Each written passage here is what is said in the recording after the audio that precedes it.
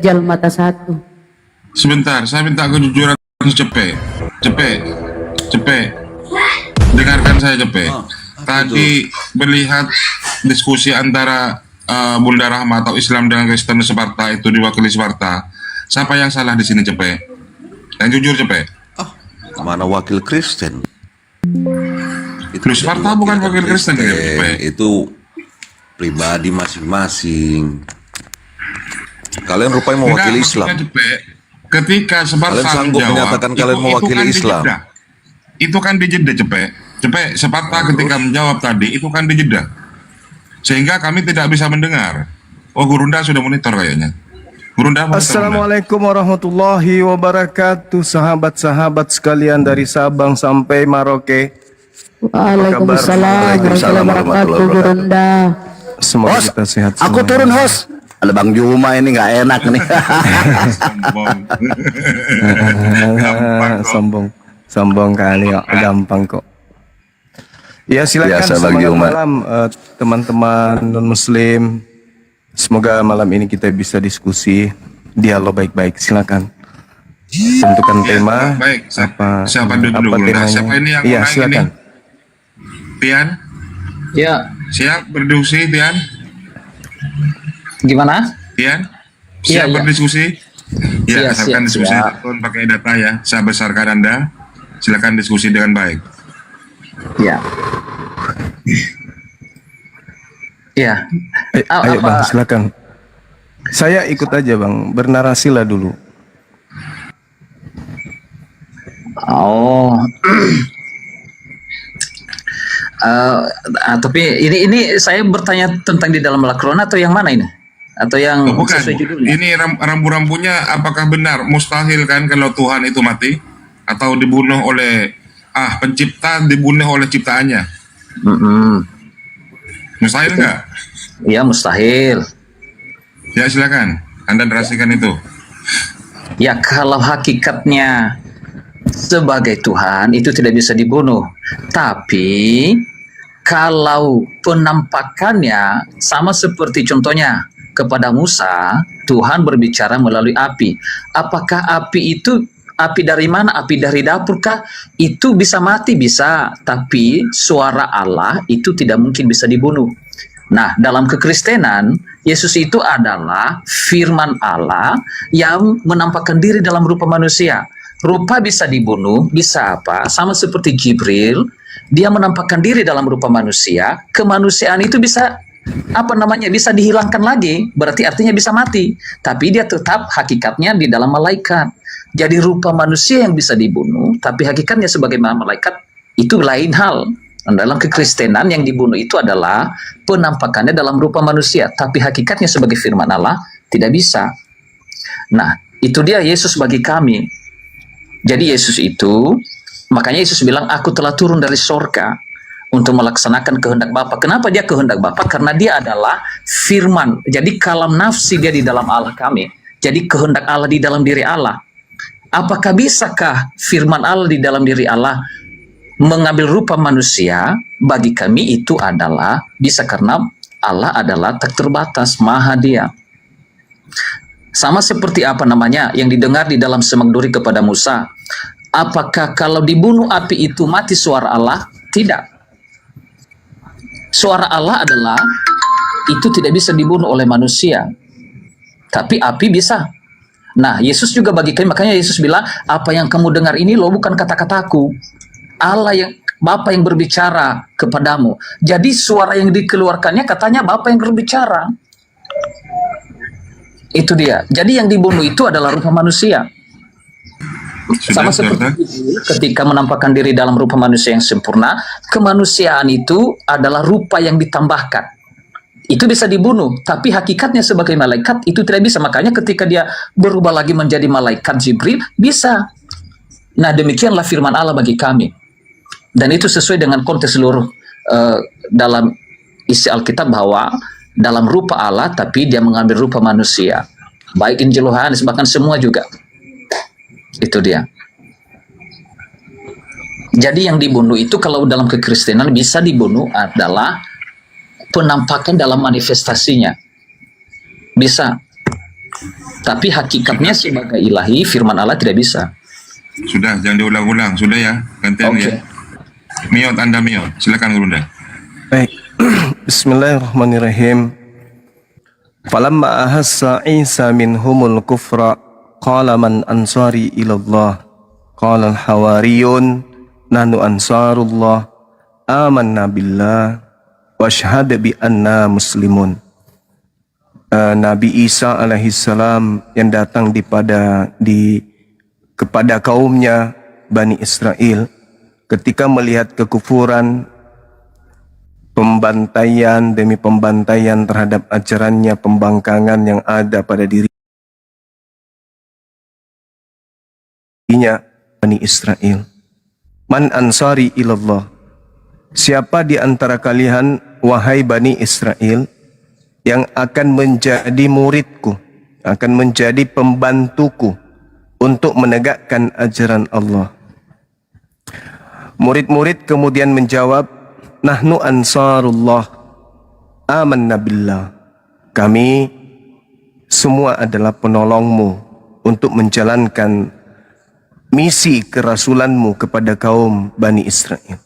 Dan kami beriman kepada hakikat yang mengutusmu.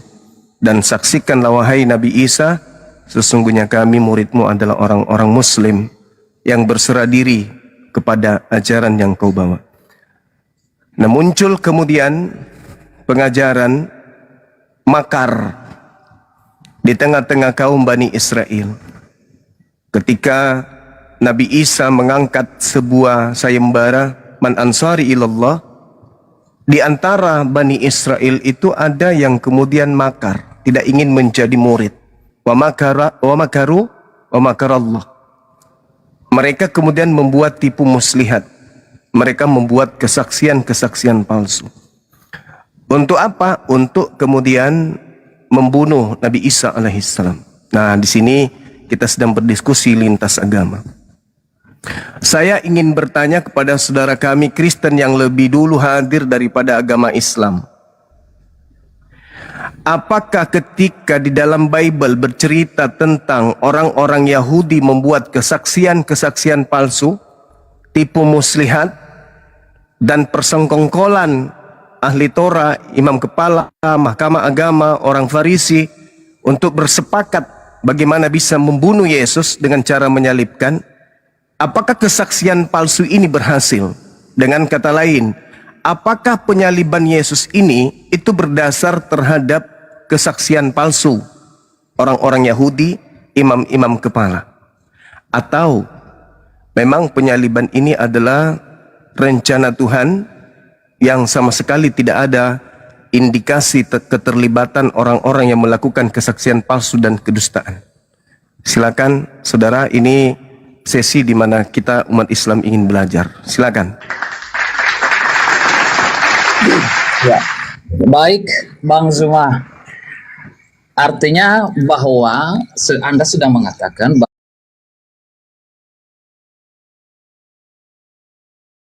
bahwa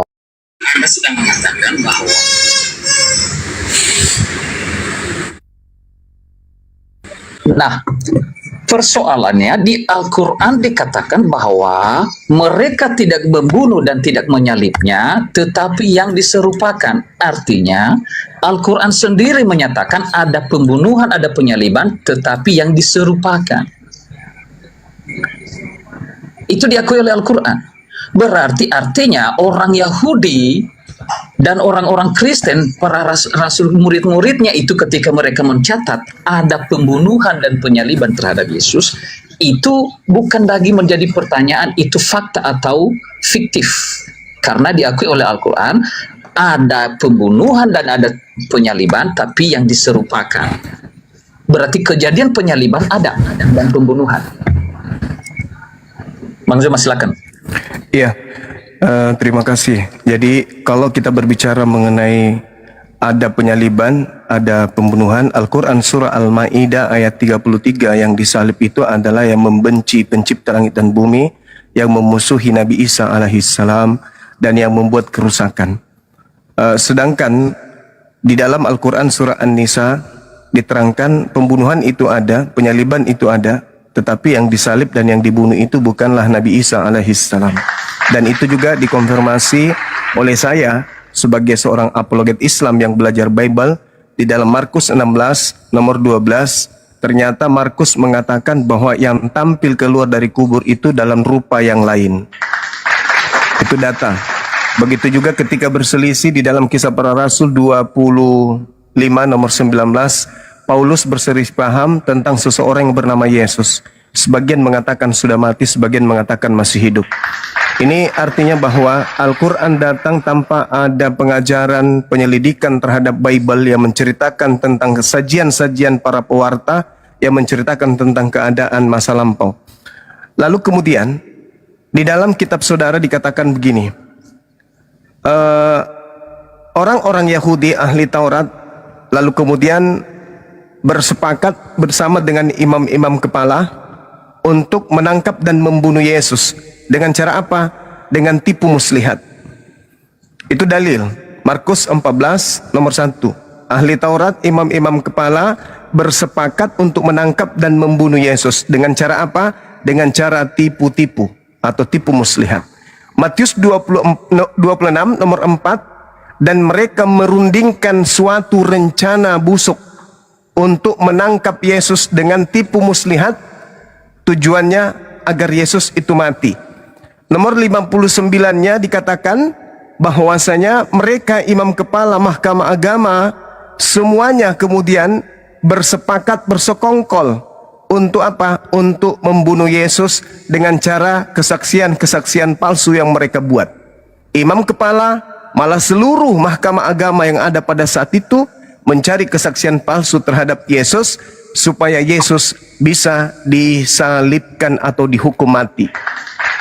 Endingnya Pilatus mengatakan di dalam Matius 27 nomor 18, imam kepala mahkamah agama orang Farisi ahli Torah menyerahkan Yesus untuk disalibkan karena dengki.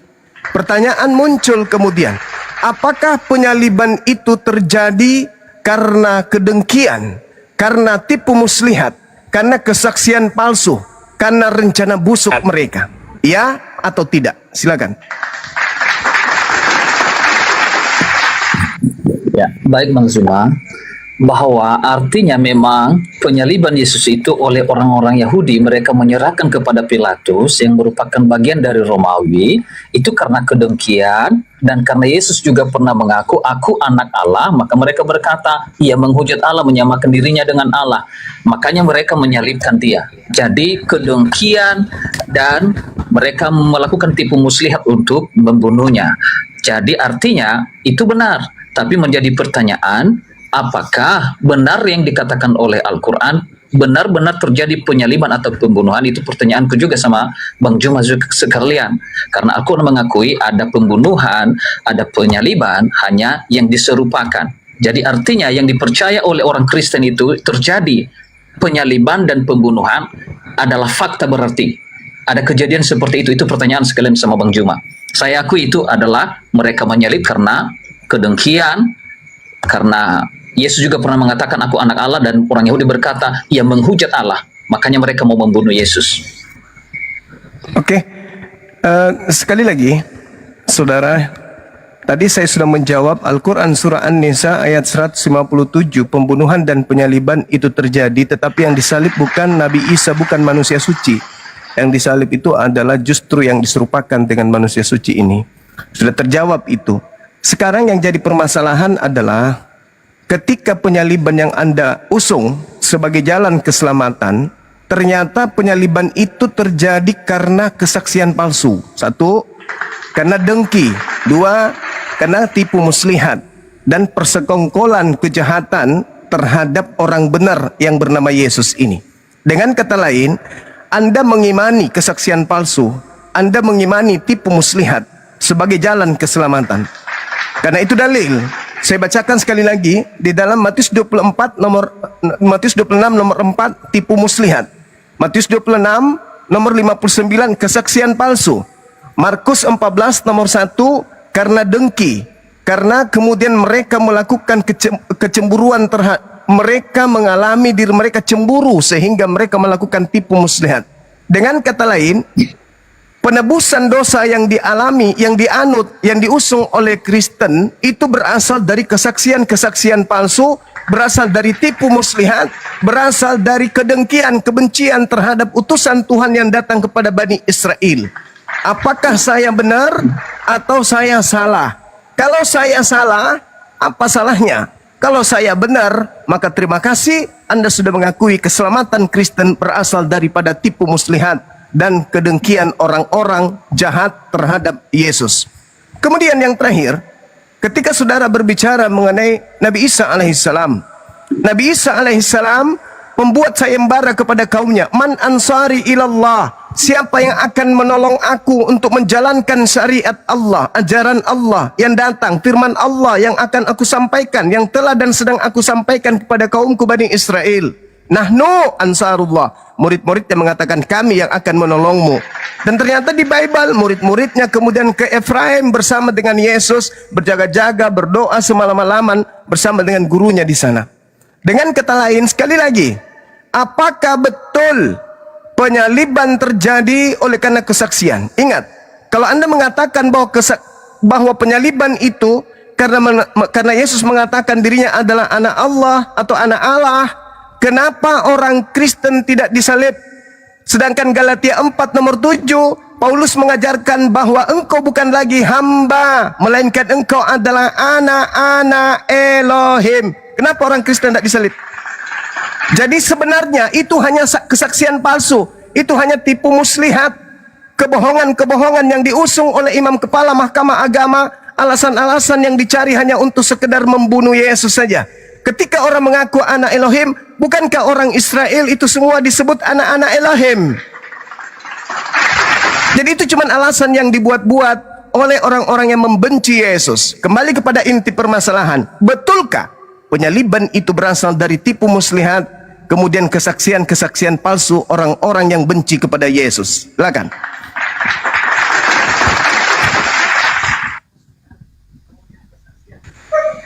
Ya, baik Bang Zuma. Anda bertanya, berarti kalian mengimani salib yang adalah karya karena karya yang palsu karena tipu muslihat. Kami mengimani salib bukan tentang orang-orang karena mereka membohongi, bukan. Kami tidak setuju bahwa perbuatan orang-orang Yahudi membohongi, memfitnah, dan bukan itu yang diimani oleh orang Kristen. Tapi yang diimani oleh orang Kristen artinya benar-benar terjadi itu. Bukan prosesnya tersalibnya Yesus yang diinginkan oleh orang Kristen, yang diimani oleh orang Kristen. Tapi yang diimani oleh orang Kristen adalah benar-benar terjadi penyaliban, dan melalui penyaliban itu Yesus tunjukkan kebangkitan dan kasih. Itu yang diimani. Bukan tentang orang-orang, memang terjadi penyaliban karena tipu muslihat, tapi bukan tipu muslihatnya. Yang diimani adalah benar-benar fakta penyaliban. Makanya saya tadi korelasinya dari Al-Quran, bahwa Al-Quran juga mengakui ada penyaliban dan ada pembunuhan. Soal lain nanti kita bicarakan lagi, apakah Yesus yang benar itukah yang disalibkan atau bukan, atau yang diserupakan. Jadi intinya yang kami imani adalah benar-benar terjadi penyaliban, dan melalui penyaliban itu Tuhan Yesus menyatakan kebangkitan. Itu yang diimani di dalamnya, dan di situ Tuhan tunjukkan kasih. Silakan Bang Zuma. Oke, saudaraku yang saya kasihi, di dalam kitab saudara Yohanes 13 nomor 2, mereka sedang makan bersama dan iblis telah membisikkan rencana dalam hati Yudas Iskariot. Apakah iblis yang telah membisikkan kemudian rencana jahat di dalam diri Yudas ini berhasil? Apakah kesaksian-kesaksian palsu yang dilakukan oleh imam-imam kepala, ahli-ahli Taurat untuk kemudian menangkap dan membunuh Yesus itu berhasil? Apakah kemudian ketika mereka melakukan tipu muslihat semuanya itu berhasil? Apakah ketika mereka sepakat membunuh Yesus dengan cara membuat tipu muslihat itu berhasil? Kalau berhasil berarti ada penyaliban. Nah sekarang maukah Anda mengakui bahwa penyaliban itu adalah hasil dari pengkhianatan iblis adalah pengkhianatan Yudas karena bisikan iblis. Apakah Anda jujur dan bersedia mengakui bahwa penyaliban itu adalah terjadi karena dengki, karena adanya kemudian rencana mereka menangkap Yesus dengan tipu muslihat? Apakah Anda ingin jujur mengakui bahwa mereka melakukan penyaliban itu dikarenakan karena mereka melakukan adanya tipu muslihat yang merupakan persengkongkolan? Mau tidak saudaraku Kristen mengakui bahwa penyaliban itu berasal dari kesaksian-kesaksian palsu dan tipu-tipu muslihat? Silakan. Baik Bang Zuma, saya sudah akui tadi bahwa proses penyaliban itu, kenapa terjadi penyaliban, itu karena rencana iblis. Rencana iblis itu apakah dia memakai orang-orang Yahudi muslihat dengan apa? Saya kan dari tadi saya tidak menolak bahwa begitulah terjadinya proses penyaliban. Tetapi yang diimani oleh orang Kristen bukan menyetujui perbuatan itu. Tapi yang diimani adalah setelah iblis melaksanakan kehendaknya dan Yesus bangkit dari kematian, itulah diimanin tentang penyaliban. Dan Yesus tunjukkan kasih, walaupun di atas salib dia bilang ampuni dosa mereka. Dia tunjukkan kasih, itu yang diimani di situ. Oke, berarti sepakat kita kesaksian palsu dan tipu muslihat berhasil?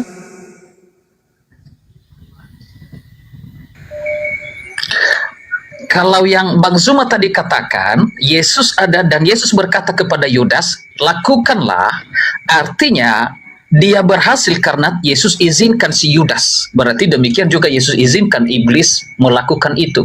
Tapi karena Yesus tahu bahwa dia akan bangkit, karena dia sudah berkata, 3 hari dalam perut bumi, setelah itu anak manusia akan bangkit.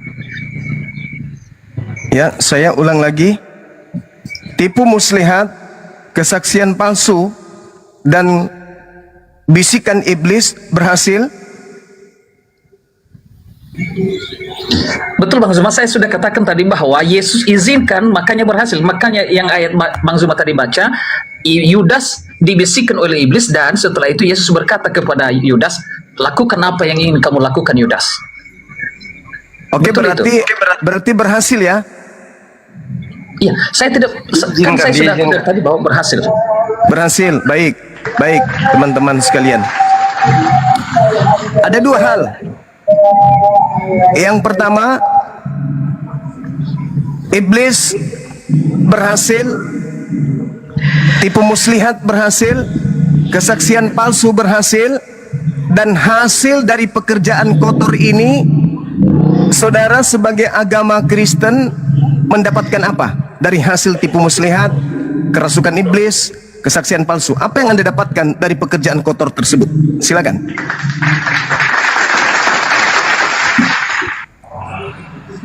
Yang kami dapatkan dari tipu muslihat tidak ada. Makanya saya bilang tadi, penyaliban terjadi karena tipu muslihat, karena rencana iblis. Tapi yang diimani oleh orang Kristen adalah kebangkitan Yesus dari antara kematian. Dan karena di atas salib ditunjukkannya kasih. Itu yang diimani oleh orang Kristen. Oke. Jadi ketika Anda mengatakan bahwasanya yang Anda dapatkan adalah kebangkitan, ada satu hal dari beberapa hal yang ingin saya uraikan di sini. Tadi penyaliban ini adalah bentuk atau hasil akhir dari upaya iblis, upaya kesaksian palsu, kedengkian, tipu muslihat. Itu adalah hal-hal kotor yang kemudian dibenci oleh Tuhannya Yahudi. Amsal 6:16, Keluaran 23, nomor 7, nomor 8. Tetapi ternyata hal yang dibenci Tuhan ini memberikan keuntungan terhadap orang-orang Kristen. Nah, ini yang menjadi pertanyaan besar nantinya. Yang pertama, Yesus tentang anak manusia keluar dari kubur, itu adalah tanda untuk angkatan jahat. Yang kedua, Yesus mengatakan bahwasanya yang dilemparkan keluar itu adalah iblis, dan yang dilemparkan keluar ini itu terjadi zaman Yesus. Yohanes 12 nomor 31. Sekarang dunia sedang dihakimi, sekarang juga penguasa dunia, iblis, dilemparkan keluar. Sedangkan dalam Yesaya 14 nomor 15, yang masuk ke dalam liang kubur itu adalah iblis, Lucifer. Yang keluar dari kubur menurut Yesus, Yohanes 14 nomor 31, 12 nomor 31 juga Lucifer.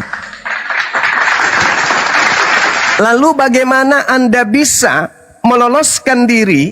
Pertama, kedengkian, kebencian, saksi palsu, tipu muslihat, kerasukan setan, menyebabkan penyaliban. Endingnya bangkit.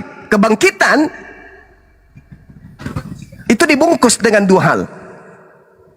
Angkatan jahat diberi tanda anak manusia keluar dari kubur.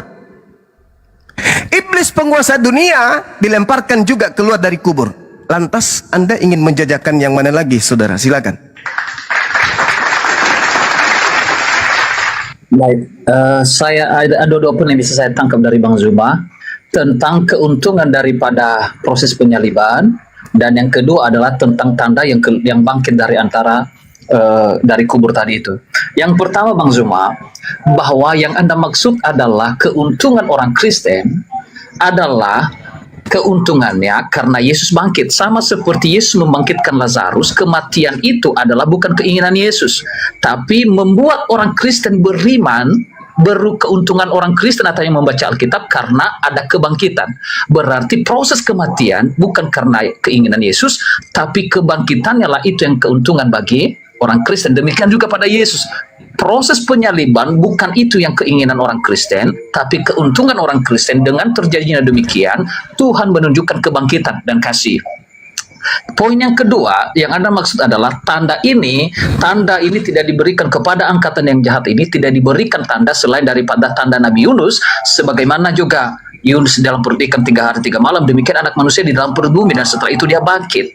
Artinya angkatan yang jahat memang jahat, mereka tidak punya iman kepada Yesus, dan Yesus bilang hanya yang diberikan tanda kepada kalian supaya kalian melihat kebenaran, bahwa sama seperti tanda kepada Yunus, aku akan bangkit pada hari yang ketiga. Itu maksudnya soal tanda itu.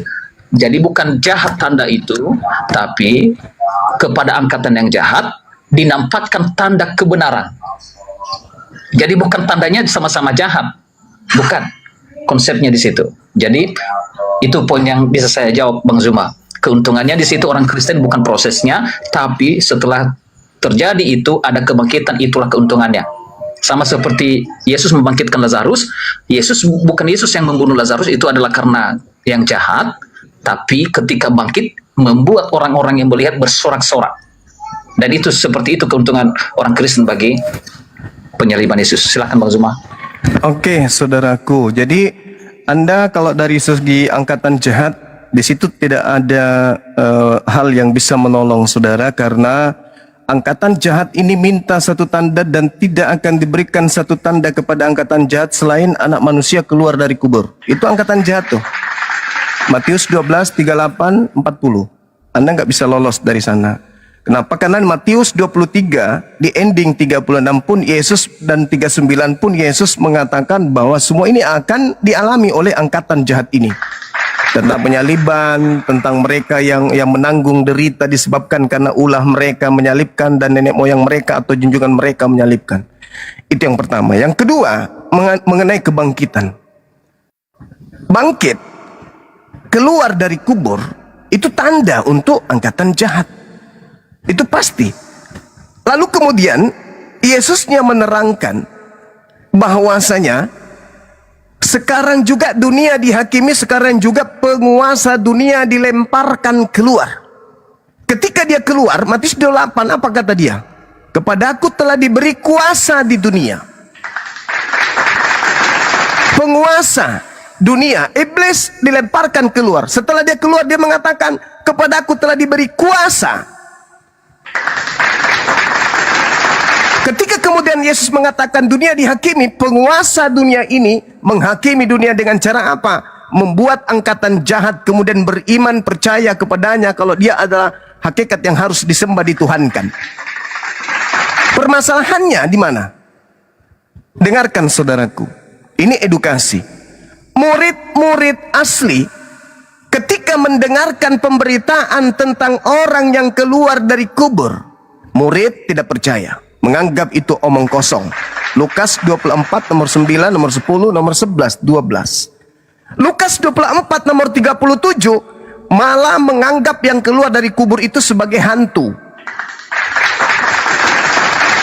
Murid tidak menganggapnya sebagai Tuhan, tapi menganggapnya hantu. Angkatan jahat menganggapnya Tuhan.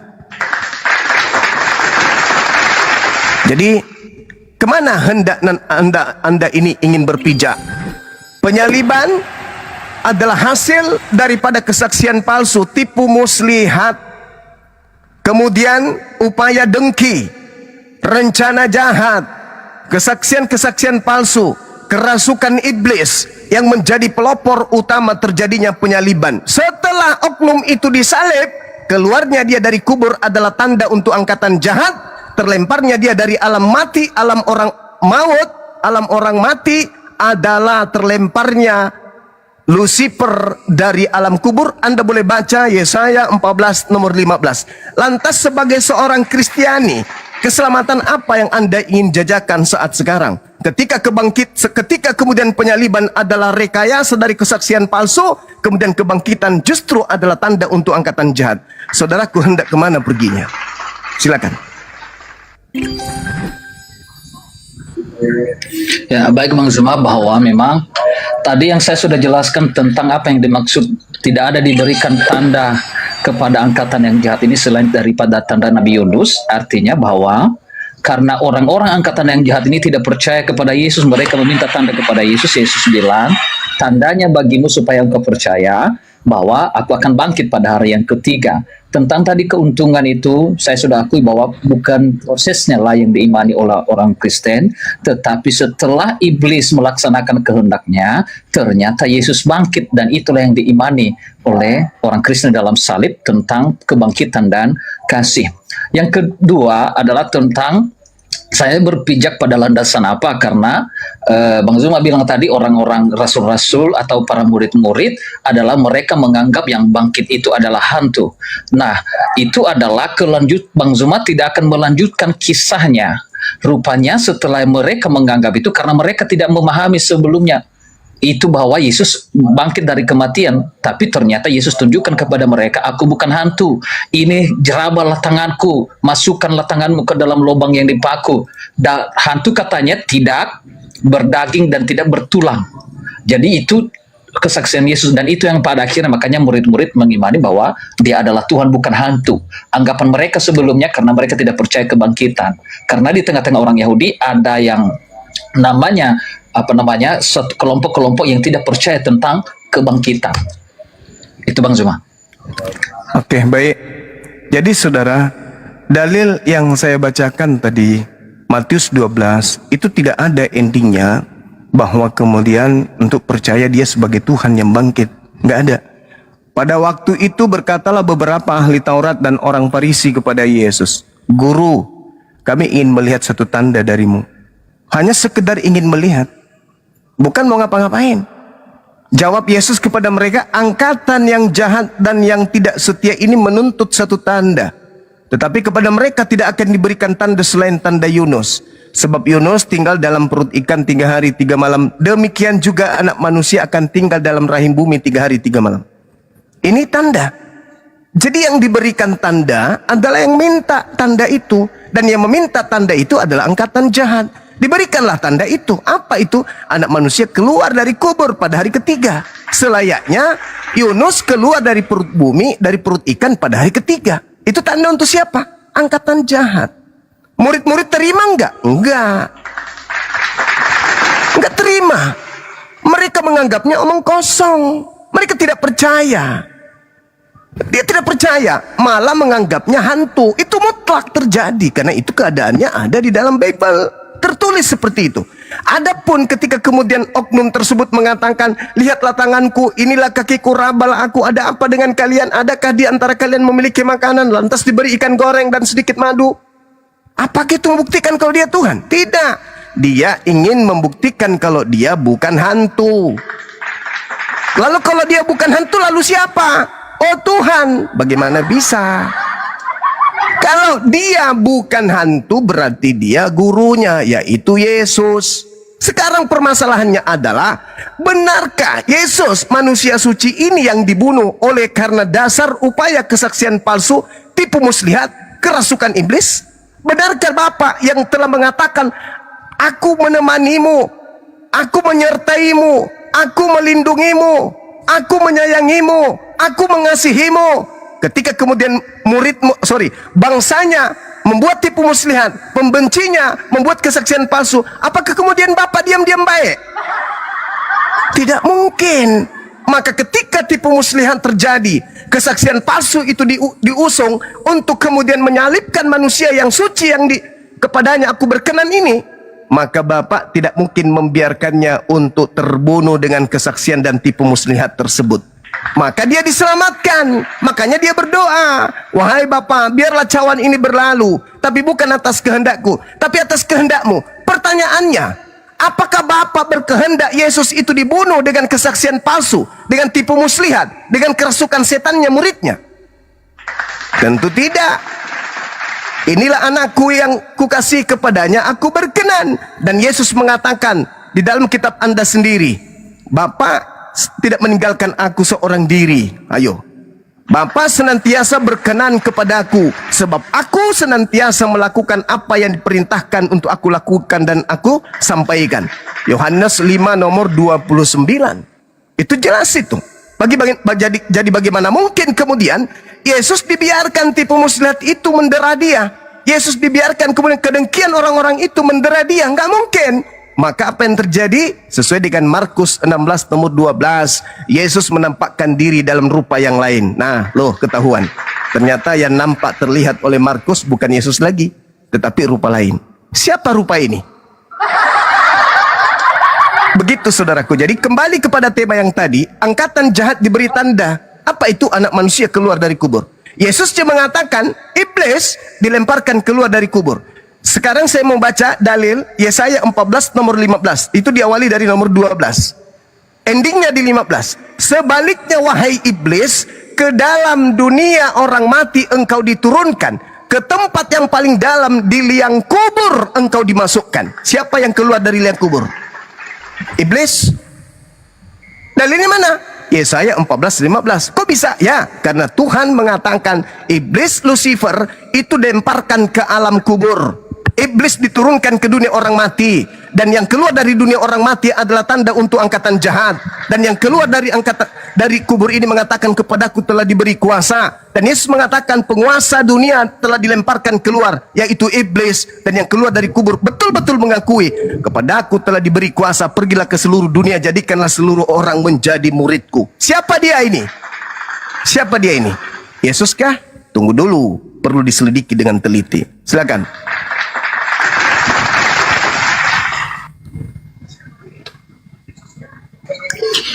Baik Bang Zuma, ada sekitar 3 poin yang saya tangkap tadi dari Bang Zuma tentang kata Yesus bahwa aku disertai oleh Bapa, tidak mungkin ditinggalkan aku oleh Bapa. Dan yang kedua tentang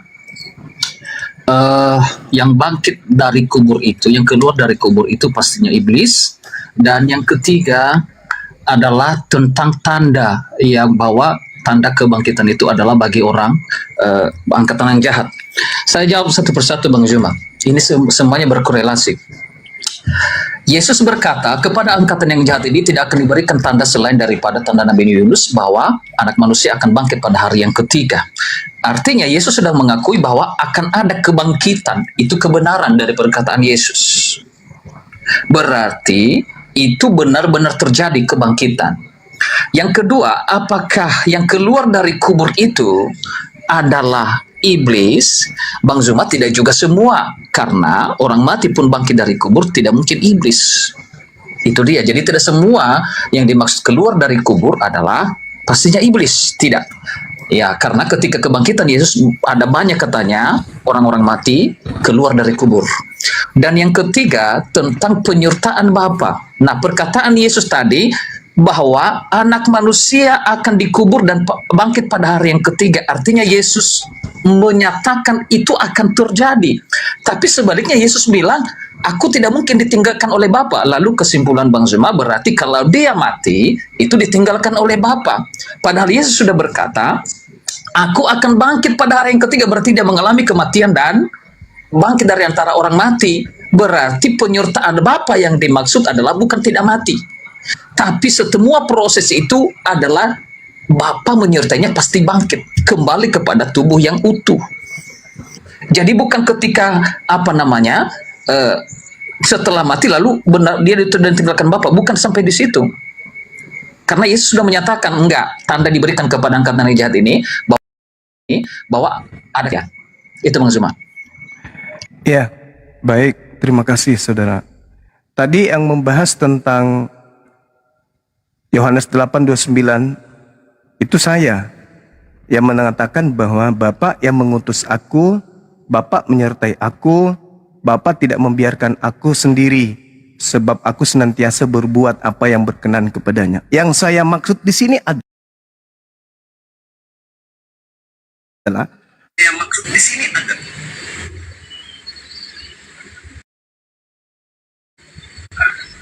bersekongkol ingin membunuh Yesus dengan tipu muslihatnya, dengan kesaksian palsunya. Saudaraku tadi mengatakan itu berhasil. Apa iya Bapak membiarkan Yesus seorang diri untuk dikhianati, untuk kemudian orang-orang membuat kesaksian palsu, untuk membunuh dia, tipu muslihat untuk membunuh dia, kerasukan iblis untuk membunuh dia? Apakah Bapak membiarkan itu terjadi? Bukankah Yesus sendiri yang mengatakan, Dia yang mengutus aku akan menyertai aku dan tidak membiarkan aku sendiri. Kalau Yesus mati, berarti dia sendiri. Bukankah saudara-saudara sendiri mengatakan yang mati Tuhan atau manusia? Manusia. Loh, mana Tuhannya? Yesus tidak mungkin mati karena Yesus tidak mungkin dibiarkan seorang diri. Dengan demikian, yang mati ini bukan Yesus. Itu baru betul. Itu baru benar. Yesus tidak dibiarkan, makanya dia berdoa, ya Bapa, sekiranya mungkin, biarlah cawan ini berlalu. Tetapi bukan atas kehendak Yesus, tapi atas kehendakmu. Sekarang pertanyaannya, apakah Tuhan yang berkehendak menyalib Yesus?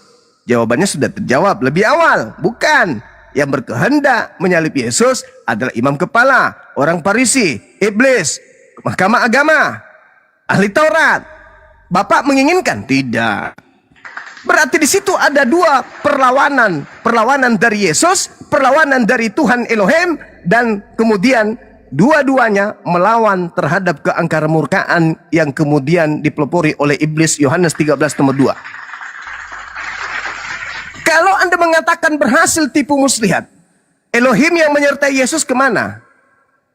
Kemana Elohim? Bukankah Yesus sendiri mengatakan, Dia tidak akan membiarkan aku seorang diri.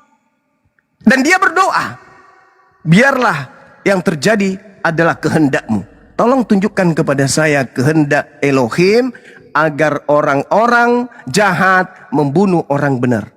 Ada? Tidak akan Anda temukan itu. Tidak akan Anda temukan itu. Berarti dengan kata lain, penyaliban itu terjadi, pembunuhan itu terjadi, tetapi yang dibunuh bukan Nabi Isa alaihi salam, melainkan orang yang diserupakan dengan beliau. Wa qaulihim inna qatalnal masiha Isa bin Maryam Rasulullah wa ma qatalu wa ma salabu walakin syubbiha lahum. Yang disalib, yang dibunuh, orang yang diserupakan. Ending daripada itu adalah ketika Anda, saudaraku yang kukasihi, mengatakan yang disalib adalah Yesus. Ingat, Yesus berkata kepada muridnya Bani Israel, bukan kepada Islam, bukan kepada Kristen. Apa kata Yesus dalam Bible?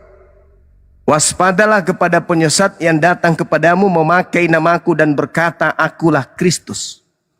Yang Anda katakan hari ini sebagai oknum yang disalib, itu Kristus.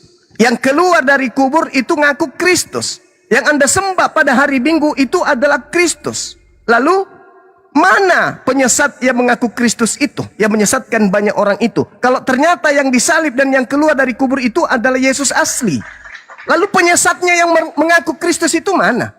Yang menyesatkan banyak orang itu mana? Bukankah Yesus sendiri yang mengatakan kepada Yahudi, apabila ada orang datang kepadamu berkata, ada Mesias di padang gurun, ada Mesias dalam bilik, jangan kau percaya. Sebab Yesus palsu, Kristus palsu, Mesias palsu akan datang melakukan tanda dahsyat dan mujizat-mujizat serta kekuatan-kekuatan. Fungsinya untuk menyesatkan orang-orang murid-murid pilihan juga. Implementasi daripada nubuat Yesus terhadap murid Yesus kudu wajib ada kejadian dahsyat, ada kekuatan, ada kemudian mujizat, tanda-tanda dahsyat yang terjadi mengatasnamakan Yesus. Yang keluar pada hari ketiga mengatasnamakan siapa? Yesus. Yang bangkit dari kubur mengatasnamakan siapa? Yesus. Adakah Yesus palsu dikatakan oleh Yesus asli akan melakukan tanda dahsyat? Ada. Adakah Yesus asli mengatakan Yesus palsu itu melakukan mujizat? Ada.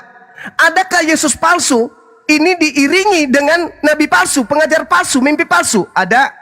Dan menyesatkan banyak orang pakai nama Yesus? Ada. Dan siapa orang banyak itu? Izinkan saya, karena saya belum menemukan kandidat yang lain, ya, yang sedang saya berdiskusi dengannya dan kelompoknya.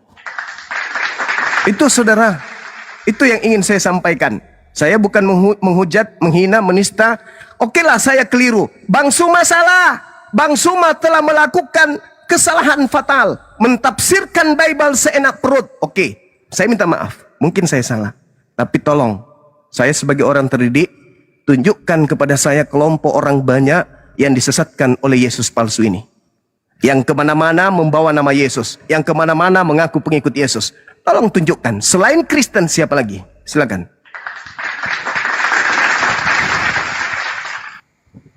Bisa saya jawab, Juma? Apa namanya Bang Zuma, sebenarnya ada beberapa Silakan. yang tentang penyertaan Bapa. Artinya bahwa Anda sedang menyimpulkan Yesus tidak disertai oleh Bapa, berarti tidak mungkin Yesus. Saya sudah bilang tadi bahwa penyertaan Bapa itu bukan berarti setelah mati, karena sudah mati artinya tidak disertai oleh Bapa. Yesus sudah mengatakan akan ada kebangkitan, berarti sedang dijelaskan penyertaan Bapa itu adalah di ujungnya. Artinya tidak mungkin ditinggalkan. Jadi semua rencana iblis itu tentang kematian, artinya iblis menginginkan tidak ada kebangkitan lagi pada Yesus, makanya mereka mau membunuh. Tapi ternyata digagalkan oleh kuasa Tuhan dengan Yesus bangkit dari orang mati. Berarti penyertaan Bapa tidak terbatas sampai kematian, tetapi melampaui itu. Yang kedua, tidak mungkin karena apa namanya tadi, ya, yang menyertai dan yang dikatakan Yesus palsu. Betul bahwa Yesus berkata bahwa akan disertai dengan mukjizat-mukjizat. Tapi yang betul adalah Yesus yang benar itu ada. Dan Yesus bilang akan ada Yesus. Dan yang diakui di dalam kekristenan adalah dengan kesaksian bahwa mereka melihat Yesus yang asli disalib dan dikubur. Dan dari kubur itu juga Yesus yang asli mengaku setelah bangkit dan dicek oleh para murid, benar-benar kubur kosong. Berarti itu semua benar-benar Yesus yang asli yang bangkit. Berarti yang bangkit dari antara kematian bukan Yesus yang palsu. Karena diceritakan dalam Alkitab, itu dicek oleh para murid-muridnya betul-betul. Dan itu disaksikan oleh malaikat juga yang muncul kepada murid-murid bahwa dia tidak ada lagi di antara orang mati, dia yang hidup. Artinya dia telah bangkit, tidak ada lagi di antara orang mati. Jadi itu Bang Zuma, sebenarnya saya singkat saja menjawab Bang Zuma, itu artinya penyertaan Bapa bukan hanya tidak mati. Bukan, Yesus sudah mengakui akan ada kematian. Tapi kebangkitan itu artinya karena penyertaan Bapa. Dan Yesus palsu, saya sudah katakan, semua sudah dicatat dalam Alkitab. Mereka melihat di mana dia dikubur. Setelah itu mereka melihat juga kubur kosong dan ada kesaksian malaikat, dia telah bangkit dari antara orang mati. Dan Yesus menjumpai mereka, dia lihat tanganku, ada bekas lubang, dan itu yang ditunjukkan semua. Jadi semua ada kesaksian di dalam Alkitab. Jadi benar-benar Yesus yang itulah yang bangkit dan menunjukkan diri kepada para rasul, dan itu yang dicatat oleh para rasul yang mereka tuhankan. Mungkin mau dijawab oleh abang tadi itu yang apa atau saya boleh mempertanggungjawabkan narasi saya di awal. Baik. Jadi gini saudaraku. Anda mengatakan Yesus asli. Oke, ingat saya bertanya tadi, mana orang banyak yang disesatkan oleh Yesus palsu? Mana pengikut-pengikut Yesus palsu ini yang memakai nama Yesus? Kalau bukan Kristen. Kalau yang bangkit itu asli, berarti bukan Kristen. Lalu mana Yesus banyak Kristen, pengikut Kristus palsu ini? Yang banyak yang memakai nama Yesus ini mana? Sampai sekarang belum ditunjukkan, mungkin habis ini. Saudaraku, Petrus sebagai pelanjut tongkat estafet jemaat yang didirikan di atas batu karang berkhotbah sesuai dengan narasi yang dibangun oleh hasil penyelidikan Lukas dalam catatan buku kedua, Kisah Para Rasul bab 2 nomor 29 sampai nomor 40. Apa yang dikatakan oleh Petrus? Saudara-saudara, aku boleh berkata-kata dengan terus terang kepadamu tentang Daud, bapak kita. Ini kata Petrus, Daud, bapak kita. Jadi dia bercerita tentang Daud. Daud telah mati dan kuburnya ada di tengah-tengah kita sampai hari ini. Tetapi Daud adalah seorang nabi. Dan Daud tahu bahwa Elohim telah berjanji kepadanya dengan mengangkat sumpah bahwa Tuhan akan mendudukkan seorang dari keturunan Daud sendiri di atas tahtanya.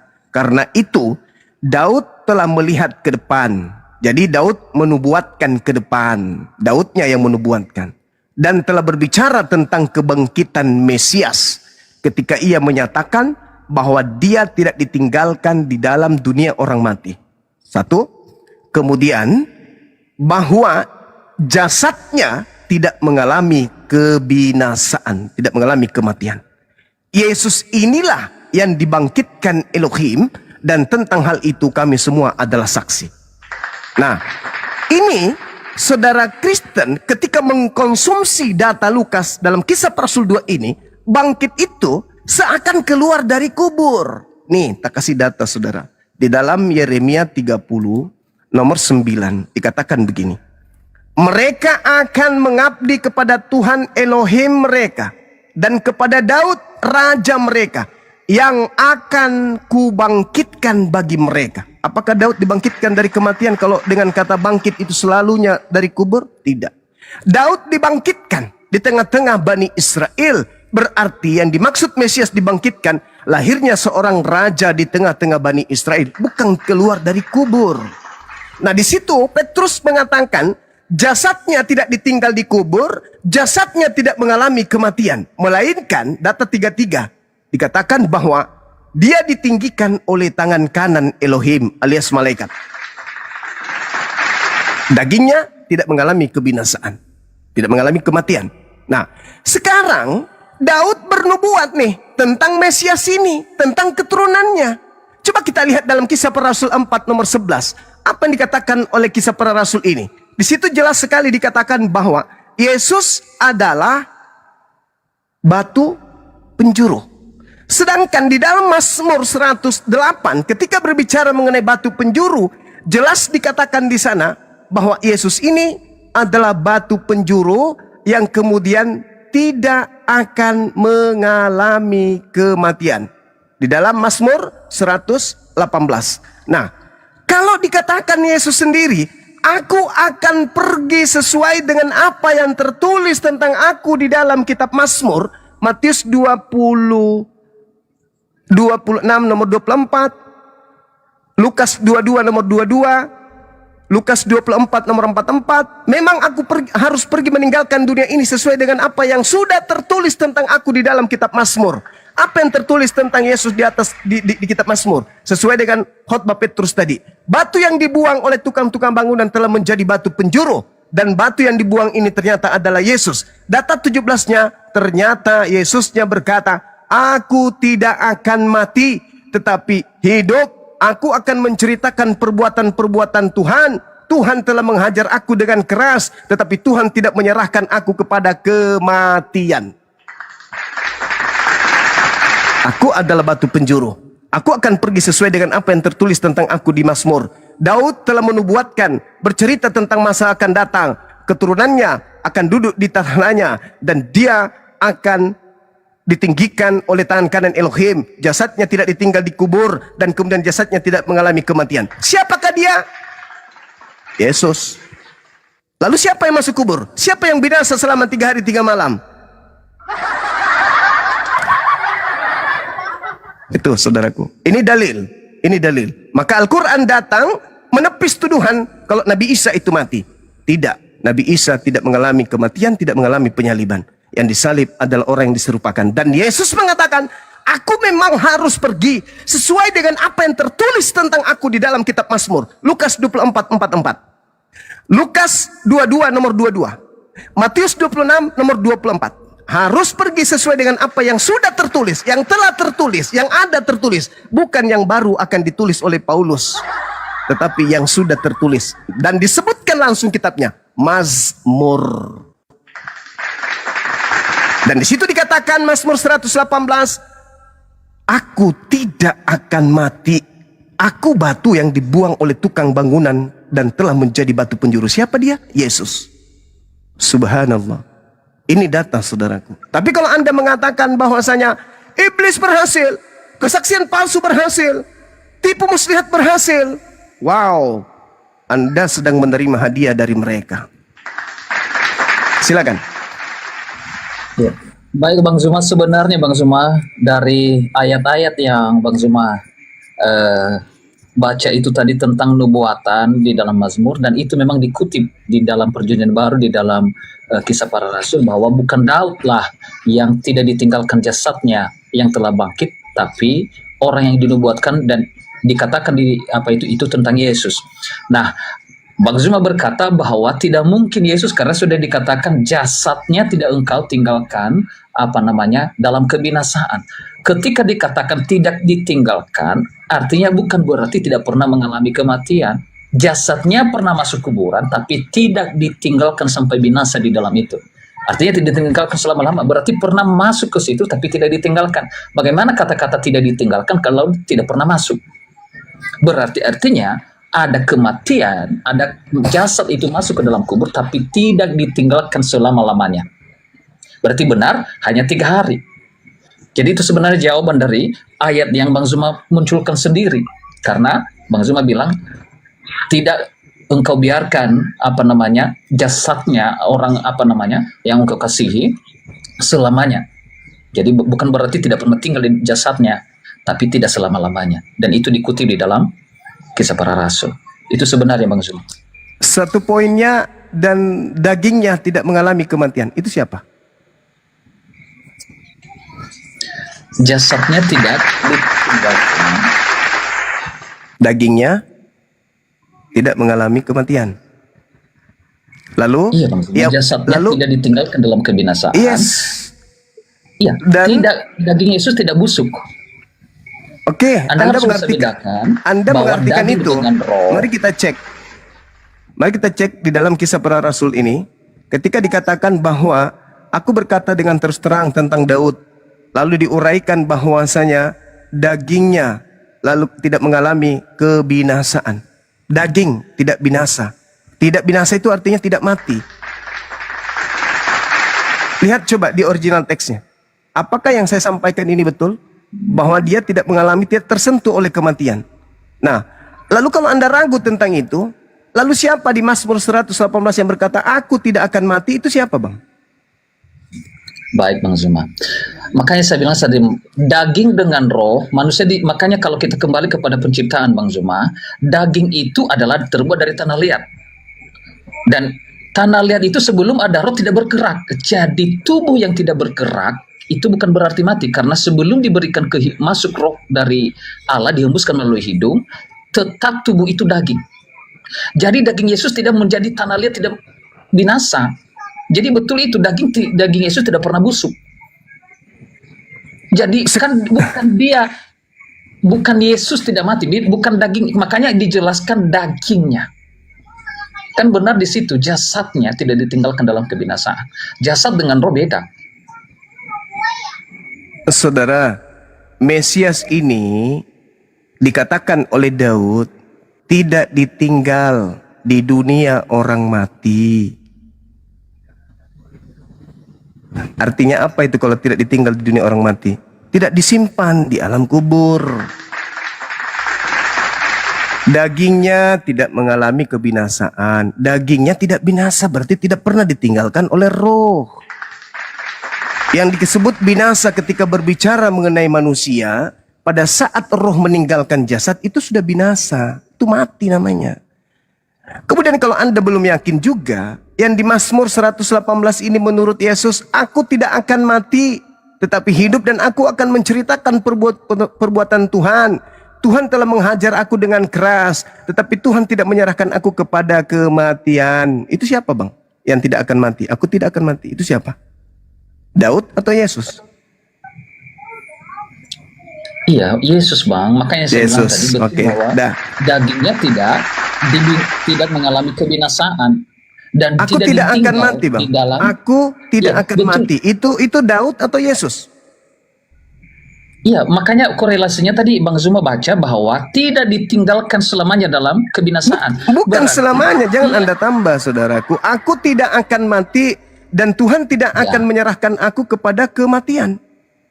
Itu siapa? Aku tidak akan mati itu siapa, Ya, Bang? ayat-ayat sebelumnya tadi dari Bang Zuma bahwa tidak selama-lamanya orang benar engkau tinggalkan dalam kebinasaan. Jadi artinya kalau tidak ditinggalkan Dia tidak selamanya. ada. Kata selamanya itu nggak ada. Di dalam Mazmur tadi, Bang, bahwa tentang keturunan Daud yang tidak akan engkau biarkan selamanya orang yang kau kasihi, apa namanya? Baru sebelumnya Bang Zuma baca itu. Tidak ada, abangku. Aku tidak akan mati tetapi hidup, dan aku akan menceritakan perbuatan-perbuatan Tuhan. Tuhan telah menghajar aku dengan keras, tetapi Tuhan tidak menyerahkan aku kepada kematian. Batu yang dibuang oleh tukang-tukang bangunan telah menjadi batu penjuru. Itu Yesus kan? Dan Petrus merujuk kepada Yesus kan? Dan Daud bercerita tentang masa depan ketika Daud hidup tentang Yesus, bukan? Dan Yesus mengatakan harus tergenapi semua yang tertulis tentang aku di dalam kitab Mazmur, bukan? Lalu siapa yang mengatakan aku tidak akan mati? Daud sudah mati. Lalu yang tidak akan mati siapa selain Daud? Yesus, abangku. Jadi ada solusi. Ketika Yesus asli mengatakan waspadalah kepada Yesus palsu, dan Yesus asli tidak akan mengalami kematian, berarti yang mengalami kematian yang di atas salib, yang keluar dari kubur, sekaligus sebagai tanda untuk angkatan jahat adalah Yesus palsu. Menurut data. Menurut data, itu yang saya pahami. Silakan. Ya, bahwa yang abang bilang tadi betul, Bang, bahwa yang tidak mengalami apa namanya, tidak ditinggalkan selamanya dalam kebinasaan itu adalah Yesus. Artinya ketika Yesus bangkit, bahwa dia Berarti dia mengalami kan kematian. dalam dong. juga bukan, dan dalam versi orang Yahudi selama 3 hari orang itu jiwanya masih ada di dalam tubuhnya. Itu kalau Bang Zuma searching, makanya apa namanya baru benar-benar terpisah dalam iman Yahudi, terpisah jiwa dari tubuh itu setelah 3 hari. Jadi sesungguhnya kalau dibawa ke sana maka betul. Berarti bukan hanya Yesus kan yang mengalami hal itu kalau begitu. Intinya bahwasanya apa yang Anda inginkan dengan Yesus yang harus mati ini? Kenapa Anda ngotot sekali Yesus harus mati? Seperti iblis yang berapa kali mencoba Yesus harus mati. Kenapa ada kemiripan antara saudara saya dengan iblis? Pingin kali Yesus mati itu apa yang Anda inginkan di sana? Bukan, Bang. Karena yang Bang Bang Zuma bilang ayat-ayat pun di dalam Bapa Yesus berkata tanda yang diberikan kepada Angkatan jahat. Angkatan jahat ini adalah tanda Nabi Yunus. Anak manusia tinggal di perut bumi selama 3 hari dan setelah itu bangkit. Artinya bukan kami menginginkan itu. Tapi orang yang dicatat yang terjadi adalah itu yang terjadi. Maka apa yang terjadi itu harus dipercaya. Bukan kami menginginkan Yesus harus mati, tidak. Tapi saudaraku begini, ketika ada peristiwa bahwasanya aku menyimpan tugu ini aku berdirikan di sini, aku buat tugu ini misalnya sebagai simbol untuk angkatan jahat dan keturunannya. Kira-kira yang bersiara ke sana mau nggak disebut angkatan jahat? Nggak mau. Kenapa? Karena itu tanda untuk angkatan jahat, itu lambang, itu simbol, itu tugu untuk orang-orang jahat. Kalau ada orang yang kemudian datang ke tugu itu bersiara, berarti dia masuk ke dalam kategori angkatan jahat. Nah, yang jelas bahwasanya keluar dari kubur itu adalah tanda untuk angkatan jahat. Dan Kristen mengusung keluar dari kubur ini sebagai simbol ketuhanan terhadap Yesus. Bukti dia Tuhan apa? Dia bangkit dari kematian. Lah, bukankah itu hanya tanda untuk angkatan jahat doang? Tapi justru Kristen menjadikan itu sebagai simbol ketuhanan. Ada apa ini?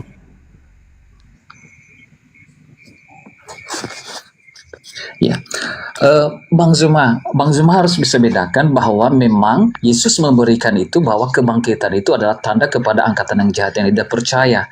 Tapi bukan berarti tandanya itu adalah jahat, tidak. Jadi bukan berarti itu Yesus bilang karena mereka tidak percaya, tapi bukan tandanya yang jahat. Saudaraku, tadi di dalam Yohanes 12:31 itu tanda jahat itu. Dunia saatnya sekarang juga, dunia dihakimi sekarang juga, penguasa dunia akan dilemparkan keluar. Itu tanda untuk penguasa dunia, iblis. Itu tanda jahat, Bang. Coba Anda baca lagi deh. Itu Yesus sendiri yang mengatakan, sekarang juga dunia dihakimi, sekarang juga penguasa dunia yaitu iblis dilemparkan keluar. Siapa yang dilemparkan keluar ini? Bukan cuma tanda jahat, tapi yang keluar ini juga adalah si jahat. Yesusnya kemudian mengatakan tidak mati. Daud tidak mati. Petrus tidak mati. Lalu Yesus mengatakan yang keluar dari kubur hari ketiga adalah tanda untuk angkatan jahat. Yesus mengatakan yang keluar adalah si jahat, yaitu penguasa dunia. Tapi kenapa Anda kemudian mengatakan itu adalah Yesus? Karena itu tadi telah disesatkan dengan memakai nama Yesus. Waspadalah kepada penyesat yang datang kepadamu dengan memakai namaku dan berkata, akulah Kristus. Mereka akan menyesatkan banyak orang. Kalau saudaraku hari ini ngotot, itu Yesus, itu Yesus, itu Yesus, berarti Anda sudah jadi korban ini. Karena memang harus ada yang disesatkan dengan memakai nama Yesus. Padahal dalil, Bung, dalil. Dalil Yesus tidak akan mati, Daud tidak akan mati, Yesus, Petrus tidak akan mati, Yesus. Yang mati adalah tanda untuk angkatan jahat. Yang keluar dari kubur adalah si jahat. Lalu Anda hadir. Oh enggak, yang ini berarti Anda sudah masuk ke dalam lingkaran orang banyak yang disesatkan oleh Kristus palsu. Maaf, ini dalil. Saya masih bertanya nih, kalau bukan Anda, lalu mana orang banyak yang disesatkan dengan nama Yesus? Baik Bang Zuma, bukan dengan nama Yesus, bahkan barusan Bang Zuma itu makanya dalam membacanya yang mengaku-ngaku Kristus. Kristus itu dalam bahasa apanya sebenarnya adalah dalam bahasa Masihah, Al-Masihah kan. Jadi bukan nama Yesus, tapi mengaku Kristus yang diurapi. Jadi itu gelar, mengaku sebagai Kristus yang diurapi. Jadi bukan memakai nama Yesus, mengaku-ngaku akulah Kristus. Jadi sebenarnya karena di bahasa Indonesia Kristus itu adalah artinya Masih yang diurapi. Jadi yang mengaku-ngaku akulah yang diurapi datang dari Tuhan selain daripada Yesus itu, itulah yang dimaksud anti-Kristus, anti-Yesus. Itu sebenarnya. Jadi bukan mengaku akulah, kalau yang menyebut dia namanya Yesus, bukan. Jelas di ayat yang Bang Zuma baca, mengaku aku Kristus. Kristus itu dalam bahasa Masih. Kristus itu yang diurapi. Jadi yang mengaku, yang diurapi, itu gelar, bukan nama. Sekarang begini. Kalau kita berbicara mengenai Kristus, di situ kita masuk ke dalam data yang ada ya. Ketika kemudian dikatakan, waspadalah kepada penyesat yang datang kepadamu memakai namaku. Sekarang ketika Yesus menasihati ke-11 muridnya, Yesus meminta mereka untuk waspada kepada orang yang datang kepada ke-11 ini, mengaku-ngaku bertemu dengan Mesias. Apakah Paulus datang kepada ke-11 murid yang telah menerima nasihat, setelahnya beberapa puluh tahun kemudian mengaku kepada mereka bertemu dengan Mesias? Itu dulu. Jadi apabila ada orang berkata ada Mesias di sini, ada Mesias di sana, ada Mesias di padang gurun, ada Mesias dalam bilik, jangan kau percaya. Nah, dari ke-11 murid ini, detik, menit, jam, hari, minggu, bulan, tahun, bertemu dengan orang di luar mereka, namanya Paulus. Ketika bertemu, Paulus mengaku, hei murid-murid Yesus, ya paman, aku bertemu dengan Mesias lo di padang gurun ketika aku menuju ke Damsik. Nasihat Yesusnya percaya atau jangan percaya, Bang? Ya, baik. Bang Zuma, sebenarnya kita harus bedakan, tanpa Paulus, Yesus bisa dipercaya bahwa dia adalah Mesias. Hilangkan kitab Paulus, tapi yang kalau Bang Zuma hanya mengakui tentang tulisan 11 rasul itu, 11 muridnya itu, Matius, Lukas, Markus, dan Yohanes itu adalah murid Yesus. Jadi tanpa Paulus pun kita bisa mengerti bahwa Yesus adalah Tuhan, Yesus adalah Mesias, Yesus adalah yang telah bangkit dari antara orang mati, disalib. Kan itu yang kita bicarakan dari tadi. Dia pernah disalib, dia pernah berkata-kata aku akan bangkit. Tanpa kita tidak membaca pun, kita tidak membahas tentang kitab Paulus pun. Tidak ada yang kita baca pun satu pun dengan kitab Paulus. Jadi tanpa kitab Paulus pun yang Bukan kita begitu. bicarakan sekarang, Bukan begitu, Bang. Di luar ke-11 murid yang datang ngaku-ngaku bertemu Mesias di gurun itu siapa? iya, itu sebabnya saya bilang sama Bang Zuma, katakan Paulus itu adalah Tidak membawa bisa. Yesus. Yang apa? Karena Kristen itu pengikut Paulus. Nggak Enggak. bisa, Bang. Loh, Bro, saya bisa. Gini bro, nggak bisa, Bang. Nggak bisa. kita harus jelaskan itu kepada Juma. Jangan kita buat berdalil seperti tadi. Jadi begini Juma, Iya. Mesias Bang Lubis, itu. bentar dulu Bang Lubis. Bang Lubis Ya, apa gimana Tian? Tian mau istirahat dulu? Boleh. Iya, Oh, iya, dari silakan. tadi Bang Doa ini tadi udah mulai bicara. Oke lah Bang Zuma. Iya. Sama Bang Ya, Doa dulu Bang oke, Zuma. terima kasih Saudara Pian. Makasih. Ya. Iya. Silakan di mute Saya- dulu aja Bang Tian. nggak Sebentar apa-apa. aja nih, Bang Ian, saya sebentar aja. Artinya begini, kurang etis.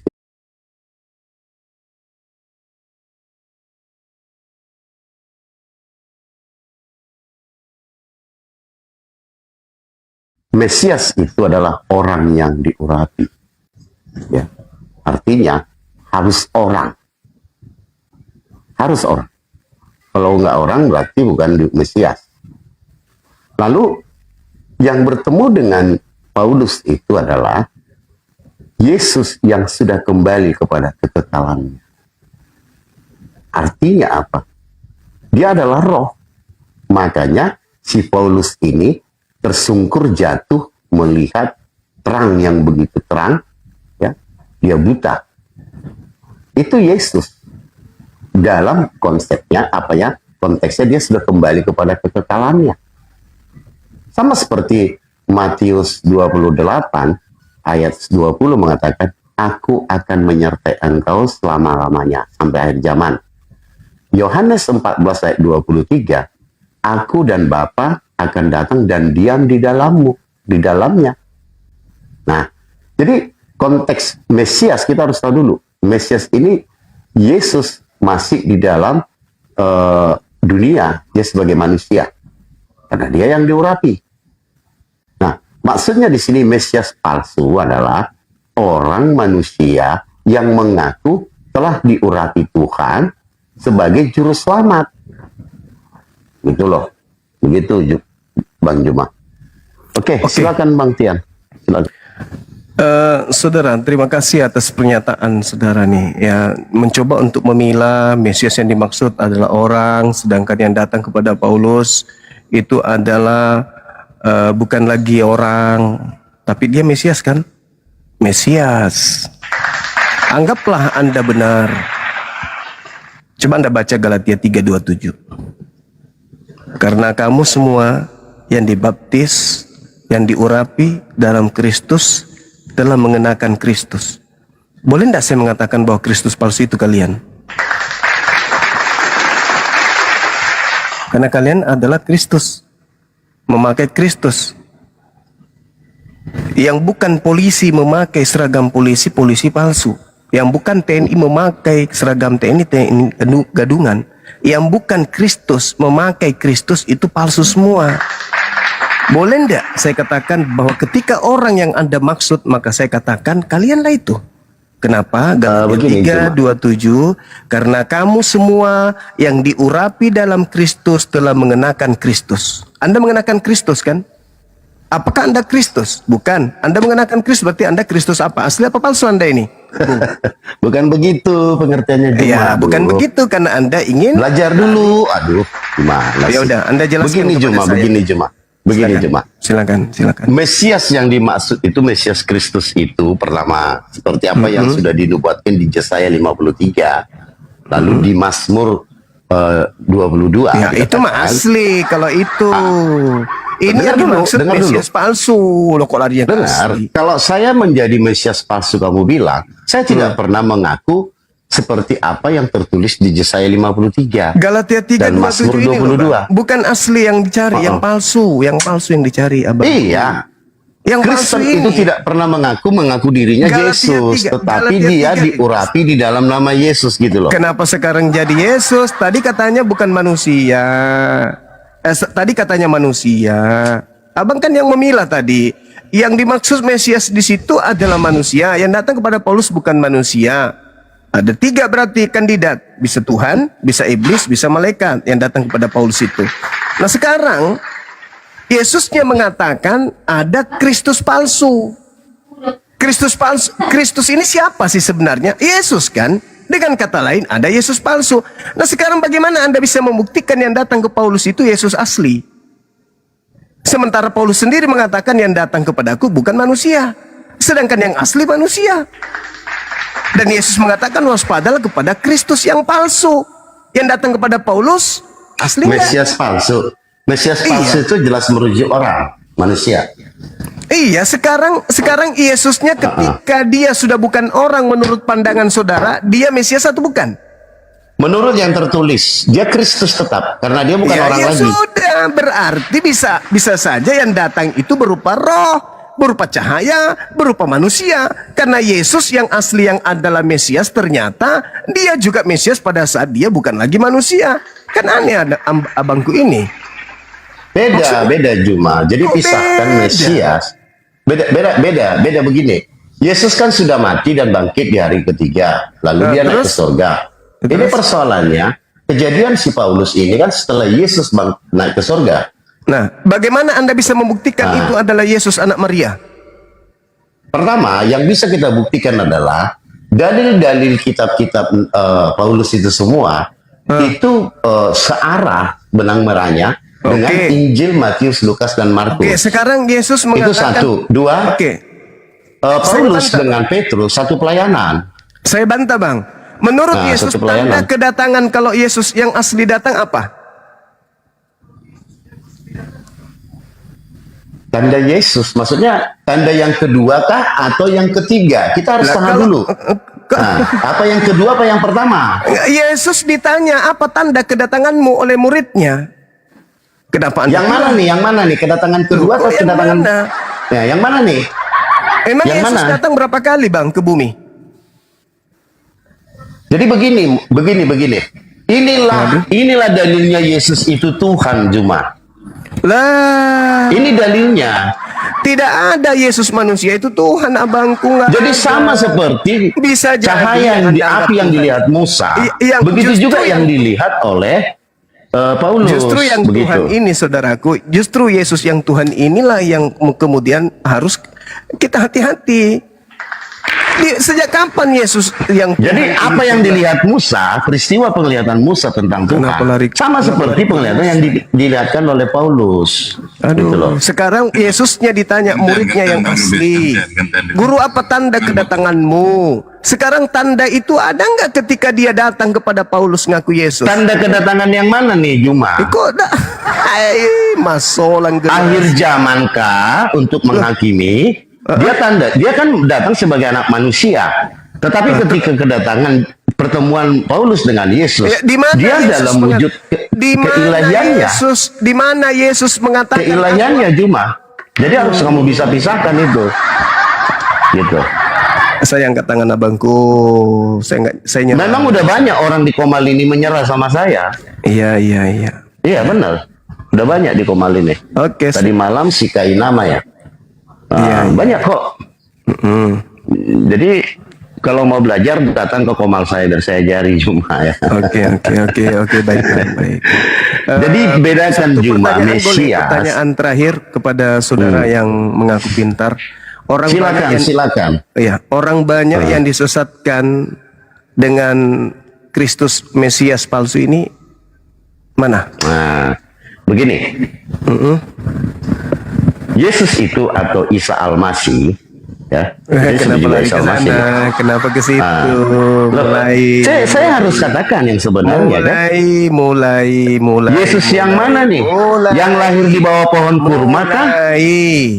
Ini kan banyak yang palsu nih, Gini, dengan banyak yang sesat juga, miliaran itu yang sesat. Giliran Anda yang harus mendengarkan saya, yang mendapatkan nasihat di situ adalah orang yang hidup di abad pertama, dan Yesus mengatakan bahwa angkatan jahat itu sesaman dengan dia, Yesus palsu sesaman dengan dia. Penyesat itu harus datang ke murid-muridnya yang duduk di Bukit Zaitun bersama dengan dia. Kenapa lari ke abad ke-7, Bang? Otak Anda terselip elektrik. Terus kenapa lari ke abad ke-21? Ke saya misalnya. Saya? Kan Yesus mengatakan apa? Yesus mengatakan Begini apa? Juma. Yesus mengatakan apa? Juma, bedakan. Pada hari terakhir nanti akan banyak orang memanggil aku Tuhan, bernubuat, mengusir setan, bermukjizat pakai namaku. Anda masuk nggak dalam kategori itu? Berarti Yesus Tuhan. Banyak memanggil nama dia Tanya Tuhan. dulu, Anda masuk nggak dalam kategori itu? Itu ayat Kutanya Matius dulu, 7 ayat 21. Itu dalil. Masuk tidak Anda dalam kategori itu? Jangan tertawa dulu. Kalau saya melakukan kehendak Bapa, saya akan masuk Oke. surga dong. Tolong tunjukkan di mana kehendak Bapak agar Anda kemudian makan babi. Jadi Markus 7 itu semua makanan bisa boleh Kehendak dimakan. Bapak, kehendak Hukum Bapak, haram kehendak itu Markus. hanya diberlakukan ketika Saudaraku, kita menyembah Tuhan kehendak dengan Bapak, mempersembahkan Anda darah dan daging hewan. Saudara, kehendak Gitu loh. Bapak, kehendak Bapak tuh Kehendak Bapak itu ya supaya Tuhan Yesus itu menjadi Tuhan. Seperti apa yang tertulis di Ini kitab para rasul. berbicara mengenai babi. Om. Di mana Markus 7 kalau masalah makanan mah Markus 7. kehendak Bapak, saudara, bukan kehendak Markus. Markus 7 Yesus yang mengatakan gitu loh. Bang Zuma Saya tadi ulang bertanya lagi, yang datang kepada kalau Anda Paulus. mengatakan kehendak Bapak, tolong hargai pertanyaan saya. Di mana Bapak berkehendak agar Anda makan babi? Bang Zuma, sebenarnya dikelirkan dulu tadi yang datang kepada, mungkin itu tadi harus clear satu-satu. Iya, Yang datang kepada Paulus, apakah Iya, yang datang Yesus kepada Paulus, yang apakah benar itu atau yang Yesus? Yesus palsu? Oke. Jadi harus Silakan di-clearkan. Saudara Pian. Ya, silakan Ya, Saudara Pian. sebenarnya makanya saya jawaban dan Bang Zuma bilang tadi berarti sekarang adalah yang disesatkan itu adalah orang Kristen. Tapi saya mau beritahu sama Bang Zuma. kalau bukan kandidatnya yang lain siapa, Bang? Ya, makanya itu orang Kristen itu Bang Zuma pertama sekali menyebut diri di Antiokhia dan itu bukan murid Paulus. Lalu murid Berarti siapa? yang menyebut diri Itu murid mereka siapa, Abang? Kristen, Hah? Murid siapa? Itu diajarin oleh Barnabas dan oleh yang dikirim dari Rasul. Saudara, gini aja deh. Kita nggak usah berbelit-belit kemana-mana. Jadi gini, ketika Yesus mengatakan di dalam pengajarannya kepada muridnya Yohanes 16, adalah benar jikalau aku pergi, sebab kalau aku tidak pergi, maka penghibur itu tidak akan datang. Aku harus pergi, karena akan datang seorang penolong lain. Nah, menurut Yesus, dia pergi, siapa yang datang? Ya, Roh Kudus penghibur, Roh penghibur. Yang datang kepada Paulus siapa? Iya, Yesus dia mengatakan Di mana Yesus mengatakan aku memang harus pergi supaya aku datang? Aku memang harus pergi, sebab kalau aku tidak pergi, aku tidak datang, gitu. Yohanes 14 ayat 23 Juma. Aku Coba baca memang Yohanes. harus pergi. Enggak, Yohanes 14 ayat 23 baca dulu Juma. Harus pergi, Bang sebab Lubis, kalau suaranya aku dikecilin, Bang tidak Lubis. pergi, Suara Bang Zuma kecil. penghibur lain itu tidak akan datang. Sekarang yang datang kepada Paulus penghibur lain atau Yesus? Ya, baik Bang Zuma. Iya. Bang Zuma harus bisa telaah perkataan Bang Zuma ketika Yesus bilang kalau aku tidak pergi kepada Bapa, penghibur itu tidak akan datang.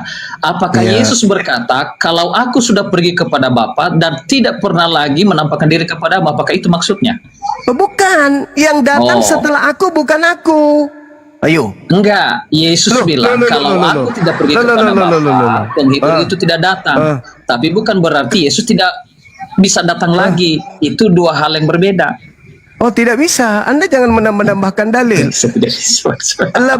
Dia mengatakan sendiri loh, bahwasanya yang datang setelah dia itu ada dua. Sebelum dia datang yang asli. Yang pertama adalah Yesus palsu. Yang kedua adalah roh kebenaran.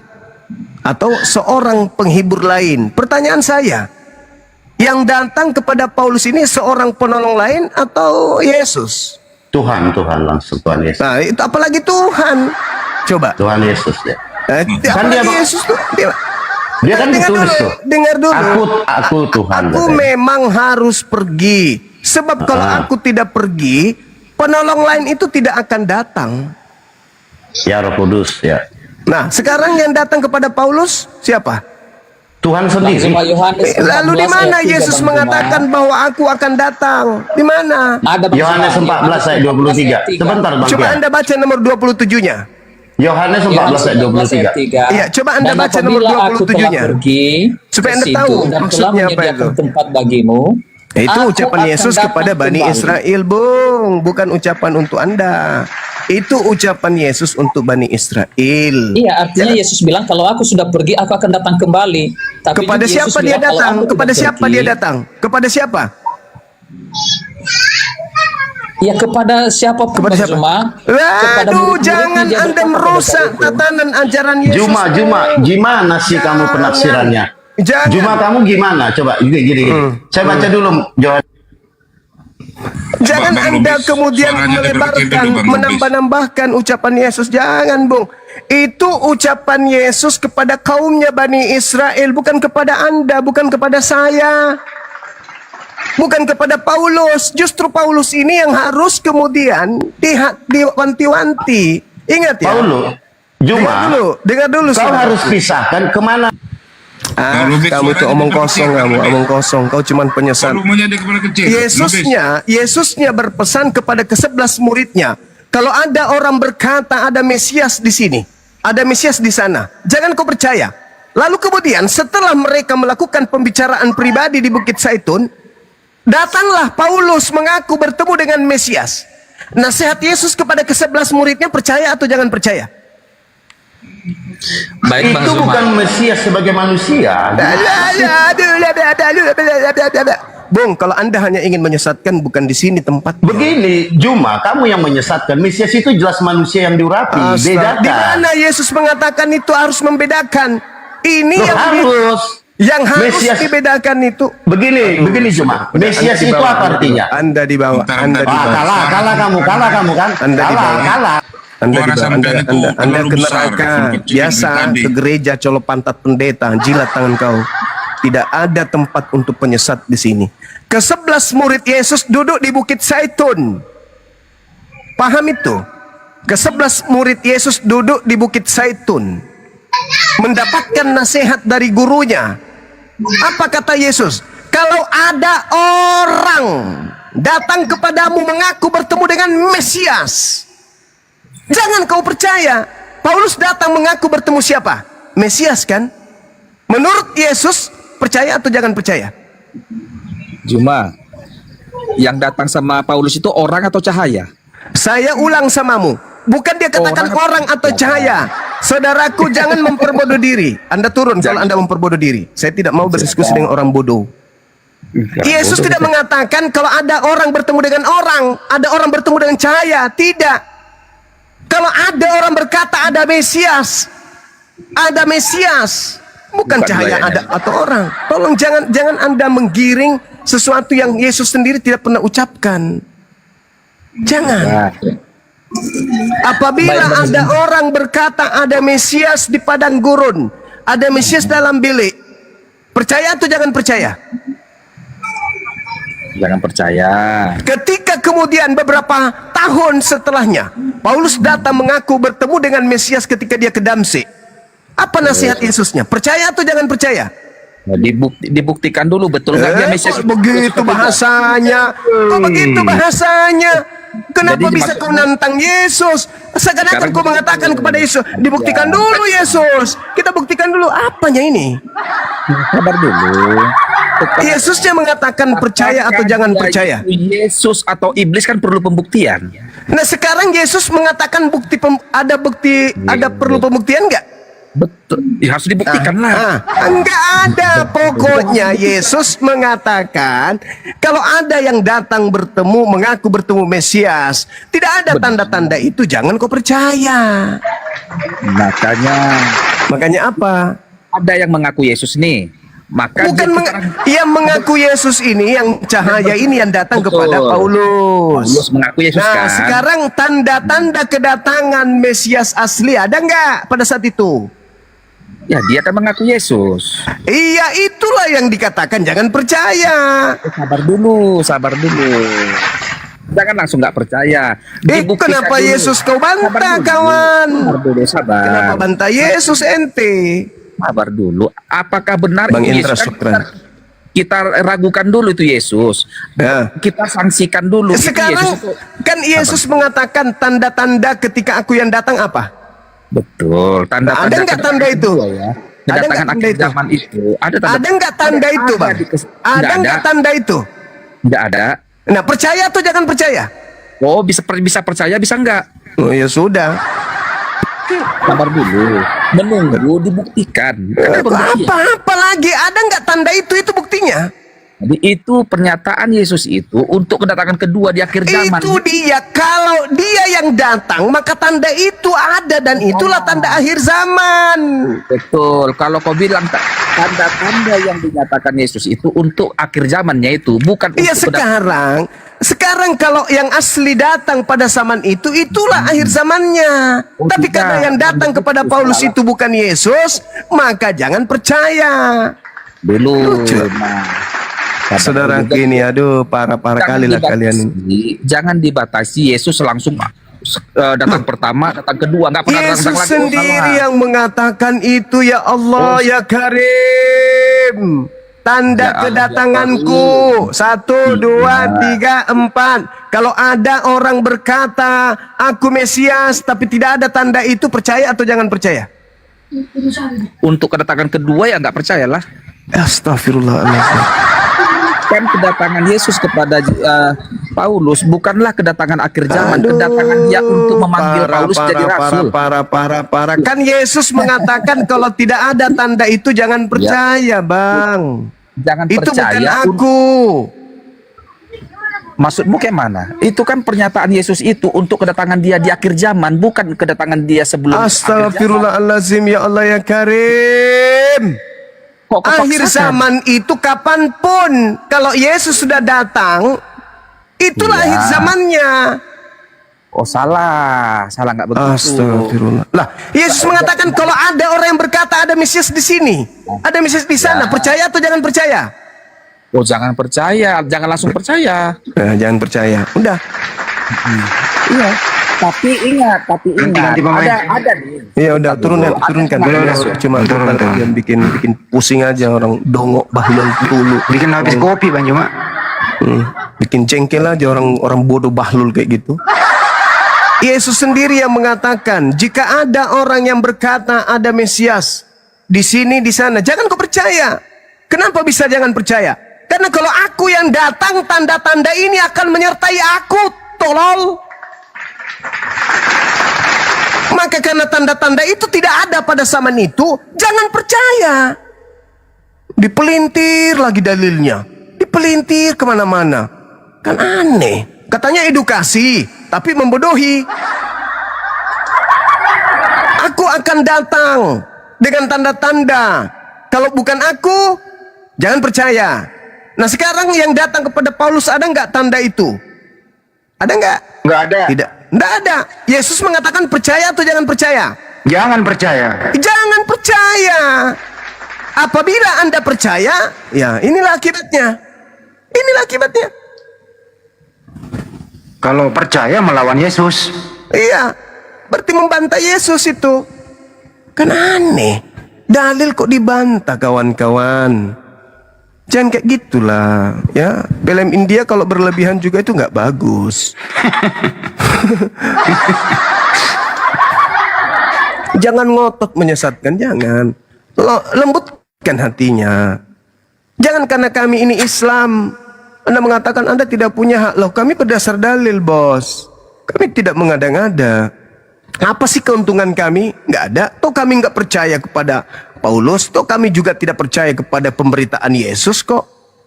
Kami ini Muslim. Kami ini pengikut Nabi Muhammad.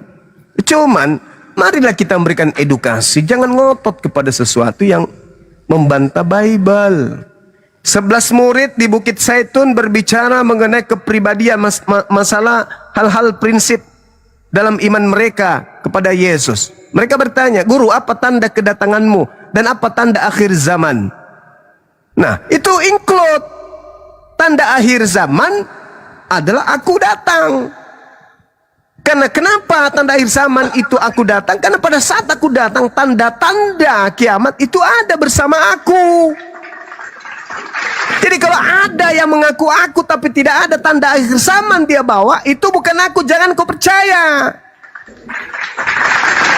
Makanya Al-Quran dalam surah As-Sukhruf ayat 61, Allah Subhanahu wa ta'ala menjelaskan kepada kami umat Islam, kedatangan Nabi Isa adalah pertanda akan datangnya hari kiamat. Wa innahu la ilmul lis-sa'ah fala tamtarunna biha fattabi'un hadza siratul mustaqim. Kedatangan Nabi Isa yang kedua kali adalah tanda akhir zaman, tanda hari kiamat. Nah, ketika ditanya, "Guru, apa tanda kedatanganmu dan apa tanda akhir zaman, berakhirnya dunia ini?" Yesus mengatakan, matahari menjadi gelap, bulan tak bercahaya, bintang berjatuhan, kuasa langit berguncang. Itu tanda apa? Tanda kiamat. Itu bertanda kiamat. Al-Quran menjelaskan itu. Yesus mengatakan itu. Datang Anda membantah. Itu adalah Yesus. Ada nggak tanda itu? Nggak ada. Kata Yesus, percaya atau jangan percaya? Jangan percaya. Lah, kenapa Anda percaya? Udah salah ngotot lagi.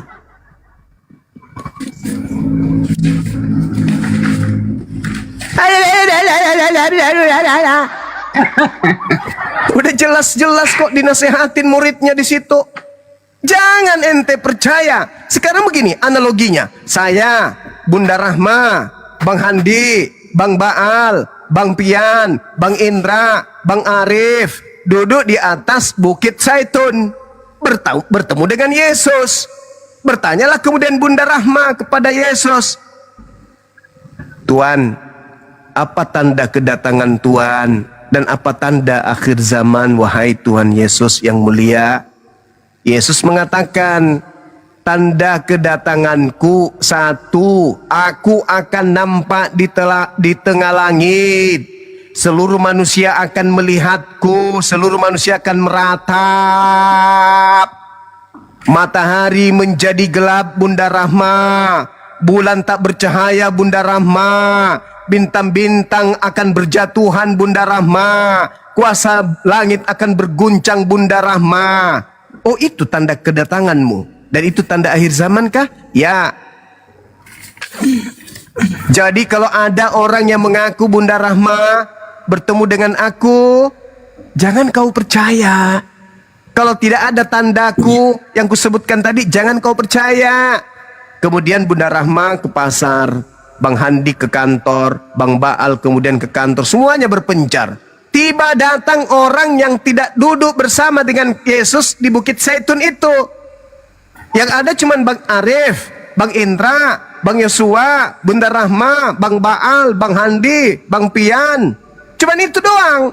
Dinasehati, kalau ada orang yang datang kepada kalian berkata bertemu dengan Mesias di padang gurun dalam bilik, jangan kau percaya. 1 bulan, 3 bulan, 1 tahun kemudian datanglah orang di luar daripada kami yang berkumpul dengan Yesus. Itu datang, bom-bom datang. "Hei, Bunda Rahma." "Ya, Paman, aku bertemu dengan Yesus di Papua loh." Nah, kami yang mendapatkan nasihat ini percaya nggak kepada bom-bom yang mengaku bertemu Yesus? Ada nggak? Bunda Rahma bertanya ke bom-bom, Oh, masa sih? Iya. Tapi kok nggak kiamat? Kok bulan tidak jadi gelap? Matahari kok nggak jadi gelap?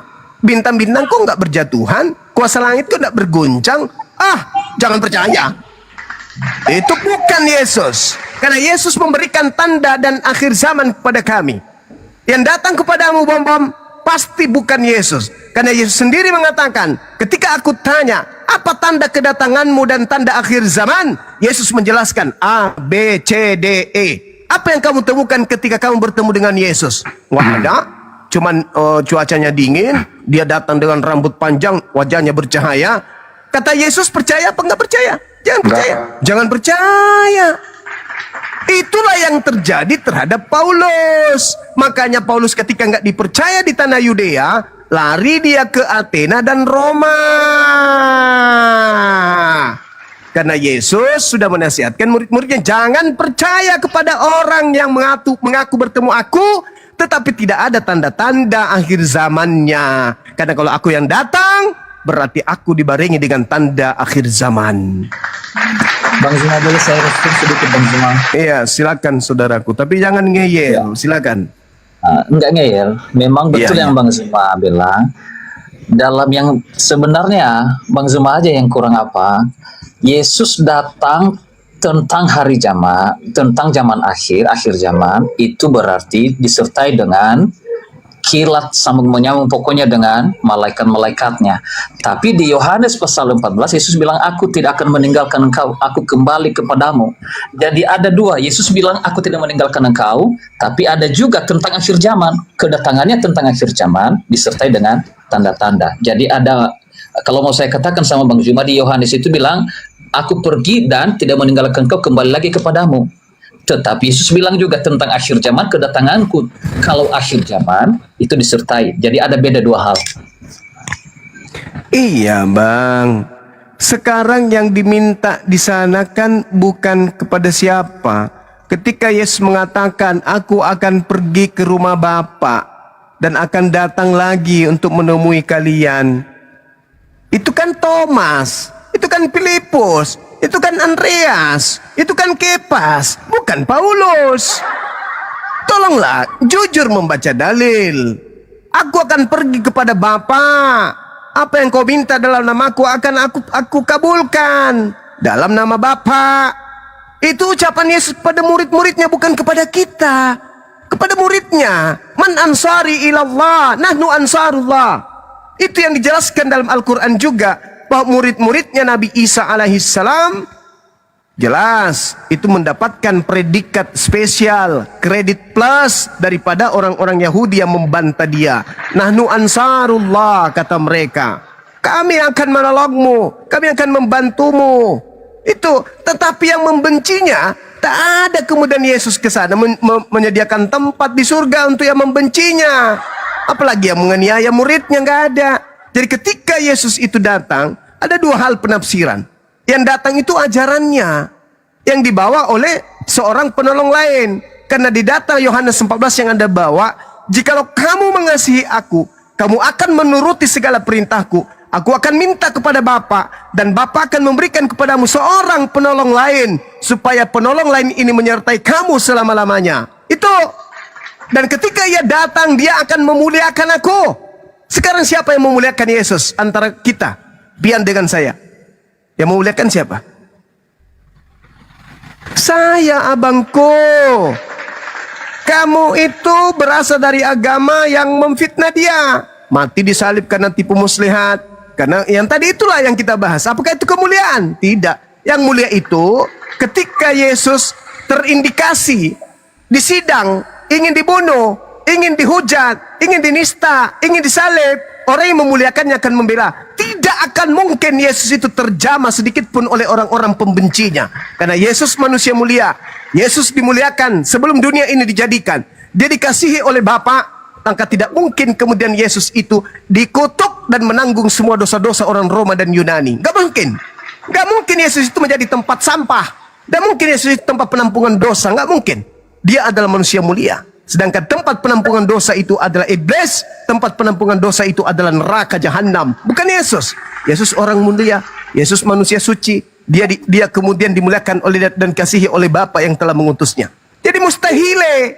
Oleh karena itulah kemudian yang datang menyertai murid-murid setelahnya itu adalah seorang penolong lain. Itu fakta, saudaraku. Itu fakta, itu real. Sedangkan Paulus masuk nggak dalam kategori murid? Enggak. Ya, shalom. Selamat malam. Izin. Shalom. Ya, silakan saudara Yosua. Ya, terima kasih.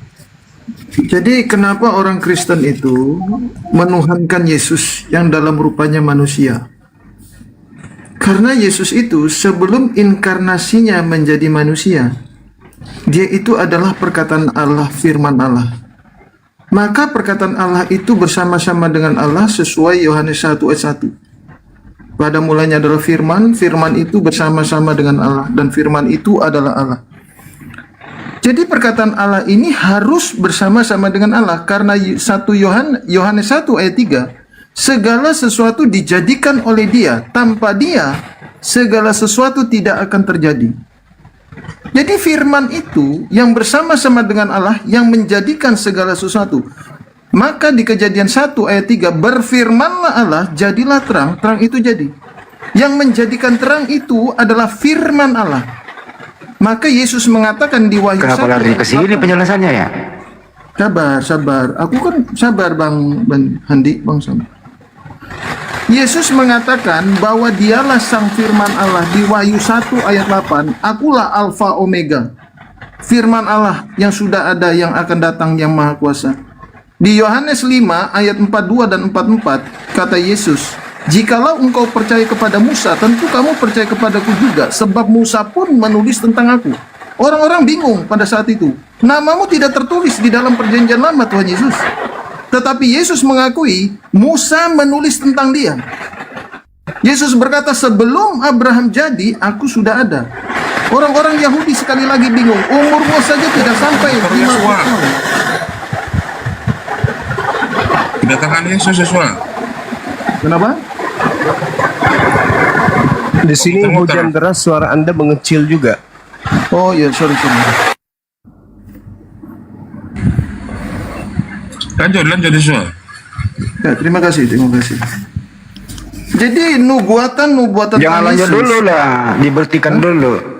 Di mana di Bible itu, khusus di Perjanjian Lama kitabnya Musa ya, di situ tertulis nama Yesus menurut Anda?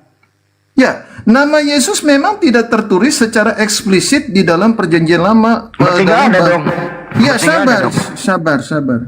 Tetapi esensinya itu, keberadaannya itu sudah ada. Maka itu Tadi Anda ngomong bahwa Nabi Musa menceritakan tentang Yesus.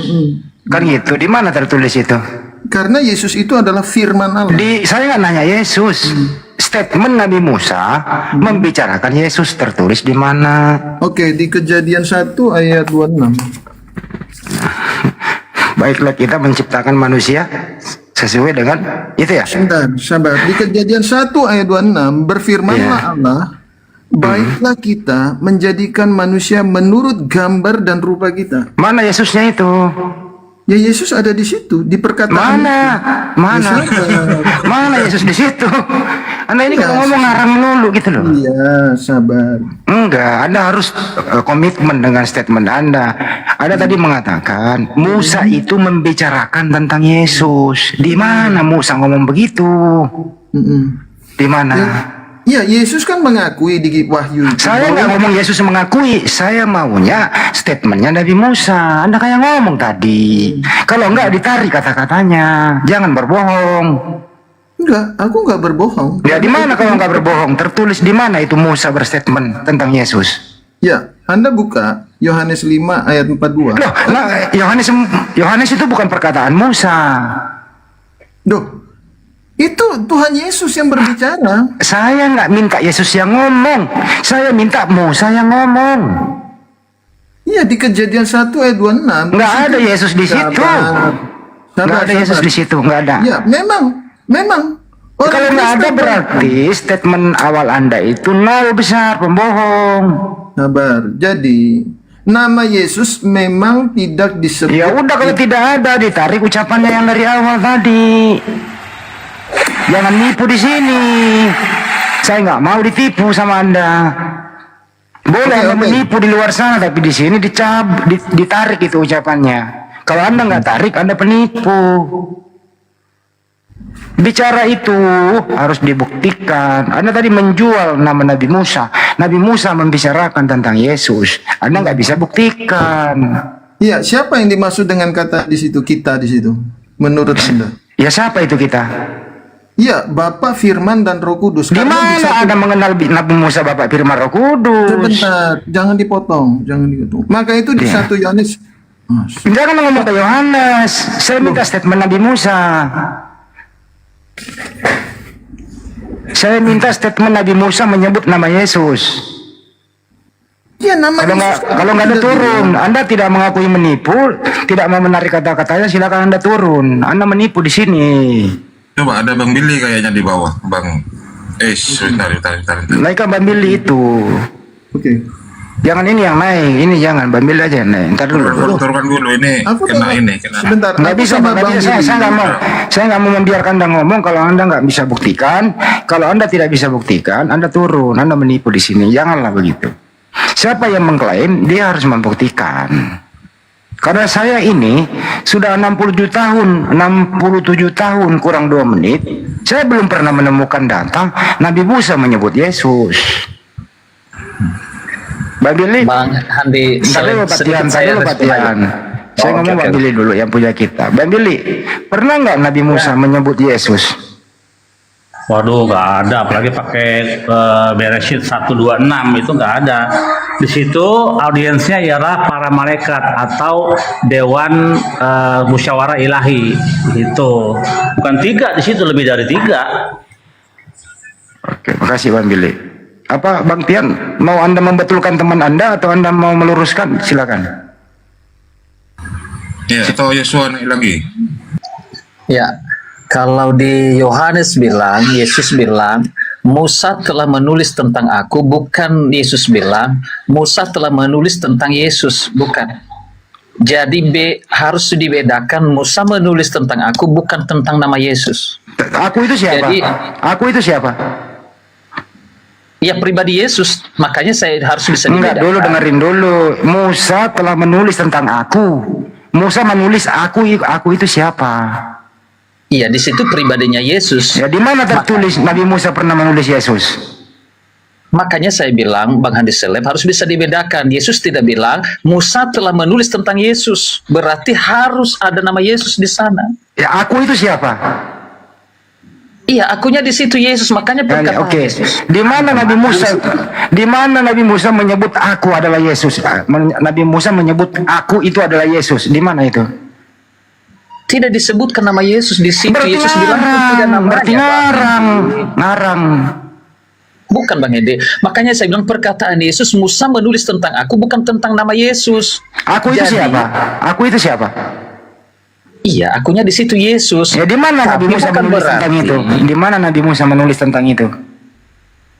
Iya, Musa menulis tentang cerita tentang perbuatan-perbuatan yang dilakukan oleh Yesus, tapi bukan tentang nama. Di mana? Di mana tertulis ada nama Yesus? Di mana tertulis Nabi Musa menulis itu? Begitu dong. Musa nggak ada hubungannya dengan Yesus. Zaman Musa nggak ada Yesus. Yesus lahiran tahun Masehi. Nggak boleh begitu, Bang. Tapi teman-teman sabar. Diam dulu kau Yosua, diam dulu kau. Bang Billy dulu yang luruskan. Bang Billy ini bahaya ini kalau begini, pembohongan publik Bang Billy. Harus diluruskan. Gini, pertama harus dipahami bahwa kitab Yohanes itu bukan seperti Torah statusnya yang diberikan di sini langsung kepada Musa. Kitab itu ditulis bukan oleh Yesus tapi oleh siapa? Tahun berapa? 110 baru ada ayat surat Yohanes, kitab Yohanes, Injil Yohanes itu 110. Jadi kurang lebih berapa abad tuh dari zaman Yesus mati, ya kan? Kira kurang lebih setengah abad baru nongol kitab Yohanes. Nah, jangan begitulah, nggak boleh. Kalau ada tentang Yesus, di mana tunjukin Yesusnya di dalam Tanakh, di dalam Torah? Nggak ada. Nggak boleh begitu. Coba fokus ke kejadian 1:26 dulu Bang Billy. Itu kita itu Elohim sedang berkomunikasi dengan malaikat kan?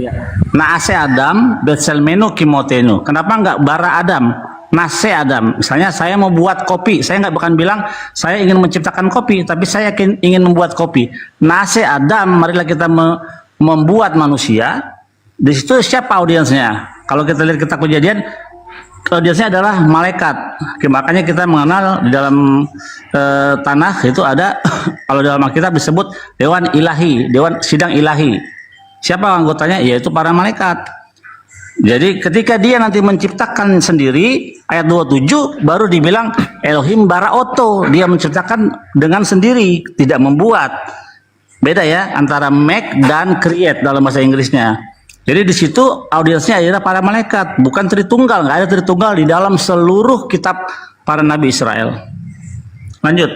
Ya, ini area publik. Boleh mungkin Anda membahas itu di gereja, nggak ada. Pasti mereka terlena. Oh, benar juga ya. Tapi di sini area publik. Ya, nggak boleh kayak gitu. Boleh Anda berpendapat begitu, tapi dipilah-pilah Anda posisi di mana sekarang. Ini area publik, banyak yang monitor. Jadi siapa yang berstatement dia harus membuktikan. Anda nggak boleh berbohong lah, nggak bagus. Ditarik itu kata-kata, Bang Tian. Ditarik itu, nggak ada itu. Oke? Setuju ditarik?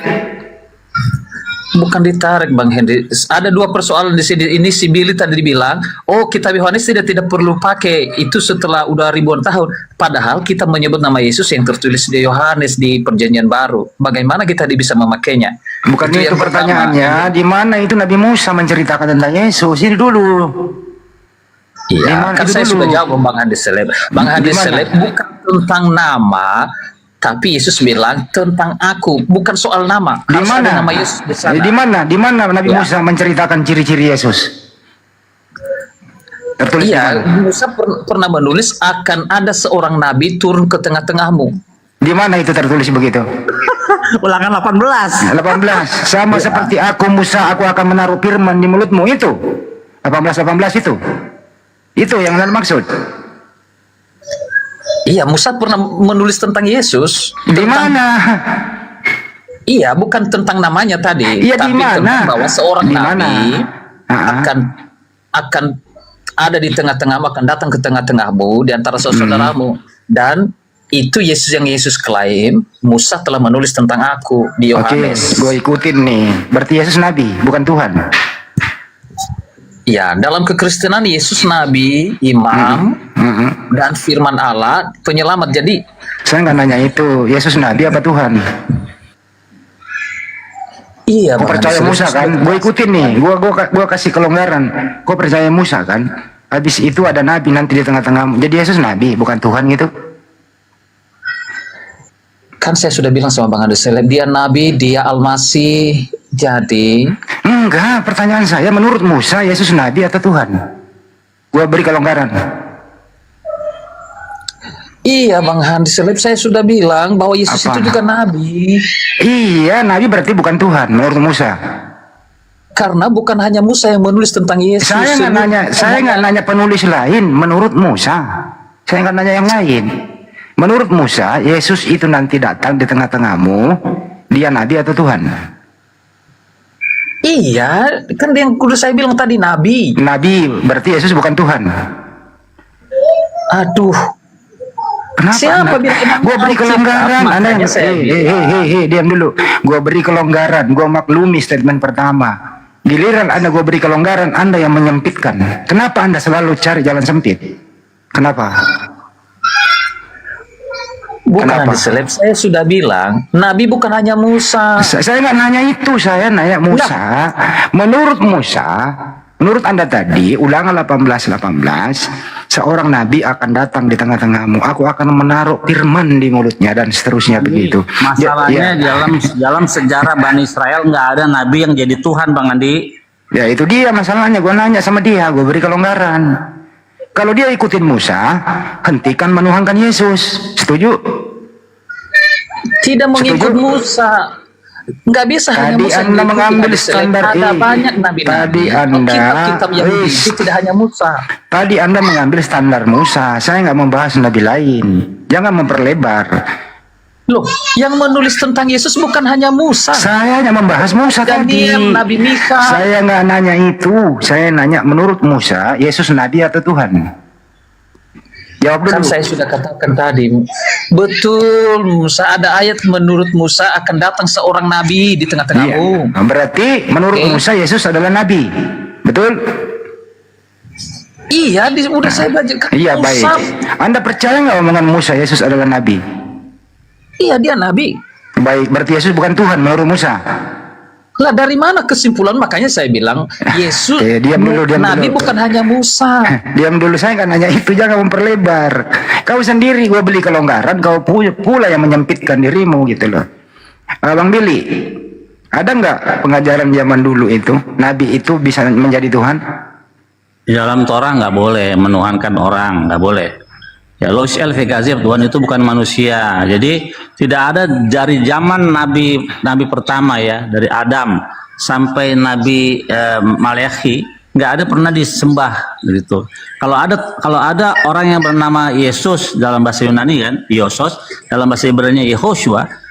Kalau ada orang yang bernama Yesus yang disembah pasti pertama Yehoshua ben Nun, muridnya Musa. Tapi nggak disembah gitu. Gue tadi Bang Billy udah kasih kelonggaran, is okay lah. Ulangan 18 itu adalah Yesus seorang nabi. Ya mestinya konsisten dong bahwa Yesus nabi bukan Tuhan. Kenapa Anda gue beri kelonggaran, Anda sendiri yang jatuh ke jurang? Kenapa? Kenapa nggak konsisten? Kenapa sih selalu bohong? Kebohongan ditutupi dengan kebohongan, kebohongan ditutupi dengan kebohongan. Kenapa Anda nggak mau jujur? Kenapa? Bisa saya jawab Bang? Sebuah nubuatan itu pasti ada namanya, misalnya nama Mesias, ada namanya, nama Elia, nanti akan datang Elia di akhir zaman, ada namanya. Nah Yesus nggak ada namanya dinubuatkan tertulis dalam seluruh kitab Nabi Yahudi. Mesias, seorang raja akan datang. David Malkam Asyar Akim Lahem. Mesias namanya bukan Yesus, tapi namanya Daud, tertulis jelas. Nah, Yesus di mana tertulis? Nggak pernah ditulis oleh nabi-nabi Israel, termasuk Moshe Rabenu. Lanjut. Ulangan 18 itu untuk siapa Bang Billy? Bagus pertanyaannya. Jadi akan kubagikan seorang nabi dari tengah-tengahmu dan dari antara saudaramu. Berarti dalam teks dan konteks pada waktu itu. Siapa nabi setelah Moshe Rabenu?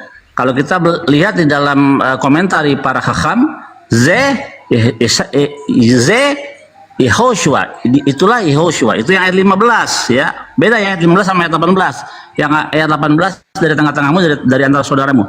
Yang di ayat 18 bunyinya akan kubagikan seorang nabi dan firmanku ada di dalam mulutnya. Siapa itu? Nabi Yirmiyahu, itulah Nabi Yeremia. Jadi tidak ada Yesus sama sekali, karena ini kitab orang Yahudi, kitabnya para nabi-nabi Yahudi, bukan nabi Kristen.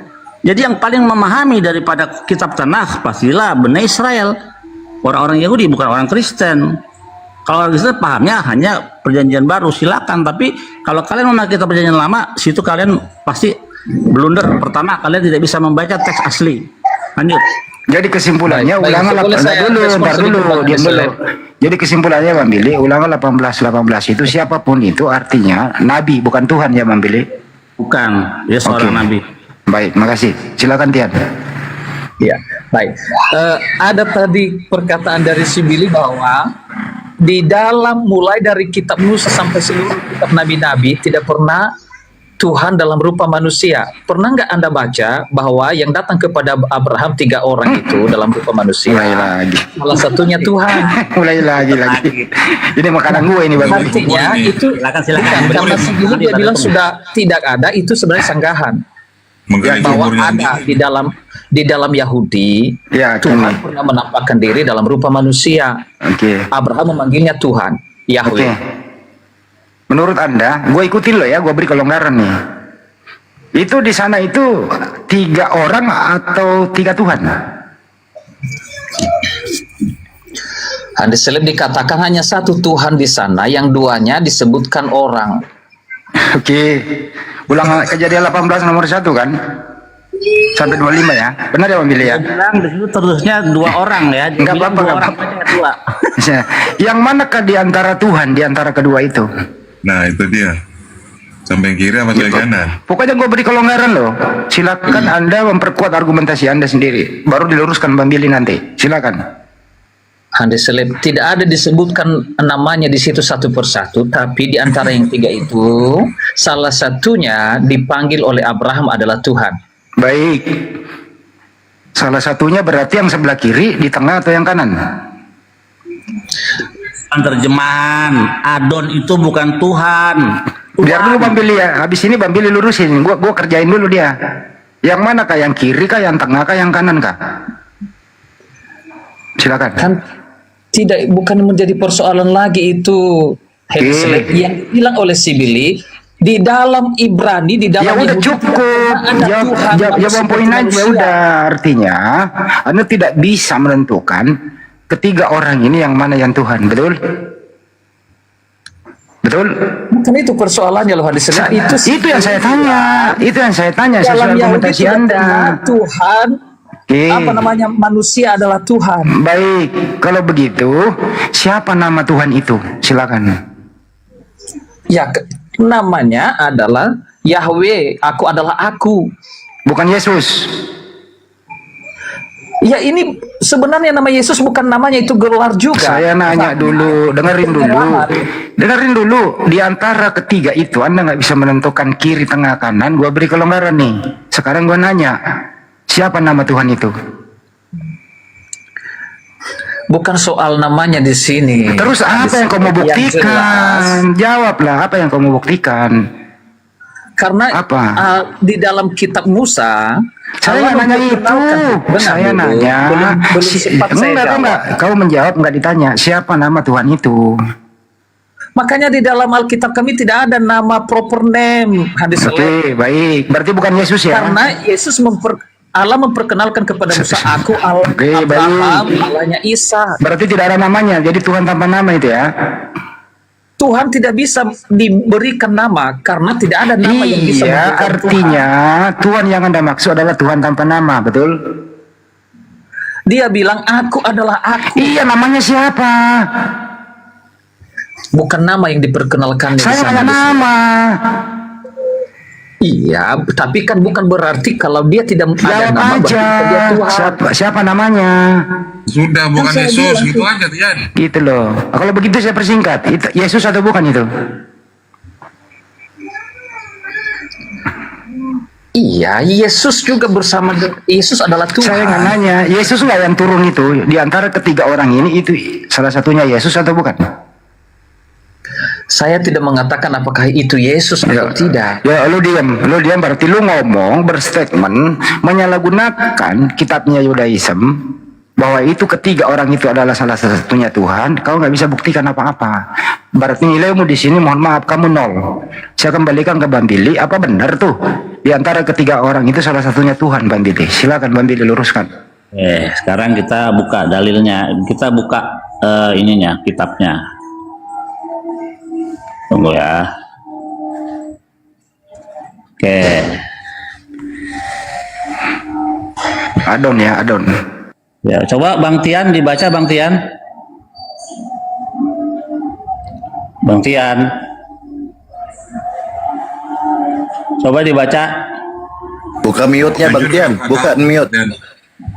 Bang Tian, Jujur kalau nggak tahu baca, Bang Tian. silakan dibaca. Nah, pasti nggak bisa. Jadi nggak mungkin orang yang tidak bisa membaca lebih memahami dari orang yang bisa membaca, karena metode untuk belajar sesuatu itu harus bisa membaca, baru dia bisa memahami. Nah, di sini kata yang terjemahkan sebagai menampakkan diri, padahal cuma satu kata, fayera, satu kata. Kalau menampakkan diri kan 2 kata. Nih, fayera artinya muncul kepada Abraham. Siapa? YHWH. Jadi yang muncul kepada Abraham tidak disebut dalam bentuk wujud ini ya. Muncul kepada Abraham di pohon mamre ya, waktu hari sedang panas. Jadi yang muncul kepada Abraham adalah YHWH. Ini ya. 1. Nah, ayat 2.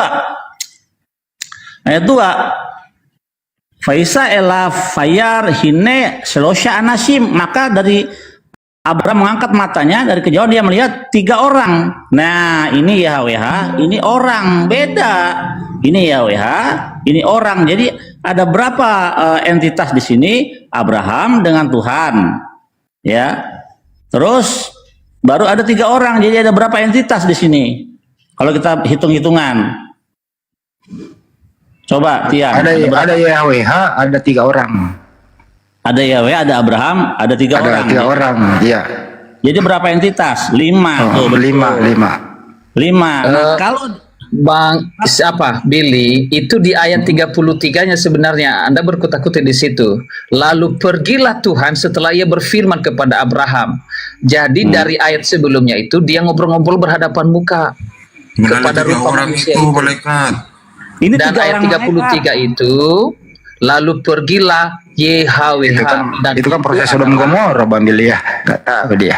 Ya, jadi gini, kita jangan ke situ dulu. Kalau mau ke ayat 30, selesaiin dulu ini secara hitung-hitung matematis. Nah, kalau ini kan ada 5 entitas di sini, Abraham dengan Tuhan dan 3 orang. Ini kan Abraham sama Hasem sedang di bawah pohon. Nah, tiba-tiba Abraham mengangkat matanya melihat dari kejauhan 3 orang. Jadi ini Tuhan, ini orang, beda. Nih, Selosa Anasim 3 orang. Nah, tidak dibilang satunya ini Tuhan, nggak ada. Justru yang benar gini, Abraham dengan Hasem, ya, baru dari kejauhan melihat 3 orang. Jadi ini posisinya di bawah pohon, ini dari jauh dilihat. Baru habis itu disamper oleh Abraham, begitu. Jadi bukan satunya Tuhan. Bang Billy, ntar dulu, nanya Billy dulu. Di antara kelima ini, Bang Billy, ada nggak tuannya si Tian di sini Yesus? Nggak ada, itu kan ya, belum ada. ya, makasih. Lanjut. Ini kan namanya bukan Yesus tuh, Yud He Vav He tuh, bukan Yesus. Oh, berarti bukan Yesus ya? Iya. Kasih Bang Billy. Sebenarnya di ayat pertama itu Tuhan menampakkan diri kepada, itu prolognya. Nggak ada. Bagaimana Tuhan menampakkan diri kepada Abraham? Itu ayat keduanya, Billy. Ini satu kata. Ini nggak boleh kamu terjemahin begitu. Kalau kamu nggak bisa baca Ibrani, percuma kamu berhadapan dengan saya. Karena ini hanya satu kata. Fayera itu appear, muncul. Ya, bukan menampakkan diri. Itu 2 kata. Ini satu kata, Fayera. Iya, Billy, yang Tuhan di situ juga, makanya saya bilang hanya satu Tuhan di situ, Billy. Makanya di ayat 33-nya itu lalu Tuhan meninggalkan Abraham, sedangkan yang 2-nya pergi ke Sodom. Ya, jadi selesaiin dulu. Tadi kamu bilang 3 orang ini satunya Tuhan kan? Di mana ayat yang menyatakan ini satunya Tuhan? Sementara kita lihat ayat 33, Billy. Jangan ke 33 dari dulu, yang 3 dulu. itu. Selesain ini dulu, 33 kita ke sana. Sekarang selesain dulu. Kau bilang salah satunya 3 orang ini satunya Tuhan yang jadi orang gitu kan? Di mana ayat yang menjelaskan? Sementara ayat kalau kita baca tanpa tafsir begini, Hasem dengan Tuhan di bawah pohon. Tiba-tiba dari kejauhan mengangkat mata Abraham melihat ada 3 orang. Jadi ada 5 entitas, bukan satunya ini jadi manusia Tuhan. Anda bilang tidak perlu tafsir, tapi itu Anda sudah menafsirkan. Ya, kalau Anda tidak perlu tafsir, baca ayat-ayatnya. Ini ayat-ayat selanjutnya. Jadi itu artinya Anda tidak menafsir. Loh, ini saya nggak menafsir. Ini kan nih lihat, ini Abraham dengan Tuhan di bawah pohon, betul? Betul nggak? Nah, bukan Abraham di bawah pohon. Baca ayatnya segera, baca ayatnya nih. Hasem muncul kepada Abraham di bawah pohon Mamre ketika hari sedang panas. Nah, tiba-tiba dia mengangkat hilifis eyes, dia mengangkat matanya dan melihat apa? 3 orang, 3 men, bukan Tuhan satunya. Tuh.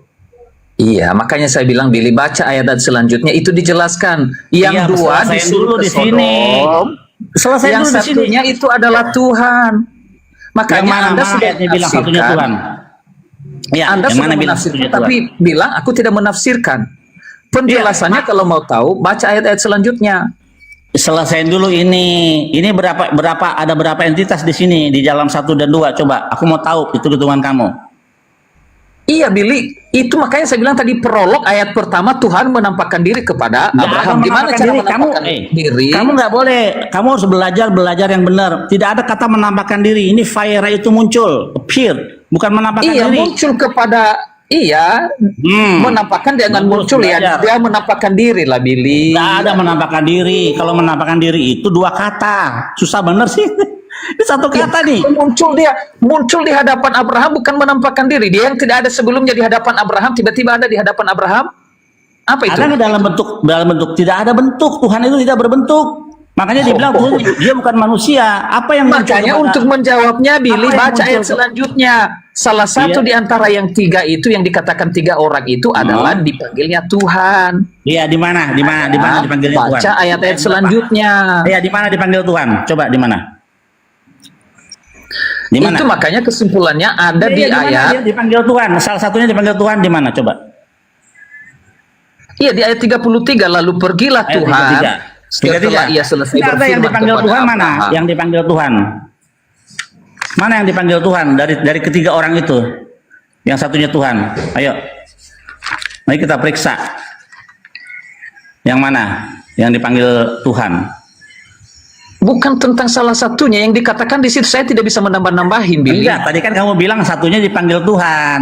Yang Salah satunya di antara yang tiga itu adalah Tuhan. Tapi kalau Anda bertanya yang mana nomor satu Tadi dan kau nomor bilang dua, tadi ada kau bilang satunya dipanggil Tuhan. Yang mana yang dipanggil Tuhan? Tadi kan kau ngomong begitu. Saksi di bawah banyak tuh. Gak apa-apa, kita kan belajar nih. Betul dia ngomong itu Benernya. tadi. Betul dia ngomong Iya. itu tadi. betul saya ngomong, tapi bukan, saya tidak bisa menentukan karena tidak dicatat di sana. Oh, nomor satu lah yang dipanggil Abraham dengan Tuhan. Iya, Itu saya makanya- menambah-nambah, Billy. Iya, di mana dari tiga orang itu satunya dipanggil Tuhan. Coba yang benar dulu lah. Jadi kita enak belajarnya. Salah satunya dipanggil Tuhan. Mana? Iya, Billy, itu makanya baca kisahnya. Artinya yang dua orang, makanya dikatakan ada tiga tadi orang kan?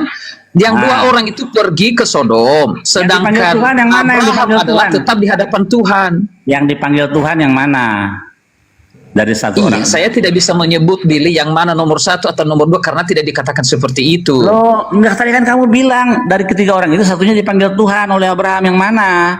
Dari ayat-ayat mana? Pasti ada ayatnya. Ayo kita lihat. Maksudnya? Ayo bantu. Kok maksudnya? Kamu bilang kan tadi salah satunya itu dipanggil Tuhan. Iya Tuhan gitu kan. Kita lihat ayatnya yang mana. Iya, Billy, itu di ayat 33, itu kesimpulannya. Lalu Ayat tiga- pergilah ayat Tuhan 33, setelah ia selesai berfirman kepada Nggak dipanggil Abraham. Tuhan, nggak dipanggil Tuhan. Tadi kan kamu bilang satunya dipanggil Tuhan oleh Abraham. Mana yang mana? Ayat 33 itu orang yang berbicara satu orang kepada, makanya saya bilang baca ayat 33-nya. Oke, kita buktikan ini. Saya tahu maksudnya dia mau kemana ya. Nih, waktu dia yang tiga orang itu kan mereka disuruh makan kan. Nah, baru kita lihat nih disebut Tuhanku di dalam kitab kamu kalian dengan padahal itu Aladoni, yaitu Tuhan bukan Tuhan. Kita lihat. Tunggu ya. Ayat 33. Bukan itu. Bukan Ya. itu. Bukan situ. Ini yang kamu bilang ini bukan ayat 33. Nih dia. Karena bukan hanya satu ayat, itu sebuah kisah. Jadi makanya harus bisa dimengerti, dibaca kisahnya. Nih. Ayat 3. Coba kau baca ayat 3. Ayat 33 yang Ayat saya 3. bilang samamu, Billy. Diurut ya, dari Ayat atas 3 ke dulu. bawah. Ayat 3 dulu kan kamu bilang.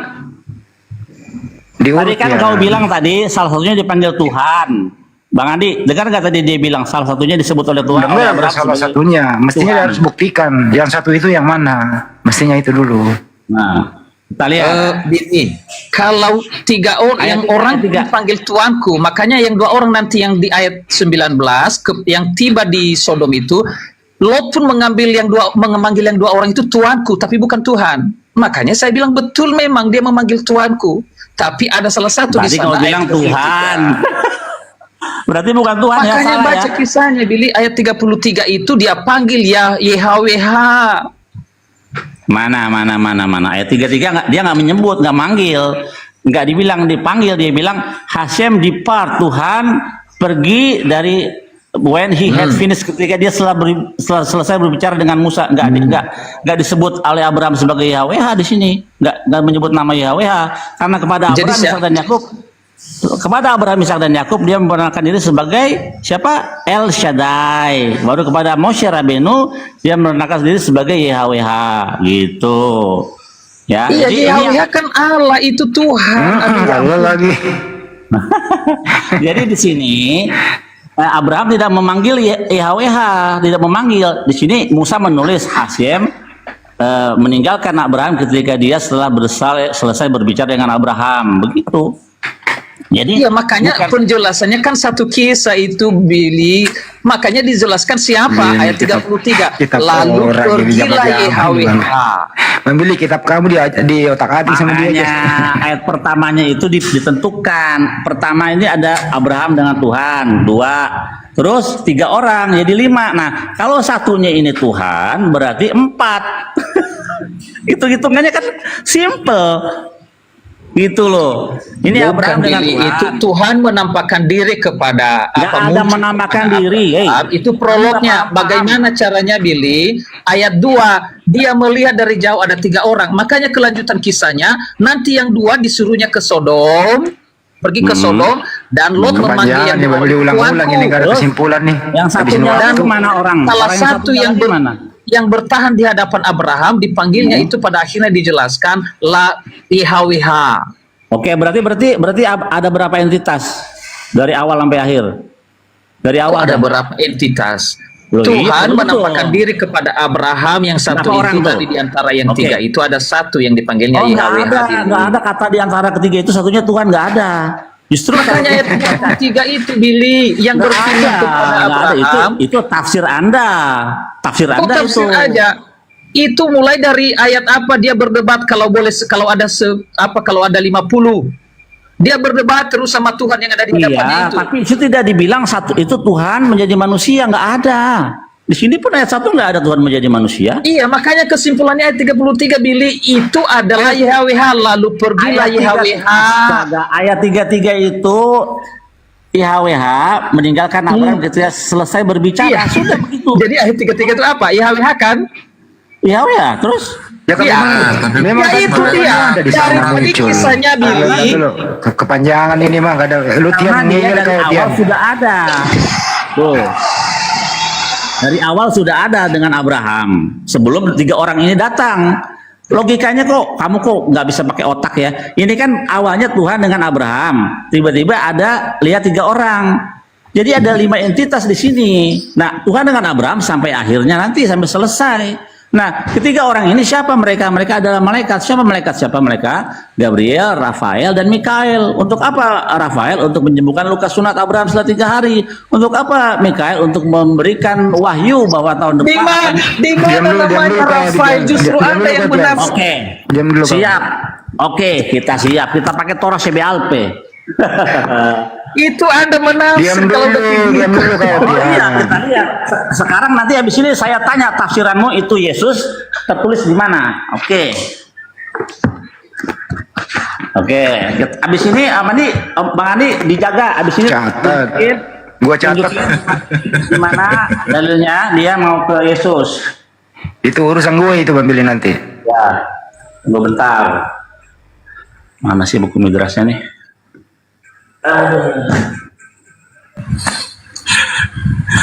Logika sehat. Sabar, tunggu logika. Bang Billy, jangan bingung gimana mau menjelaskannya. Kau ini yang kocak Bingung, itu kita kau kan Tian. nyari Kau yang sumber, kocak Tian. Kau nggak bisa jawab tadi pertanyaan. Oke. Visitation of the Angel ya. Nih. Ini namanya Torah CBLP, Visitation of the Angels ya. Ya, kunjungan para malaikat. Meanwhile Abraham beheld 3 men. Sementara waktu Abraham melihat 3 orang. 3 orang ya. They were nih ya. Meanwhile Abraham beheld 3 men. Dia melihat 3 orang, bukan Tuhan, bukan 3 Tuhan, 3 orang. They were, mereka siapa? Mereka adalah Mikael, Gabriel, Rafael. Jedor. Oke. Giliran Tian. Sekarang giliran Tian, Anda harus pakai referensi apa sehingga Anda mengatakan di antara ketiga orang itu salah satunya adalah Tuhan. Anda pakai referensi apa? Silakan. Tian, Anda pakai referensi apa? Di antara ketiga orang itu adalah salah satunya adalah Tuhan. Tidak perlu referensi yang lain selain daripada Alkitab itu Udah sendiri. lu diam. Nggak ada referensi, nggak ada, diam. Berarti kau hanya nebak-nebak aja. Pertanyaan ke Bang Billy, lu diam dulu. Lu diam. Itu berarti asumsi, diam. Saya mau nanya ke Bang Kita Billy. tidak perlu menafsirkan yang lain, Alkitab sendiri. Diam. Ya ampun. Diam. Kalau boleh juga menjawab, kalau bisa, kalau nggak apa-apa. Bang Billy, pernah nggak Tuhannya Abraham itu menjadi orang? Nggak pernah. Lo Israel dikazef, Tuhan itu bukan manusia. Zakaria juga bilang begitu, Tuhan bukan manusia. Baik. Tian, pernah nggak Tuhannya Abraham menjadi orang? Silakan Tian. Ini kesimpulan pertanyaan. Itu kan sudah dijawab di Jawab aja. Menampakkan diri. Pernah Berarti nggak kalau Tuhan- dia menampakkan diri itu bisa dilihat. Berarti seperti makhluk. Oke, berarti Tuhan pernah menjadi makhluk. Betul? Menampakkan diri dalam rupa makhluk. Iya, berarti Tuhan pernah menjadi orang, betul? Yakin? Jawab Menampakkan diri, hakikatnya tidak berubah. Jibril pun mengambil rupa manusia. Nggak usah ke sempurna. Jibril, ini Hakikatnya Tuhan. tetap Jibril. Baik. Tian. Berarti Tuhan pernah jadi orang, betul?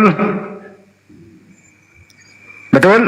Menampakkan diri dalam rupa orang. Iya, orang itu Makanya adalah. contohnya supaya hadis lain dengerin mengerti, dulu Jibril pertanyaannya. menampakkan diri. Dengerin, jangan dipersulit. Jadi orang itu adalah Tuhan, betul? Jawab aja. Jadi orang itu adalah Tuhan, betul? Ia menampakkan diri dalam rupa orang. Iya, orang itu adalah Tuhan, betul? Dia tetap Tuhan tapi dia menampakkan diri dalam rupa orang, gimana sih? Iya, jadi waktu dia menjadi orang itu adalah Tuhan, betul? Dia tetap hakikatnya Tuhan. Lu turun lah, lu tapi turun. menampakkan diri dalam rupa orang. Lu turun, kesel gua sama lu. Lu gak mau jawab. Gua beri kelonggaran, tentunya lu jawab lo. Iya, Tuhan itu adalah orang itu, gitu loh. Kenapa lu gak mau jawab? Lu harus berbeda pendapat dengan Bang Billy. Karena di antara ketiga orang itu, salah satunya adalah Tuhan. Jadi Tuhan pernah menjadi orang. Bang Billy mengatakan, nggak mungkin. Kenapa? Lu nggak mau berbeda pendapat dengan Bang Billy? Sama saya. Gitu loh. Sama saya, Billy, sama Handi, ayo keroyokan sama saya. Ayo. Tuhan pernah jadi orang nggak? Ya, bukan itu esensinya. Kita melihat siapakah Nabi Saya palsu nanya. menurut Yesus. Saya nanya, Tuhan pernah jadi orang nggak? Itu aja. Tuhan pernah jadi orang? Tuhan Maha Kuasa dan Maha Kehendak. Hanya Tuhan Islam. Ya, lo turun, nggak bisa bahasa Indonesia. Turun, nggak bisa bahasa Indonesia. Pertanyaan sederhana kok. Baru mau bilang hanya Tuhan Islam. Mestinya Bang Billy nanya, saya tanya, Bang Billy, Tuhan pernah jadi orang nggak, Bang Billy? Pernah lah, nggak ngapain dia jadi manusia. Justru gini loh, Nih, Tuhan itu maha kuasa. kurang dengarnya ya. naik lagi. Kalau Waduh. Tuhan itu maha kuasa, artinya kalau jadi manusia dia nggak maha kuasa. Kenapa? Dia terbatas ruang dan waktu. Masuk ke dalam Iya, 3 jawab. dan 2 dimensi. Saya jawab, Iya, jawab. Tuhan pernah jadi orang? Pernah atau tidak? Bukan pernah. Memang dia jadi orang, jadi manusia.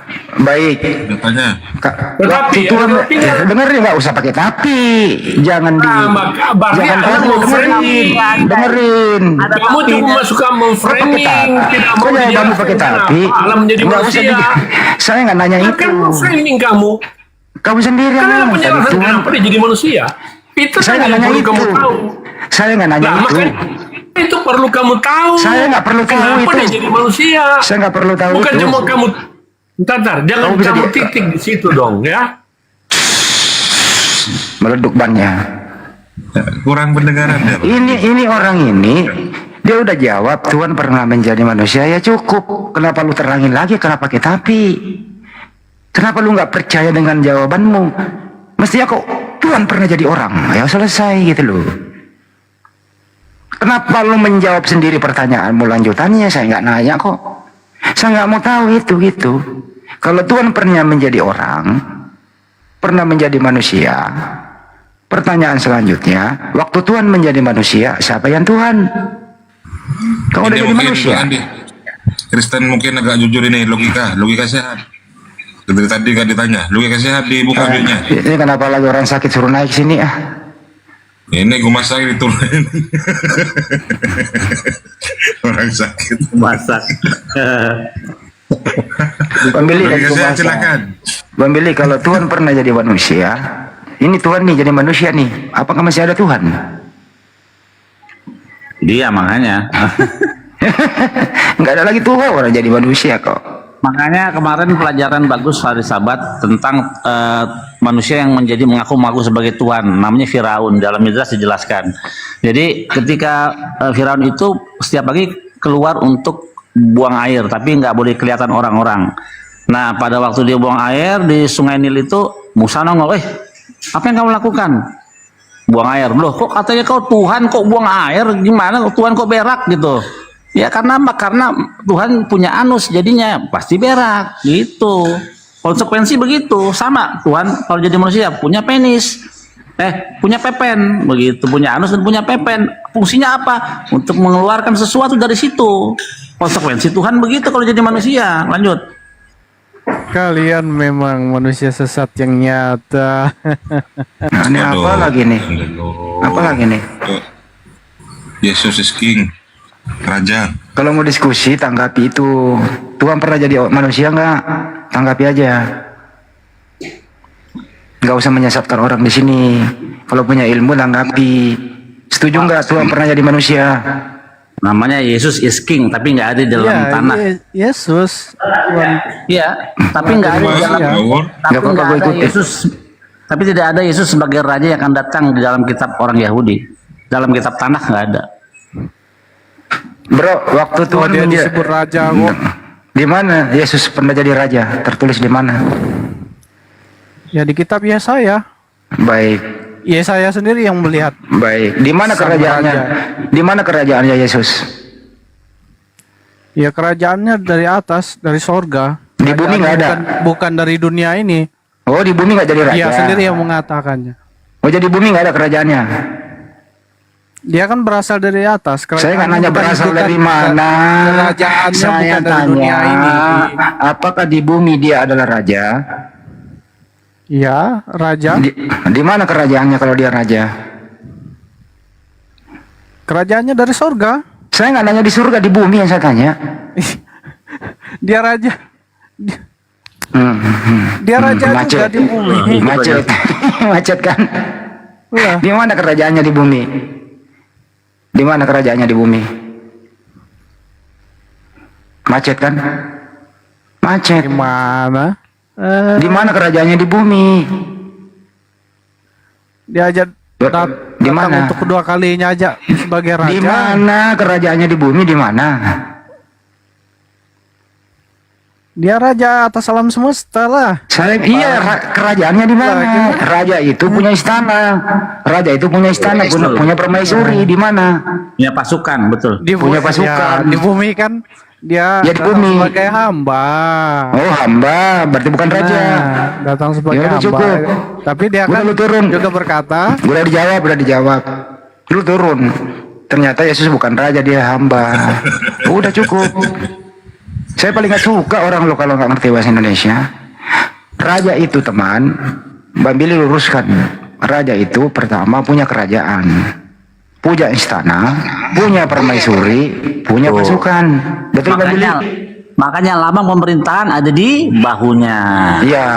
Punya Itu kerajaan. Hizkia, itu Hizkia. Ini ke logika sehat dulu, kasihan logika sehat dibuka mute-nya. Logika sehat.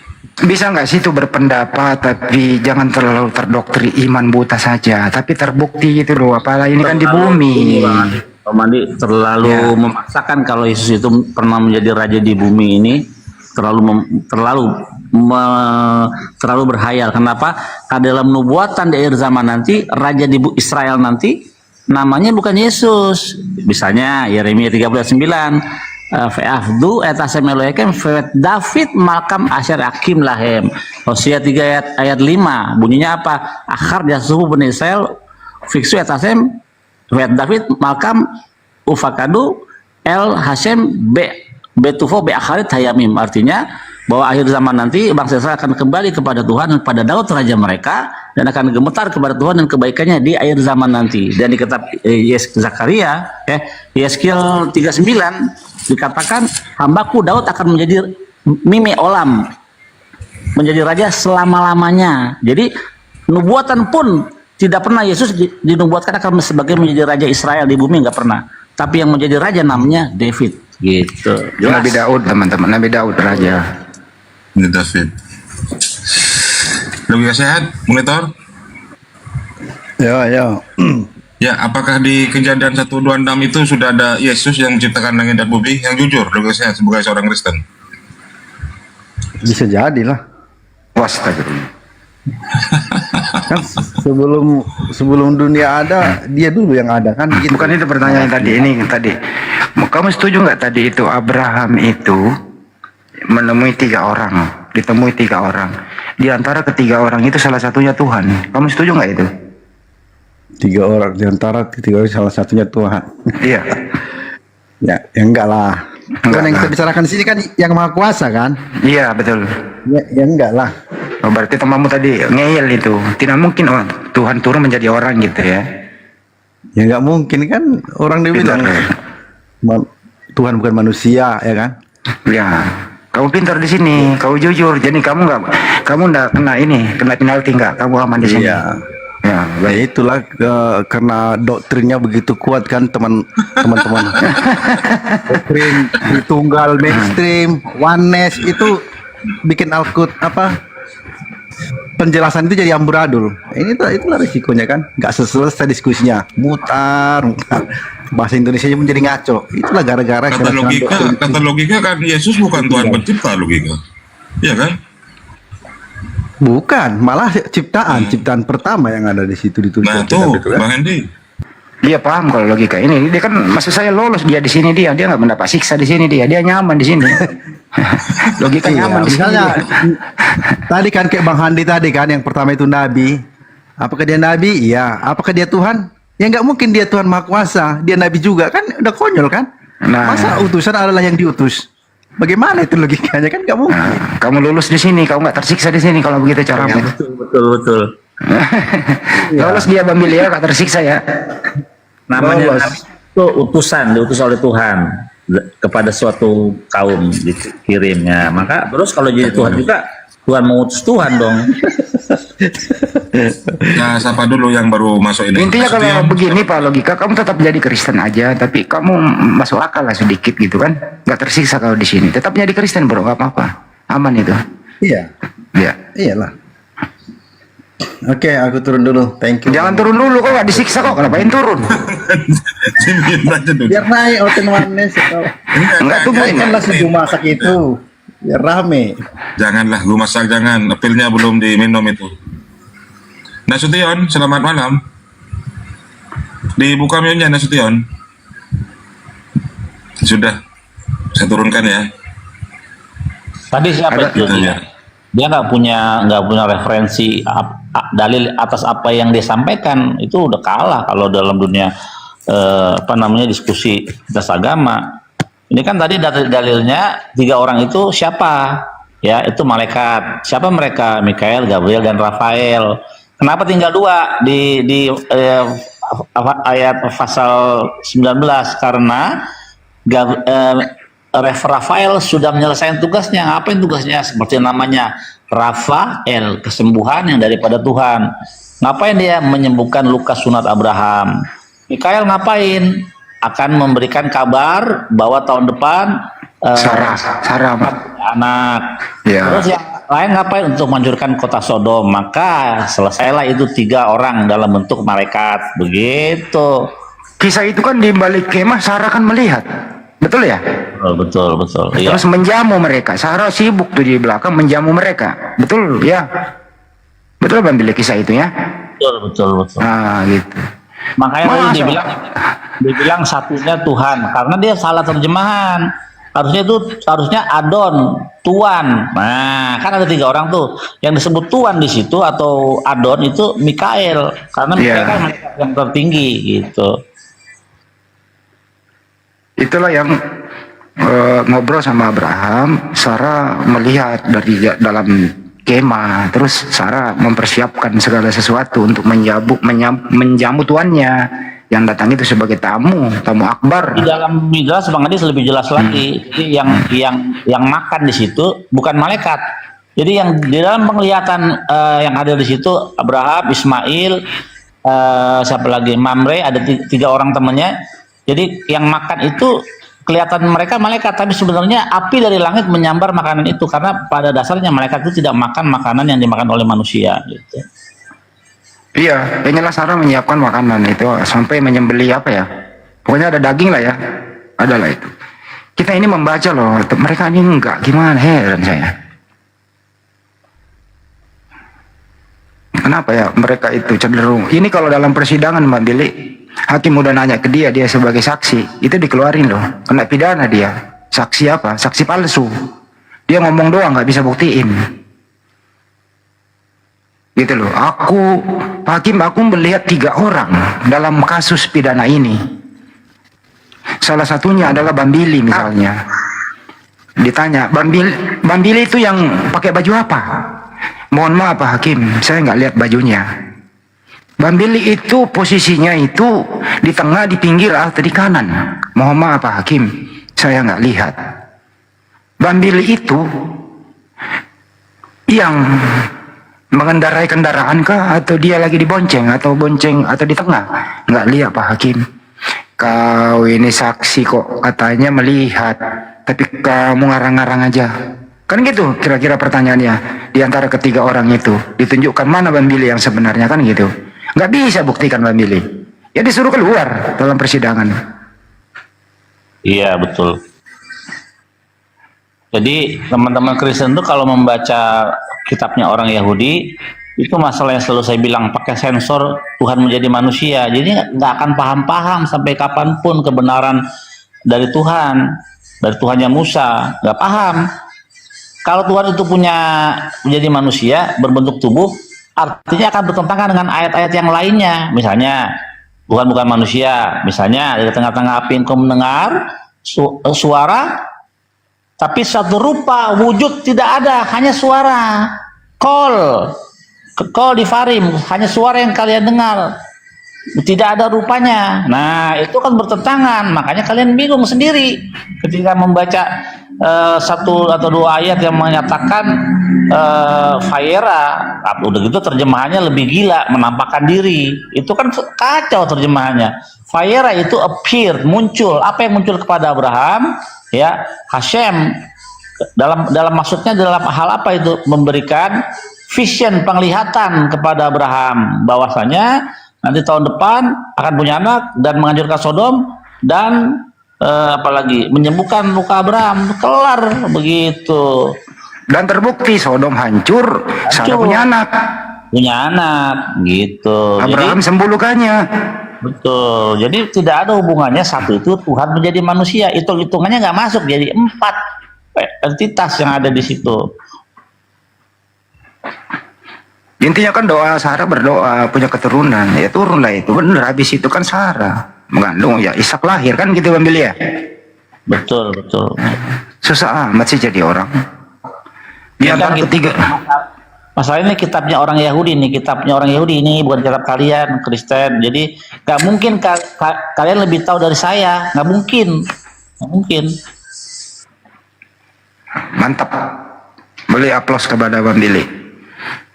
Tidak mungkin 3 orang salah satunya adalah Tuhan. Nggak mungkin, nggak masuk akal.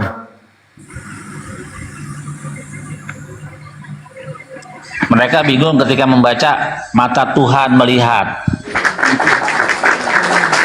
telinga Tuhan, kaki Tuhan. Nah, mereka bingung kenapa?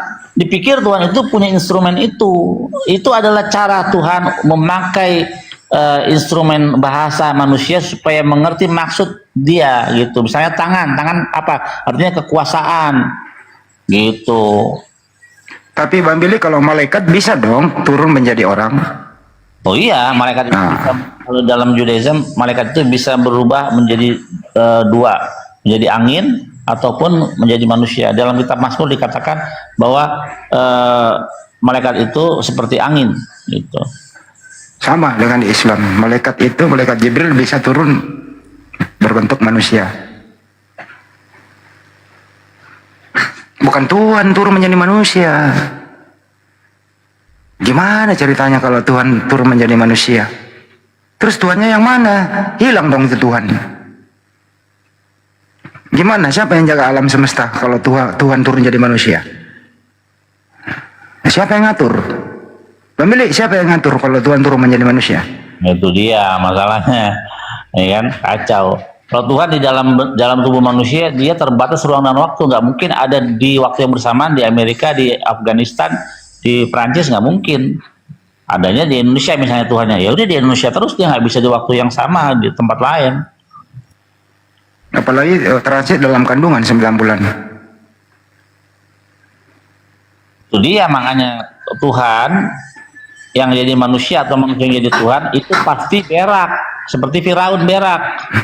Itu konsekuensinya kalau manusia jadi Tuhan atau Tuhan jadi manusia, dia punya anus dan organ tubuh lainnya sama seperti kita, digunakan itu semua. Pemilik, Tuhan yang ngatur manusia atau manusia yang ngatur Tuhan? Kita diatur lah sama Tuhan lewat. Oh, bukan manusia yang ngatur Tuhan? Bukan dong. Oh, tapi kayak Kristen yang tadi dia ngatur Tuhan loh itu. Iya, teman-teman Kristen kan memang pertama ya, yang pertama kita harus akuin mereka nggak memahami Torah di dalam teks asli. Makanya diakui ada 6.000 kesalahan terjemahan. Ini dari otoritas Kristen pendeta loh yang LAI. 6.000 kesalahan. 6.000 itu bukan sedikit. Ya, berarti kalian menyandarkan iman kalian kepada terjemahan yang 6.000 kesalahannya banyak. Ada. Kok bisa begitu kalian tetap bersandar kepada kitab yang salah, 6.000 kesalahan? Itu soal pertanyaan yang miris sebenarnya buat kalian. Kalau saya nggak perlu 6.000, satu kata doang salah semua. Tuhan menjadi Tuhan. Udah mulai ya itu doang, satu kata doang gua. Pak Jordan kemarin waktu itu kalau nggak salah di room ini juga, waktu masalah Akedah Ishak pada waktu dipersembahkan ke Abraham mempersembahkan anaknya, ya kan? Baru dibilang malaikat disebut Tuhan tuh. Mana? Soalnya kita lihat Ladoni, ya Tuanku bukan Tuhan. Pak Jordan salah lagi. Itu emang kayak Hineni. Ini aku waktu dijawab Abraham, Hineni. Hineni artinya ini aku, tapi terjemahnya ya Tuhan. Kita lihat deh, coba lihat ya. Kita lihat. Memang kacau. Jadi ini menyatakan bahwa malaikat itu jadi Tuhan nih. Ya.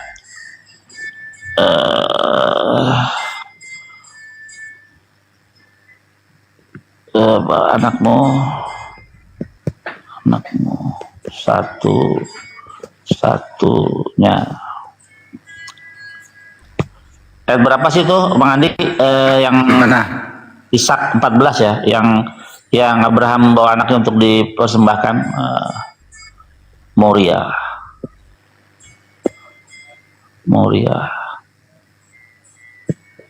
Nah, ini Kejadian 22 ya. Kejadian 22. Nah, ini terjemahannya kacau ini. Malaikat jadi disebut Tuhan. Nah, Kejadian 22.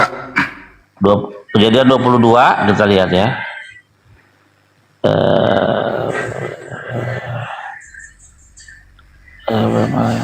Nah, ini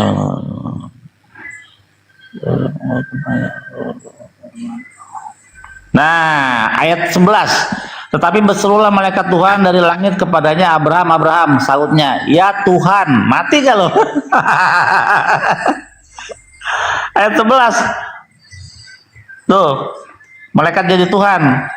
Faikra elaf malak Hashem minasyamaim fayomer Abraham fayomer ini aku, bukan ya Tuhan. Itu kacau, Bang Andi. 22 ayat 11. Yang jelas yang dipersembahkan di situ bukan Ismail, bukan Ishak, tapi yang dipersembahkan adalah domba. Betul. Itu cuma alat uji doang, ketaatan Betul. seorang Abraham. Itu ya nggak usah diperdebatkan di sana teman-teman di bawah ya. Betul, betul. Jadi memang kacau teman-teman Kristen di dalam beriman memakai kitab lembaga Alkitab Indonesia itu udah nggak bisa lagi harusnya. Makanya Kristen yang sudah sadar meninggalkan LAI itu udah nggak dipakai. Terjemahan kitab suci nggak Pak Billy? Bukanlah, terjemahan itu bukan sesuatu yang absolut, ya, tapi itu sebagai pengantar kita untuk memahami. Karena ada bahasa Ibrani itu satu kata itu memiliki beberapa arti, ya. Memiliki misalnya kata ruah, bisa angin, bisa semangat, tergantung konteksnya, gitu. Jadi yang kitab suci adalah original teks ya? Original teks. Nah makanya ketika kita sudah belajar sesuatu, kita perlu siapa? Hakam atau ulama untuk menjelaskan. Nggak mungkin kita tuh siapa? Kita nggak belajar Torah, nggak belajar Torah dengan benar seperti orang-orang yang belajar Torah dari umur 5 tahun sampai 18 tahun di Sifa. Makanya mereka yang lebih tak paham Torah gitu. Apalagi teman-teman Kristen menjelaskan Taurat ya. Sama dengan Al-Quran, Nabi Muhammad yang mengajarkan kepada sahabat menghafal, kemudian sampai ke kita nih. Dan yang berhak menafsir itu orang yang paham. Iya, betul. Gitu. Misalnya nih di dalam Alkitab kan, di dalam Alkitab kita nih ada Potifar yang jadi tuannya Firaun. Tapi nggak dikasih tahu istrinya siapa yang menggoda Yusuf. Siapa namanya? Zulaiha. Di dalam mana kita tahu? Dalam oral Torah ada namanya Zulaiha, istri Potifar yang menggoda Yusuf. Nah, tapi kita nggak nemuin di dalam Alkitab. Karena apa? Karena Taurat itu ada dua, Torah Shebiktav dan Torah Shebealpe.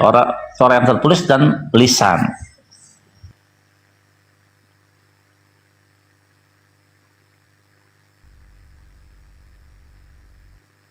Iya. Kenapa Bro Logika mau nanya apa? Iya, mau nanya ini menarik nih, ada apa? Kitab Daniel. Kitab Daniel itu kan ada sebagian sama Esra itu Aramaik. Nah, bagaimana itu Bang Billy? Ya, Karena Anda bilang Ibrani. Betul. Nah, itu Aramaik. Gimana itu Bang Billy? Aramaik dan Ibrani itu seperti Indonesia dan Malaysia bahasanya. Jadi misalnya kata ruah, mereka ruha. Gitu, banyaklah persamaannya, termasuk dengan bahasa Arab itu kan masih satu rumpun Semitik namanya.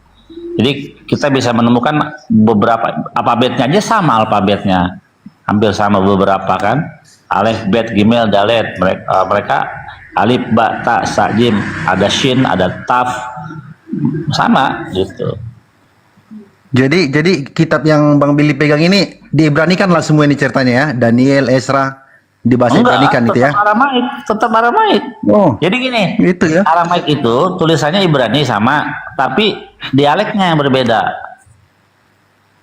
Gitu. Kita bisa tahu dari begitu jadi kalimat kita bisa tahu. Misalnya kata ruah, mereka jadi ruha. Gitu. Bang Jibili, bahasa yang serumpun itu bahasa apa aja? Semitik. Semitik itu Phoenician, Babylonian, Persia, terus Ibrani, Aramaik, dan Arabik. Kok Yunani nggak masuk? Nggak masuk. Yunani nanti mereka mengadopsi. Jadi alfa beta. Dari alef bet juga sama, alef bet, mereka alfa beta gitu. Oke. Paham ya logika ya, bahasa Semitik ya, bahasa serumpun. Semua itu dibaca dari kanan ke kiri atau ada yang kiri ke kanan, Bang Billy? Secara adab itu dari kanan ke kiri, maksud dari kiri ke kanan. Oh, tapi Yunani kiri ke kanan? Ya biasa kan dia nyebokin berhalanya. Itu Bang Logika. Ada lagi pertanyaan Bang Logika?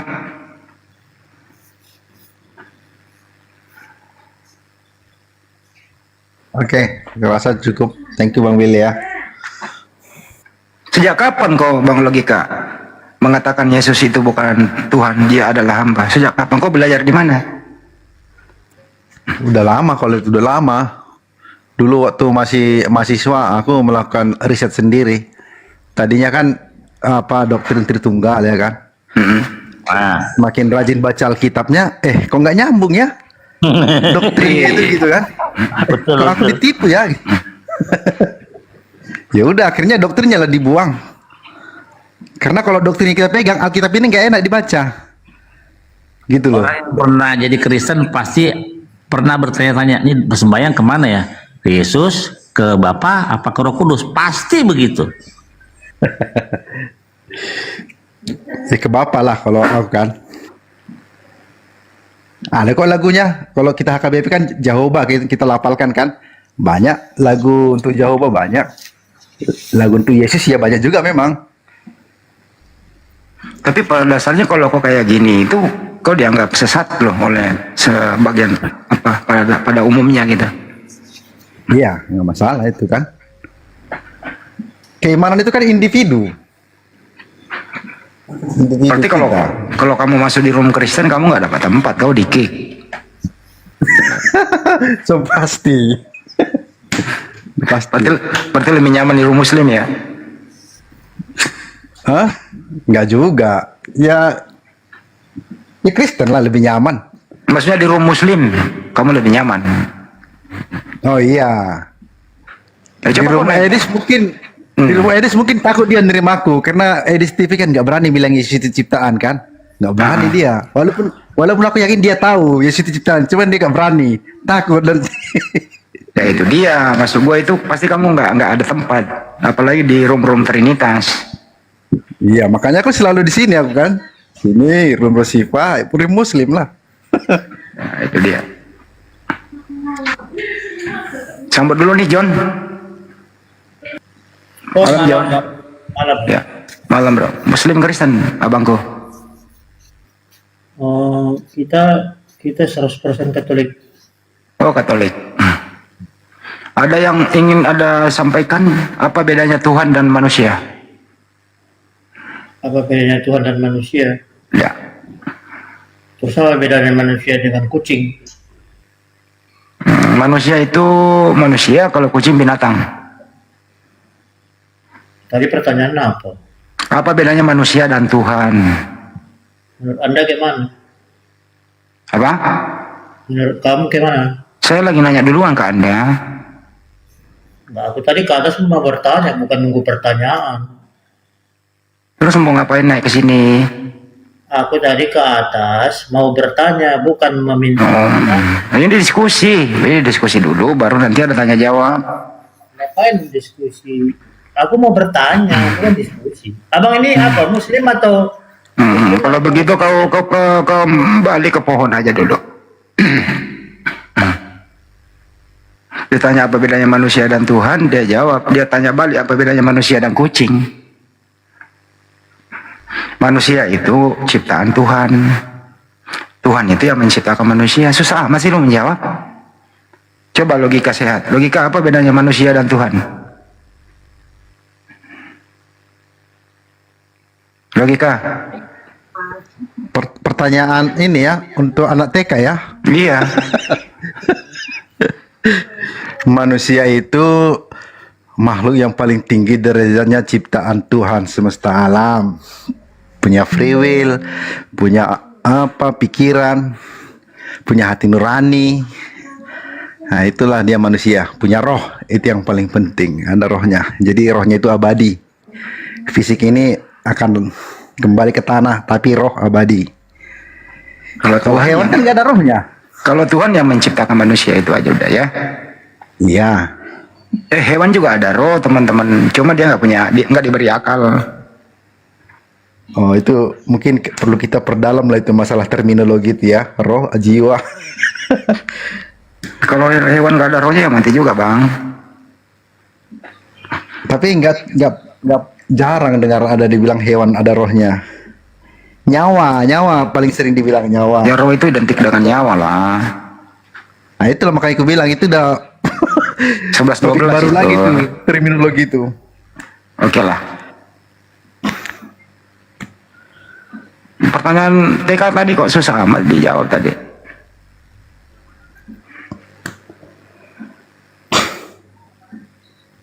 Gimana Bang Andi? Pertanyaan TK kok susah banget? Iya. Itulah orang keracunan doktrin. Sensi. Maksa dia kalau Yesus harus yang maha kuasa gitu jadinya kan. Kalau Yesus dibilang tidak Tuhan langsung kejang-kejang. Semenjak kapan Yesus ngaku yang maha kuasa? Orang mengklaim baik aja Yesus nggak ini. Kenapa Tapi selalu baik? yang dipegang Tuhan itu lah yang baik. Wahyu Gitu kata Yesus, 1:8. kan? Yang sering dipegang itu Wahyu 1:8. Sebelum Abraham ada, aku sudah ada. Gimana kamu mengartikan itu? Iya, betul tuh Bang Andi. Padahal itu kan bukan berarti otomatis dia yang maha kuasa kan? Kalau menurut saya, artinya apa? Apa yang aku ajarkan ini, itu ya Abraham lebih dulu mengajarkannya, bukan keberadaannya Yesus dengan Abraham. Jadi apa yang diajarkan oleh Yesus itu udah diajarkan Abraham sebelumnya. Ini masuk akal apa enggak? Itu bahasa ini apa namanya istilahnya filosofi Yunani. Nah, sama dengan Allah adalah roh, bukan itu pemahamannya sebenarnya kalau kita paham artinya dia bukan makhluk fisik kelihatan kasat mata gitu. Itu maksudnya walaupun memang Tuhan itu bukanlah bisa di dalam Taurat tidak pernah dibilang Tuhan itu adalah roh gitu. Tapi paham kita maksudnya tidak kelihatan seperti kita gitu. Betul ya Bang Billy. Jadi apa yang kuajarkan ini udah diajarkan sebelumnya oleh Abraham. Iya, karena itu kan perjanjian lama itu kan perjanjian baru itu kan Yunani. Jadi penuh dengan filosofi dan filsuf Yunani yang mempengaruhi penulisannya. Yang namanya juga filosof. Kalau bahasa biasanya itu filsafat teman-teman, filsafat. Ya, aku mau ngomong itu tadi filsafat benar, filsafat Yunani. Jadi PB itu banyak terpengaruh oleh filsafat Yunani. Cek aja, ada Philo di situ pengaruhnya. Ada banyak filsuf yang mempengaruhi gaya penulisan perjanjian baru. Termasuk tadi kata Bang Andi tadi tuh, sebelum Abraham udah ada itu bukan fisiknya ada, tapi pengajarannya. Ya, sama dengan Yohanes 10:30 misalnya, ini gaya penulisan bahasa nih. Aku dan Bapa adalah satu.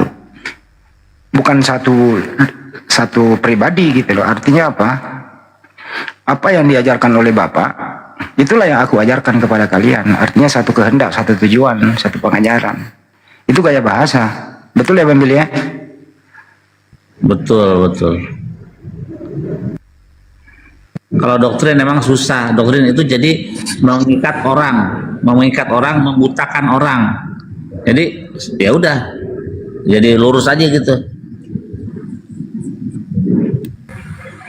Ini juga Bang Hendy, Protestan Lukas Junior ini cuman nggak menuhankan manusia katanya, Bang Hendy.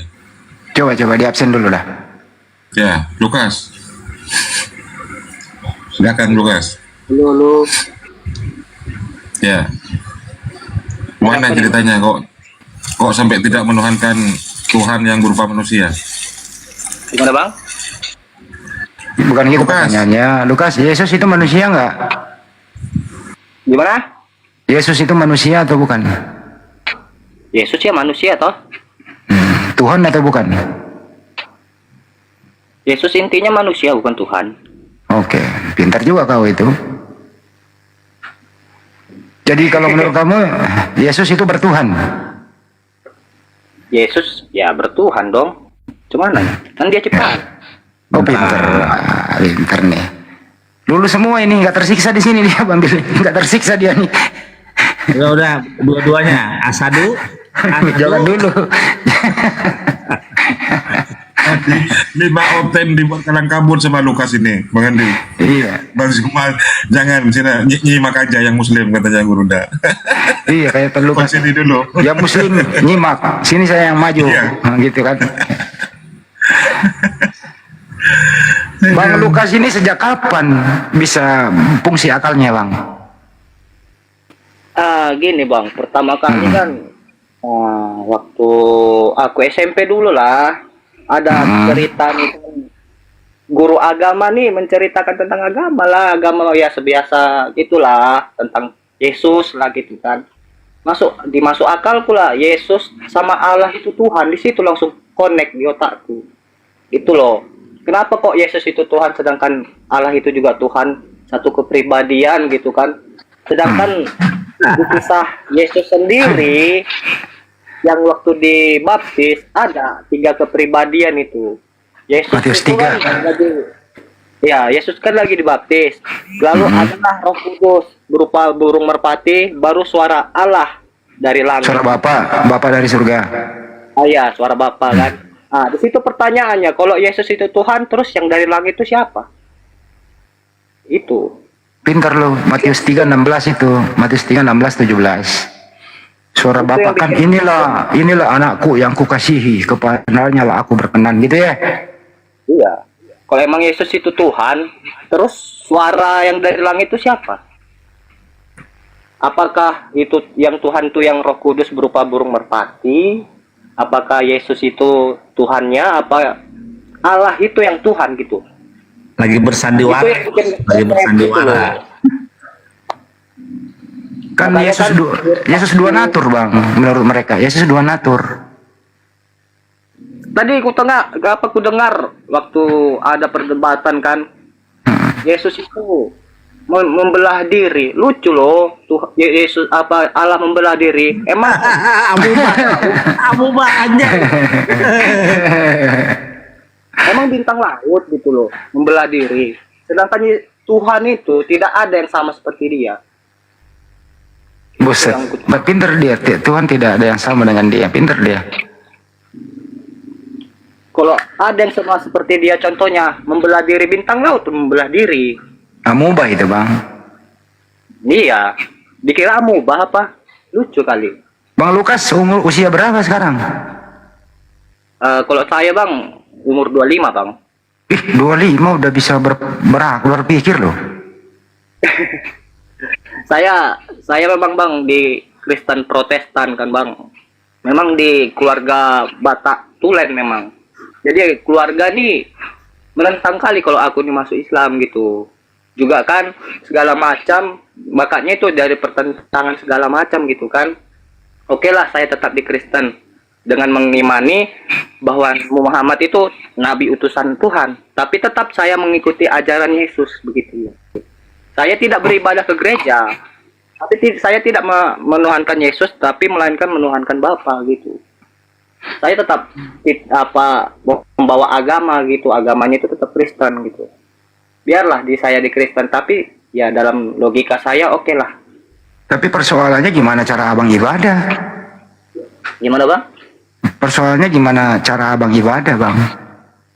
Iya, soal beribadah sih, kalau saya beribadah, Bang, saya nggak pernah ke gereja, Bang. Saya di sini beribadah selalu mengucap Bapa saja gitu. Tanpa menyebut Yesus itu Tuhan, nggak. Udah besok hari Jumat ikut gua aja belajar masuk sholat Jumat. Cuma gitu, Bang. Yang saya percaya kan, Bang, Muhammad itu utusan. Karena dulu pernah saya dengar konten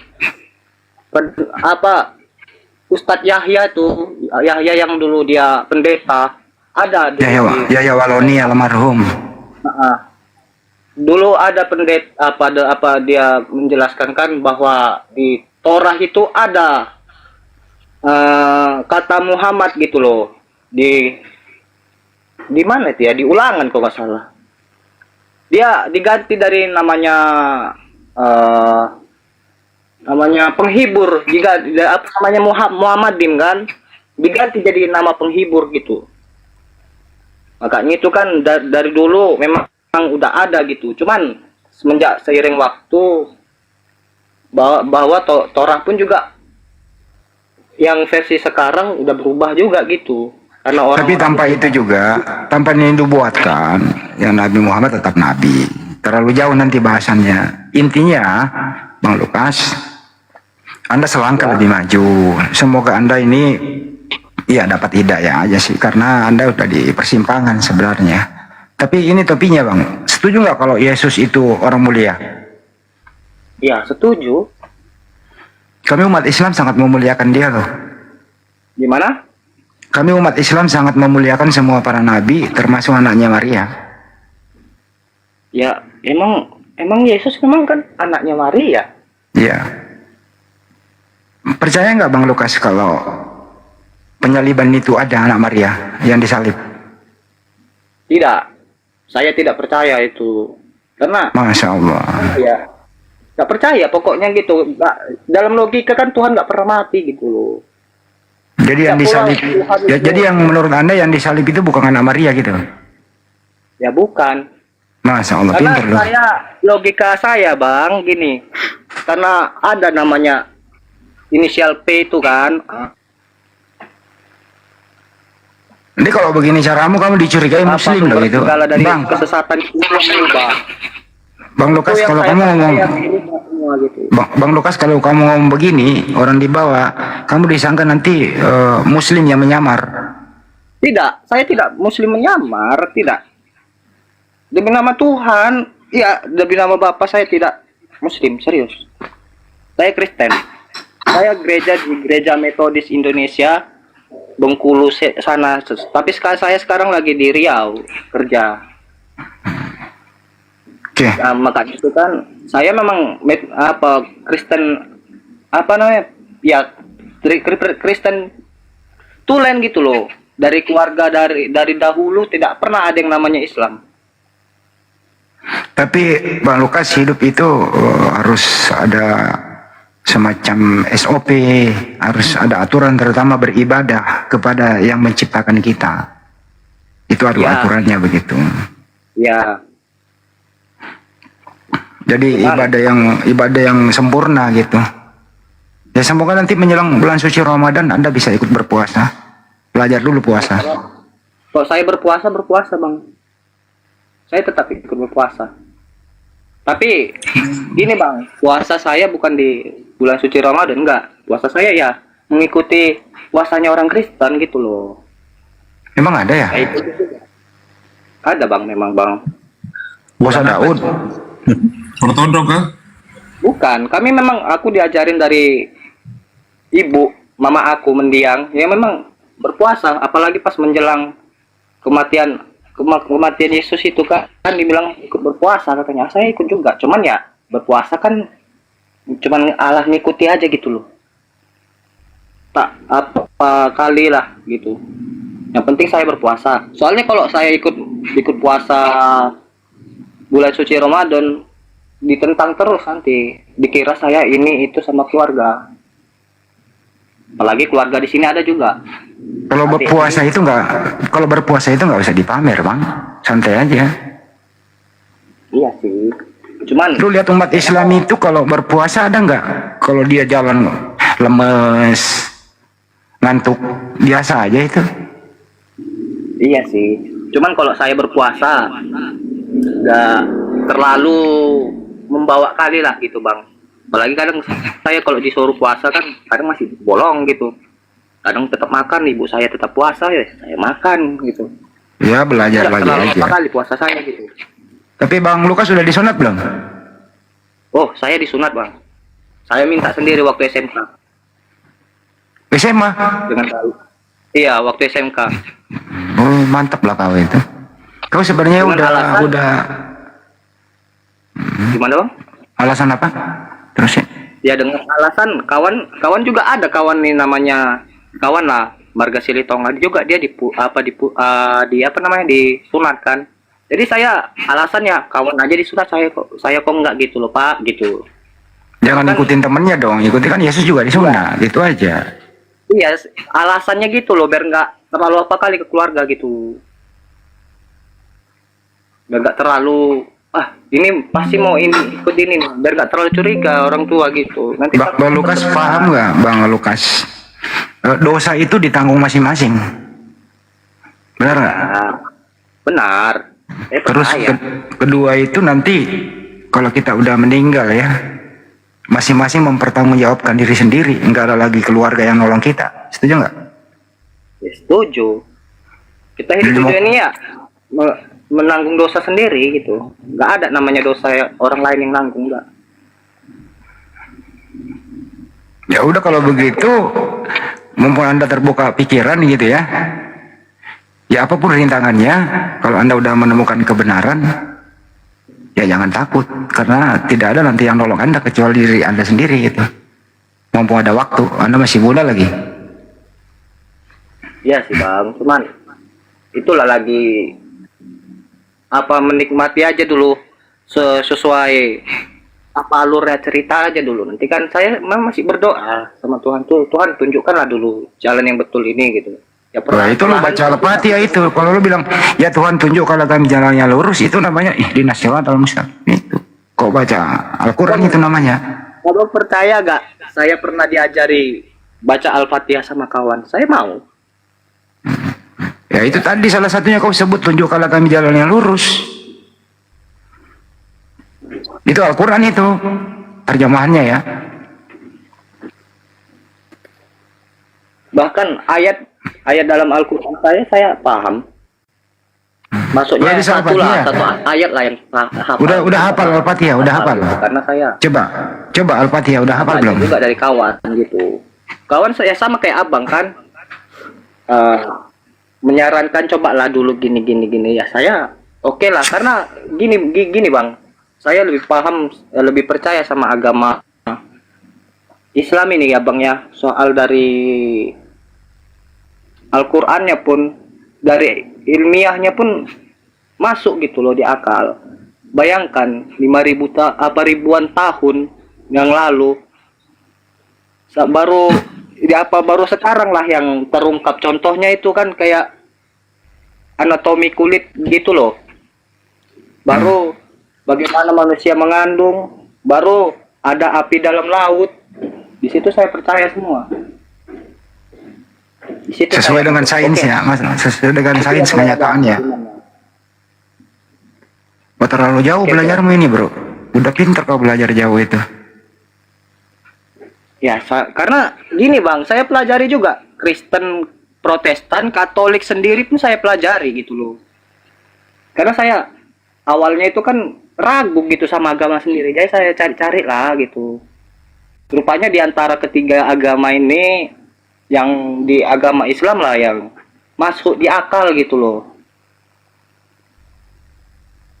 Itu yang bagi saya masuk di akal kali gitu. Kas, kamu kalau dengar azan masjid, kupingmu sakit apa bagaimana? Kalau kuping sakit enggak sih, biasa aja loh gitu loh. Karena udah terbiasa juga, karena rumah dekat masjid juga. Nggak kesel gitu? Gimana Bang? Kesel nggak kalau mendengar suara azan? Enggak, biasa aja. Karena udah terbiasa gitu, dari kecil udah rumah tuh dekat masjid. Iya biasa. Lo tau nggak maksudnya itu? Itu suara itu panggilan untuk menghadap. Panggilan untuk mengabdi, panggilan untuk menyembah kepada Sang Pencipta. Itu maksudnya. Iya. Ya, memang itu udah waktunya untuk ibadah. Panggilan, waktunya udah ibadah gitu. Itu yang saya tahu. Suatu saat nanti kamu akan memenuhi panggilan itu. Semoga kau dapat hidayah. Itu sih, teman-teman ya. Suatu saat insya Allah nanti Bang Lukas ini memenuhi panggilan itu dan memeluk Islam. Kita doakan semoga dapat hidayah beliau ini. Itu sih dari saya. Tapi keluarganya masih Kristen semua katanya. Ya, Bang Lukas. Oh iya Bang, masih Kristen semua Bang.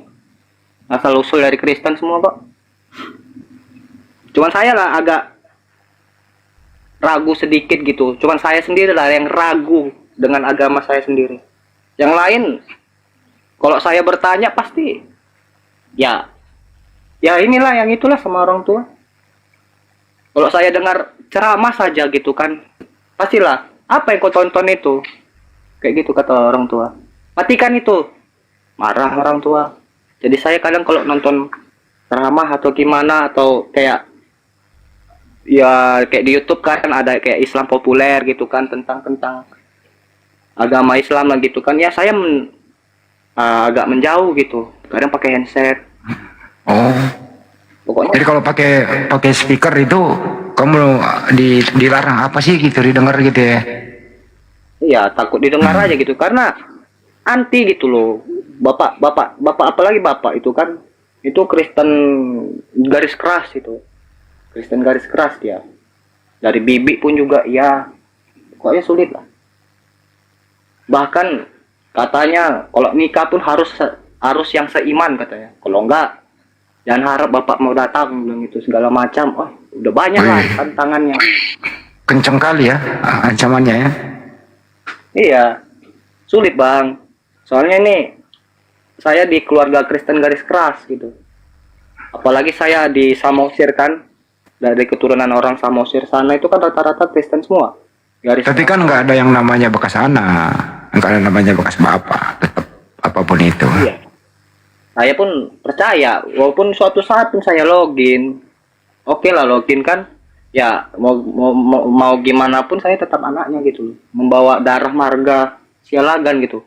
Karena entitas orang Batak ini cuman suku, bukan agama gitu. Ya tetap juga. Biasanya kalau Mbak Lukas dengar ceramah itu ceramah Ustadz siapa? Biasa yang ada dengar. Kadang Ustadz Zulkifli kan, baru dulu waktu SMP Ustadz Yahya Waloni, baru kadang Ustadz Uas itu. Ustadz Abdul Somad ya. Yang sebenarnya pintar dia itu rasa saya, pintar dia tuh. Kadang juga nengok konten-konten Islami kayak YouTube Islam populer gitu kan. Saya nonton gitu, saya pelajarin gitu. Tapi ya memang masuk di akal. Lebih masuk akal mana Anda mendengarkan pendeta khutbah daripada Ustadz ceramah? Ustadz ceramah lah. Apalagi kalau saya telisik betul-betul gitu kan. Ya apalagi kayak tentang ilmiahnya gitu loh. Saya kadang juga ikut debat juga, Bang. Maksudnya kan menyimak gitu loh. Oh, betul juga ya. Kayak gini lah kan saya menyimak gitu dari tadi. Betul juga ya. Kayak gini. Kadang nambah gitu loh. Nambah bikin keraguan sama iman lama gitu loh. Yang di Kristen makin tambah ragu, makin besar keraguan gitu. Sering kali saya kayak gitu. Sampai sekarang.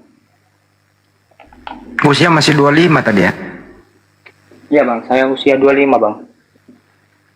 Pernah nggak kamu ada pertanyaan ke pendeta mengecewakan kamu? Udah banyak saya dari guru Injil, pendeta, saya bertanya tentang Tuhan. Iya, saya udah bertanya dari guru Injil sekalipun, bahkan pendeta ya kurang puas aja jawabannya gitu. Pertanyaan apa kira-kira itu? Orang-orang Kristen itu kan ya ujung-ujungnya Tritunggal juga yang dibahas. Enggak, pertanyaan basic yang tak terjawab itu apa? Ya itu yang saya tanya gitu loh, yang kayak Yesus dibaptis itu loh. Oh. Itu yang saya tanya. Kalau emang Tuhan itu catat adanya di Matius 3 16 sampai 17 itu dicatat. Iya, udah saya catat itu. Makanya itu kan itu yang paling kena kali gitu loh. Kalau emang Yesus itu Tuhan gitu kan. Kenapa waktu dibaptis Yesus itu ada suara Allah dari langit baru Roh Kudus berupa burung merpati. Pertanyaannya kalau Yesus itu Tuhan terus suara dari langit itu siapa gitu? Itu yang bikin. Kamu tahu nggak kata Allah itu adanya di Al-Quran loh, nggak ada di kitab lain. Iya, saya percaya itu. Cuman gimana lah kayak tadi lah kan saya berdebat sama orang 3 tadi itu.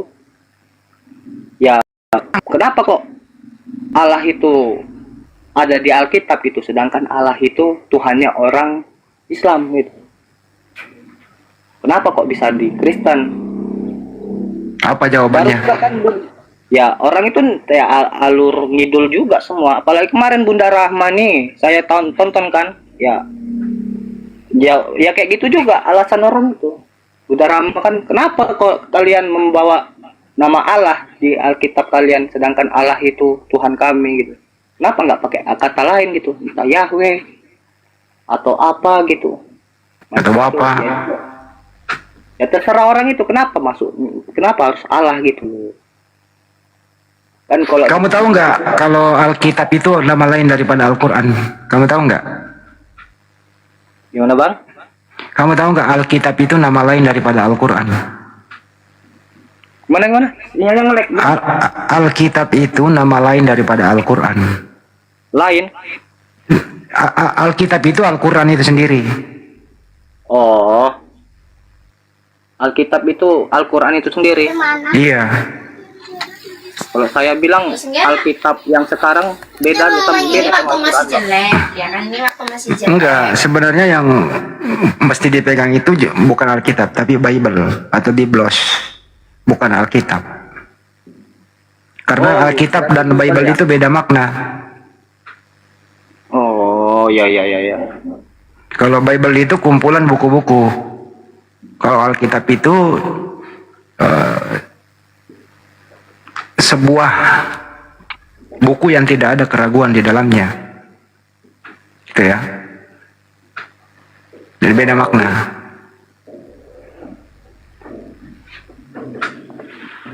Ya, seiring waktu itulah bang. Kau belajar terus lah. Iya, memang saya masih belajar terus ini bang. Bahkan saya belajar sholat juga udah pernah. Cuman Jadi kau percaya? Ikhlas saja. Jadi kau udah percaya Nabi Muhammad Sallallahu Alaihi Wasallam? Ya percaya dia Nabi. Percaya satu Tuhan? Ya percaya. Ya tinggal ikrar bahasa Arab aja nanti. Semoga dapat hidayah untuk Anda gitu lah ya. Ya bang ya. Ya tinggal kalau udah syahadat itu ya syaratnya itu ya harus sholat, zakat,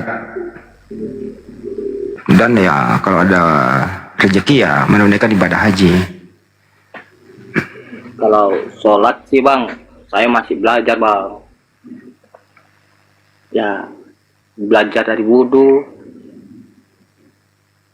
baru belajar ayat pendek minimal kata kawan. Al-Fatihah paling inti katanya. Udah hafal coba Al-Fatihah? Al-Fatihah ya lumayan lah bang. Coba. Bismillahirrahmanirrahim. Alhamdulillahirabbil alamin. Ar-Rahman ya, Ar-Rahmanirrahim.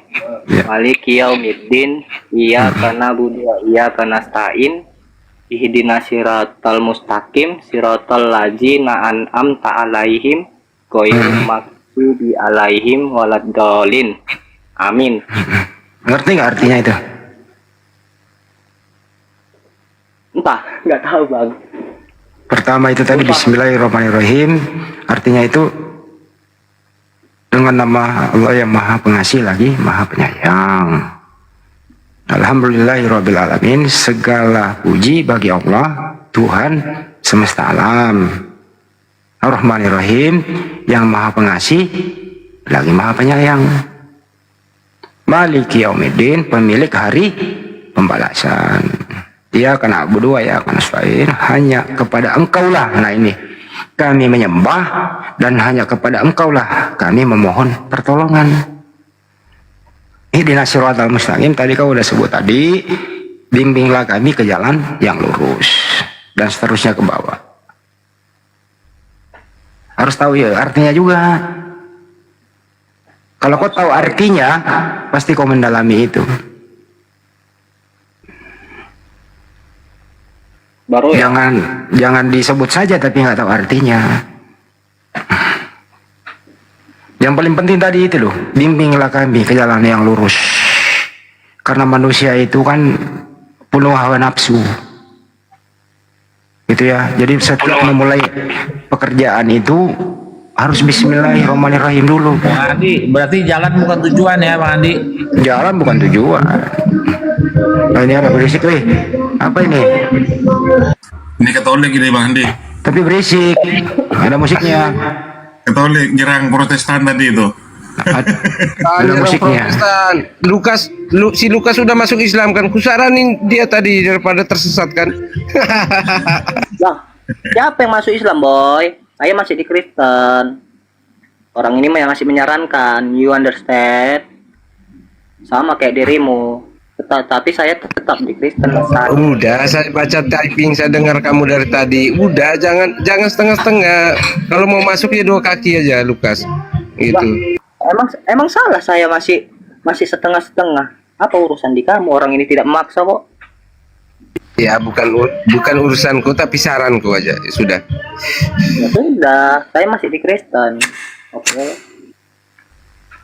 Saya masih belajar gitu. Mestinya kau kasih tahu Lukas, kembalilah Kristen menyembah Yesus. Itu baru benar. Enggak gini, Bang. Saya Katolik, bukan aku yang memilih engkau, tapi engkau yang memilih aku. Sudah, Bang. Siapa itu? Kalau gitu jangan jadikan segala bangsa muridku dong. Jadikan semua bangsa muridku. Udah tergenapi semua bangsa muridku. Katolik ada di mana-mana aja. Bangsa muridnya Yesus bangsa apa aja? Nah, emang ada muridnya Yesus bangsa Yunani? Bangsa Yahudi. Iya, berarti nggak ada Yunani kan? Nggak ada Yunani. Yunani kan bahasa internasional waktu itu kan, kayak bahasa Inggris. Mulai lagi bahasa internasional, Bang Billy. Les lagi. Lo tahu nggak, bro? Suara Paulus itu lokal. Korintus termasuk Anda, kota Roma, Galatia, Efesus. Kepada jemaat-jemaat perdana yang disebarkan. Ya bukan untuk Anda orang Indonesia, toh. Enggak, waktu itu kan jemaat perdana nggak ada orang Indonesia. Iya, Mas. Iya, justru itu. Kok 1 Korintus ini bukan untuk Anda, untuk orang Korintus. Bukan untuk semua jemaat. Iya, bukan untuk Anda, toh. Itu pengajaran, Bang, untuk semua sampai di mana? Kalau untuk semua itu artinya hai seluruh umat manusia. Nah, itu baru untuk semua. Sekarang kan diterjemahkan ke bahasa Indonesia, berarti untuk kami semua. Kalau kita pakai bahasa Yunani berarti untuk orang Yunani, gitu aja logikanya. Diterjemahkan ke bahasa Indonesia itu supaya kau paham bahwa Korintus itu untuk Korintus. Iya, betul sekali. Jadi untuk orang Indonesia, bacaan orang Indonesia, untuk pemahaman orang Indonesia juga. Kalau tetap pakai bahasa Yunani, nggak mau Katolik saya, Bang, itu aja. Bagaimana Anda mengetahui kalau Paulus itu adalah menyambung ajaran Yesus? Apa? Gimana? Bagaimana Anda mengetahui kalau Paulus itu adalah menyambung ajaran Yesus?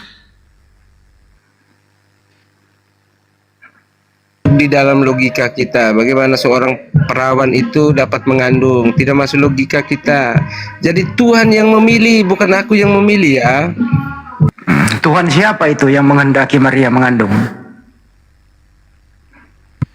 Bapa, Putra, dan Roh Kudus.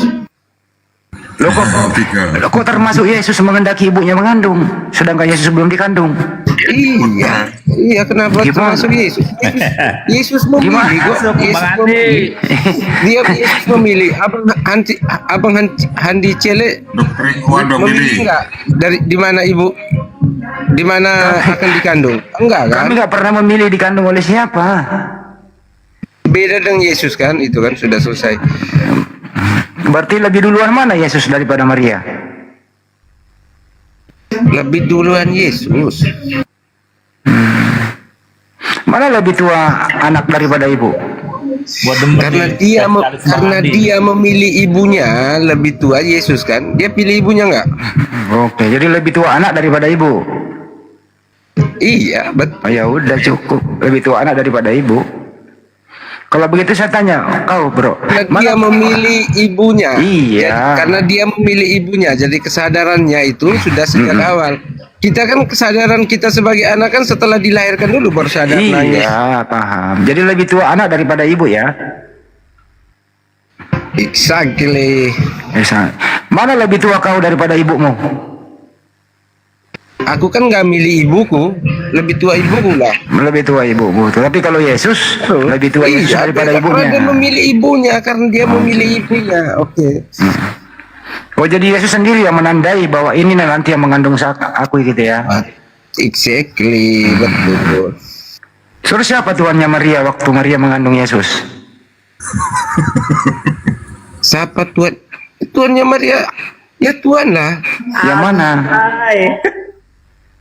Anaknya.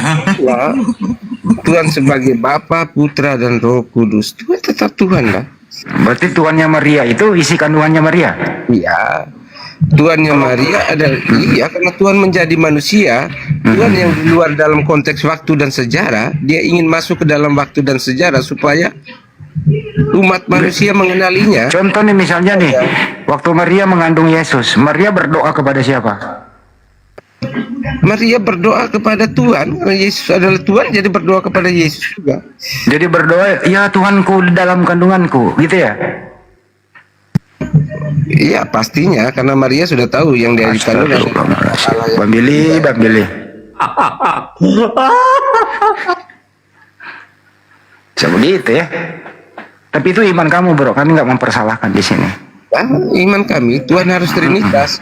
Kalau Tuhan satu pribadi bukan Tuhan dia. Kalau Tuhan Trinitas itu berapa Tuhan?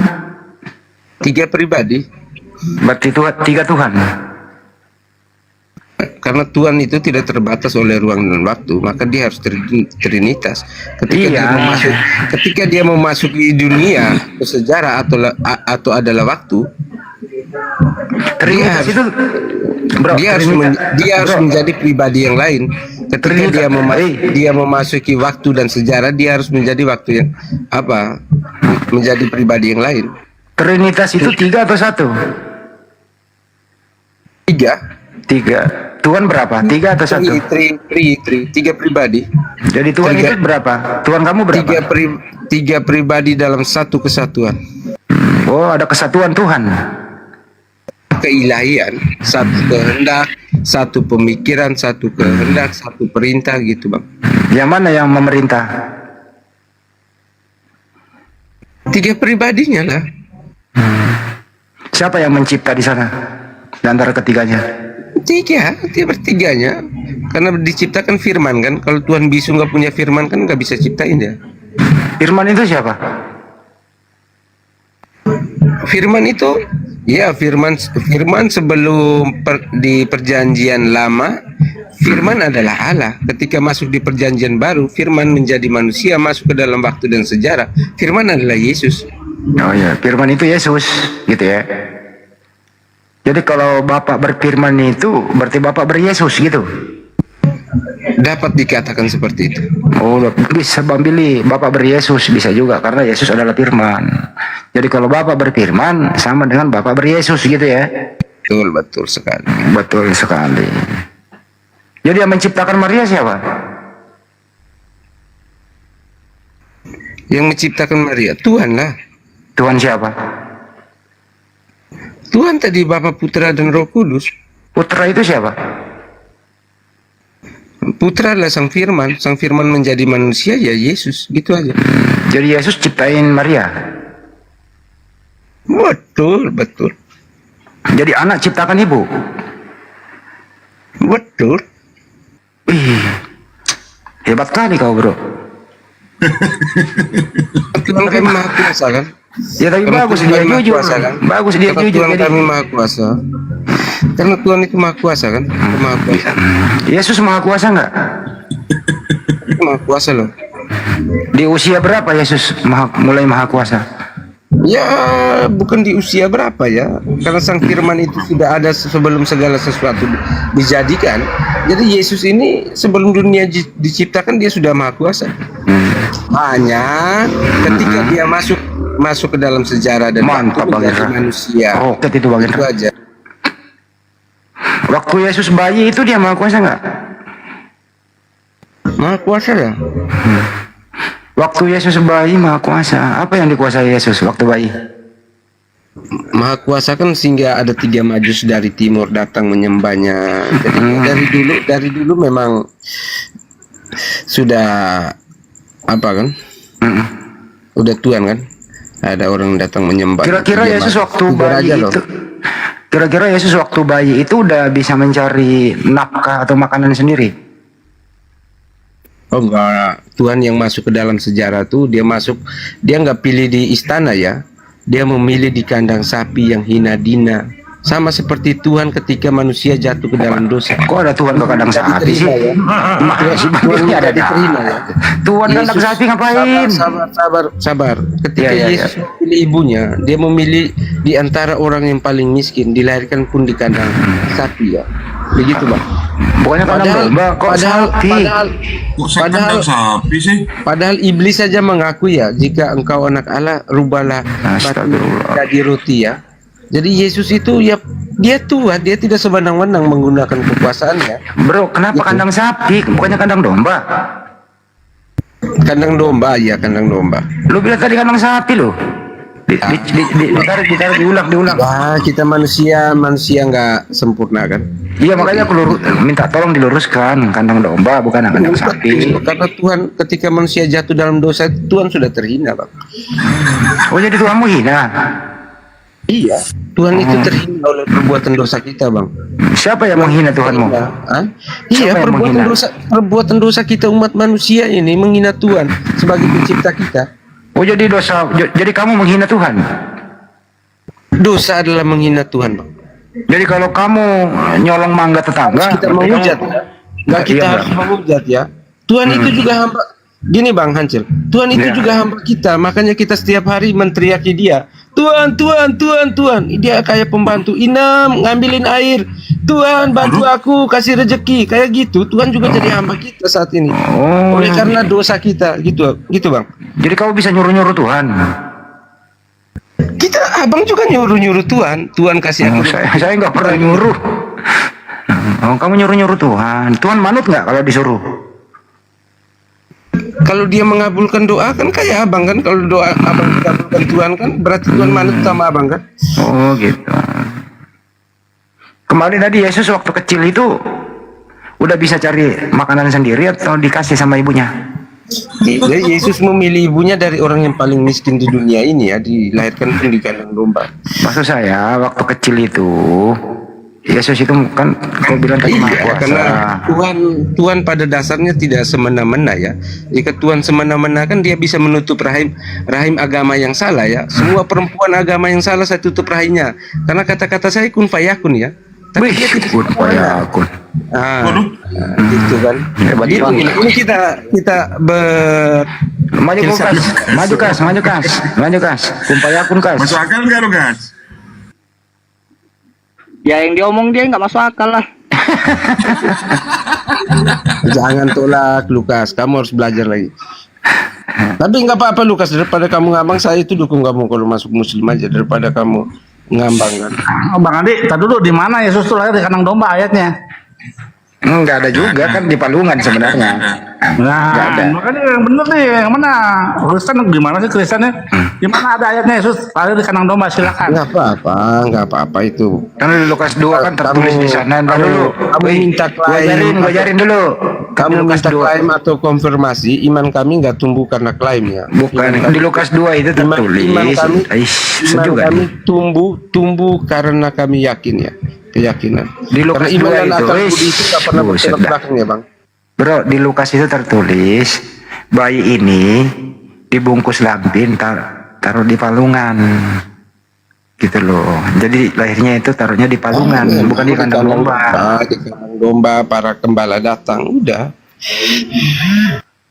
Tapi oke lah daripada debat sama kau, gue ikutin aja lah daripada gue susah. Bang, iya Bang, saya bilang Tuhan mati, saya bisa buktikan Tuhan mati. Saya bisa buktikan Tuhan adalah hamba. Karena perbuatan dosa kita, Tuhan akan menjadi hamba. Itu Abang harus berpikir kritis ya Bang. Iya Bang, saya kritis Bang. Siapa yang bunuh Tuhan Bang? Oleh karena dosa kita membunuh Tuhan. Oh iya Bang, sabar ya. Waktu jika Adam dan Hawa yang memakan buah pengetahuan, sabar Bang. Jika Adam dan Hawa tidak memakan buah pengetahuan, mungkin kita masih di surga di Taman Eden bersama-sama dengan Tuhan. Tapi kita makan pengetahuan itu adalah dosa. Kita meninggalkan Tuhan, membunuh Tuhan di dalam hati dan sanubari kita. Makanya hari ini banyak agama yang muncul, bahkan ada paham ateis. Ya udah, tidak percaya kepada Tuhan. Jadi kau pernah bunuh Tuhan. Jadi pembunuhan kepada Tuhan, kita manusia ini membunuh Tuhan di dalam hati kita. Wih, dia pembunuh Tuhan ini ternyata. Ya, dosa itu membunuh Tuhan. Bukannya dosa membunuh orang yang berdosa. Ini bahaya ini pembunuh Tuhan ini. Membunuh karena perbuatan kita kan. Membunuh karena perbuatan kita, makanya Kenapa gue ikut jadi gila ya? banyak paham yang ada di dunia ini, animisme apa-apa kan, gitu kan. Anakku Tuhanku, gitu ya. Ini Istakai nama monitor di luar nih. Ntar lagi dia telepon saya nih Istakai nama nih.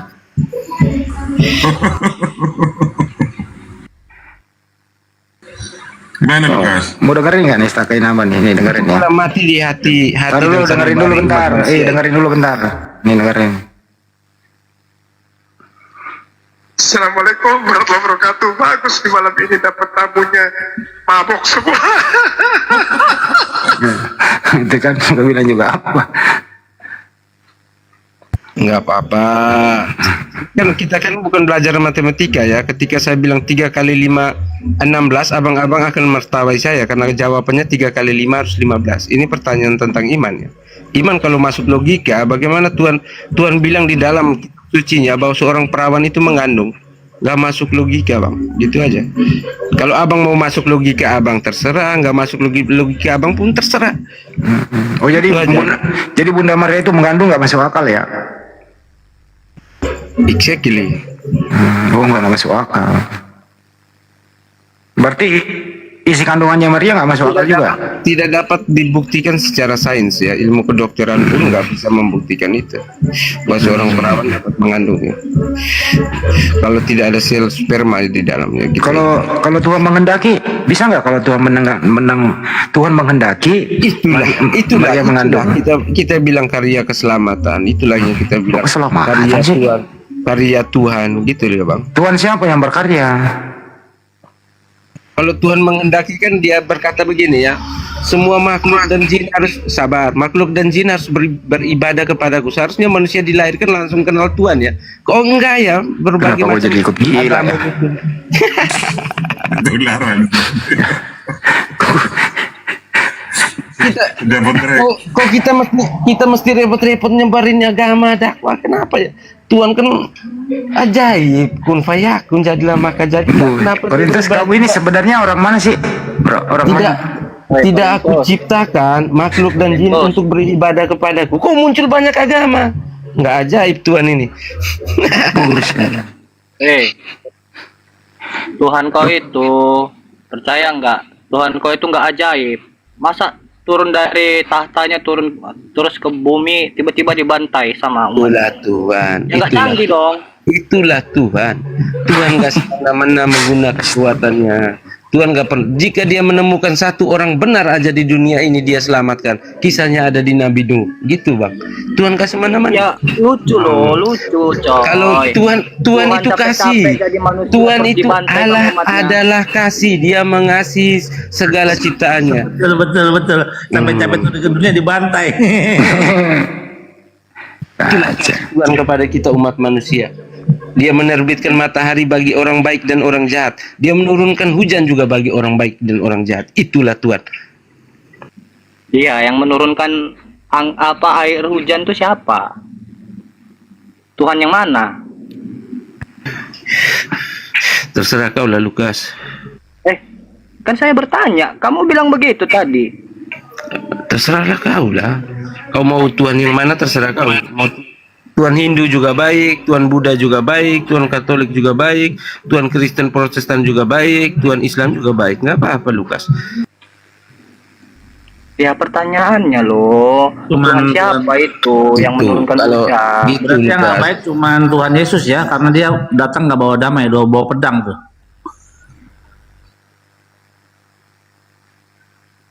Ketika saya bilang bulan kesiangan kan berarti artinya bulan kesiangan.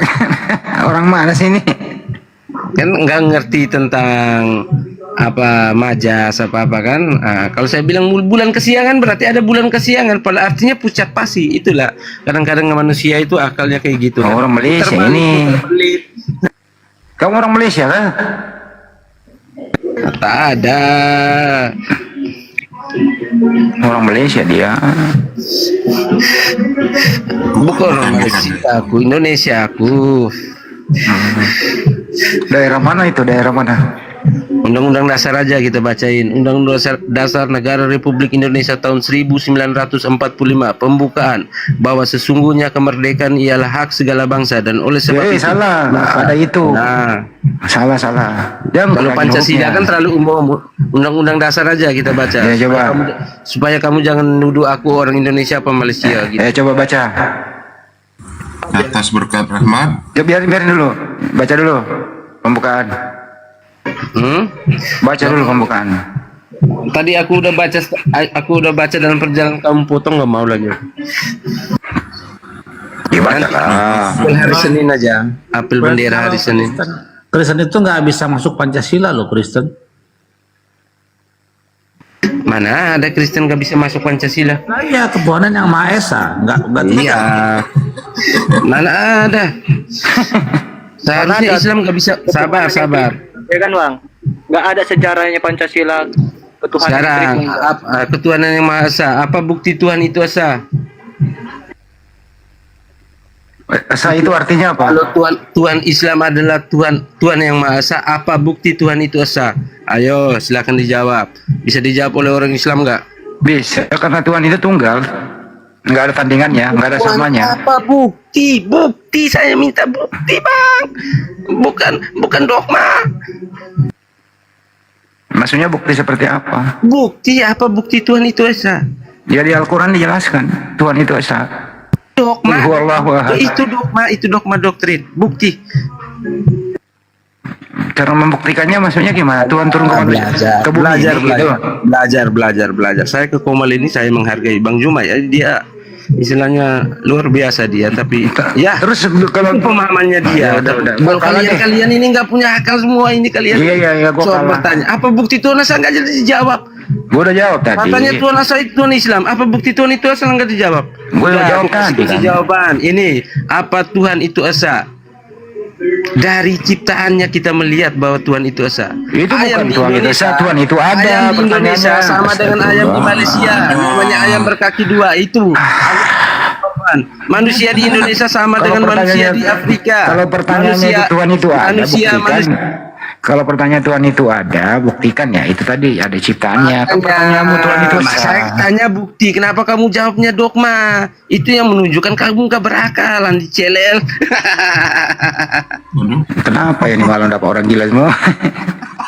Gue pengen marah, tapi orang gila. Sabar, apakah Tuhan sabar, mau jawab. Apakah Tuhan itu Tuhan Islam? Enggak. Karena Tuhannya Islam, dia berkata begini, makhluk dan jin hanya aku ciptakan untuk beribadah kepadaku. Sedangkan Tuhan yang Maha Esa itu ada 6 agama di bawahnya. Jadi dia nggak ciptain Hindu, nggak ciptain Buddha. Jadi nggak masuk.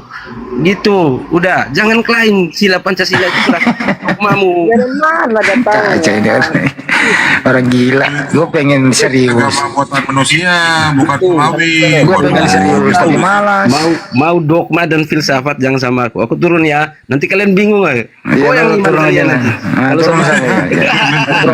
yang iman kalian kalau sama aku. Goyang, ini filsuf loh. Katanya mau turun. Gue pengen jawab serius. Dia nggak bisa menampung. Ya udahlah, biarkan dia jadi gila. Nanti yang lain menilai lah.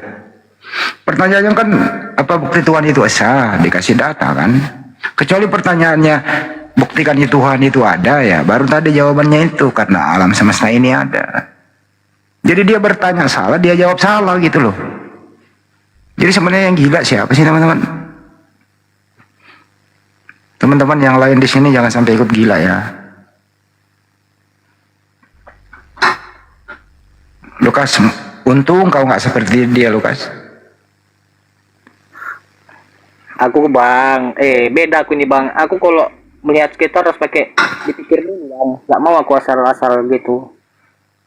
Apa gunanya Tuhan menciptakan otak kalau tidak untuk berpikir gitu loh.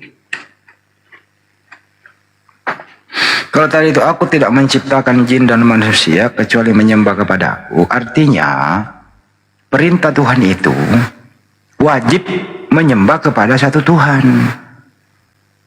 Tapi ini manusia kan diberi kebebasan. diberi kebebasan mau menyembah Tuhan mau enggak. Nah, yang tidak mau menyembah satu Tuhan itu ya silakan bikin agama lain, bikinlah dia yang dia maksud tadi itu. Tuhan itu nggak maksa kita, nggak memaksa. Kita ini diciptakan Lukas itu manusia diberi kebebasan memilih. Buktinya Lukas ini nggak dipaksakan masuk Islam. Iya.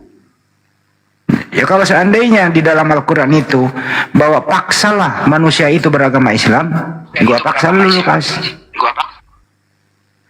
Tapi nggak ada, hanya kita menghimbau, memberitahu bahwa Islam tuh kayak gini gitu loh, supaya akal tuh berfungsi, supaya kembali menyembah satu Tuhan. Jadi anak orang apa tadi? Ini anak ini saya orang gila. Kalau di kitabnya Lukas kan ini, sebarkan Injil ke seluruh makhluk, kan gitu Lukas. Iya Lukas. Gimana bang? Bukan itu. Kalau di Bible itu ajaran Yesus. Kalau mau hidup kekal, ya inilah hidup yang kekal itu, bahwa mereka mengenal Engkau satu-satunya Tuhan yang benar dan mengenal Yesus yang telah Engkau utus. Jadi kalau mau hidup kekal itu di surga. Lukas, Yesus itu Tuhan atau utusan Tuhan? Ya utusan toh. Nah itu. Ya kalau utusan terus kita balik menjadi Tuhan, hidup kekalnya di mana?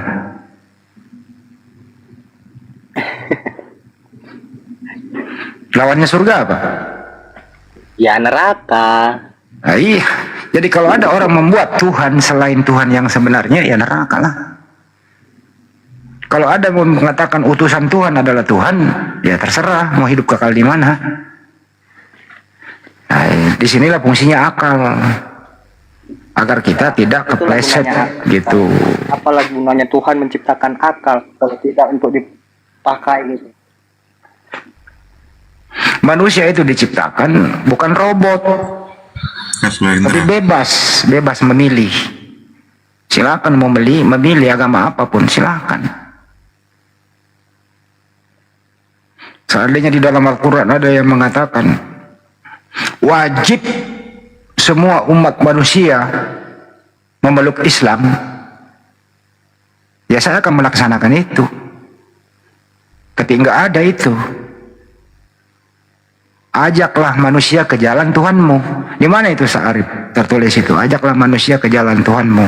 Kita hanya mengajak, bukan memaksa. Betul ya Bang Arif itu? Bahasanya kayak gitulah.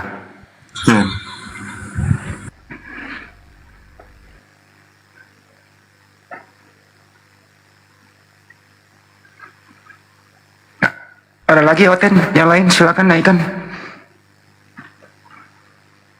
Ini data 1 Korintus 6:9, bukannya baca 1 Korintus 4 nomor 10.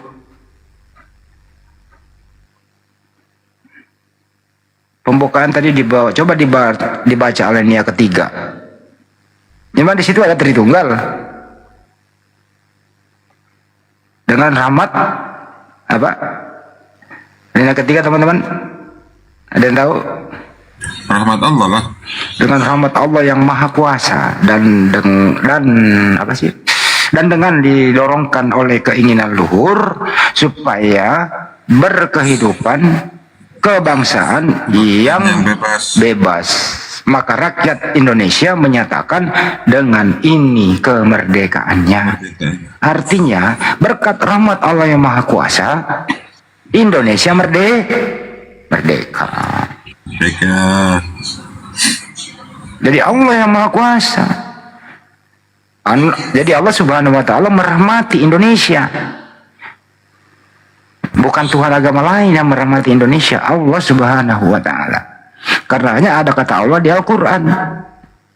Belajar lagi, dengarin itu baik-baik. Hanya kata Allah itu adanya di Al-Quran. Artinya Tuhannya umat Islam, Allah subhanahu wa ta'ala merahmati Indonesia. Setuju Bang Lukas? Lukas dibilang botol sama Korintus itu. Gak ada undang-undang dengan rahmat Yesus yang maha kuasa, nggak ada itu. Allah yang ya nggak ada lah. Orang Yesus dirahmati. Kalau Yesus dirahmati oleh Allah. Yohanes 3 nomor 16. Apa itu di sana? Yohanes 3:16, kok udah lupa. Maksud Bang Hendy yang tadi itu ajaklah apa? Serulah ya. Udhu'ila sabil rabbika bil hikmah itu ya. Serulah. Serulah manusia ke jalan Tuhanmu secara hikmah. Itu mungkin ya? Iya. Yohanes 3:16 itu begitu besar kasih Tuhan akan dunia ini sehingga ia mengaruniakan anaknya yang tunggal. Jadi Yesus itu dikaruniai oleh Tuhan, disayangi oleh Tuhan, dirahmati oleh Tuhan. Gitu. Jadi semua nabi itu dirahmati oleh Tuhan, disayangi, dikaruniai. Makanya Yesus itu mulia, semua para nabi itu mulia.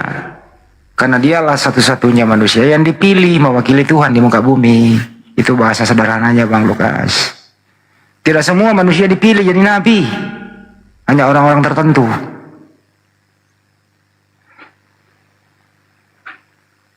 Makanya nabi itu lebih tinggi statusnya dibanding orang biasa. Betul ya Bang Arif? Betul. Iyalah, kalau Nabi mana sebanding dengan manusia biasa kayak saya.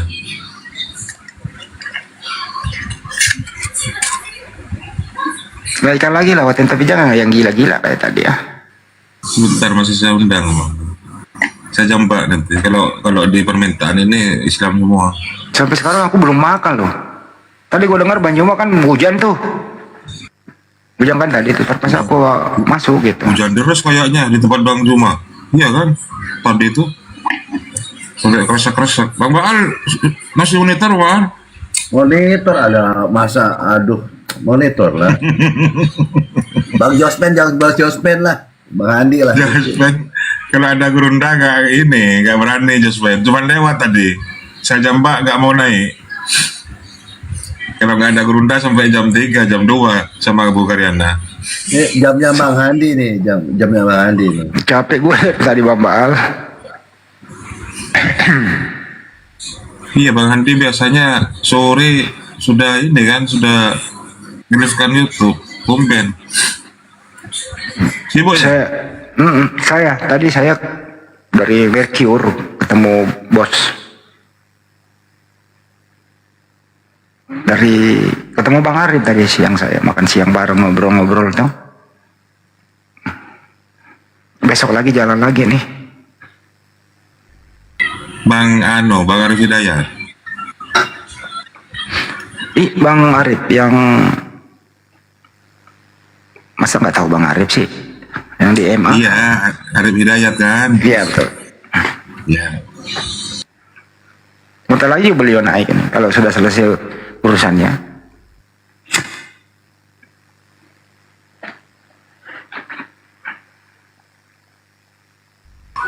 Bentar saya undang dulu ya. Biasanya kalau jam segini masih Rokok udah habis 2 bungkus ini, aduh. Nanti subuh 3 bungkus ini. Enggak, entar lagi banyak kok yang naik. Biasanya setelah Edis turun gitu, apa? Nah ini ada temannya Bang Handi nih. Teman saya ini, janganlah gua Bang Christian sama Bang Baal aja. Gua nggak tega kalau Bang Christian. Teman lama gua. Salam Bang Andi, sehat-sehat semua. Dulu ya Bang ya. Salam sehat semua. Iya ya Bang Ade Lukas, terima kasih. Saya pamit dulu soalnya besok kerja gitu lagi.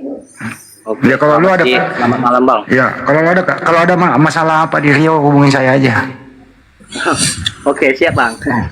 Samosir itu Bang Lukas, di Rio di mana? Bang Lukas di Rio di mana Bang Lukas?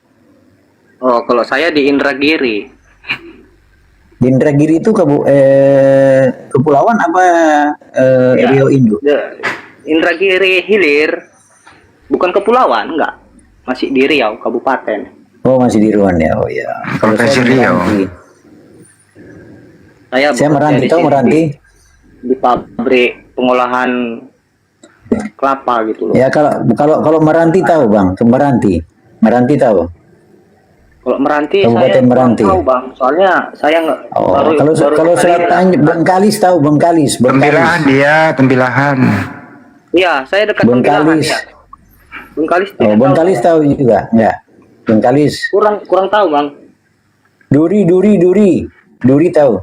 Oh Duri tahu, Duri ya. Oh ya, saya pernah pelayanan di Duri kok. Oh iya. Kalau Tembilahan itu di tengah negeri 1000 pari. Kalau di Pekanbaru saya di Tuanku Tambusai di GBI. Oh, kalau saya Gitu bang. pernah ke Riau nih, ya Duri, Bagan Batu, sama inilah Indragiri Hilir inilah, Pulau Burung, dekat lah. Gue mau nanya nih. Gitu. Gue mau nanya sama Pak Kris. Kenapa duri itu nggak menghasilkan duri tapi menghasilkan minyak? Iya, jadi kalau ke Duri itu kita harus lewati yang namanya Chevron kalau mau jalan potong. Chevron adalah perusahaan minyak. Nah, saya juga kurang tahu kenapa dinamakan Duri. Mestinya kan duri itu menghasilkan duri. Mestinya duri menghasilkan duri, kenapa menghasilkan minyak? Ayo. Ya, dia kalau tumbuh durian atau pohon salak ya kan banyak durinya baru pantas. Tapi saya nggak tahu juga. Iya. Yang jelas Indonesia itu kaya raya akan sumber alamnya. Iya. Cuma makanya harus belajar baik-baik ke supaya sumber daya manusianya juga mampu untuk mengelola sumber alamnya gitu. Gak apa-apa kok. Terutama kalau saya sih orang-orang anggota dewan itu kalau studi banding di luar negeri harus belajar yang benar apa yang berguna untuk diterapkan di air macam. Masalahnya kalau studi banding atau apa yang bawa pulang gitu. Masih pro lagi itu bang, udah Pertamina ambil alih kayaknya. Iya. Dulunya masih sebelum Chevron juga ada satu apalagi yang ngetop itu. Kemudian saya sih di Chevron itu waktu saya itu 2010 sampai 2012 di situ bang. Bolak-balik Pekanbaru, Duri, Batam, Riau Kepulauan. 3 tahun saya tugas pelayanan di situ.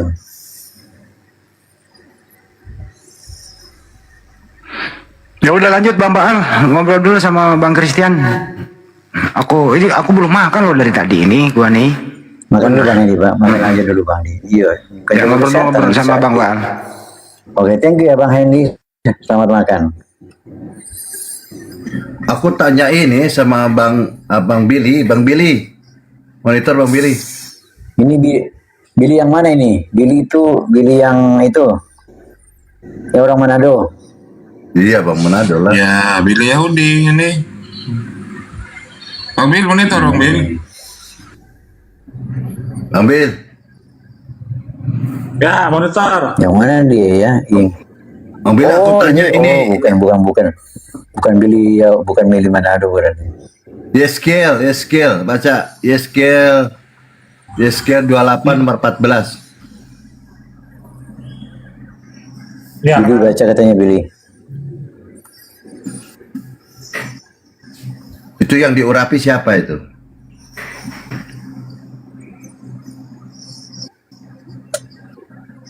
Ya, sekarang berapa? 14 ya. Yeskel 28.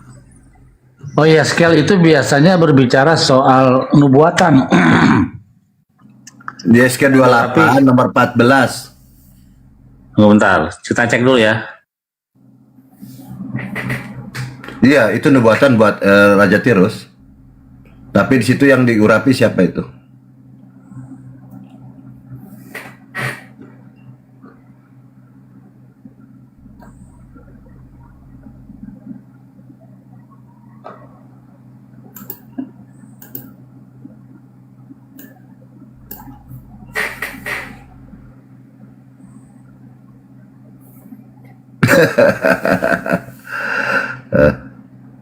Ya, SK 2814 ya. Ya. Oke. Nih. Tadi mana udah dapet. Nah, ini dia. 28 ayat 14 Yeskel. You have a cherub of great measure. Kamu memiliki kerup yang ukurannya sangat besar, yang itu bukan. Dan the cover dan tutupnya bukan ini mah. Yeskel 28:14 kan? Iya, 28:14. Kasih waktu saya 5 menit ya, ada Nggak gitu sesuatu. bunyinya. Kalau di Kalau dalam KJP itu engkaulah kerub dalam yang tanahnya nggak gini bunyi. 28 kerup. Iya, ini kan bisa bicara kerup. Iya betul. Nggak ada kata mosiah di sini. Tuh. Tapi kalau Nggak ada kata diurapi sih loh. Ada. Ada. Masya itu. Tunggu. Oh, mimesak ya. Ya Masya. Kerub itu apa tuh? Kerup itu malaikat, malaikat kerup. Tapi di Aaron Brit, di tabut perjanjian itu ada figur ya, ada patung kerup di situ. Di tabut perjanjian ornamennya itu salah satunya dua, ada kerup situ. Jadi nanti suara Tuhan itu keluar lewat situ, lewat kerup itu. Jadi seperti speaker. Jadi kalau di KJP-nya kan engkaulah kerub yang diurapi, yang melindungi, dan aku telah menetapkan engkau demikian. Engkau berada di atas gunung kudus Elohim. Engkau telah berjalan bolak-balik di tengah-tengah batu-batu. Nah, ini kan sebelum dia diusir dari Taman Eden ini ceritanya. Jadi malaikat ini diurapi gitu kan ya? Oh, mimasah itu artinya bukan Mesias tuh. Mimasah itu artinya largerness, like, soal ukuran itu. Coba cek di ini, di tanahnya deh. Kalau kita lihat coba di itunya deh, di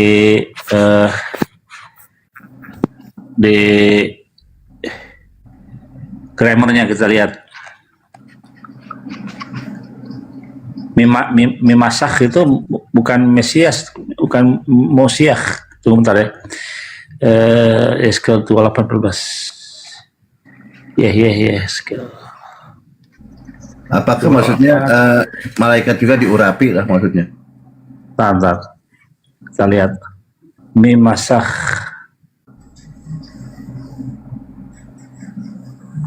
Iya, bagus lah itu kalau original tag-nya di situ Masya. Mimasah kita lihat.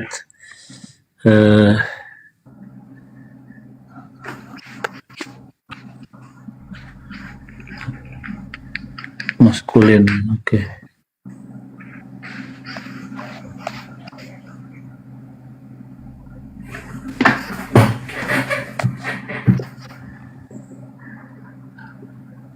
You are a kerup of great measure that covers. Engkau adalah kerup yang ukurannya itu sangat besar, yang menutupi.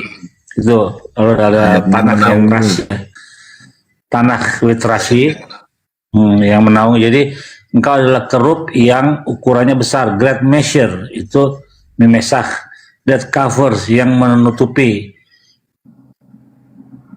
Maksudnya dia mengatakan you are a bird of measure, a huge bird that cover a large area with his wings. Oh, paham. Jadi kerup itu seperti burung, malaikat ada sayapnya kan? Ya, di Aaron Brit atau perjanjian itu ada figur itu. Nah, sayapnya itu menutupi tabut perjanjian itu, tutup pendamaian di situ. Itu maksudnya you rule over large dominion. Memesa dan kau berkuasa atas seluruh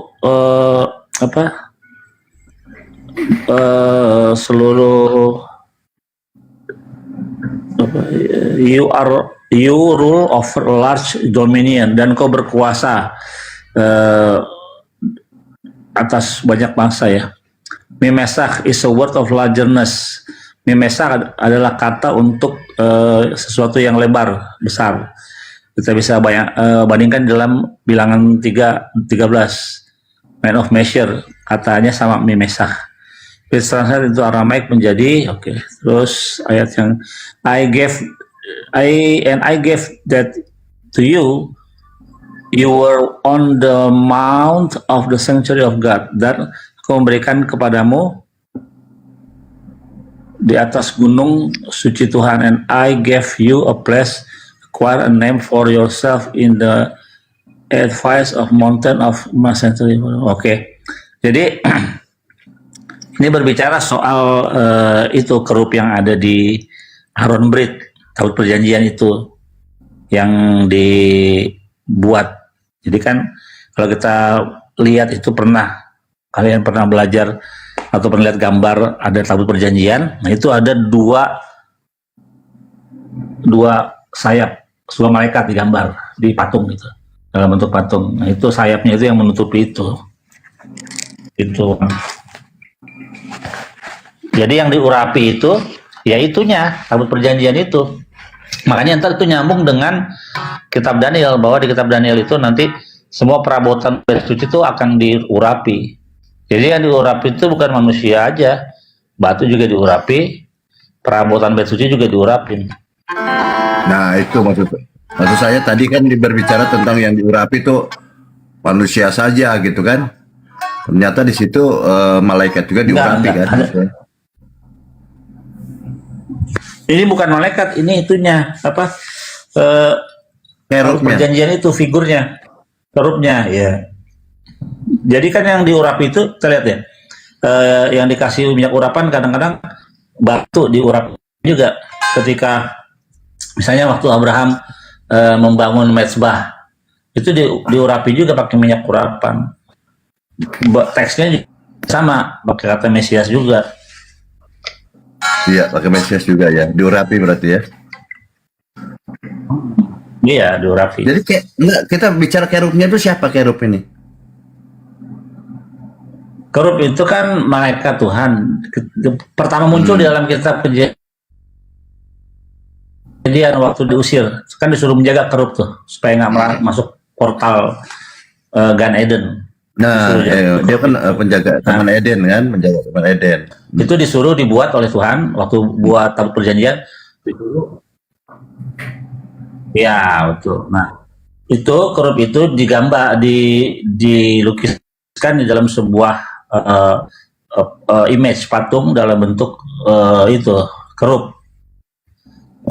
Mukanya kerub kalau dalam Midrash itu seperti anak bayi mukanya. Terus bercahaya-cahaya.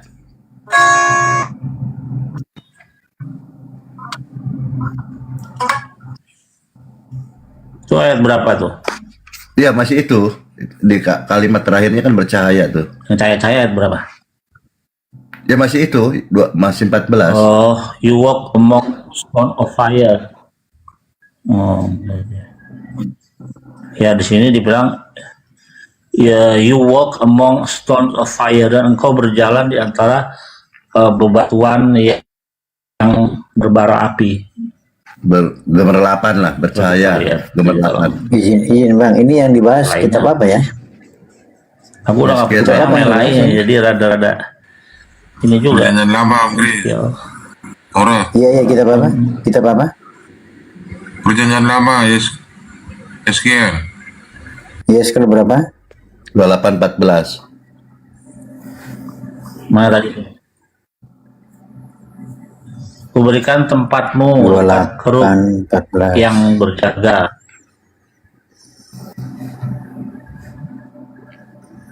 Jadi kuberikan tempatmu dekat kerub yang ini. Kau seorang kerubin yang manusia ucapkan suatu apa namanya? Oh, begini Bang Billy, ini ayat 12 kan, ayat 11 lalu datang lagi. Ini kan Bang Billy, ini kan mengenai Raja Tirus. Iya. Benar nggak Bang Billy? Jadi ini diumpamakan dia seperti Tuhan, karena dia kan begitu pandai.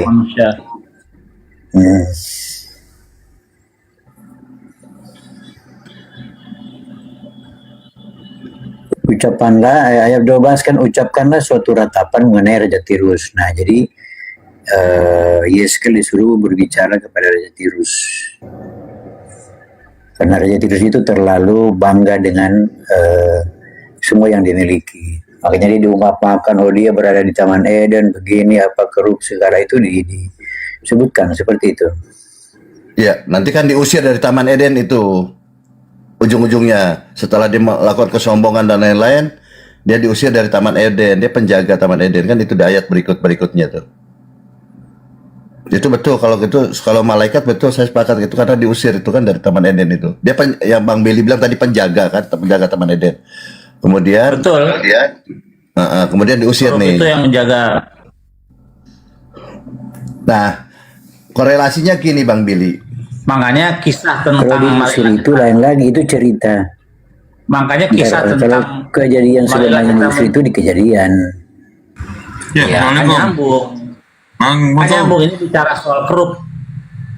Waalaikumsalam warahmatullahi wabarakatuh. Tentang kerupnya. Assalamualaikum semua. Tentang kerupnya. Assalamualaikum Bro Bill.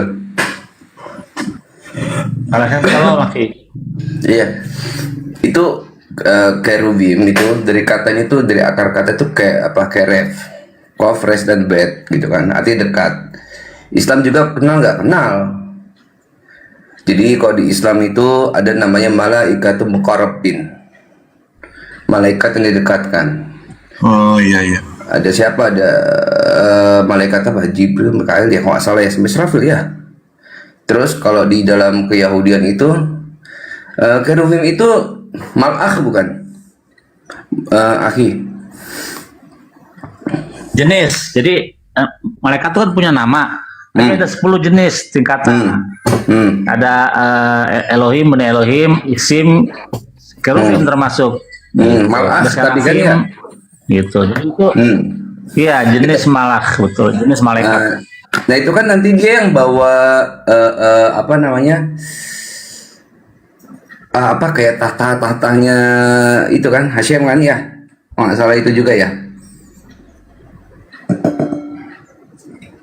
Iya, itu ada di penglihatan di Yeskel itu yang ada apa namanya, apa sih namanya tuh, Merkava.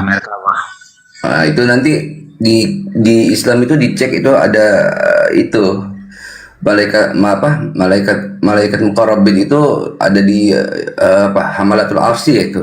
Ustaz Arif ya. Iya, Bang, tuh malaikatul muqarrabin. Nah, malaikat Arsy itu ada. Sama muqarrabin itu dari kata qaraba juga, dekat. Dekat juga Bang. Dekat juga.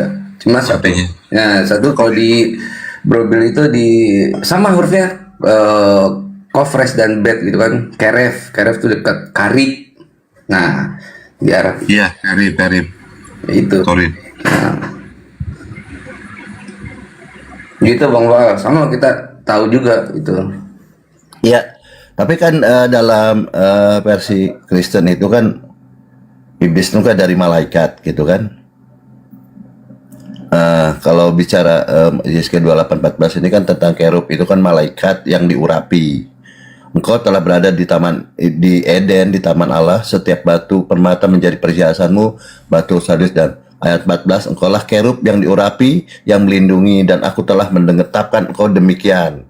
Kemudian ayat 15, engkau sempurna dalam segala tingkah lakumu sejari engkau diciptakan.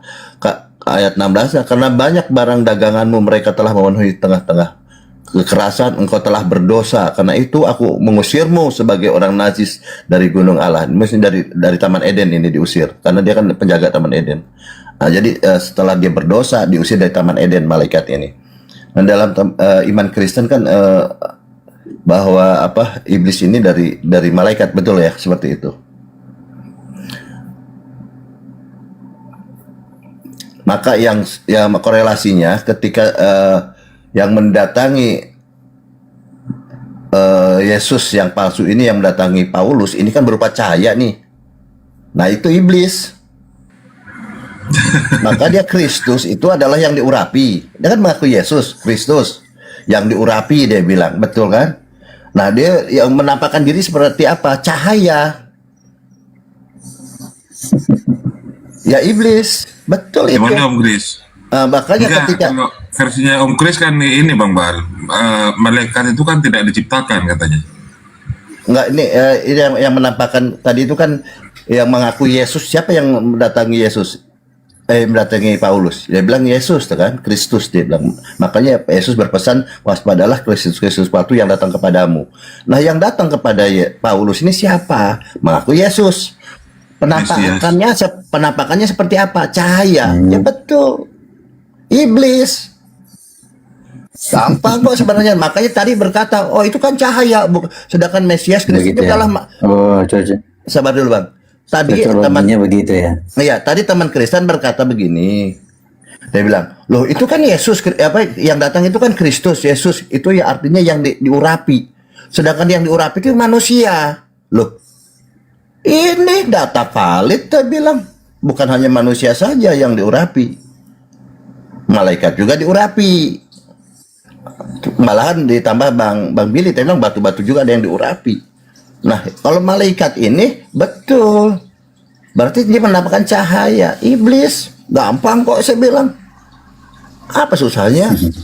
Jadi argumentasi bahwa yang diurapi hanya manusia ya tidak juga gitu loh. Berarti betul itu iblis yang datang kepada Paulus. Gampang kok sebenarnya. Malaikat yang membangkang maksudnya Bang Bal. Nah, karena kan diusir tuh nanti akhirnya tuh ceritanya. Bantah Om Kris. Ya bantahlah kalau nggak ini. Iya, soalnya begini Bang, ini kayak orang apa tuh, satu hidup di air laut, satu hidup di air darat dan saling menasihati, itu nggak mau ketemu nanti. Gitu umpamanya.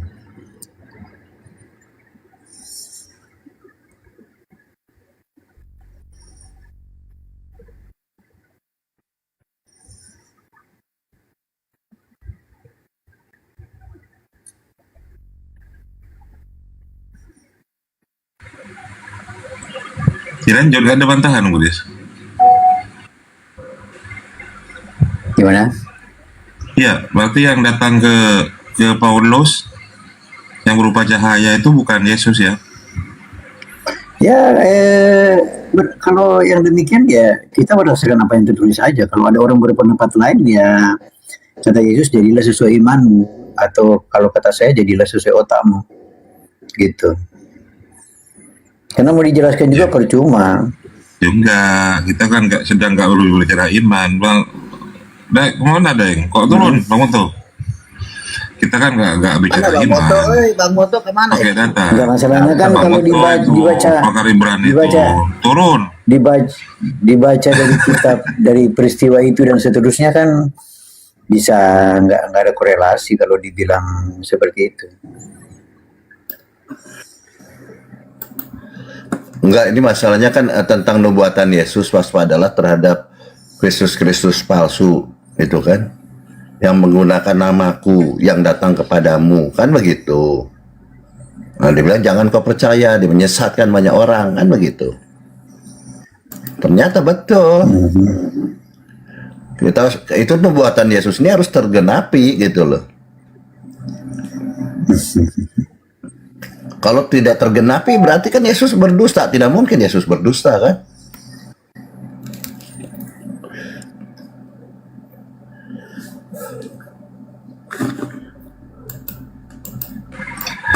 Bantah Om Kris. Tadi di Komalnya Melani gacor Om Kris. Di Komalnya Melani tadi. Gimana sih?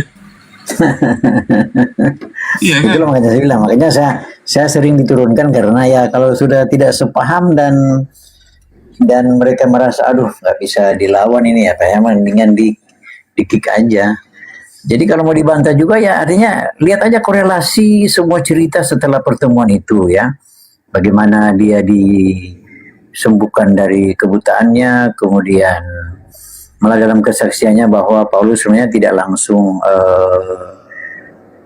itu ya, karena dia kan sangat ditakuti oleh orang-orang murid-murid Yesus juga. Jadi pengikut Yesus itu sangat takut kepada, waktu itu dia masih bernama Saulus ya, Saulus itu sangat ditakuti kan dia karena dia menggunakan kewarganegaraannya, dia meminta surat-surat apa tuh kayak persetujuan untuk masuk ke kota orang untuk menangkap pengikut Yesus. Dan dia sangat bangga dengan itu karena dia adalah orang yang sangat taat dengan hukum Taurat dan dia pikir apa yang dibuatnya itu benar. Ya, melawan dia pikir ajaran Yesus itu kepada murid-muridnya itu adalah sesuatu yang sangat bertentangan dengan Taurat itu, karena dia tahu juga bahwa ya Yesus dihukum mati karena menghujat Allah. Nah itu kan itulah sebabnya dia berusaha mengejar, memenjarakan, menyetujui pembunuhan. Nah itulah pekerjaan Saulus sebelum dia bertemu dengan Yesus. Dan cerita selanjutnya ya nyata. Jadi kalau kita baca itu sebenarnya, kalau baca selanjutnya bisa kita mengerti ya apa Yesus mengatakan bahwa dia juga akan dijadikan salah seorang pemberita Injil yang besar, yang berpengaruh, dan itu itu terlaksana semua. Paulus menjadi pertama-tama kan orang-orang murid-murid Yesus kan takut berjumpa dengan dia. Orang-orang Yahudi, orang-orang yang pengikut Yesus, ya semua jemaat yang lain juga takut. Akhirnya setelah mereka mendengar kesaksian dia, ya mereka menerimanya. Gitu. Ya, tapi kita jangan lupa gitu kan, Yesus berpesan seperti itu ya, tentang nubuatan bahwa ada nabi-nabi palsu. Kan, iya. Kan karena nabi palsu itu yang mana dulu, gitu kan? Nabi palsu kan ada kriterianya, kayak nabi palsu itu kalau dia menyangkal keberadaan Bapa dan Kristus, itu nabi palsu. Yang tidak percaya bahwa Yesus datang sebagai manusia itu nabi palsu. Nah begitu. Enggak, menurut Pak Yesus ini kan nubuatan Yesus begini. Yesus kan sudah berwanti-wanti, sudah berpesan. Jadi Paulus ini kan kita tahu bahwa semua ini seorang penjahat dulunya kan. Iya, betul. Yang diklaim dia bertobat, dia mengklaim dirinya dia bertobat. Dia akan bertobat katanya, dia mengklaim. Nah ini sudah dinubuatkan oleh Yesus itu menurut Yesus begini. Menurut Yesus begini, demikianlah setiap pohon yang baik menghasilkan buah yang baik, sedangkan pohon yang tidak baik menghasilkan buah yang tidak baik. Paulus ini adalah pohon yang tidak baik. Artinya apa? Kalau dulunya ada penjahat, tentu hasilnya adalah jahat juga. Gampang kok sebenarnya. Demikianlah setiap pohon yang baik menghasilkan buah yang baik. Sedangkan pohon yang tidak baik, nah Paulus kan tidak baik nih pohonnya, menghasilkan buah yang tidak baik. Gampang kok. Apa susahnya dia bilang. Masalahnya kan, makanya dia kan namanya diganti, disebut Paulus. Jadi ya buah itu kan kita bisa lihat. Buah itu Anda tidak bisa klaim dari diri Anda sendiri. Buah itu harus dilihat orang, ya. Kayak pohon jago kan Anda melihat ini buah bagi apa enggak. Nah itu kan jadi kesaksian bagi orang-orang juga. Ya bahkan dia rela sampai dia juga dibunuh kan karena kesaksiannya. Tapi tidak hanya itu ya Bang Christian. Bahkan sih ya. Enggak, maksudnya saya begini, buah itu kan dilihat. Anda mengerti nggak buah dilihat? Anda sepaham dengan saya bahwa buah itu dilihat. Artinya sifatnya, karakternya, apa yang dibicarakan itu dilihat, didengar orang. Bener nggak? Betul. Bener nggak? Betul. Ya oke. Kalau betul coba Anda lihat, Anda baca semua buah karyanya itu apa yang dikerjakan coba Anda baca sepanjang kisah para rasul yang berbicara tentang Paulus. Iya, semua menyesatkan. Peristiwa apa? Enggak. Peristiwa apa yang dianggap buah enggak? Anda baca di kisah para rasul, coba Anda kasih beberapa contoh di kisah para rasul yang menyatakan bahwa dia menyesatkan. Oke, baik. Ya. Sebelum ke situ saya kasih tahu dulu ya. Ini tentang nubuatan Yesus ya. Bentar dulu. Ya balik, sebentar. Itu enggak usah. Saya tahu nubuatan, enggak perlu ajari saya. Oh, kalau enggak, saya kan harus juga saya kan pengajar. Enggak, Bang. Jadi gini. Saya sudah tahu, Bang. Anda usah ajarin saya. Jadi sekarang langsung aja, Bang, ke topiknya. Buahnya apa? Oke, baik. Sebentar. Ya, sebentar jangan tantrum. Coba Anda lihat dari kisah para rasul. Sebentar dulu. Iya, baik. Begitu. Terus bagaimana saya mau diulang-ulang terus? Anda ulang-ulang terus itu pertanyaan. Gini, Yesus berkata gini, waspadalah. Itu Bang. Ini kita bicara ke Paulus. Di Paulus ini. Jahatnya apa di? Ini Paulus. Ya, Anda bicara Yesus, Anda bicara. Oh, diulang-ulang terus. Iya, jangan ulang-ulang. Jadi ya kan harus tahu kisi-kisinya. Buah pohon jahat kan Paulus. Sekarang yang buah jahatnya yang mana? Coba Anda lihat di kerjanya sepanjang Kisah Para Rasul. Kisah Para Rasul, Bang. Coba, Nanti coba Anda baca Filipi. Aduh, itu Filipi bukan Kisah Para Rasul, Bang. Kenapa Anda ngatur saya? Ini Pak Filipi ini perkataan siapa coba? Karena saya yang Kristen, saya tahu pekerjaan Paulus. Saya gurunya gimana? Anda Kristen, saya gurunya. Coba Anda baca Filipi 2 coba. Itu buahnya ini. Itu saya bisa jawab. Itu bukan. Silakan. Saya baca ya, Filipi 2 6 7 8 saya baca ya. Aduh, saya bilang yang walaupun dalam rupa Tuhan Elohim tidak menganggap kesetaraan dengan Elohim itu sebagai milik yang harus dipertahankan, melainkan telah mengosongkan dirinya sendiri dan mengambil rupa seorang hamba dan menjadi sama dengan manusia. Dan di dalam keadaan sebagai manusia telah merendahkan dirinya dan taat sampai mati, bahkan sampai mati di kayu salib. Ini ajaran Yesus atau ajaran siapa? Silakan. Saya katakan, coba Anda lihat perjalanan Paulus. Ini buahnya. Anda kan minta buahnya. Saya minta di Kisah Para Rasul karena itu yang menyatakan. Kenapa di Anda minta saya tunjukkan ini kok minta yang lain? Nanti Kisah Para Rasul nanti gampang nanti. Paulus. Dan ini ajaran Paulus loh. Ya gimana Anda mau bilang buah itu? Lah ini buahnya. Ini ajaran siapa? Dengar. Enggak. Gimana orang ini? Teologi itu dalam. Minta buahnya saya tunjukkan di Filipi 2 7 nomor 8. Coba kamu lihat apa yang Paulus lakukan selama masa perjalanan penginjilannya. Itu di mana? Oke, ini saya baca dulu ya. Apa pengajaran Paulus? Makanya di Filipi 2 6 nomor 7 sampai 8 saya baca ya. Yang walaupun dalam rupa Elohim, ini menurut Paulus ya, tidak menganggap kesetaraan dengan Elohim itu sebagai milik yang harus dipertahankan, melainkan telah mengosongkan dirinya. Ini pengajaran Yesus Paulus ini. Dan mengambil rupa seorang hamba dan menjadi sama dengan manusia dalam keadaan sebagai manusia. Ia telah merendahkan dirinya dan taat sampai mati, bahkan sampai mati dari kayu salib. Ini kan buah dari pengajaran Paulus. Nah, ini ajaran siapa nih? Ajaran Paulus atau ajaran Yesus? Silakan. Yang saya bilang perjalanan Paulus itu yang merupakan buah dari pertobatan. Lah ini buahnya saya bacakan. Coba Anda lihat di Kisah Para Rasul. Saya baca lagi ya. Ajaran begitu, bukan. Saya baca lagi nih pengajaran Paulus ini ya. Itu harus dilihat. Yang walaupun dalam rupa Elohim tidak menganggap kesetaraan dengan Elohim itu sebagai milik yang harus dipertahankan, melainkan telah mengosongkan dirinya sendiri dan mengambil rupa seorang hamba dan menjadi sama dengan manusia. Dan dalam keadaan sebagai manusia, ia telah merendahkan dirinya dan taat sampai mati, bahkan sampai mati di kayu salib. Ini kan pengajaran Paulus. Ini buahnya. Ini pengajaran Paulus atau Yesus? Silakan. Coba Anda lihat di jemaah-jemaah di daerah-daerah yang dikunjungi oleh Paulus. Dia minta data tadi. Dia minta data buah pengajaran Paulus apa? Ini salah satunya coba. Loh, kok buah pengajaran? Saya bilang buah pertobatan itu di. Loh, kok buah pertobatan? Olah ke pertobatan oleh jemaah-jemaah. Coba Anda lihat juga, makanya Anda lihat kisah perjalanan Paulus. Lah ini perjalanan Paulus ke Filipi ini apa? Anda nggak ngerti. Coba Anda lihat. Nah, coba Anda. Saya ulang ya.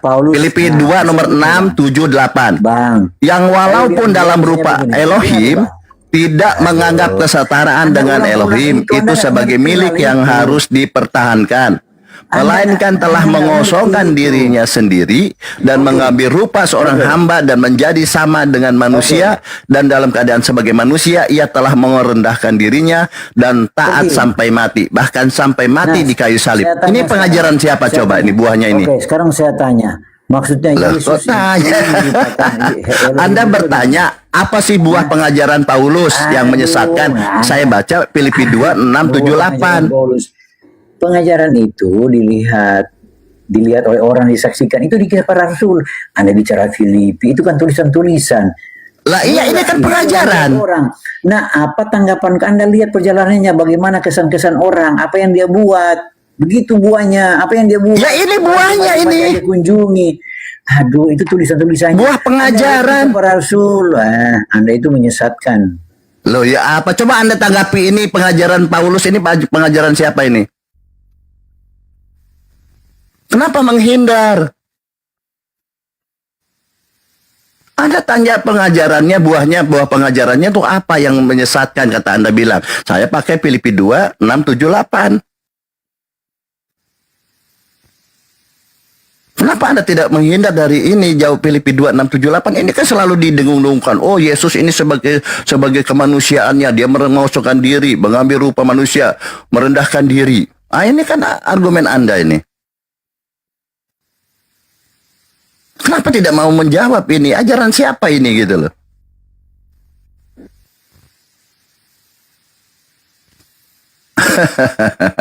Berat kawan, berat kawan.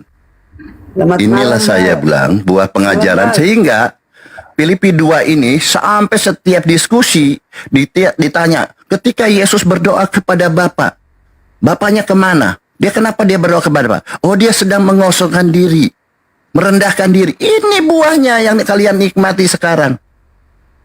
Ini yang selalu didengung-dengungkan. Makanya saya kaji ini. Siapa ini pengajaran siapa? Anda sekarang tidak tahu apa-apa, mencret. Bal, malam. Ya, Bunda. Di mana pengajaran di situ? Loh ini, yang pengajaran itu kan tentunya akan diambil oleh Anda kan? Dia adalah seorang guru, seorang nabi, seorang rasul, dan pengajaran itu diambil oleh Anda. Itulah buah dari pengajarannya, buahnya itu yang kalian ambil. Coba baca dulu, Bal.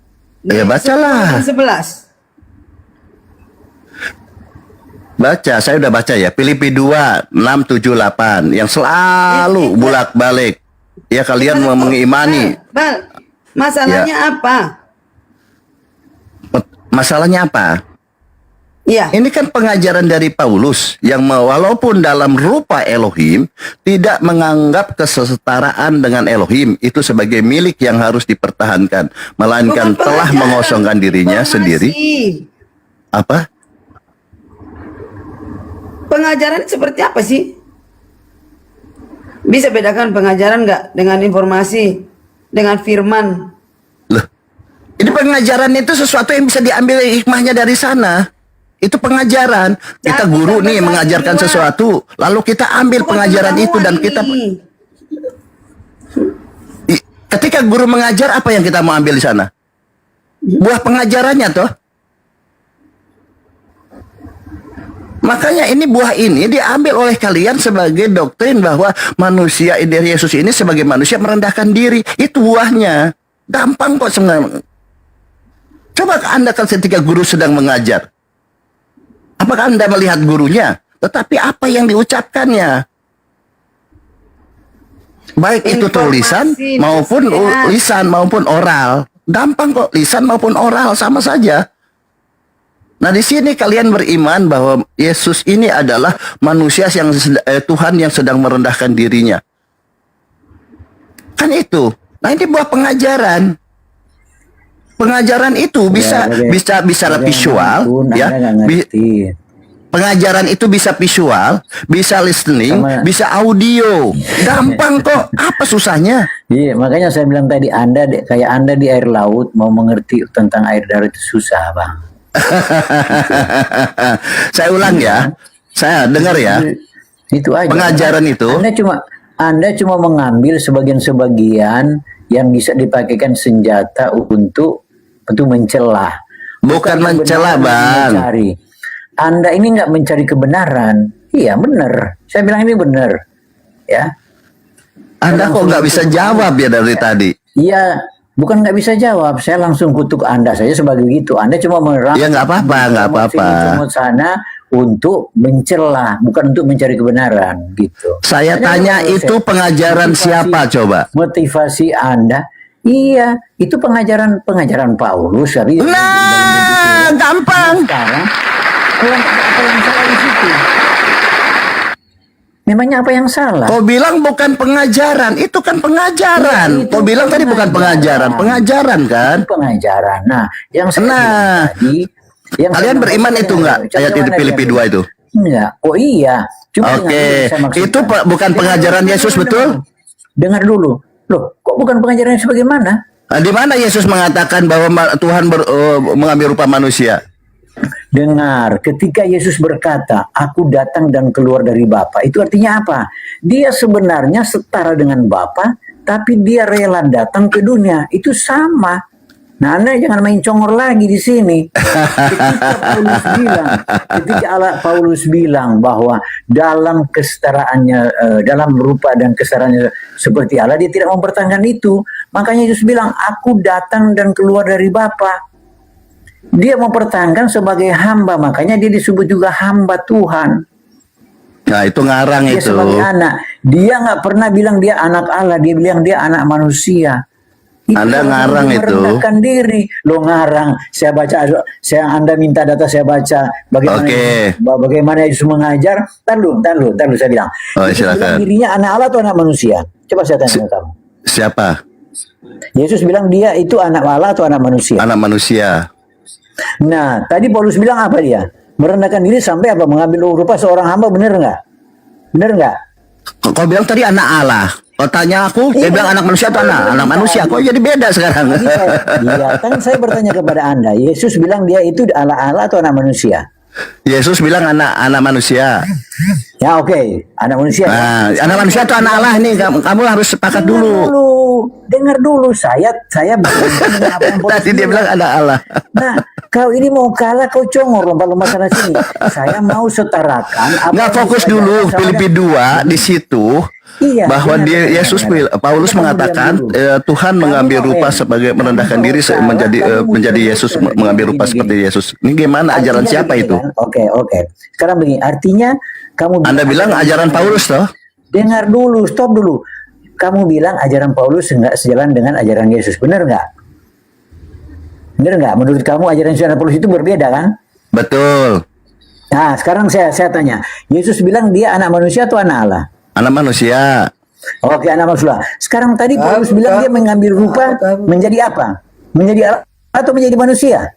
Asalnya dari mana dia?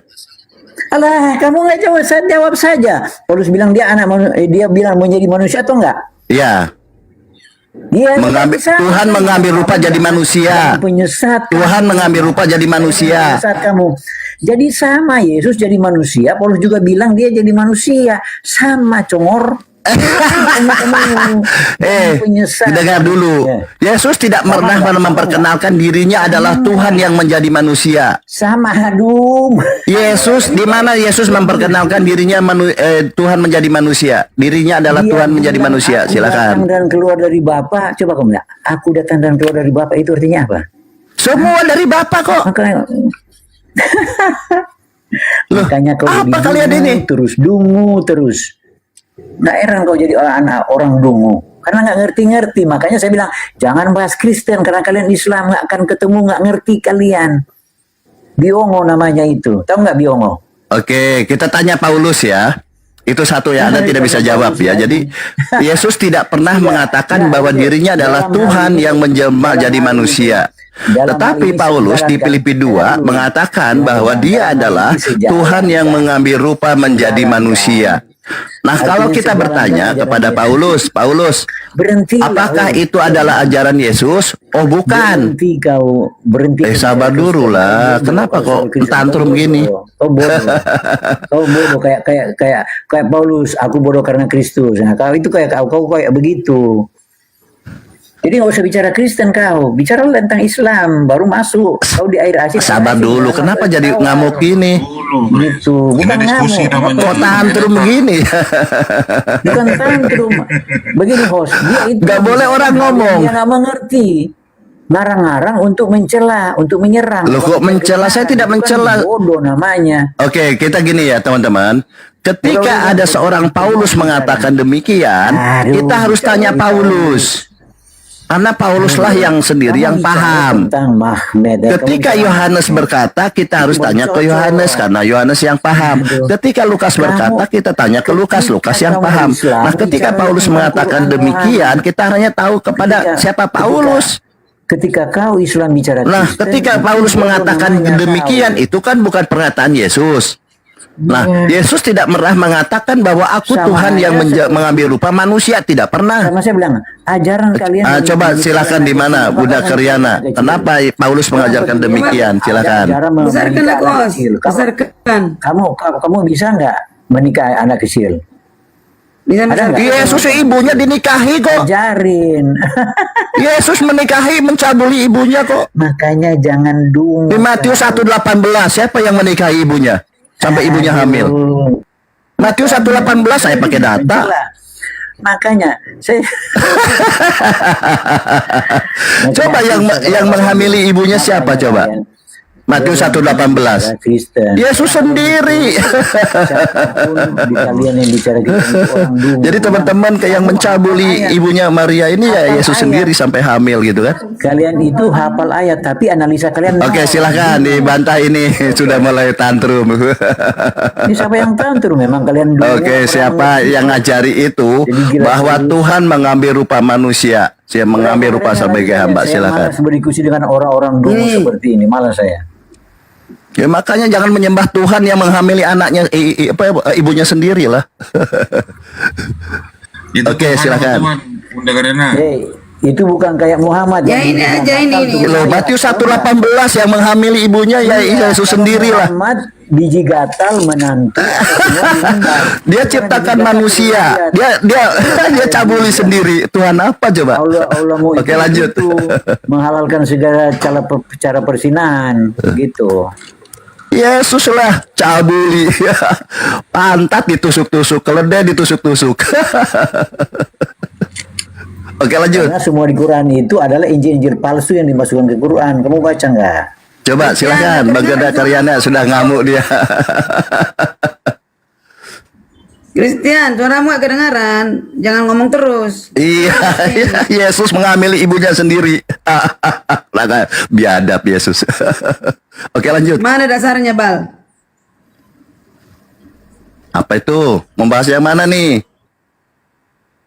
Yesus mengambil ibunya sendiri atau membahas yang tadi? Filipi 2. Filipi 2. Oke, nanti lanjut. Ya. Itu kayak babi yang mau dikasih mutiara percuma. Supaya dalam nama Yesus bertekuk lutut segala yang ada di langit.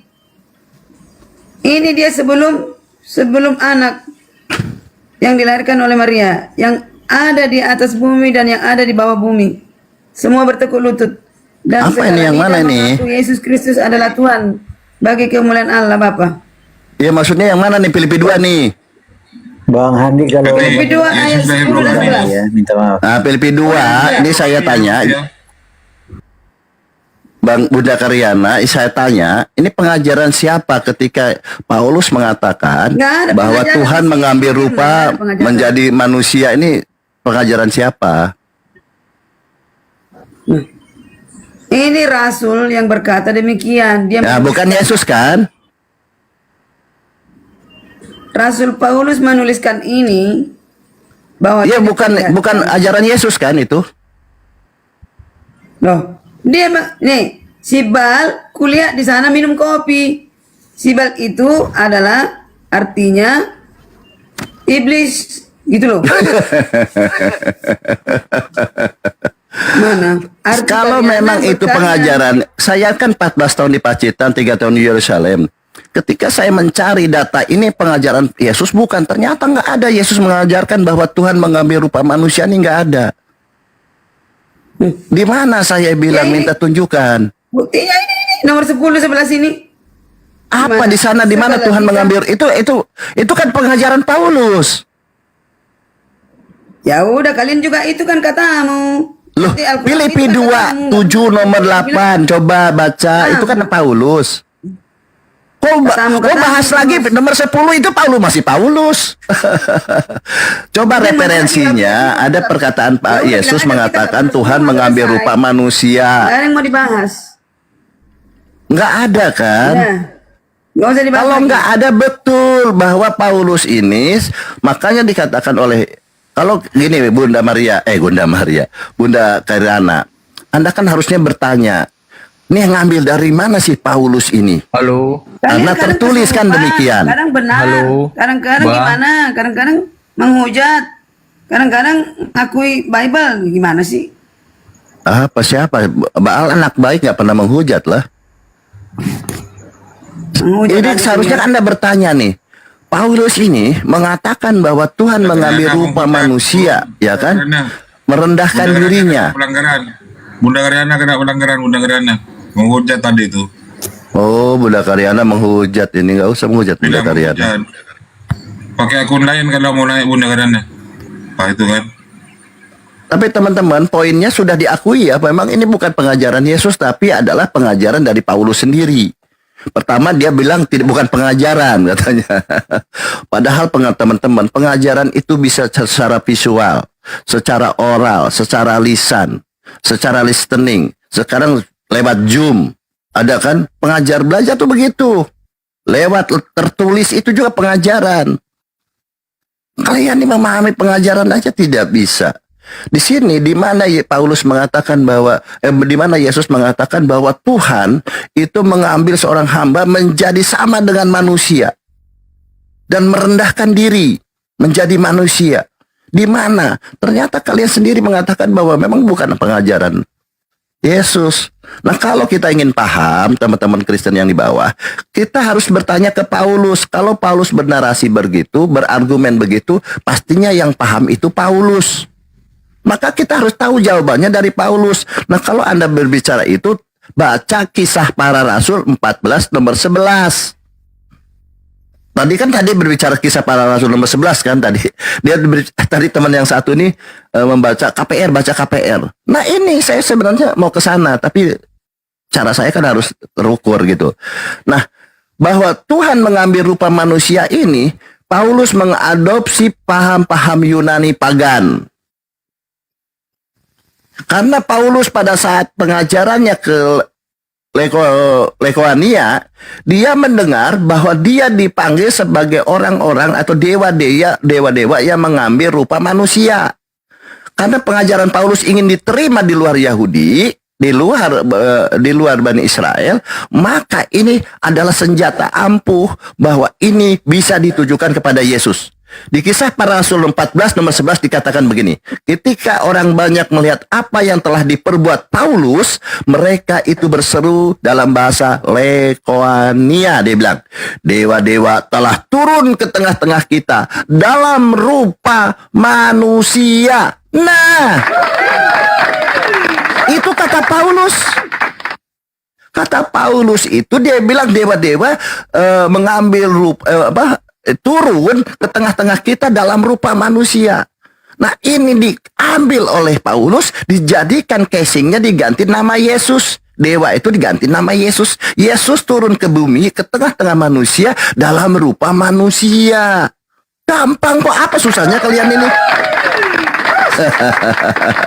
Jadi teman-teman, ketika Paulus bernarasi, sebenarnya jawaban yang betul tuh ya Paulus sendiri yang paham. Cari literasi. Apa sih kenapa Paulus berargumen begitu? Ternyata dia itu adalah mengambil ajaran-ajaran atau ajaran-ajaran iblis pagan, kemudian diganti casingnya. Yang tadinya dewa diganti Yesus. Gampang kok kalian ini. Allahu Akbar. Lari ke sana, lari sini. Yesus nggak pernah mengatakan Tuhan turun mengambil rupa manusia datang di tengah-tengah kita. Tidak. Tetapi ini adalah dia bilang dewa. Menurut Paulus di Kisah Para Rasul 14:11 dikatakan ketika orang banyak melihat apa yang telah diperbuat Paulus, mereka berseru dalam bahasa Lekonia. Dewa-dewa telah turun ke tengah-tengah kita dalam rupa manusia. Diganti dewanya oleh Paulus supaya diterima oleh ajaran pagan. Oh, di sana kan pagan semua. Oh, ini bagus ini. Masyarakat sini percaya ada dewa turun ke tengah-tengah mengambil rupa manusia. Saya ganti nih jadi Yesus. Maka terbitlah Filipi 2 bahwa Tuhan mengambil rupa manusia, yaitu Yesus. Gampang kok kalian ini. Makanya ketika Lukas sedang bernarasi atau menulis sesuatu, kita harus tanya ke Lukas. Lukas apa maksudnya? Cari literasi Lukas. Ketika Yohanes mengatakan sesuatu, kita cari apa sih yang dimaksud Yohanes. Karena dia si penulis itu biasanya paham apa yang dia tulis. Masya Allah ya. Jadi itu ketika Filipi 2:6-7-8 itu ajaran pagan itu kan, diambil dari orang-orang pagan Yunani. Silakan.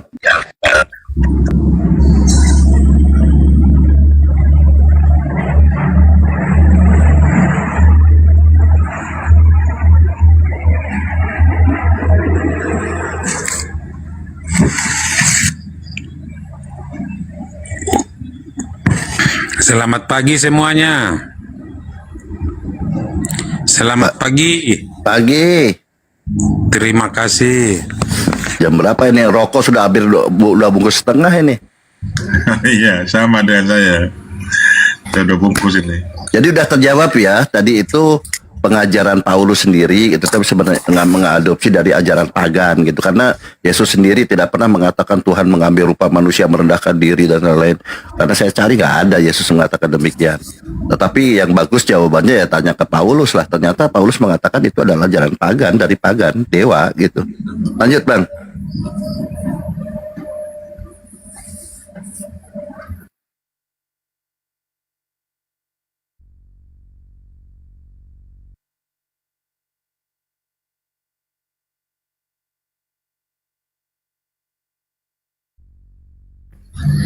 Hening Cipta mulai. Ya Bang, mau ditanggapi nggak Bang? Silakan. Apa yang mau ditanggapi? Tapi Anda udah paham kan tadi yang disampaikan kan? Apa itu? Saya kurang dengar tadi. Apa perlu diulang, host? Ulang lagi lah. Jadi gini, kan teman-teman Kristen ini kalau ditanya oleh dalam diskusi, kenapa Yesus berdoa gitu kan? Kepada siapa Yesus berdoa? Tuhan berdoa kepada Tuhan, nggak mau diterima juga gitu kan? Tetapi ketika Yesus selain itu siapa yang disalib? Kemanusiaannya. Nah, ketika Yesus berdoa, siapa dia? Dia Tuhan atau manusia? Dia kemanusiaannya, kan begitu. Itu nggak apa-apa, salah kan iman kalian lah ya. Tetapi mereka teman-teman Kristen selalu menggunakan Filipi 2:6-7-8 ya kan, bahwa Yesus ini adalah Tuhan yang mengambil rupa manusia, yang walaupun dalam rupa Elohim tidak menganggap kesetaraan dengan Elohim itu sebagai milik yang harus dipertahankan. Kemudian ayat berikutnya, melainkan telah mengosongkan dirinya sendiri dan mengambil rupa seorang hamba dan menjadi sama dengan manusia, dan di dalam keadaan sebagai manusia ia telah merendahkan dirinya dan taat sampai mati, bahkan sampai mati di kayu salib. Wah, ini sering sekali untuk membantah bahwa Yesus ini yang disalib bukan Tuhan tetapi adalah kemanusiaannya. Yesus berdoa, oh itu adalah kemanusiaannya, menggunakan Filipi 2 ini. Yesus nangis, oh kemanusiaannya. Nah, ketika Yesus tidak menciptakan keledai atau mengambil keledai orang, dia bilang itu kemanusiaannya. Ketika Yesus mengutuk pohon ara, dia bilang oh itu kemanusiaannya. Gitu Bang, silakan tanggapi Filipi 2 itu Bang, silakan. Iya betul Pak, itu semuanya betul. Jadi yang paham, yang bisa memahami Alkitab itu, isi Alkitab itu udah hanya orang Kristen ya, yang bisa berpendapat. Kalau non Kristen berpendapat itu pasti salah pendapatnya. Jadi apapun yang tertulis di situ jangan diadu domba. Yesus banyak berbicara tentang kemanusiaannya. Yesus banyak berperilaku tentang ketuhanan atau keilahiannya. Jadi Yesus melakukan kedua-duanya karena Yesus adalah manusia dan Tuhan. Itu pendapat yang dikatakan Filipi 2 Anda sudah baca belum Bang? Sudah. Oke. Ketika Paulus mengatakan bahwa Tuhan di sini kan Yesus adalah Tuhan ya, Tuhan yang mengambil rupa jadi Yesus atau jadi manusia, kan begitu ya? Oh, itu benar. Oke. Ini pengajaran Yesus atau pengajaran Paulus? Pengajaran Allah. yang Maha Pencipta. Di Kejadian juga sebelum menciptakan manusia, Allah sudah mengatakan, marilah kita ciptakan manusia serupa dengan kita. Jangan ke Kejadian, ada yang punya kitab. Ya semuanya Alkitab, perjanjian lama. Anda Bang Billy, nanti kamu dibakar sama Bang Billy. Berkesinambungan, berkesesuaian, tidak ada yang membantah di Alkitab, baik perjanjian lama, baik perjanjian baru. Jadi benar. Jadi sabar dulu. Di mana Pak Yesus mengatakan bahwa aku adalah Tuhan yang menjelma mengambil rupa manusia? Di mana? Anda tidak paham Alkitab. Oh, mulai tantrum, tantrum diskusi apa? Semua kesimpulan dan pemahaman Anda akan bertolak belakang dengan pemahaman. Coba buktikan yang lebih paham Alkitab itu siapa? Umat Islam apa Kristen yang lebih paham Alkitab? Silakan. Sambil tetap layar teman-teman. Posting ulang. Ini Bunda Karyana kita kurang jelas. Memahami dan berpendapat tentang Alkitab. Tap layar dulu teman-teman ya. Tap layar dulu. Tap layar dulu teman-teman di posting ulang. Sudah tantrum begini ya. Masuk hari ini ya, masuk lain hari sekarang. Ayo, laporan absen. Bicara kau potong-potong. Ya sebentar dulu. Aku bisa menjelaskan Alkitab kami, yang bisa menjelaskan Alkitab kami, kau potong-potong aku bicara. Bagaimana bisa kamu mendengarkannya? Ya sudah, lanjut saya dengarkan. Ya kita. Oke, di mana Yesus mengatakan bahwa Dia adalah Tuhan yang mengambil rupa manusia? Silakan. Hanya itu pertanyaan kalian sejak 2000 tahun yang lalu. Yesus menyatakan dirinya itu bukan hanya dengan kata-kata, akulah Tuhan, sembahlah aku. Tuhan Yesus tidak pernah mengatakan aku bukan Tuhan, jangan sembah aku. Lalu Paulus ngambil dari mana nih pengajaran ini? Paulus itu mengajarkan apa yang telah diajarkan oleh Yesus Kristus. Oke, di mana Yesus mengajarkan itu? Itu adalah perpanjangan tangan Yesus Kristus. Waduh, mulai tantrum ini. Yang tantrum itu Anda, saudaraku. Oke, sekarang saya tanya, di mana Yesus mengatakan bahwa tidak akan bisa memahami dan mulai tantrum ini. menyerang. Ustaz Tata, Assalamualaikum warahmatullahi wabarakatuh. Yang bisa memahami dan menjelaskan Alkitab hanya orang Kristen.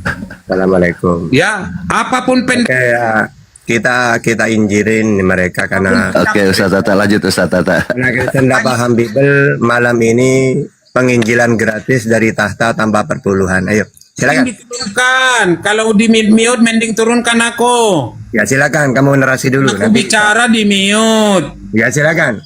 Turunkan aja lah. Lanjut. Iya, jangan potong-potong bro. Aku masih bicara, kalian potong-potong. Oh ya sudah, lanjut. Nanti saya selesai. Semuanya lawan di sini.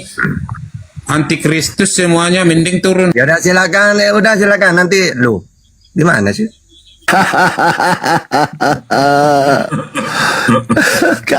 Nyerocos sendiri, tantrum. Allahu Akbar. Ustaz Tata nantang-nantang ya, takut lah Ustaz.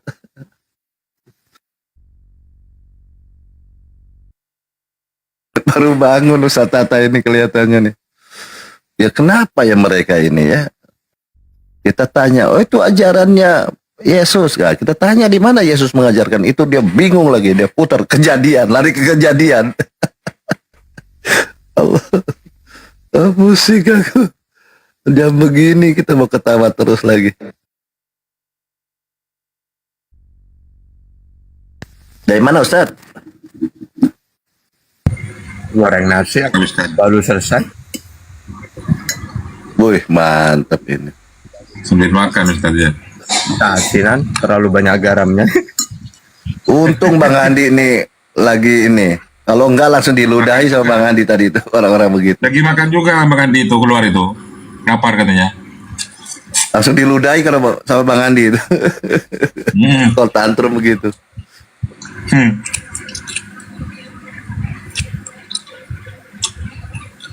Bunda Karyana, tadi Ustadz dicari Bunda Karyana.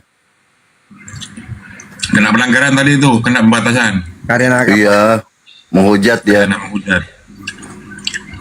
Hercules, selamat malam Hercules. Bantu tetap layar teman-teman. Oh turun. Silakan, nggak usah takut. Yang paham Bible kita dialog. Yang nggak tahu apa-apa ya bertanya gitu aja. Sombong amat. Sombong. Oh, bener sombong sambil makan lagi. Udah selesai, Bang. Udah selesai.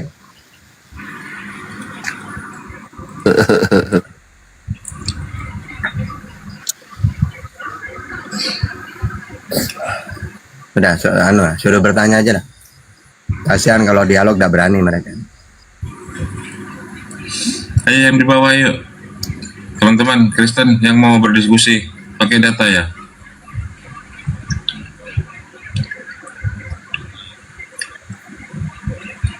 Silakan. Minta permintaan di multi. Sambil lalu di tata layar teman-teman. Posting ulang teman-teman ya. Bang Hercules Muslim, alhamdulillah. Salah kepencet. Sudah ganti hari ini, sudah ganti hari.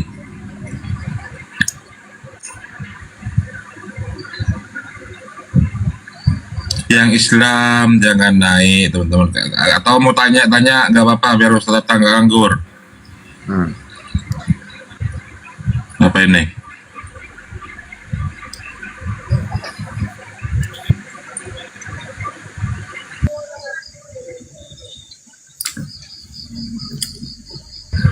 Silakan Bang Baal, mungkin ada yang Bang Baal biar nggak vakum. Iya, saya tanya ini Bu Ustadz, pengalaman selama ini diskusi dengan Oten gimana Ustadz, kesannya Ustadz? Ya kesannya mereka udah paham Bible ya ada kesannya. Makanya gitu. Sekarang tak suruh bertanya aja, ngapain debat. Oke. Jadi memang nggak ada ya, nggak ada selama ini, nggak ada diskusi istilahnya ya. Karena ya mereka tidak paham gitu ya Ustadz ya. Kasihan saya.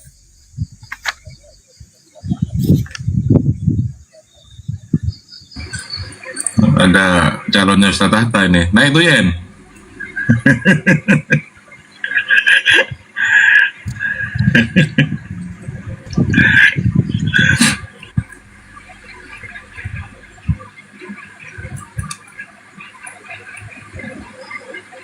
Ustadz, kenapa mau nginjili sementara Ustadz kan nggak dibayar persepuluhan?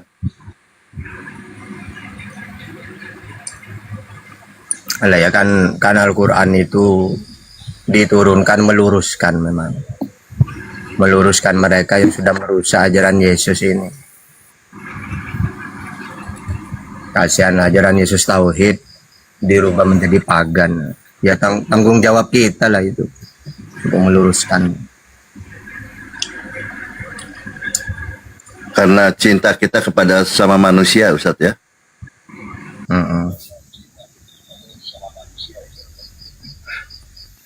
Tapi kalau Ustadz kalau nanti disuruh ngajar di gereja mau nggak Ustadz? Dibayar 50% gitu atau lebih dari 1/10? Bagus. Kalian di bawah.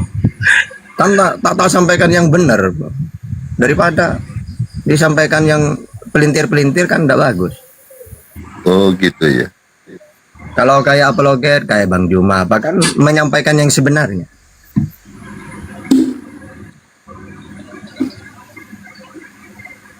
Tapi selama ini saya lihat ke Pak Ustadz ini belum ada yang bisa ngalahkan. Kenapa nih Ustadz? Walladzi arsala rasulahu bil huda wa dinil haq liyudhhirahu 'ala dini kullih wa kafa billahi syahida. Jadi tujuan Nabi Muhammad diutus itu agar dimenangkan atas semua agama kan gitu. Jadi tidak bisa ngalahin Islam itu gak bisa. Ya. Karena dalilnya dialah yang mengutus Rasulnya dengan membawa petunjuk dan agama yang benar agar dimenangkannya terhadap semua agama. Dan cukuplah Allah sebagai saksi. Wa kafa billahi syahida. Oh, sudah dijelaskan ya Ustadz ya? Iya. Iya, saya ingin sekali Bang Juma, Ustadz Alif atau siapapun Muslim gitu ya, Ustadz Tata gitu, bisa dikalahkan sama Oten gitu. Saya ingin, kapok kon. Gak bisa ya, saya bilang kok menang terus gini, gimana Ustadz? Itu disapa Ustadz ada garam Cina? Garam Jepang. hormat Bang Tahta.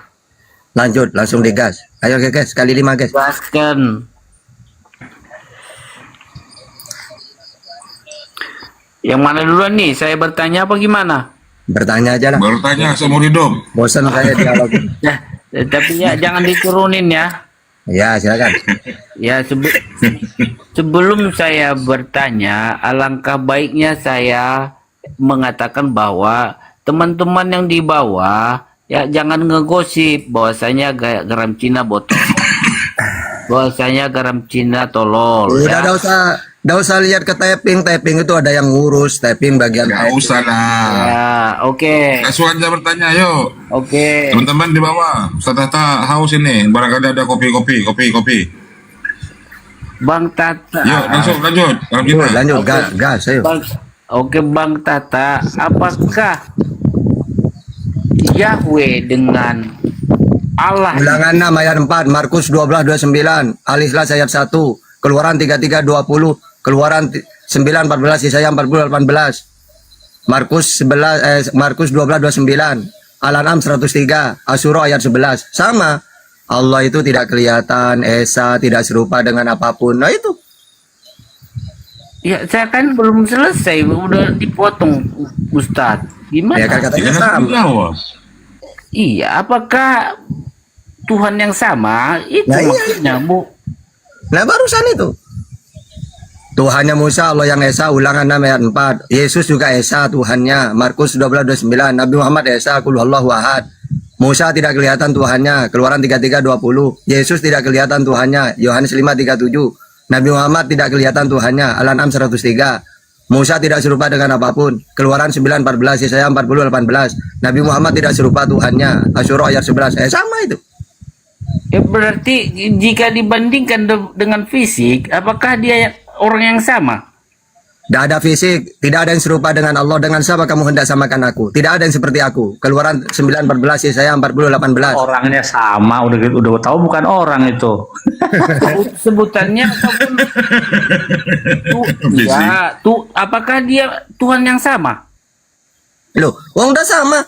Sekarang gini ya, Tuhannya Israel itu kan Abraham, Isa, Yakub. Sama seperti Al-Quran. Am kuntum syuhada'a id hadara Yaqub al-maut il qala li banihi ma ta'buduna min ba'di qalu na'budu ilahaka wa ilaha abaika Ibrahim wa Ismaila wa Ishaq ilaha wahida. Apakah kamu menjadi saksi saat maut akan menjemput Yakub ketika dia berkata kepada anak-anaknya, apa yang kamu sembah sepeninggalanku wahai anakku? Apa kata Nabi Yakub? Mereka menjawab, kami akan menyembah Tuhanmu ayah dan Tuhan nenek moyangmu, yaitu Ibrahim, Ismail, Isa, yaitu Tuhan ilaha wahida, Tuhan yang satu, bukan tri. Ayo. Ya, tapi ada pertanyaan yang janggal ini Ustaz. Kenapa dia harus belakangan dipanggil dengan sebutan Allah? Ya kenapa? Wong dalam Islam yang memperkenalkan Allah itu Nabi Ibrahim. Wa id yarfa'u Ibrahimul qawaida minal baiti wa Ismail rabbana taqabbal minna. Dan ingatlah ketika Ibrahim meninggikan Ka'bah. Lalu dia berdoa, Rabbana inni askantu min dzurriyyati biwadin ghairi jar'in inda baitikal muharram. Ya Tuhanku, aku meletakkan sebagian keturunanku di lembah ini, yaitu Ismail. Lalu dia memperkenalkan Tuhan itu Allah, diteruskan putranya Ismail, diteruskan Bani Jurhum, diteruskan Bani Huza'ah, sampai ke kami sekarang. Dan di zamannya Nabi Muhammad, gak ada Nabi Muhammad debat dengan orang Wahyudi. Ingat ya Muhammadnya Tuhan kita beda loh, gak ada. Mereka tahu kok. Tidak pernah dengan debat masalah Tuhan. Tuhanku beda loh, Yahweh Tuhanku, Tuhanmu Allah, tidak ada. Ya, mereka tahu. Berarti duluan dia bernama Yahweh menciptakan bumi, baru setelah ya Tuhan yang sama. Kejadian 1 ayat 1 pada mulanya Allah menciptakan langit dan bumi, sama dengan Al-An'am, sama dengan Ibrahim 32, As-Sajdah ayat 4, Al-A'raf 54, Yunus ayat 3, Allahul ladzi khalaqas samawati wal ardh. Allah yang menciptakan langit dan bumi. Ya sama itu. Jika Tuhan yang sama, kenapa dia tidak mencegah ya nubuatan dia menjadi Yesus Kristus harus menjalani itu? Menjalani apa? Menjalani nubuat. Nubuat apa? Nubuat Yesus Kristus. Menjalani apa? Udah apa lagi pertanyaannya? Coba. Ya itu kenapa Apa dia udah paham, pertanyaan kamu udah paham nubuat apa sih? sulit memang. Apa sulit apanya? Pertanyaan itu, kamu udah nyambung. Jika dia memang itu adalah Tuhan yang sama, ya kenapa dia harus menurunkan Yesus itu menjadi Mesias ataupun nubuat? Ya terus kenapa? Di mana ada nubuat garam Cina? Berarti seolah-olah ya. Kamu pakai data dulu. Coba pakai data dulu. Nubuatnya di mana? Pertanyaan saya, kenapa dia harus menjalani nubuat sebagai Mesias? Ya, di mana nubuatnya? Mana? Yaitu di kitab orang Kristen. Di mana? Coba. Mana? Yesus itu apa berarti? Udah tahu menurut kamu siapa Yesus itu? Yang kamu imani apa? Siapa Yesus itu? Yang saya imani Yesus itu Yahweh yang berencana. Di mana datanya? Di mana datanya? Wong Tuhan itu tidak mau jadi manusia, tidak mau dia menghilangkan sifat ketuhanannya. Kalau dia menjadi manusia, hilang sifat ketuhanannya. Misal jadi manusia, awalnya kekal, matoi dia. Awalnya maha tahu menjadi aku tidak bisa berbuat apa-apa dari diriku sendiri. Siapa suruh jadi manusia kan gitu. Makanya Tuhan tidak mau. Di dalam Islam, dalam ilmu tauhid, Tuhan itu memang tidak seperti Kristen. Kalau Kristen Tuhan itu kan maha kuasa. Iya. Wah, berarti kan dia kuasa jadi manusia. Loh, Tuhan tidak mau menghilangkan sifat ketuhanannya. Kalau dia jadi manusia, dibun-bun dia, digantung gimana? Terus tidak bisa berbuat apa-apa, terus tidak kekal. Padahal yang namanya Tuhan itu dialah tidak takluk kepada maut. Kan gitu. Kalau dia jadi manusia, hilang sifat ketuhanannya. Apa sifat ketuhanannya? Maha kuasa, kekal, maha mengetahui. Nanti aku tidak bisa berbuat apa-apa gitu kalau jadi manusia. Makanya Tuhan tidak mau jadi manusia itu. Berarti gini Ustadz, berarti seolah-olah Yesus itu belum pernah ada kan gitu dengan yang argumen Ustadz sampaikan. Ya enggak, yang kamu tahu siapa Yesus itu? Kalau memang Tuhan, mana datanya? Dengarlah siriwil Tuhan Allah, itu aku. Ada nggak? Ya, itu di agama Kristen, tapi di agama Kristen yang mana datanya? Imani saja gitu. Bukan, ya. Terus mana datanya? Mana datanya? Justru kelemahan saya sendiri pun dua-duanya Yesus itu ada. Udah tahu kamu lemah, mentuhankan manusia yang lemah. Ya cocok. Ya, udah tahu lemah, mentuhankan Tuhan yang lemah. Agama Muslim, di agama Muslim menyatakan bahwa ya Isa Al-Masih ada.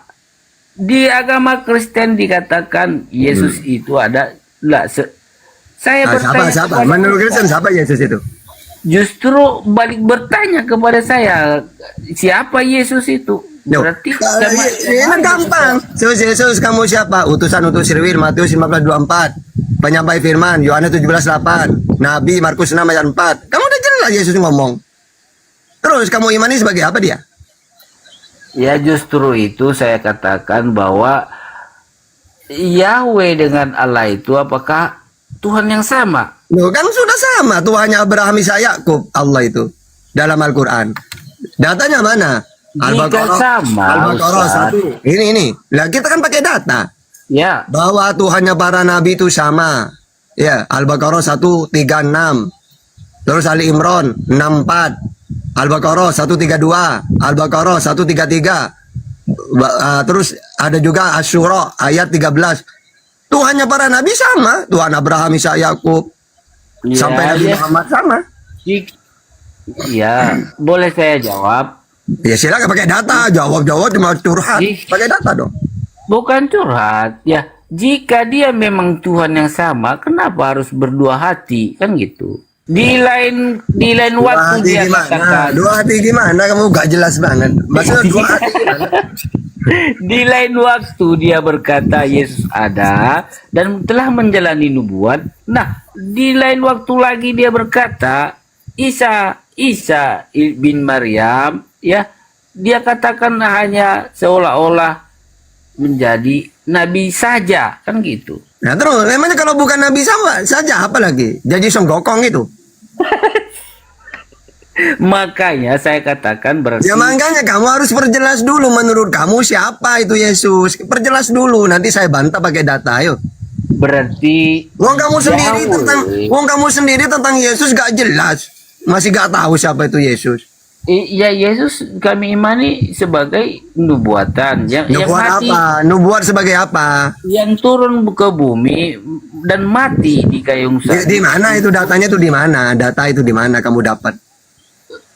Makanya saya tanya backgroundnya. Jangan makanya melulu kamu imani saja kok. Backgroundnya Ustadz kan udah 99 tahun belajar Bible. Lalu kenapa harus Ya menanyakan? makanya kalau saya udah tahu, yang aku curiga itu kamunya yang nggak tahu. Makanya menurut kamu siapa? Pakai data. Kalau saya ya tahu. Ya itu saya katakan bisa teman-teman ya.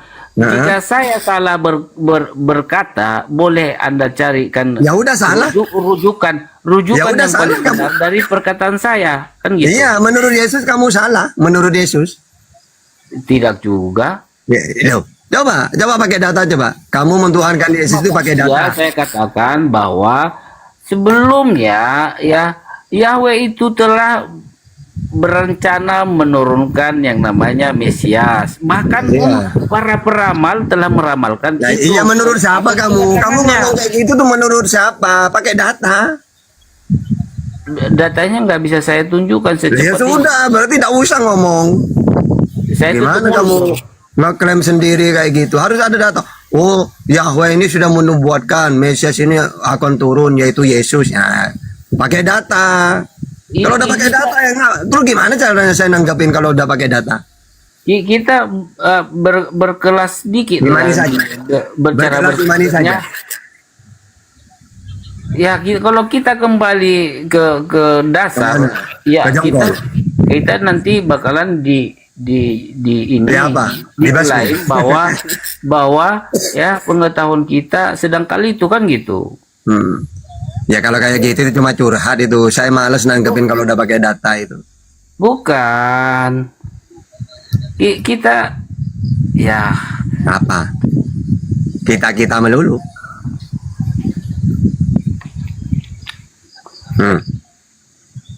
Apa? Udah kamu bertanya aja. Udah kamu bertanya aja, udah sanggup kamu bertanya aja. Silakan. Ya itu yang perlu saya tanyakan. Apa yang kamu tanyakan? Tadi kan udah dijawab bahwasanya Tuhan Allah itu sama dengan Yahweh kan gitu. Ya pokoknya Tuhannya para nabi sama dalam Islam. Udah tak kasih tahu dalilnya ada berapa itu tadi, itu banyak itu.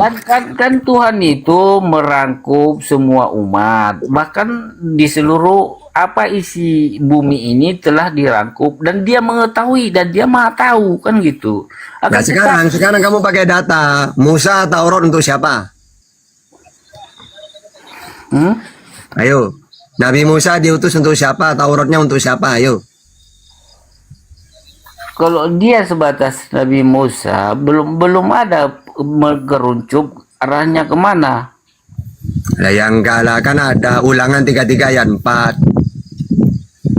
Terus Keluaran 3 ayat 10. Untuk Bani Israel. Nah Yesus sekarang yang kamu tuhankan Tuhan untuk siapa? Universal itu, Ustaz. Di mana datanya? Dia tidak bawa agama. Loh, kalau tidak agama itu sistem yang mengatur peribadatan kepada Tuhan. Berarti kalau Yesus tidak mengajarkan agama, berarti ateis dong. Tidak punya Tuhan gitu. Bukan soal itu. Bukan soal itu. Jangan duluan. Masa ada nabi yang ngaku nabi ateis? Kan tidak mungkin. Pasti beragama dia. Jangan kita mendahulukan kenyataan dengan perkataan. Ya kenyataannya beragama apa tidak Yesus?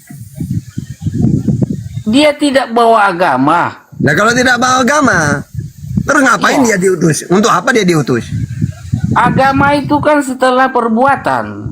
Agama itu sistem yang mengatur peribadatan kepada Tuhan. Contohnya Yesus. Ya, kamu menyembah apa yang tidak kami kenal. Kami, Yesus menyembah apa yang kami kenal. Dia menyembah, dia punya Tuhan. Berarti agama. Kalau kita lari ke situ, dahulunya orang tidak tahu beragama. Ya kalau tidak diperkenalkan dulu. Uang agama itu dibawa para nabi kok, ajaran-ajaran itu.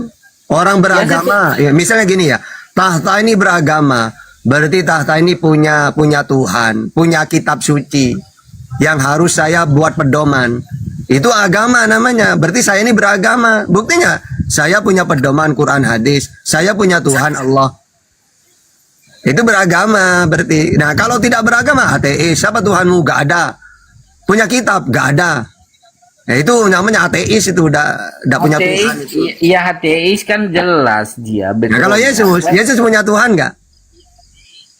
Akan tetapi Yesus punya Tuhan apa enggak? Setelah kejadian Yesus punya Tuhan apa tidak? Iya, kalau pemikiran Ustadz bisa jadi. Loh, bisa jadi. Ya Yesus punya Tuhan lah. Aku bersyukur kepadamu Bapa Tuhan langit dan bumi. Matius 11:25, Lukas 6 ayat 12, semalaman Yesus berdoa kepada Allah. Nah itu. Di situ kan dia mengajari umat. Mengajar apa? Coba baca. Semalaman Yesus pergi. Ini bukan ngajar ini. Semalaman Yesus pergi berdoa kepada Allah.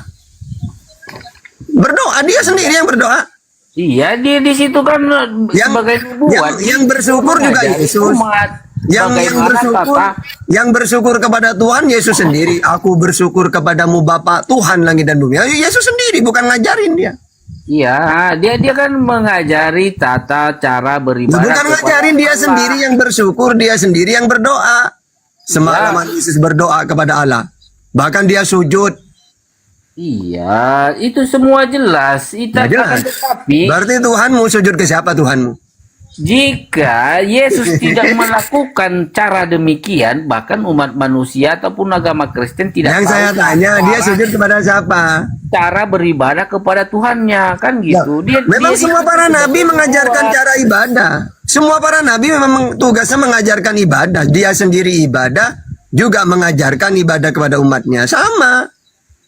Ya iya. Ya sudah, berarti Yesus beribadah kepada siapa? Sebagai nubuat, dia mencontohkan nubuat ibadah kepada siapa sebagai nubuat? Kita wajib mengetahui dulu apa yang namanya background yang dibawakan dia. Ya, apa pakai data, coba pakai data apa background yang dibawa dia? Dia pakai harus data. Dicontoh. Data. Datanya saya secara terperinci. Aduh, perinci apa kamu Garam? Garam. Ya. Kamu ini tunggu dulu, kamu itu kenapa tidak keguguran aja dulu kamu? Aduh. Kok sempat lahir gitu. Aduh. Ini Ustaz, Tuhan menginginkan saya menyampaikan kebenaran agar Ustaz. Kamu sampaikan, kamu udah pakai data dari tadi. Agar Ustadz bisa saya baptis, kan gitu. Ya baptis, kamu udah paham Bible, kamu mau baptis orang. Ya itulah makanya nggak keguguran. Jikalau Tuhan berkehendak saya keguguran dari dulu ya. Ya enggak. Kalau Kristennya kayak kamu semua enak. Banyak yang malam ya.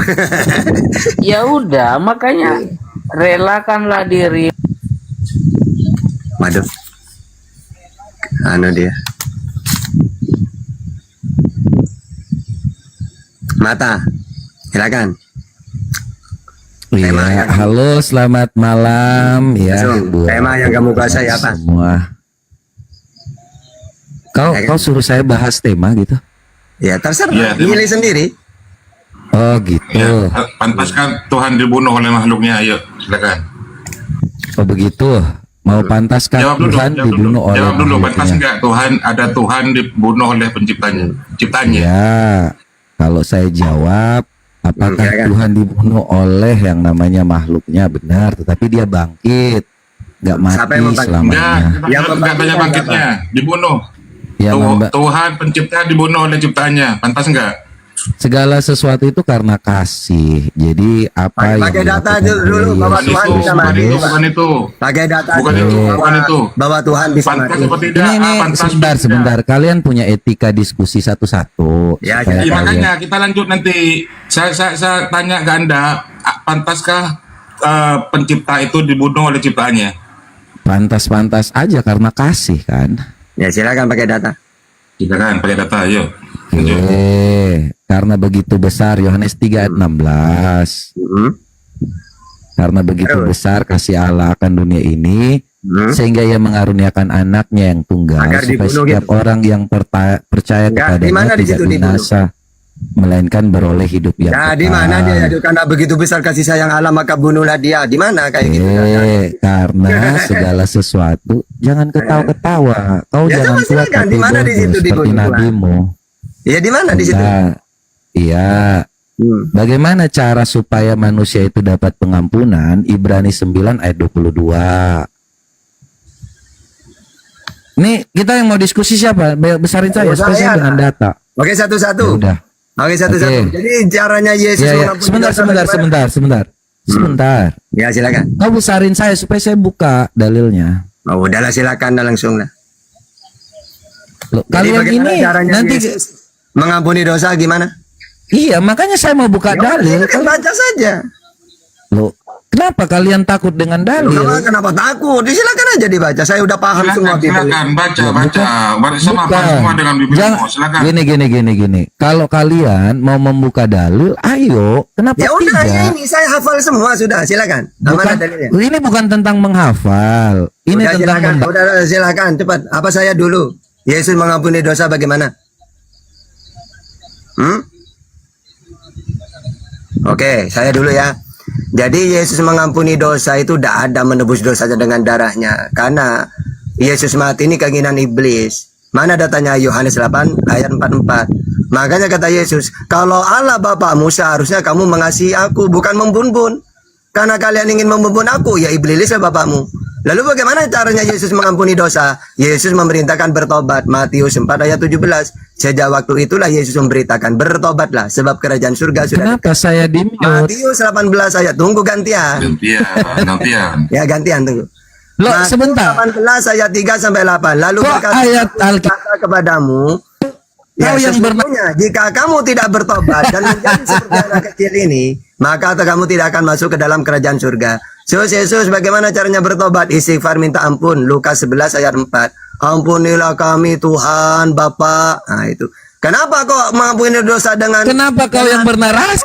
Gantian. Ini menebus dosa ini. Pengampunan Saya dosa. tidak Iya tunggu dulu. Kenapa kau bernarasi? Gantian. Kan gantian satu persatu kan. Ya. Kenapa saya di mute? Kenapa? Iya Ya udah, gantian. kita di mute, ya. Jangan potong, Diam, ya. jangan dipotong.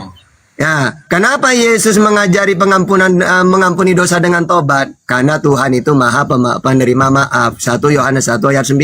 Jika kita mengaku dosa kita, maka Allah adalah setia dan adil sehingga Ia mengampuni segala dosa. Makanya Yesus mengajarkan bertobat. Matius 4 ayat 17, Matius 18 ayat 3. Caranya bertobat istighfar. Lukas 11 ayat 4. Kenapa kok harus istighfar minta ampun? Karena dosa ditanggung masing-masing.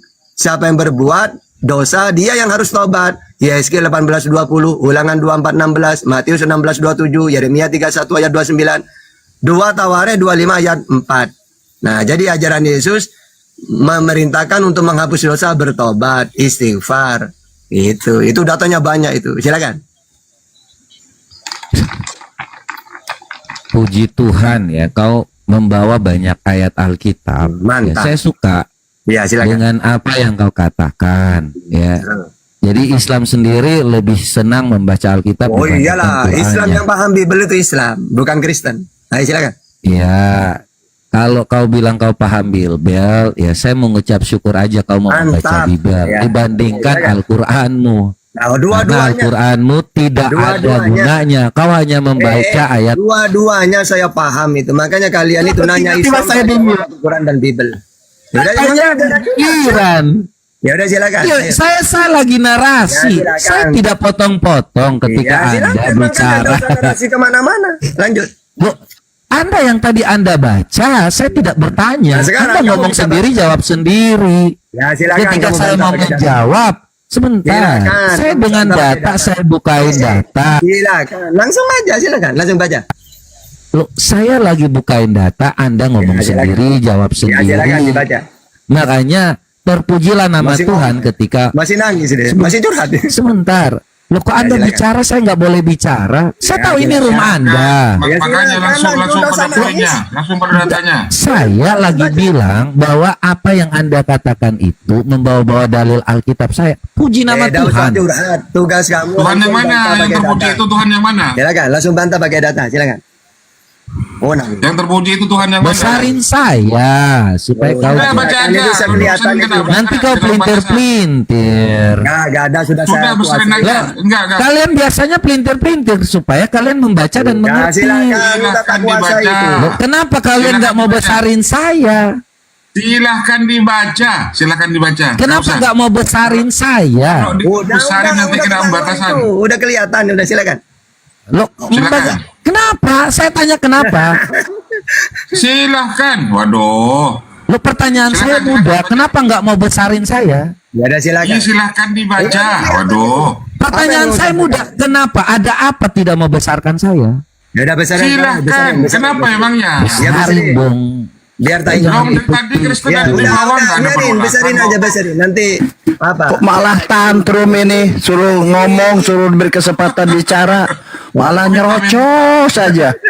Aduh, nanti si Baal masuk hancur kau. Lanjut Ustaz. Ngeri ini kalau si Baal sudah masuk.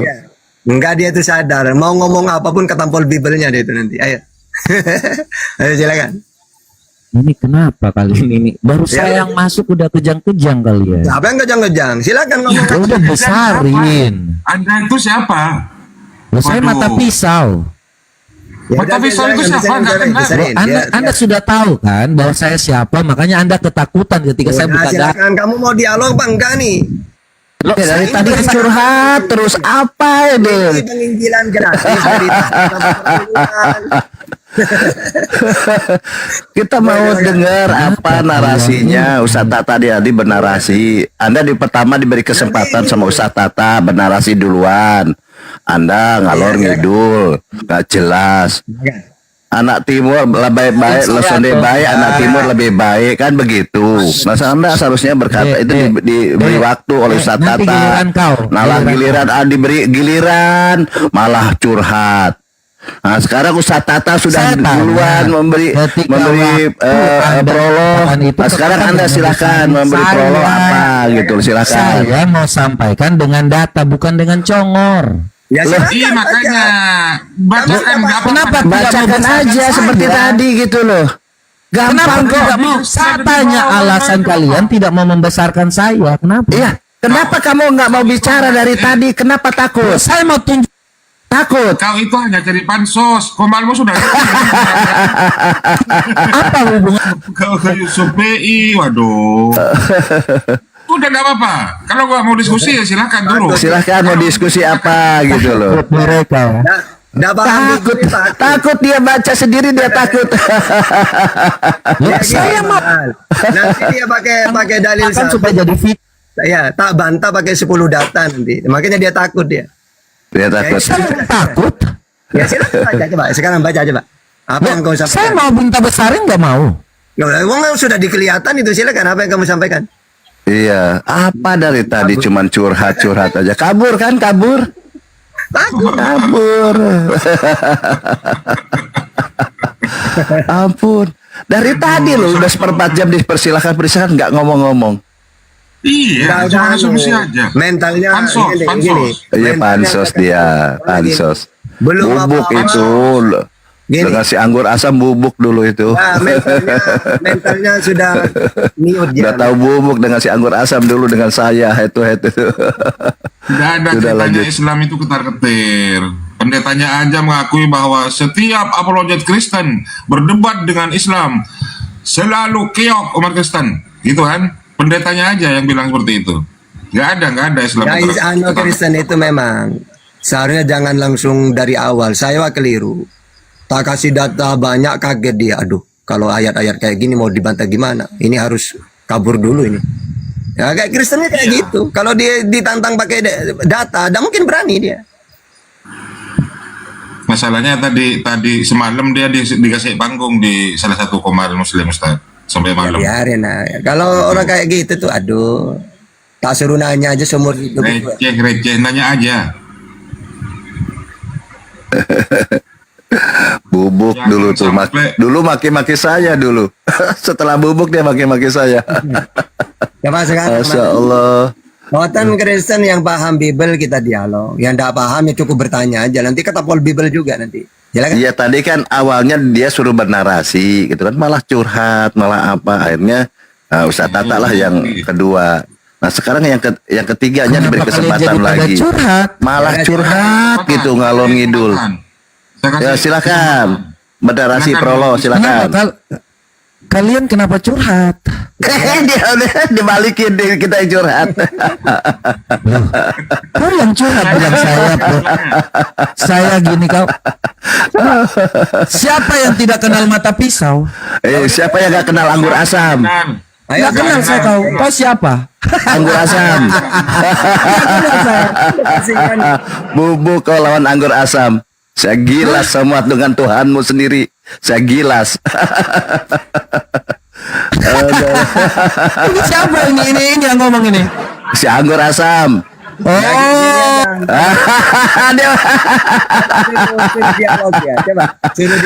Tuhanmu saya gilas. Tunjukkan saya gilas Tuhanmu. Tunjukkan. Udahlah, sudah berapa kali saya tunjukkan. Kayak gitu Bang Ba. Langsung ayo, langsung ngerasa. Ayo. Tuhanmu saya gilas kok.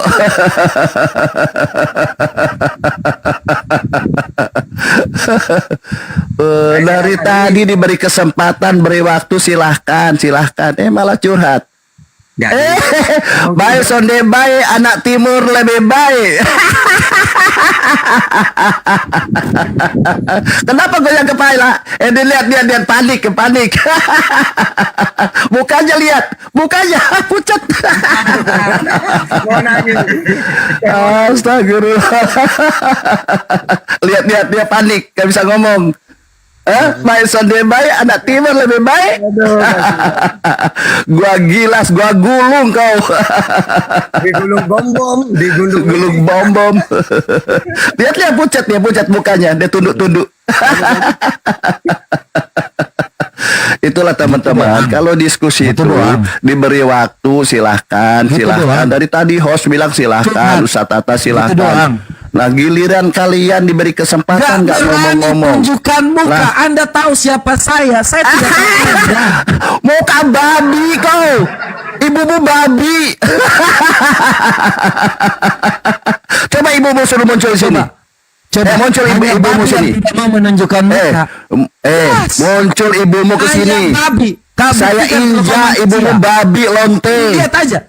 Babi lonte ibumu. Yang mengatakan baik sonde baik, ada timur lebih baik. Ibunya si Robert babi. Bapaknya si Robert babi. Coba kau mau lawan apa? Kau dulu mencret di komasi riris dulu. Tidak bisa menunjukkan di komasi riris dia. Dulu. Ayo, kalau ngomong dialog ayo. Hanya babi. Tidak bisa menunjukkan muka. Coba, kau berani dulu ceritanya gini host. Di komasi riris ngajak debat sama saya. Hanya babi yang tidak di komasi riris. Ini modal babi nih. Jadi babi doang kau di sini. Ibumu babi. Kau tunjukkan muka ibumu saya. Suruh muncul sini coba. Kau ibumu suruh muncul. Melahirkan anak-anak dengan kebodohan seperti dia. Saya tidak perlu menghina, kalian sudah sangat hina. Saya tidak menghina, apa memang betul kok. Kau sudah sangat hina dengan ajaran kau. Coba ibumu muncul sini. Hina, makanya kau hanya bisa menghina. Coba ibumu suruh muncul ke sini. Ibumu muncul ke sini, coba buktikan kalau ibumu bukan babi.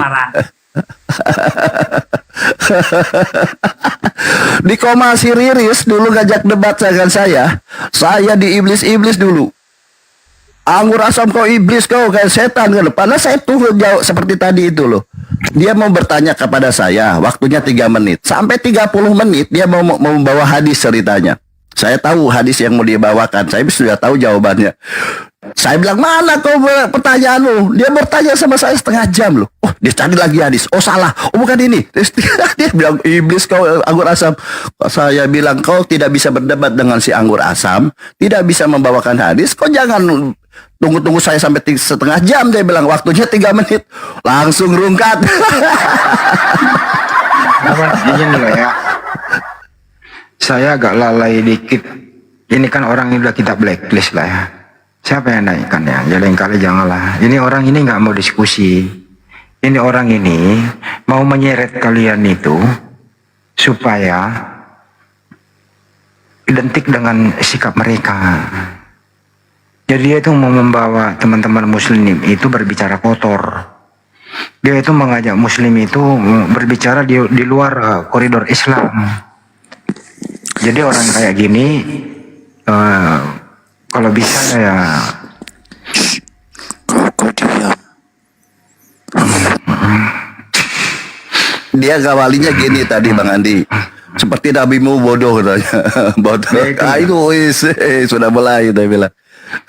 Ya, saya mau diskusi dia. Ya, itulah yang saya maksud tadi Bang Baal. Mereka orang-orang ini segerombolan memang banyak yang kayak begitu. Mereka itu nggak mau diskusi, memancing amarah umat Islam. Jadi kalau kita udah terpancing emosi, mengeluarkan kata-kata tidak pantas, itu pasti dia udah menang di sana. Karena mereka sudah mengatakan bahwa saya udah dapat teman menghampiri neraka, gitu loh. Dia udah ini orang yang kayak gini udah tahu ini, hidup saya ini nggak mungkin ke surga. Hidup saya ini sudah tidak berguna sebagai manusia karena memang udah menyadari dirinya itu bahwa dia itu tempatnya keliru.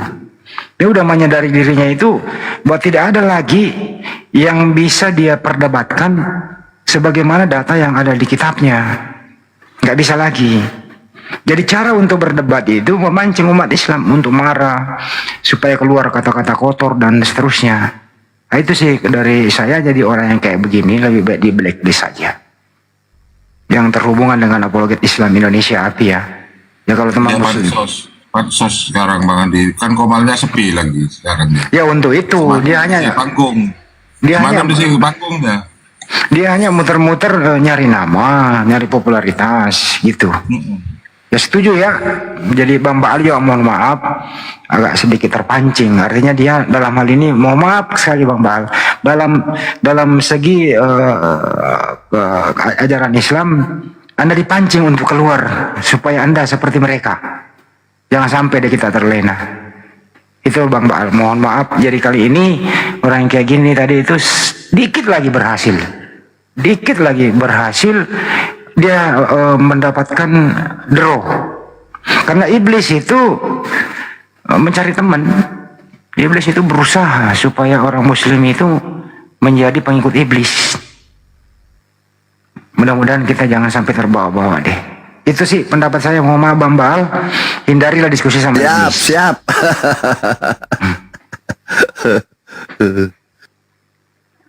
Sekali lagi teman-teman, hindari diskusi sama iblis, nggak ada gunanya. Kalau mau dia gentleman, kita ongkosin dia, kita kasih dia honor melebihi daripada biasanya, debat terbuka aja.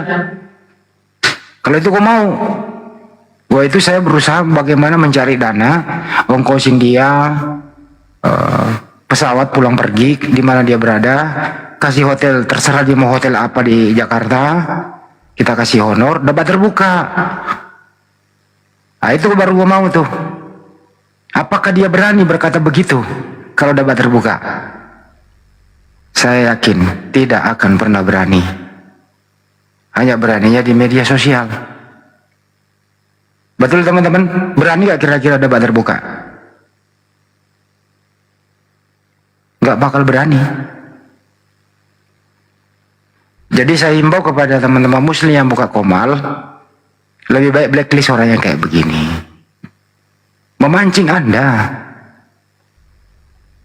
Ya Bang Arif ya, mohon maaf Bang Arif, lain kali jangan dinaikkan lagi lah. Siapa sih moderator tadi yang naikkan? Saya meleng dikit lah tadi. Oke, makasih. Semoga kedepannya tidak ada lagi iblis-iblis yang mengganggu kedamaian umat Islam. Setuju? Setuju. Ya, baik, makasih. Ini ada Jesus only mengenai ada apa Jesus only ini? Ini kan berseberangan dengan bata pisau ini. Jesus only. Ya, saya naikkan dulu. Wow, sudah kabur.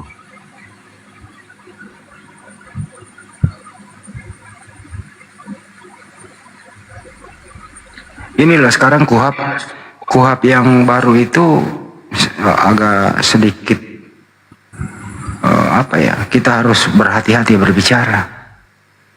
Kenapa ada undang-undang baru itu di kuhab menyebut saja orang dengan nama binatang itu bisa terjerat hukum loh.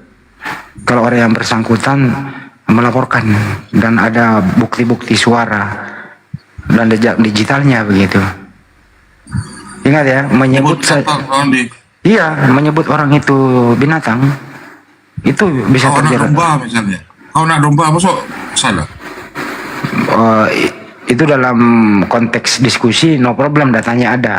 Tapi kalau dalam konteks luar seperti itu menyerang personalnya nih, terus Anda mengatakan dia misalnya A berakhiran G itu, nah itu bisa yang bersangkutan melaporkan. Tapi bukan delik umum, tapi delik aduan, dia sendiri yang harus melapor. Itu sih kira-kira. Jadi tetap kita harus kontrol diri. Karena mereka ini memancing kita bagaimana supaya kita ini terjerat hukum. Itu loh teman-teman, mereka mancing itu loh, umat Islam harus dipancing supaya mereka berkata kasar. Itu kira-kira di sana. Tapi alhamdulillah umat Islam tidak akan pernah terpancing. Kenapa? Iblis itu sebenarnya sudah kita anggap sebagai lawan yang kita bisa injak-injak. Betul teman-temannya? Iblis itu lawannya umat Islam, lawannya umat beriman yang bisa kita injak-injak. Tidak ada tempat buat bernapas di napas umat Islam iblis itu. Betul apa betul?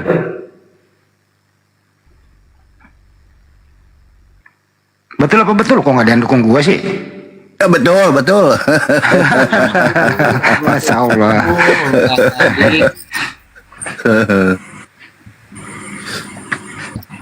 Ada apa lagi garam Jina? Tadi diturunin. Lo nggak ada ilmu kok. Ditadus tata berdurasi. Dia cuma asumsi. Kan saya sudah katakan Bang, jika ada yang salah dengan omongan saya, bisa dicari kedudukannya. Ini garam Cina ini mah apa sih kira-kira masalahnya? Ada yang perlu kita bantu? Ini Bang, saya terlepas dari ikatan apa? Lepas dari ikatan apa? Ikatan moral? Lepas dari ikatan apa ini, Bang Garam Cina? Itu yang Yang apa? Yang Satpol PP. Kenapa ada Satpol PP dibawa-bawa? Ya kan orang itu kan ngejaring orang-orang yang di pinggir jalan. Satpol PP itu institusi yang berada di bawah naungan Pemda. Iya. Baik provinsi maupun kabupaten kota. Emang kenapa? Garam, kamu tadi diturunin apa turun sendiri? Diturunin lah. Oh, aku kira kamu keguguran. Nah itu. Makanya saya katakan, jika saya sudah keguguran dari awal, saya nggak bisa membaptis lagi kan? Kamu keguguran itu di bulan keberapa? Usia kandunganmu berapa keguguran? Enggak, kan Ustadz Tata tadi kan katakan bahwa kenapa nggak dari awal kau keguguran? Maksudnya dalam kandungan mama saya itu, Bang Andi. Oh, terus kamu bisa menjawab? Ya bisa dong, bahkan Ustadz Tata kan macam-macam jawab saya. Tapi alhamdulillah kan nggak keguguran. Kau sekarang jadi manusia toh, hidup di dunia ini bernapas. bisa bareng-bareng Bang Handi, Bang Tata, Ya. sama Bang Arif. Itu kehendak siapa? Itu kehendak siapa sehingga kau Ya, ibumu Tuhan. melahirkan dengan sehat? Siapa kehendak siapa? Kehendak ilah saya yang mamanya Yosef Pape. Bukan kehendak Yesus. Ya, itu kan satu kesatuan, nggak bisa dipisahkan. Tuhanmu ada berapa sih kok kesatuan? Banyak. Oh, Tuhanmu banyak. Banyak. Sekali lagi nih, kehendak siapakah kau dilahirkan dengan selamat? Kehendak Tuhan. Baik, Tuhan siapakah itu? Tuhan saya. Oke, baik. Kehendak siapakah Bunda Maria melahirkan dengan selamat? Kehendak Tuhan. Tuhan siapakah itu? Ya, Tuhan semua umat manusia. Siapa namanya? Ya kalau kami katakan ya Yosef Pape. Ya, satu Pape. Yang dilahirkan Bunda Maria itu Tuhan apa bukan? Ya Tuhan. Jadi kehendak Tuhan, Bunda Maria berhasil melahirkan Tuhan. Ya. Ada berapa Tuhan? Kan udah saya katakan banyak Tuhan. Banyak Tuhan. Kalau banyak Tuhan itu, yang mana yang kau percaya? Yang saya percaya ilah saya Yosef Pape. Oke. Jadi kehendak Tuhan, alhamdulillahnya Bunda Maria melahirkan dengan selamat. Betul ya? Kan nggak terjangkau Bang. Ya. Terus yang dilahirkan Bunda Maria itu Tuhan juga. Iya Tuhan. Jadi kehendak Tuhan, Bunda Maria melahirkan Tuhan. Iya.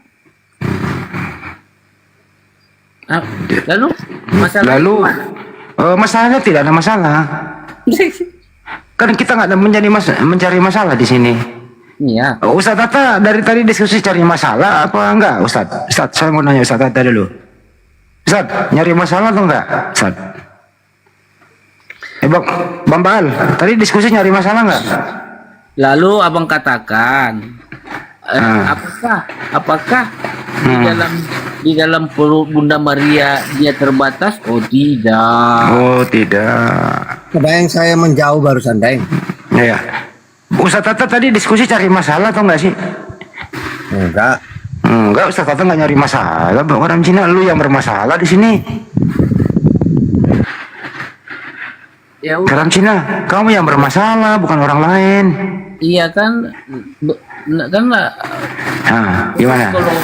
Kalau dia dilahirkan dari Bunda Maria terus di dalam kandungan bukan itu yang saya tanya. Sebenarnya masalahmu apa sih yang kira-kira kita bisa bantu? Nggak ada masalah, saya dengan Ustadz Tata baik-baik aja. Tadi kau bilang bermasalah. Bang Ustadz Tata, Bang Juma, kami baik-baik aja. Kami kan masalahnya ketika kami berbeda pendapat. Di situ aja. Jadi nggak ada masalah nih? Nggak ada. Oke, akur ya. Akur. Kita kan sebenarnya kan pintar. Berbeda pendapat aja. Kalau namun katanya yang apa? Gimana? Kau jangan pancing saya ketawa. Ya. Jadi menurut Anda itu waktu kamu dalam kandungan kau terbatas nggak? Ya enggak dong. Mau jadi waktu kamu dalam kandungan kamu bebas? Dalam rangka apa Bang? Karena ya Yesus itu di dalam kandungan yang terbatas dia ruang dan waktu. Karena kenapa Bang? Kuasa Tuhan itu masih bersama-sama dengan dia. Buktinya dia bernapas di dalam itu kok. Coba kalau dia nggak ada kuasa di situ, dia udah pasti meninggal di dalam itu Bang. Di dalam kandungan itu Yesus tidak terbatas gitu ya? Ya tidak dong. Buktinya dia bisa bernapas. Itu kuasa yang paling besar. Selain bisa bernapas dia bisa ngapain aja? Ya yang namanya anak bayi Bang, melebihi dari bernapas udah lebih kuat itu namanya Bang. Kira-kira bisa nggak dia keluar kandungan nyari makan kenyang baru masuk lagi? Tidak ada kekuatan yang melebihi dia bisa bernapas. Terus siapa yang bisa menghidupi dia dalam kandungan? Yaitu kekuatan ilahi itu. Nggak ada campur tangan Maria. Iya, Maria kan diberi kuasa juga sama Tuhan biar bisa bertahan hidup. Kira-kira kalau Bunda Maria itu, mohon maaf ya, analogi jangan ke situ deh, nanti saya tersinggung lagi. Ada seorang ibu nih, mengandung. Terus ibunya ini, mohon maaf ya, kita ambil negara yang di Afrika di sana gitu ya. Ibunya lagi hamil, tapi ibunya hamil, terus dia kurang gizi. Apakah kira-kira bayi dalam kandungannya itu sehat atau kurang gizi juga? Atas kuasa Allah SWT. Nah, kenapa lari ke situ? Lah, kan kita ngomongin Tuhan. Ini belum ngomongin Tuhan dulu. Ini saya dengerin dulu ya. Ini ada ibu kurang gizi. Ya. Kurus kering ibunya, tapi dia dalam keadaan hamil. Nah, anak di dalam kandungan ibu yang kurang gizi itu, anaknya sehat atau ikut kurang gizi? Ya nggak bisa kita menjudge juga bang, karena kenapa? Bergantung kepada keadaan orang tua tersebut. Dia mampu nggak ngasih kita? Lama-lama gua ambil juga kunci dongkrak gua kalau begini nih. Bisa nggak sih kamu bahasa Indonesia? Ya udah, ya terus yang mau abang tanyakan lagi. Iya itu tadi, kalau ibunya kurang gizi, apakah anak dalam kandungan ikut kurang gizi atau sehat? Kurang gizi juga lah. Ya, artinya anak di dalam kandungan itu tergantung sama kesehatan ibunya, betul? Iya. Artinya Yesus dalam kandungan tergantung perilaku kehidupan sehari-hari apa yang dikonsumsi Bunda Maria, betul? Iya. Nah itu artinya Yesus ini tergantung sama yang mengandung dia. Iya, tapi kuasa yang lebih besar dari situ kan ada bang. Ya udahlah, cukup lah kalau begitu. Ilmu saya cuma sampai situ. Kalau kamu lagi pakai kuasa gelap, saya minta ampun.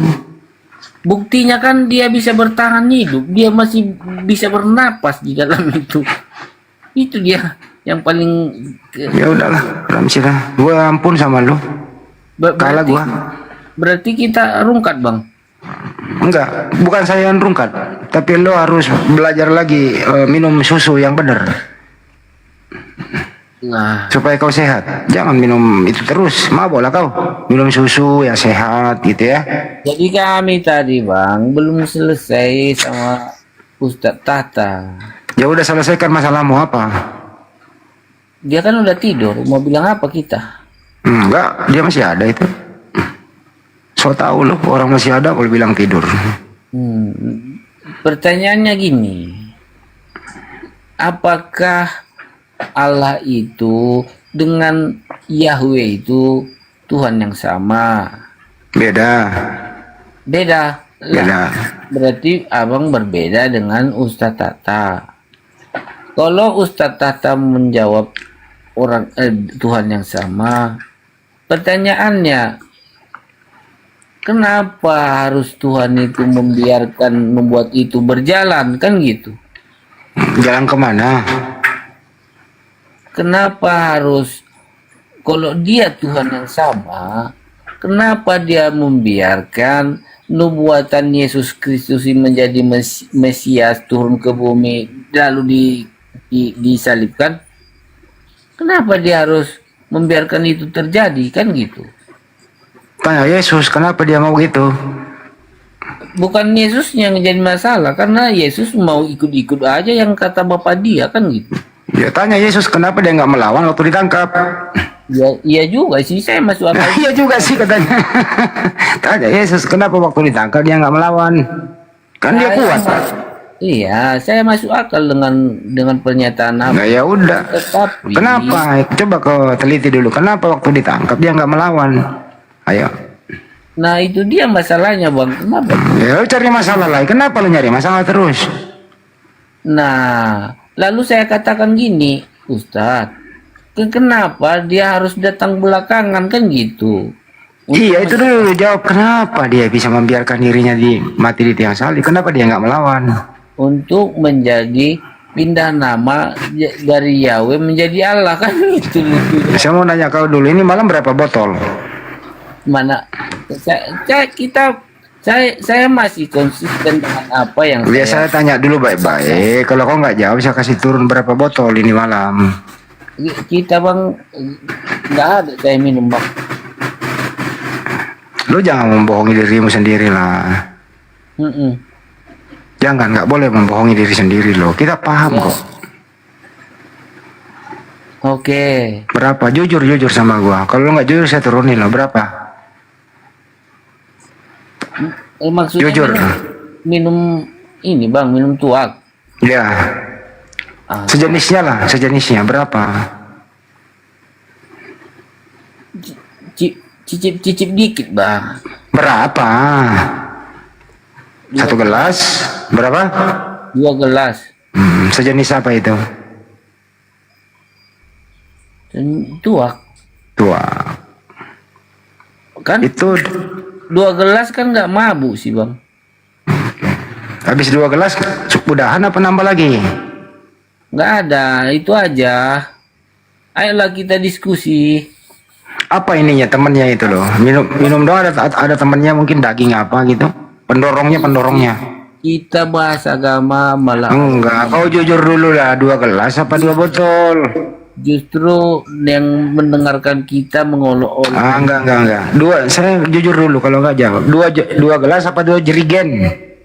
2 gelas. Yakin? Itu kan ada alkoholnya. Iya, makanya justru nanti didengar yang di bawah pada menggosip bahwa garam Cina botol. Ya kan kau udah ngomong tadi, artinya kau mabuk naik di sini gitu ya. Jadi mohon maaf, besok naik di sini jangan mabuk dulu ya. Malam ini kesimpulannya kau mabuk naik. Saya nggak tega dan saya nggak mempersilahkan orang mabuk itu diskusi dengan ustadz saya, menurunkan levelnya. Oke? Dan setuju teman-teman? Tuhan dengan sembarangan. Iya. Apalagi menyebut Tuhan dalam keadaan mabuk kan nggak bagus Bang Ibil ya. Kalau mabok itu bagusnya bahas janda, nah bagus. Ya. Saya nggak mengenal, ya, Bang Ambil mengenal Yahweh. Ada kan, itu semacam makanan. Oh ya, jadi saya tanya, apakah Allah sama dengan Yahweh? Ya beda lah. Yahweh itu siapa sih? Nggak kenal aku kan gitu. Bang Ambil juga nggak kenal. Ya udahlah kalau begitu. Lain kali jangan naik lagi deh kalau mabuk. Nggak enak kalau didengar. Bohong aja kalau 2 gelas itu. Teman-teman percaya nggak 2 gelas? Jangan-jangan 2 galon.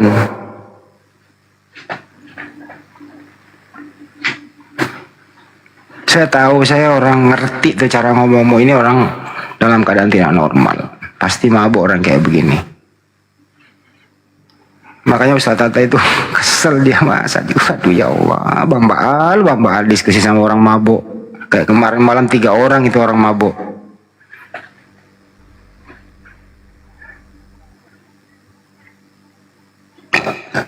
Ya udah, Bang Arif masih lanjut. Ini ada Levi ini Kristen ini. Kayaknya mau Levi. Urusannya Mbak Baal dulu deh. Levi, selamat malam. Selamat malam Bang.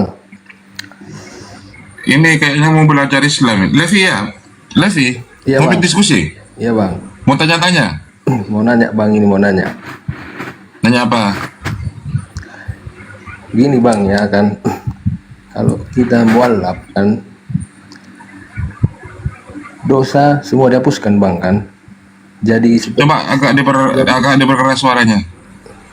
Ya, dengar. Ya. Kalau kita jadi mualaf Bang kan. Nah, ya itu kan. Levi mau belajar ini. Dosa. Sekarang Ustaz tahu menit Ustaz. Ya, iya Bang.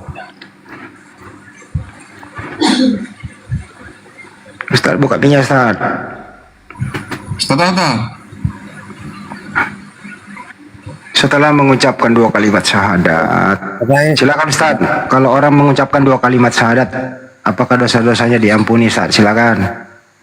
Udah mau tidur ini. Kerja dulu setengah jam. Ya, kenapa pertanyaannya? Sudah mengucapkan 2 kalimat syahadat. Perjelas Bang ya. Kalau kita mualaf, kita akan terlahir seperti bayi kembali. Seperti itu Bang kan? Iya, terus. Oke. Tetapi apabila kedua orang tua kita tidak mengizinkan, itu kayak mana ceritanya Bang? Oke. Jadi kalau ada orang mu'alaf, Al-Anfal ayat 38. Qulil ladzina kafaru yantahu yufar lahum ma qad salaf. Wa iyaudu faqad madat sunatul awalin. Katakanlah kepada orang-orang yang kafir itu, jika mereka berhenti dari kekafirannya, masuk Islam ya, mu'alaf, niscaya Allah akan mengampuni mereka tentang dosa-dosa mereka yang sudah lalu.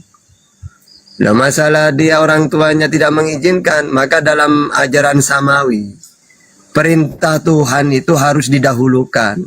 Tidak bisa kalah. Tuhan ini yang menciptakan kita. Ibaratkan gini ya, ada orang tua nyuruh kita membun-bun, berzina, ya jangan diturutin. Ya, karena itu larangan. Atau dalam Islam, Allah memerintahkan sholat, orang tua melarang. Tidak boleh. Tidak boleh nurutin orang tua. Tuhan yang didahulukan. Ada orang menemukan kebenaran syahadat, menemukan Tuhan yang benar. Maka orang tua itu walaupun disuruh, tidak diridhoi sama orang tua, ada masalah. Cuma kita jangan benci ke orang tua. Dan ini terjadi di zamannya sahabat dulu, banyak kayak gitu itu. Mereka curhat ke Rasulullah. Ya Rasulullah, saya tidak diizinin, bahkan orang tua saya, ibu saya tidak mau makan, kecuali saya ini masuk ke agama yang dulu lagi. Apa kata Rasulullah? Ya tidak usah diikutin. Tapi kamu tetap berbuat baik kepada orang tuamu, tidak usah melawan. Dengerin saja, tapi jangan pindah tetap. Nah kalau kita pindah, nurutin orang tua, ya, uang tujuan Tuhan menciptakan manusia ini beribadah kepada Allah.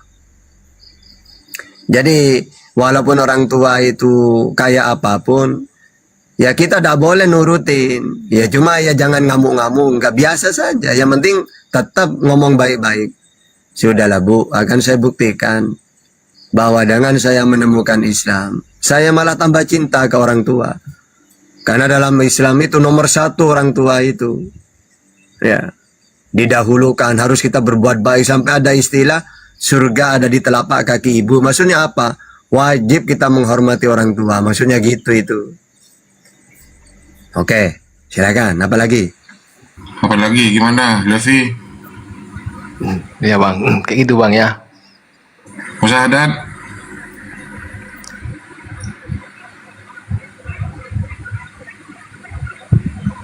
Gimana Levi? Menyetor KTP? Tapi kalau aku diusir nanti kayak mana Bang? Umat Islam saudaramu. Iya Bang. Jangan langsung anu lah, dosa syahadat, dah usah, biarin aja lah Pak. Menyetor KTP musyahadat.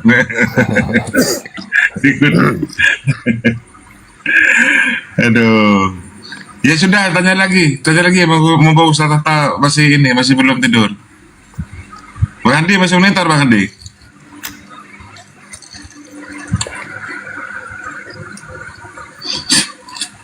Silakan Levi. Bang Andi masih monitor. Yang penting Bang Levi ini tahu dulu mana kebenaran yang sebenarnya. Nanti masalah itu nanti kuat sendiri, nanti baru nanti daftar KTP kalau memang udah mantap. Yang penting sekarang tahu kebenaran. Gini loh ya, umat Islam ini apa ya? Semua umat Islam ini ketika melakukan sesuatu apapun, tidak ada imani saja itu tidak bisa, tidak boleh. Kita harus pakai data. Contohnya saya mengenal Yesus itu dari dulu, ya dari Al-Quran. Ketika saya mempelajari Bible, sama saja kan. Tidak ada yang berbeda. ya dia utusan, Matius 15:24, ya dia ngaku nabi, Markus 6 ayat 4. Ya tugasnya ya menyampaikan firman, menerima firman, Yohanes 12:50, Yohanes 17:8. Dan dia memperkenalkan Tuhan itu Allah. Ajuhruf 64 kalau dalam Al-Quran. Kalau dalam Bible itu Markus 12:29. Jadi kalau ada orang itu mu'allaf, bukan menolak Yesus. Ya, justru malah cinta ke Yesus sebenarnya. Karena tidak mentuhankan dia. Memuliakan Yesus, ya. Malah memuliakan.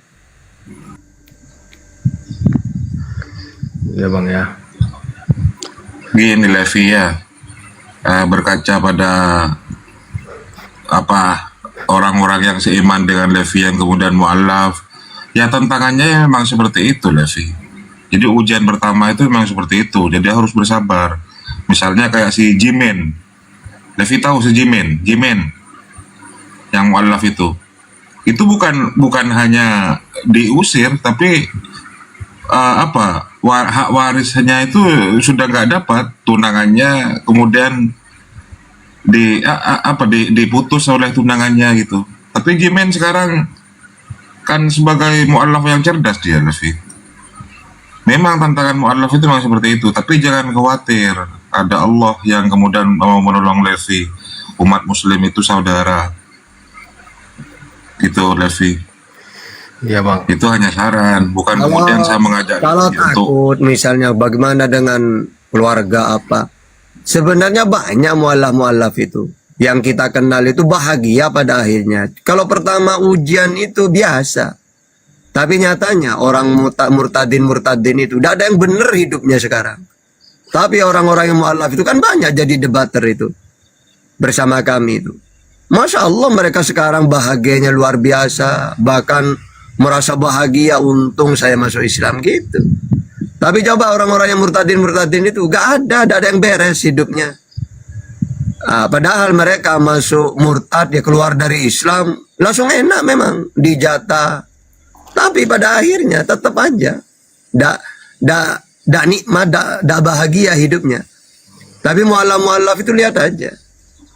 Ya, kayak Jimen, Jai, terus ada lagi Alif itu yang baru itu. Yang baru sunat itu. Sekarang tersenyum terus, dia senang banget, bahagia. Tapi ceritanya ya diusir, dipukul gitu, biasa pertama kali gitu. Apalagi laki-laki. Ya kalau perempuan kemana kita takut. Kalau laki-laki bisa bekerja sendiri. Banyak saudaranya umat Islam.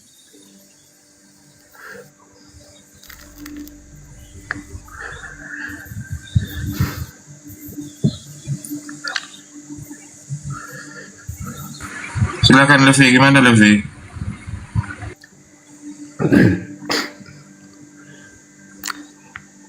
Tapi kalau baiknya sebenarnya harus ada ustadz kita Bang ya gitu ya, yang membimbing ya harusnya. Kalau sekarang itu gampang, ada HP, nah, belajar tuh gampang. Kan di API itu ada yayasan mu'alaf, bagian mu'alaf itu. Saya yang ada grup WA itu, bagian mu'alaf dimasukkan ke grup itu. Ya saya yang membimbing bagian itu.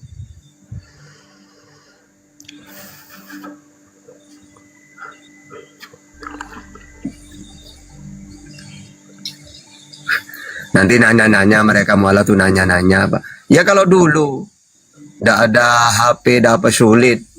Saya pingin belajar ini tidak bisa. Kalau sekarang itu YouTube banyak, mau pingin apa tinggal ngetik muncul sendiri. Bagaimana caranya sholat? Ada prakteknya langsung. Caranya wudhu ada. Ya kalau dulu sulit. Terus orang-orang API setiap hari live bisa nanya-nanya.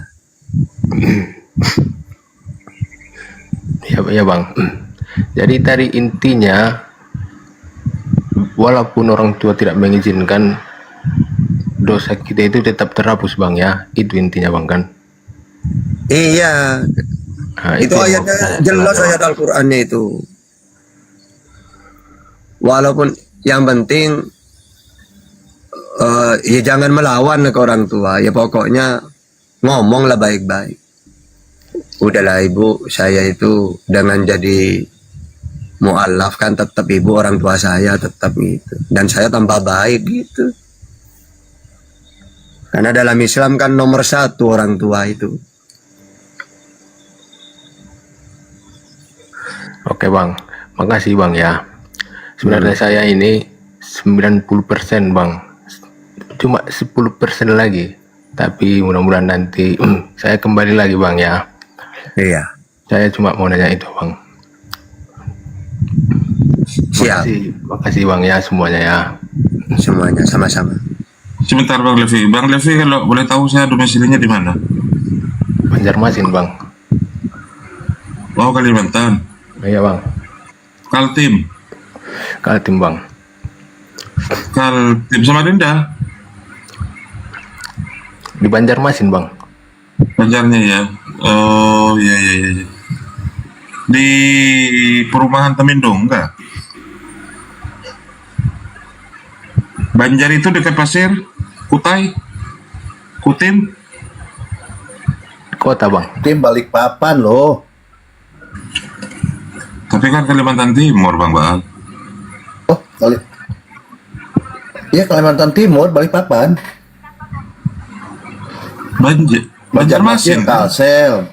Kalsel bang. Samarinda. Kalsel, Banjarmasin. Samarinda Banjar itu Barat. Kalimantan Selatan. Samarinda Yang ya Kaltim. timur juga, Samarinda, Balikpapan, Samarinda, Balikpapan. Ini Kaltim. Jadi kalau mau nanya-nanya DM sama orang abang-abang ini aja boleh bang ya? Iya, kami terbuka. Silahkan lewat DM ke Ustadz Tahta nggak apa-apa, ke saya juga nggak apa-apa, ke Bang Andi Selepet juga nggak apa-apa. Jangan. Ya, mau nyetor KTP misalnya juga nggak apa-apa. Nanti DM nomor WA-nya. Iya bang. Levi ya sudah saya bergabung ini. Bunda Rahma monitor Mas ini. Yang mau ini ya, mau syahadat ya? Enggak, belajar masih Bunda, masih belajar. 90%. Ya, cuman sudah 90% katanya. Wih, alhamdulillah. Katolik apa Protestan, Levi? Protestan bang. Oh, Protestan ya. Kayak tadi itu siapa itu si siapa itu yang nggak percaya Yesus itu? Protestan. Lukas. Orang oh ya Lukas, bukan Korintus ya, Korintus Katolik itu. Lukas.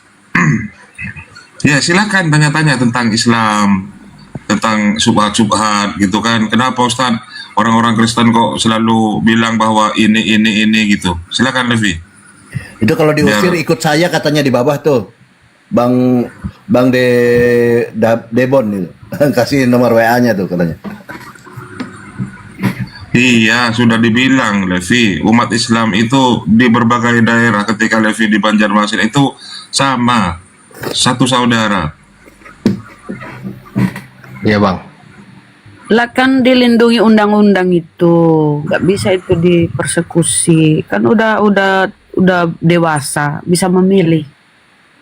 Laporin aja tuh yang jahat-jahat bang.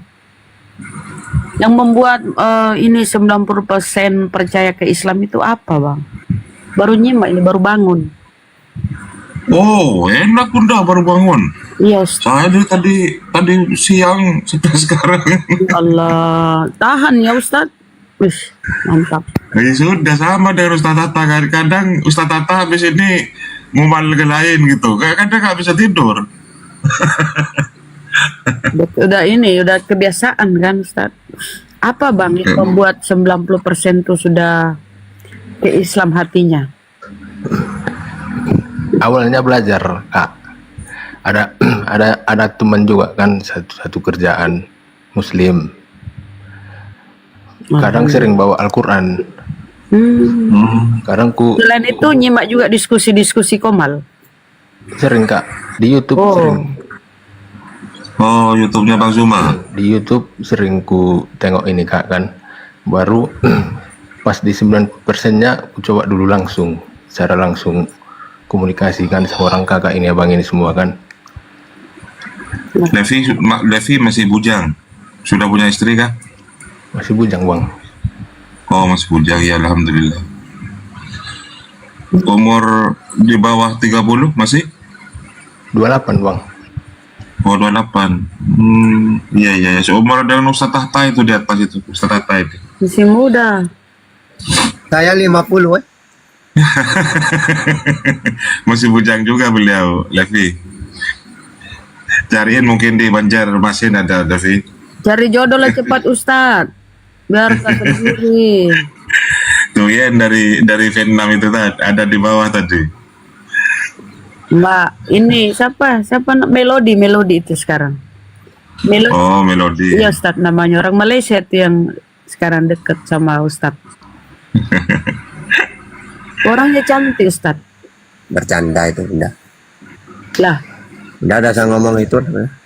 Ngomong lainnya itu aku Levi silakan Levi gimana? Ayo. Gak apa-apa kan Ustadz masih sendiri, beliau juga Silakan Levi, langsung nanya-nanya aja apa gitu. Kita ngobrol apa gitu. Nanya silakan. Ustadz.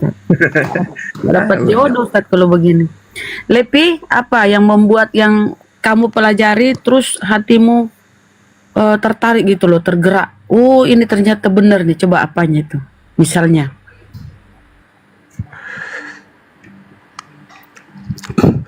Dari si teman itu tadi, Kak. Misalnya apa? Dia ibadahnya tiap hari. Kami kenapa setiap minggu? Timbul pertanyaan-pertanyaan semacam itu, Kak. Tiap hari mengingat Tuhan, Kak, kan? Kalau kami tiap minggu. Setelah itu dia pun kadang belajar bareng samanya, Kak. Diskusi samanya kan mengenai Al-Qur'annya juga. Jadi nggak pernah lagi ke gereja? Nggak pernah lagi. Nggak makan lagi babi?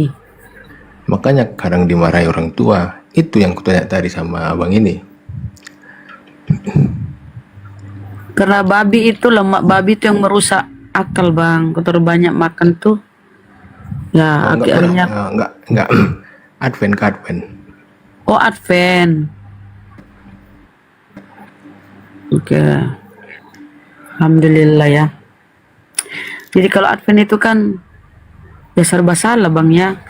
Karena Advent itu ya taat dengan beberapa hukum Torah walaupun nggak semuanya kan.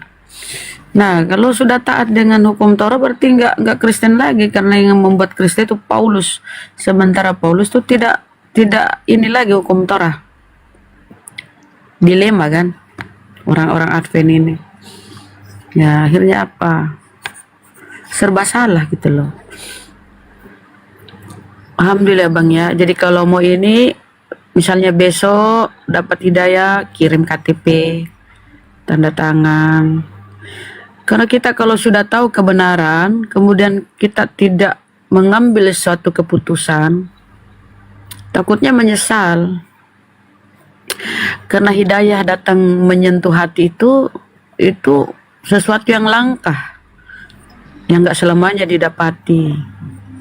Jadi raihlah hidayah itu bang. Kalau sudah tahu kebenaran, disegerakan. Iya kak.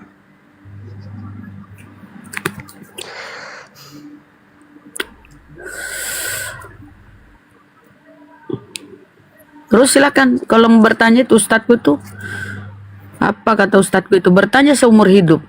Silakan Ustadz Tata. Sombong Ustaz. Ustaz Tata. Tanya seumur hidup. Tanya Bang Levi apa yang berapa 10% ya? Tanya tuh yang membuat masih Ya, Bunda Levi ini udah mau syahadat, cuma takut sama orang tuanya itu doang. Itu yang 10% itu mungkin ya? Iya. Oh. Jadi kalau kita ini meninggal ya, karena semua yang bernyawa akan mengalami kematian. Nggak ada yang menemani kita bang, nggak ada pendetamu, nggak ada pastor, nggak ada saudara orang tua. Masing-masing kita ini akan menghadapi hari akhirat nanti kita sendiri-sendiri. Jadi langkah atau keputusan itu terletak di tangan saudara Levi ini. Nah, ada orang tua yang datang membantu. Ada. Masing-masing kita mempertanggungjawabkan apa yang kita imani selama kita hidup di muka bumi ini.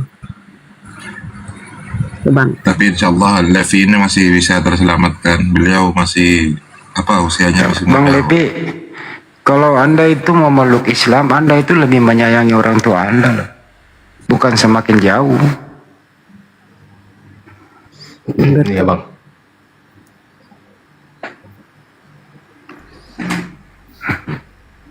Jadi nggak usah takut. Anda tidak akan pernah menjadi bekas anak kepada kedua orang tua Anda itu kalau Anda memeluk Islam. Nggak ada. Biarpun kata dia, kamu bukan anakku lagi.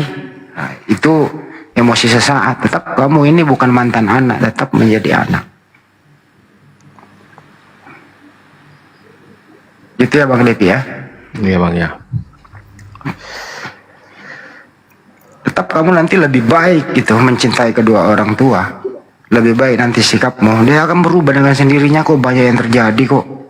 Tadinya para mualaf itu orang tuanya bahkan ingin menghabisi dia, mengancam dia.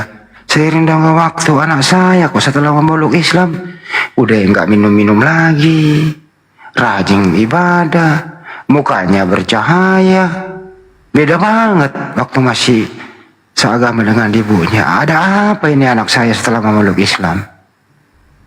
Nah itu nanti pertanyaan itu ada. Sepanjang kamu memperbaiki sikap. Gitu Bang Levi. Memang tantangan pasti adalah dari awal-awal. Itu namanya cobaan pertama. Cobaan pertama orang memeluk Islam itu adalah pertama keluarga, lingkungan, pekerjaan, dan seterusnya. Itu cobaan biasa. Nanti juga akan berakhir bahagia kok. Kira-kira begitu Bang Levi.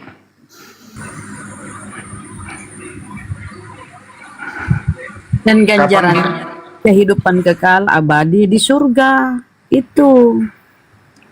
Kapan bisa menyerahkan KTP atau saya ke rumah Anda? Lah kan jauh dia, Daeng, jauh dia. Kalimantan. Saya kan ada di mana-mana, Bunda.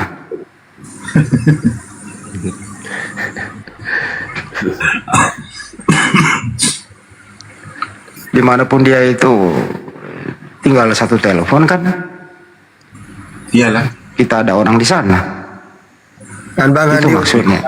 Bang Handi ini Uniriva, uni apa? Universal. Univre. Omnipresent. Oh iya. Present. Gara-gara melodi sampai ini, aduh. Bang Levi benar nggak tadi statement saya itu bahwa yang Anda itu yang pikirkan yang saya terangin tadi ya, itu yang Anda pikirin ya, Bang Levi ya? Iya bang. Iya. 10% itu bang. Iya. Jadi nanti Anda akan mungkin merasa ditinggal oleh saudara, tapi Anda akan mendapat saudara seiman yang begitu sayang sama Anda, termasuk kami di sini dan semua umat Islam seluruh dunia ini adalah saudara seiman Anda. Anda merasakan sakit, kami akan merasakan semuanya. Jadi jangan nanti Anda tidak sungkan-sungkan untuk berbagi bersama kami. Apapun itu. Setuju ya teman-teman ya? Setuju lah. Nah, itu dia.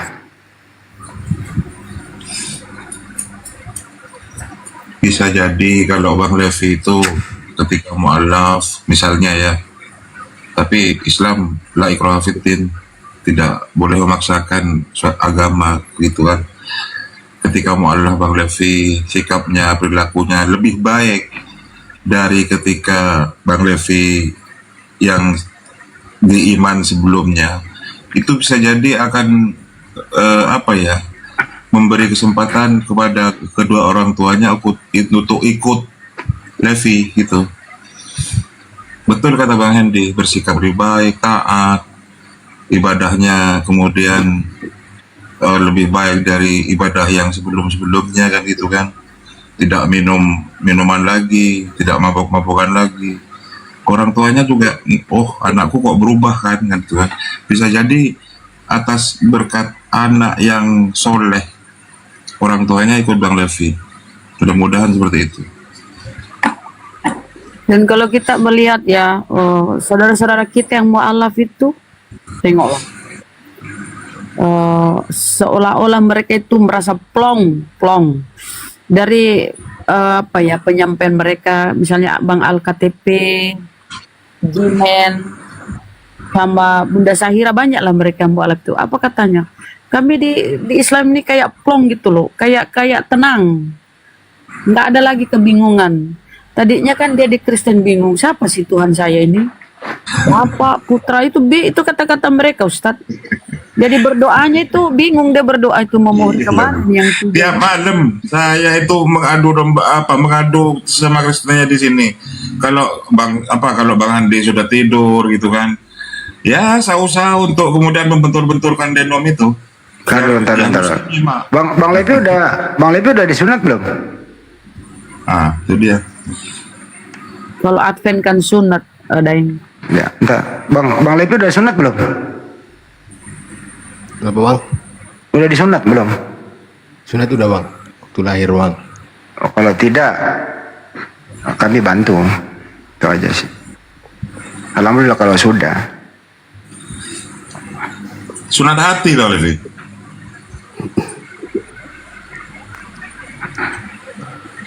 Ya udah, yang jelas Islam itu enggak mau. Jadi Islam itu tidak membutuhkan Anda, tapi Anda yang butuh Islam. Islam tidak akan pernah kurang nilainya Islam itu kalau Anda tidak memeluk Islam. Tapi Anda lah yang butuh Islam itu supaya hidup Anda lebih baik. Itu sih intinya. Jadi tidak ada paksaan memeluk Islam. Jangan sampai nanti di luar sana, oh kok dipaksa. Nggak ada paksaan di sini. Itu ya Bang Levi ya, jangan merasa dipaksa. Iya Bang. Ya Allah tidak rugi. Kau kafir ya nggak masalah bagi Allah. Kalau Anda mu'alaf, Anda yang beruntung. Karena Allah sudah menjamin ya, orang-orang mu'alaf itu dijamin dosanya itu dihapuskan, dosa-dosa yang lalu itu. Jadi ibarat kertas putih itu belum ada isinya, belum ada goresan tintanya, putih bersih. Itu janji Allah dalam Al-Quran, dihilangkan dosa-dosanya yang telah lalu. Nah, tinggal bagaimana menata hidup yang baru kan, mengisi lembaran-lembaran itu. Nah, itu ada pilihan, mau bertakwa atau mau ini. Yang penting kuncinya sudah ada kan, kunci keselamatannya sudah ada, sudah syahadat. Nah, tinggal mengisi ini lembaran-lembarannya ini. Begitu Bang. Islam itu tidak mendatangi Anda membawa Indomie, membawa bantuan dan setengah. Islam itu ya menyampaikan dakwah aja begitu. Tapi saya sudah memeluk Islam, Anda itu berhak mendapatkan zakat.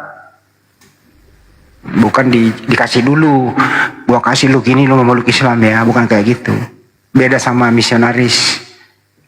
Cari-cari orang susah, dibantuin dulu, dibayarin utang apa, beda. Islam enggak kayak gitu.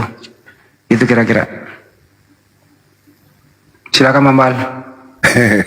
Ustaz Tata, tadi Bang Andi mengatakan bahwa pasti ada cobaan-cobaan gitu ya. Nah seandainya nanti insya Allah kalau Bang Levi ini bersyahadat menjadi orang yang beriman, memang betulkah sebab Al-Quran sudah menyampaikan bahwa seorang yang beriman itu akan diuji dengan cobaan-cobaan seperti itu? Ustaz, silakan untuk meneguhkan iman kita, Ustaz. Baik, terima kasih. Bukan saya. Intinya kalau dalam Islam itu, pokoknya ujian itu pasti dari awalnya, setelah itu bahagia. Beda dengan sebaliknya. Bahagia dulu pasti pada akhirnya ya tidak enak. Itu sudah sunatullah sudah. Tapi ada semua juga diuji, kadang-kadang mu'alaf ya biasa saja. Cuma kalau sampai diuji, diusir apa, itu banyak. Tapi setelah itu kan kisah-kisah mereka itu, oh dulu saya pertama, gini. Sampai kita tuh gak tega, kasihan itu. Ketika kita tanya, terus sekarang gimana? Masya Allah, luar biasa. Ustadz gitu. Bahagia banget gitu. Sampai nangis-nangis mereka itu sekarang itu. Kayak LKTP gitu tuh. Bang Al itu. Dari bahagianya. Ya beda dengan Islam itu ibaratkan berakit-rakit dahulu gitu. Tapi kalau murtad itu, wah, tergiur akhirnya murtad. Setelah murtad udah akan tidak enak hidupnya itu pasti kebanyakan. Kalau Islam kebalikannya, ibaratkan berakit-rakit dahulu, ujian biasa. Tapi yang kita kenal, semua yang kita kenal, bahagia kan mereka sekarang itu. Semuanya yang kita kenal dari dulu itu, yang mu'alaf-mu'alaf ketika ditanya itu. Bahagia banget mereka sekarang. Luar biasa. Menemukan kebenaran gitu. Ya gitu intinya. Nggak jadi tidur lagi. Lanjut. Ya kata mereka itu Ustaz, ketika di Kristen tuh bingung berdoa kemana. Muter-muter kepalanya kan Bapak kan gambarnya seorang tua berjenggot. Kemudian Yesus masih muda, mata rambut panjang. Kenapa ke situ Bunda? Kenapa ke situ Bunda? Kalau berdoa ini mereka kalau berdoa Bang Handi, ini pengalaman Kristen. Sekarang kan setelah dia mualaf, fokus kepada Sang Maha Pencipta, kepada Allah Subhanahu wa taala. Tadinya itu begitu, mereka bingung berdoanya kemana sih? Tuhannya kan katanya 3 tapi 1. Nah, kalau di Islam itu Bang, ya inna salati wa nusuki wa mahyaya wa mamati lillahi rabbil alamin. Hidup dan matiku, ibadahku hanya kepada Allah semata. Tenang kita ibadahnya, semua kita sandarkan kepada Allah. Begitu Bang Levi. Aku mau cerita. Ada dulu yang namanya Murtadin itu ya. Murtadin. Nanti pasti ada menyebut namanya terakhir nih. Pasti ada menyebut. Ada Murtadin itu. Setelah dia murtad, diberi apresiasi. Langsung dapat harta, tahta dan wanita. Tadi yang nggak punya mobil, dapat. Tadi yang nggak punya rumah mewah, dapat. Udah tahu itu. Istri lama ditinggal jadi cantik gitu ya. Tapi sekarang menjadi buronan, berada di luar negeri, sekarang giginya tinggal tulang. Berakhir giginya sekarang tinggal tulang. Ya itulah. Dulu giginya apa kalau bukan tulang? Ya, nggak tahu. Itu kan cuman komedi terakhir itu gigi tinggal tulang. Kenapa dia di Uber di DPO? Karena dia itu meminta 300 ayat Al-Quran itu dihapus tuh, dia di DPO gara-gara itu. Cari dia, maka kabur. Sekarang apa yang terjadi? Semua yang dikasih dari awal itu harta, tahta dan wanita ditinggal semua. Hartanya habis, wanitanya kabur, tahtanya tinggal Ustaz Tahta yang ada di sini. Nah, itu kan. Nggak pernah kabur saya. Nggak pernah kabur Ustaz Tahta gitu loh. Kira-kira intermezzo teman-teman. Jadi kalau Andi Slebes itu ngomong, intinya pasti menggigit, tapi intinya membuat lunak. Nah, itulah supaya nggak ngantuk. Kopi. Gak ada lagi Oten. Saya ini belum diskusi. Oh tadi udah. Udah jam 2, Bang Arif ini dari tadi buka Komal. Mending kita sudahi dulu kali diskusi kali ini jam 2 ya. Makassar jam 3. Waktunya untuk istirahat. Bang Arif dari siang lo buka Komal. Ustaz Tata juga udah perlu istirahat. Ya kita mungkin sudahi dulu lah di live kali ini. Komal ini kita tutup, oke? Tiada kencang saya tadi. Buka Komal lah katanya. Saya buka Komal pertama, langsung ada Gurunda di bawah. Habis rungkat dari Komal siapa tadi, Pak Danca Momang? Ada Gurunda di bawah. Ya udah langsung aja. Jadi terakhir kita ke Bang Lepi dulu. Bang Lepi, di sini nggak ada pemaksaan. Keputusan ada di tangan Anda. Oke? Bang Lepi, buka mic-nya dulu. Netizen bilang jangan dulu off, Bang Andi. Itu bilang sampai subuh. Wah, aku yang mau istirahat teman-teman. Besok kerja, mau nguli. Ya sekali lagi ya Bang Levi, di sini kita nggak ada memaksa ya. Iya bang, nggak ada paksaan bang. Ya kita doakan, kami itu mendoakan Anda itu semoga mendapat hidayah. Hidayah apa sih itu? Petunjuk dari Allah. Hanya Allah yang bisa memutarbalikkan hati seseorang. Kami hanya sebagai teman diskusi gitu ya. Itu sih, mudah-mudahan dapat hidayah. Teman-teman ya, amin ya. Itu aja sih dari kami. Amin ya rabbal alamin. Iya bang, makasih semua juga bang ya. Ya, saya tunggu 1-2 hari, 3 hari ini Bang Levi ya. Iya bang. Mudah-mudahan jemput hidayah itu. Cari kebenaran Islam. Masuk di kabupaten manakah? Anda ini di kabupaten mana? Banjar. Banjar itu masuk Kalimantan Selatan ya? Kalsel bang, Kalsel. Kalsel. Kalsel. Di kota? Kota bang ya. Ya? Masuk kabupaten mana? Kota bang, kota. Oh, Banjarmasin. Banjarmasin kota. Oh, insya Allah, waduh tim kami banyak di situ. Orang ngetopnya nanti datang ke rumah Anda itu menjemput Anda. Orang ngetopnya Banjarmasin yang datang ke rumah Anda. Serius, serius. Gua janji itu. Toko Banjarmasin yang ke rumah Anda. Gua janji. Tahu ya. Bang Raja Bintang mungkin kalau Kalimantan Selatan, Raja Bintang itu.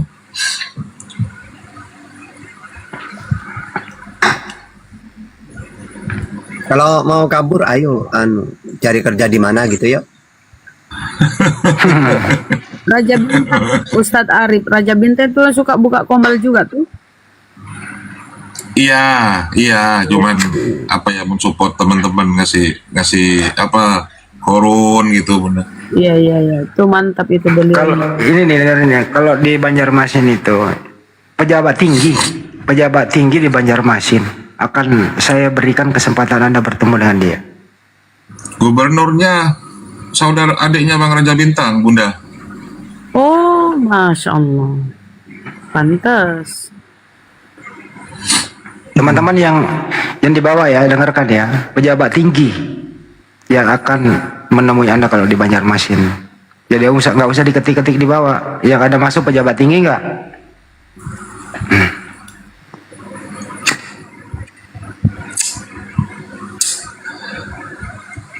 Tapi di sana banyak di Kalimantan Selatan dulu saya punya banyak teman di situ waktu masih di Malang. Kan banyak orang Dayaknya ya, Bang Levi ya, di Kalimantan Selatan itu. Iya. Tapi putih-putih Dayaknya. Iya bang. Ya kami memang kan dari Melayu dia. Iya, Dayak. Kulitnya itu putih-putih Bang Di. Levi juga kulitnya putih, ganteng ini anak ini. Belum pernah open camp. Pernah ketemu gua? Belum bisa open camp. Usia berapa Levi? Udah masih bujangan? 28 belum. Ya, semoga dapat calon nanti yang terbaik. Bukan pejabat surga yang nemuin. Kalau pejabat surga mah gue masak, ada aja di bawah.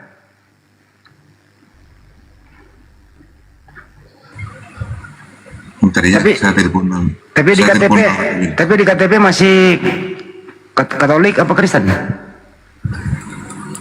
Kristen bang. Oh, Kristen. Kenapa sih Anda sekarang ini goyang kekristenan Anda? Apa gimana?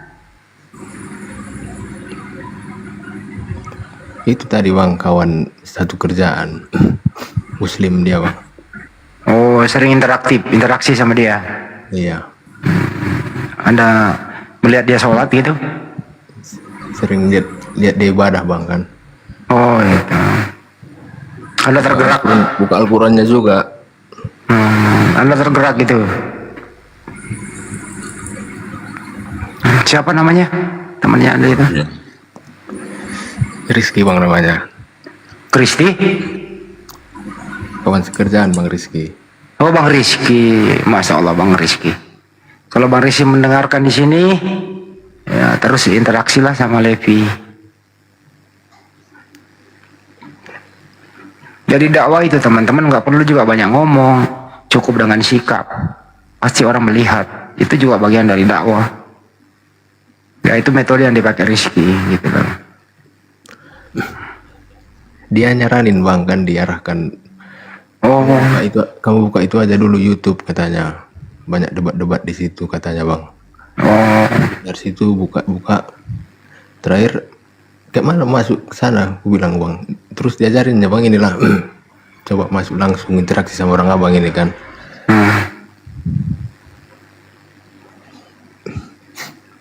Akhirnya belajar Al-Quran juga, baca-baca.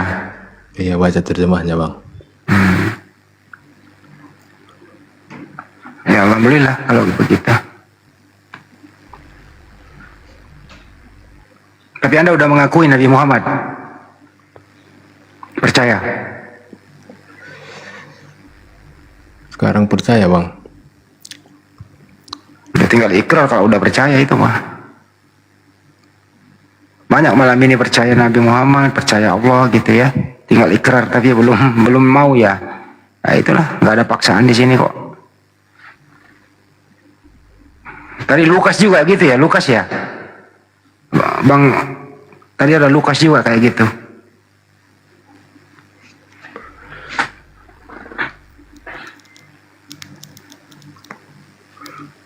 Udah masih sering ke gereja? Udah jarang bang.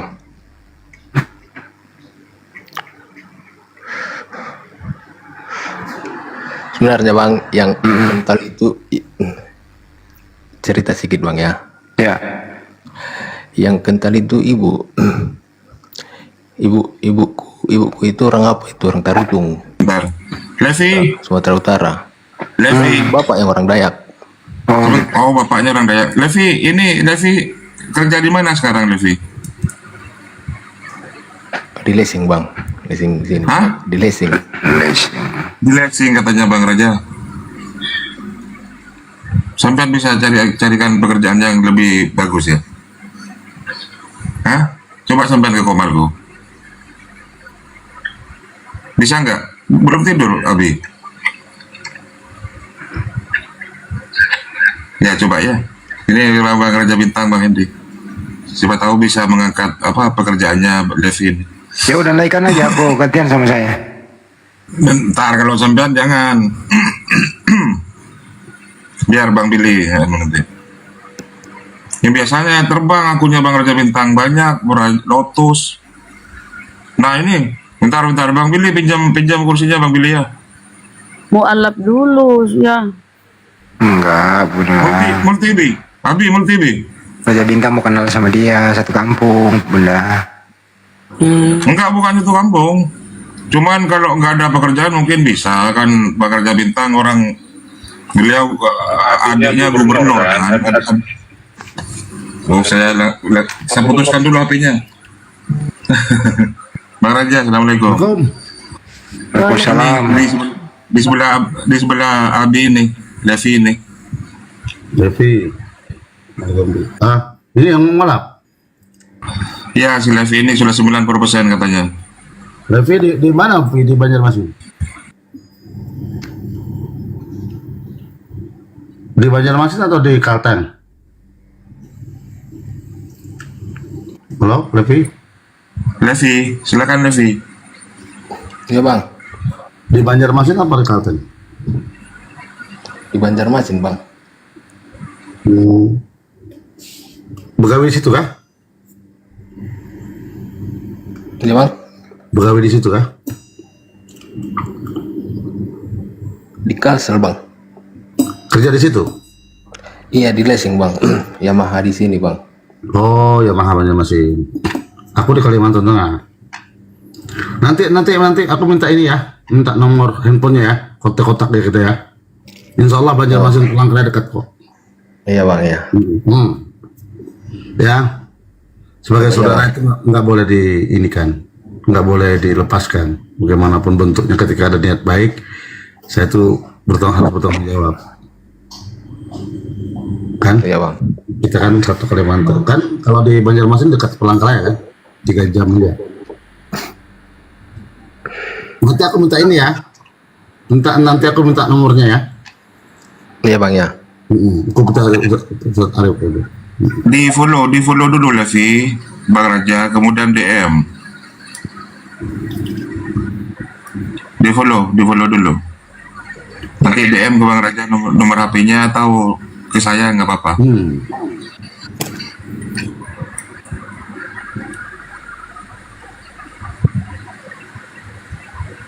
Kira-kira kapan mau store KTP?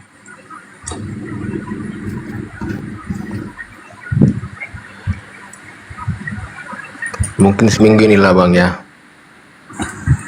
Oke. Ya, cuman gini Bang Raja dari tadi cerita takut diusir oleh orang tuanya katanya Bang Raja. Jadi kalau takut diusir tempat saya aman. Aman. Devi, kalau diusir kamu tempat aku minta nomor telepon tuh. Iya bang ya. Tinggal kamu telepon aja aku di mana. Kita ketemu kamu naik bis ke tempat aku aja. Nggak apa-apa, aman. Sebagai saudara itu nggak boleh dibiarkan. Ya, iya. Iya bang ya. Siap. Aku orang Kalimantan kok.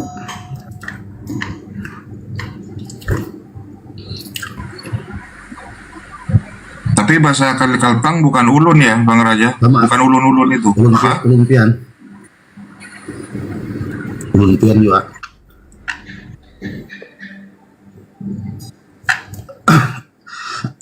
Bahasa ulun pian juga sama. Ya. Oh sama. Ya. Sama ulunnya juga ya. Iya sama. Tapi Levi asli mana Levi? Kalau sebenarnya bang, aku sekolah dulu di Tarutung. Tarutung. Batak aku sebenarnya bang. Oh iya. Bapak orang Dayak bapak. Dayak Kalimantan berarti tengah ya? Iya, pindah ke Banjarmasin. Oh iya, berarti merantau juga Banjarmasin. Iya bang. Kalimantan aja mana? Bapak di Kalsel, di Banjarmasin bang, Kalsel. Kalsel juga. Nenek kemarin meninggal bang kan, jadi bapak yang pindah ke sana. Bapak anak satu-satu, jadi ikut kami ke sana sama ibu pak. Iya, siap Levi. Siap. Yang pasti kamu tidak sendiri Levi. Kamu tidak sendiri ketika ada niat baik. Bahkan niat itu kalau memang sudah ada ketemu niat baik itu, kita nggak tahu umur kita kapan kan gitu. Ya kan? Lebih cepat itu lebih baik. Dan aku sebagai saudara muslimmu pada saat nanti siap.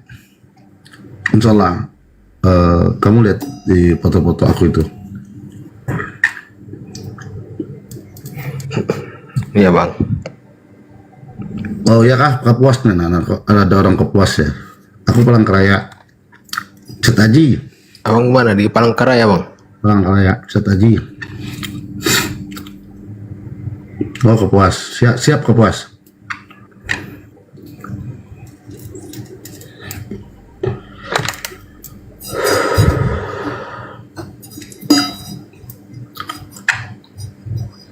Udah sering naik di Komal begini, Levi?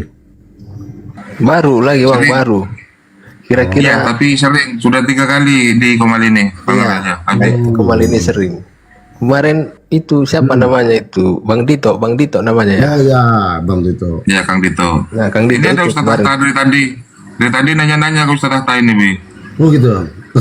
Iya.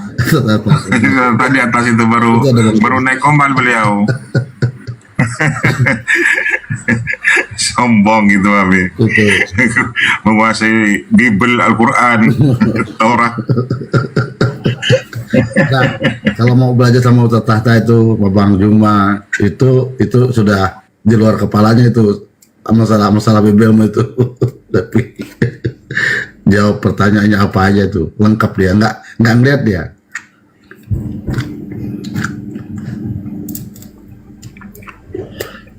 Nggak buka Bible langsung sebutnya berapa ayat apa di halaman berapa tahu dia.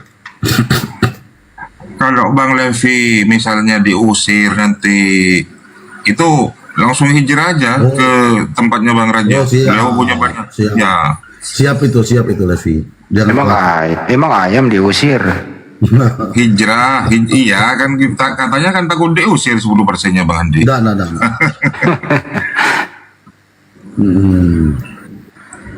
Beliau Udah punya keluarga, udah punya istri belum? Tapi ada di Kesultanan beliau Levi Bang Raja ini. Ini. Iya bang. Dia belum berkeluarga. oh Bang belum, Raja. belum. Alhamdulillah. Masih muda dia 28 tahun. Dia belum berkeluarga, Bang Raja, tapi dia udah punya kartu keluarga. Nah itu aku tuh baju hitam tuh, Levi. Nah ini Bang Raja ini siapa? Levi. Iya bang ya. Ya. Ini nih. Insyaallah.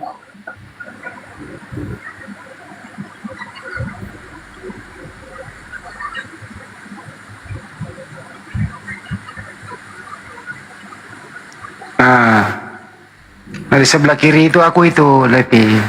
Sebelah kanan Bang Raja itu. Putra mahkotanya dia Bang Banon. Sebelah kiri putra saya. Iya.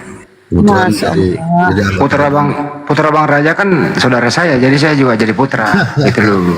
Kapan sawan? Kan adiknya Bang Raja yang gubernur ya, Bang Raja ya? Iya. Gampang Pi. Aman tuh. Nah, Pernah punya ipar artis kok Bang Raja Bintang ini. Siapa Bang? Apa Bang? Pusing. Rokok dua bungkus sampai habis ini Bang Raja.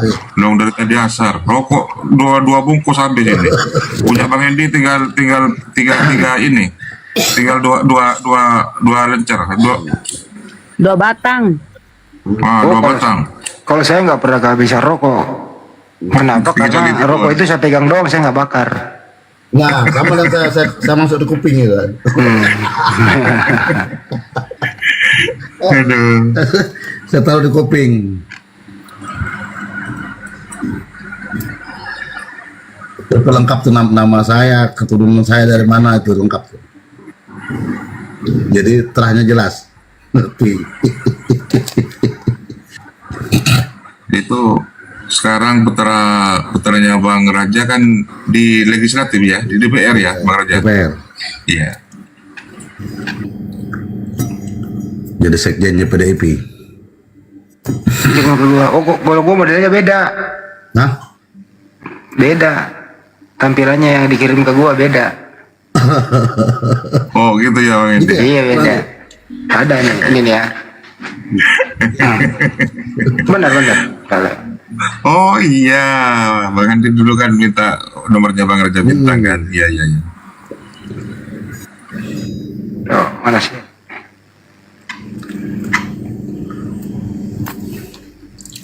Kalau gua modelnya ini beda kan? Modelnya ini. Sama. Ya tapi beda posisinya. Oh posisinya beda. Nah. Turunan ini raja ya Mas. Posisinya beda kan? Saya kebetulan dari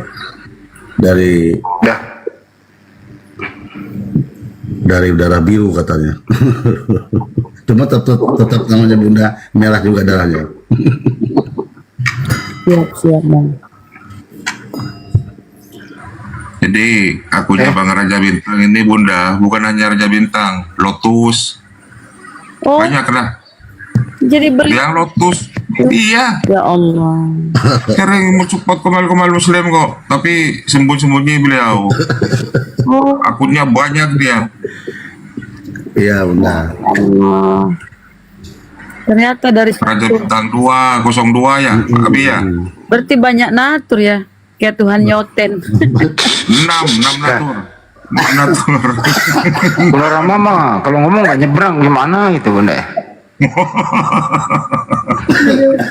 Nggak nyangka dia juga Lotus. Banyak natur Bunda.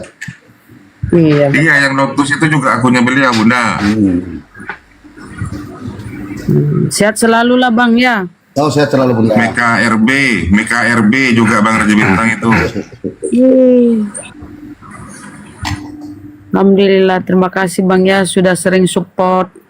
Oh ya benar. Terus saya tadi di poster loading tadi sama Kopi Gembala. Saya jarang tidur tuh bunda. Kalau tidur pasti ada di komal-komal. Tapi saya kalau pakai akun kecil saya di bawah aja. Saya muter aja bunda. Saya muter aja. Aku pun sering nyimak di komalnya Bang Haji itu nyanyi-nyanyi kan. Iya. Nyimak aku di bawah. Oh. Saya tuh bunda suka mendengarkan ini gitu. Jadi artinya tadi malam saya mendengarkan pendeta yang sama rumah juga yang santun itu. Iya.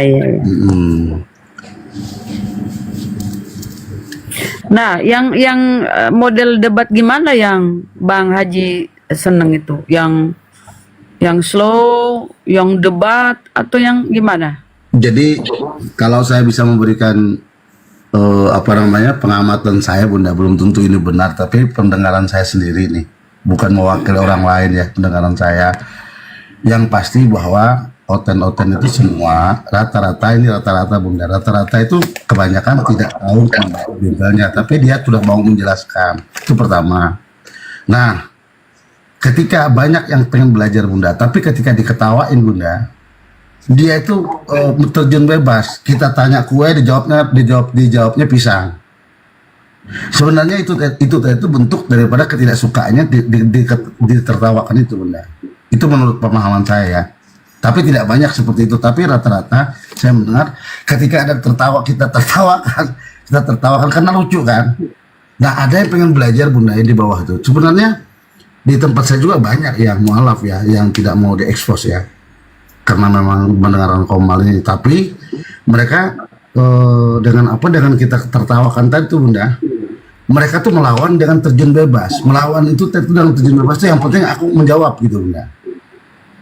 Nah kalau yang tidak menjawab yang dengan ilmunya, bahkan dengan seperti halnya pendeta tadi malam tuh dia tidak menjawab. Tadi juga ditanyakan Bang di roomnya Bang Blender tadi. Dia tidak menjawab, dia tidak mengatakan mengatakan kalah lah kan, cuman dengan yang punya ilmu bunda. Tapi kalau dengan yang nggak punya ilmu dia menjawab bebas. Karena apa? Karena ketika memang dikalahkan itu, apalagi di ujungnya kita tertawakan itu bunda, dia rasa malu, terjun bebas di situ. Menurut saya sih itu. Iya siap Bang.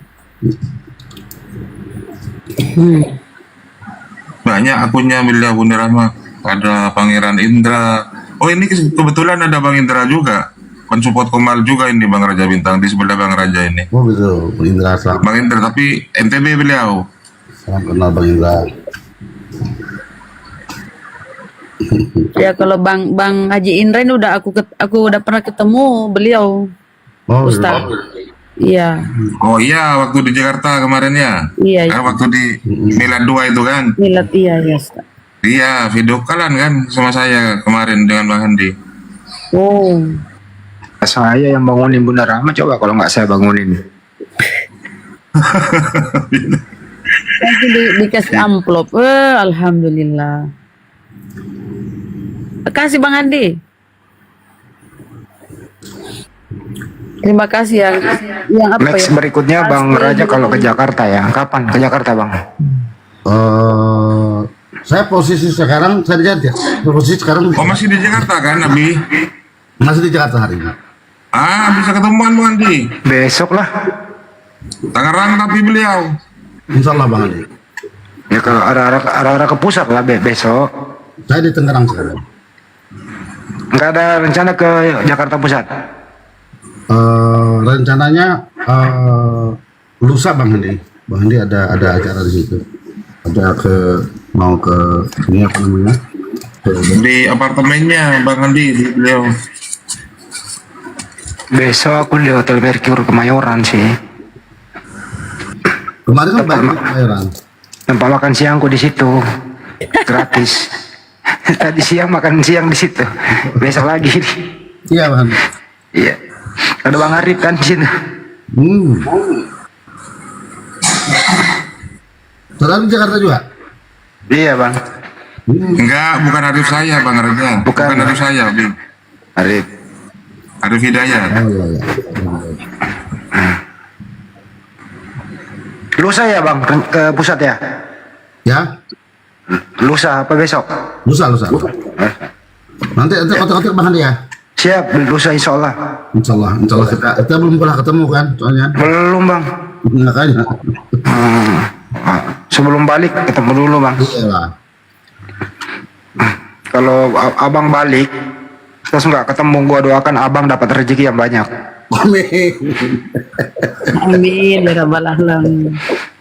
Balik ke Kalimantan katanya tanggal 22, Bang Abi. Enggak jadi. Ini udah tanggal 22 hari ini. 25, Bang. Kan kemarin yang mau beli tiket itu. Tiket bulik. Ini ada melodi Bunda. Melodi ini ya Bunda. Calonnya Ustaz Tahta. Ya betul. Oh, amin katanya. Naik melodi. Melodi naik, Mbak Melodi naik, yuk. Kenapa Mbak Melodi? Calonnya Ustaz Tahta katanya Bunda Rahma, Bang Andi. Calonnya Ustaz Tahta malu. Padahal katanya udah mau dilamar ke Malaysia. Seleksi dulu sama abangnya. Kalau mau ke Ustaz Tahta itu, lu seleksi dulu sama abangnya nih, namanya Andi Slebes nih. Udah mereka sudah ngobrol. Mbak Melodi ini cantik orangnya, bersahaja.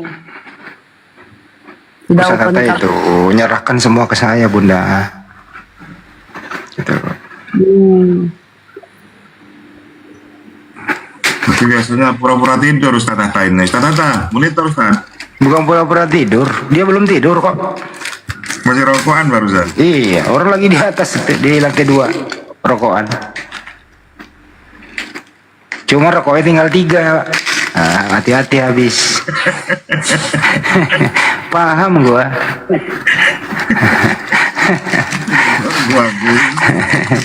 Tanya aja. Benar.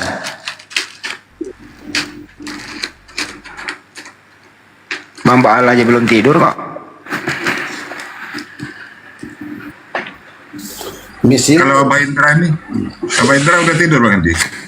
Kalau Bang Indra iya. Dari tadi 2 jam yang lalu tidur dia.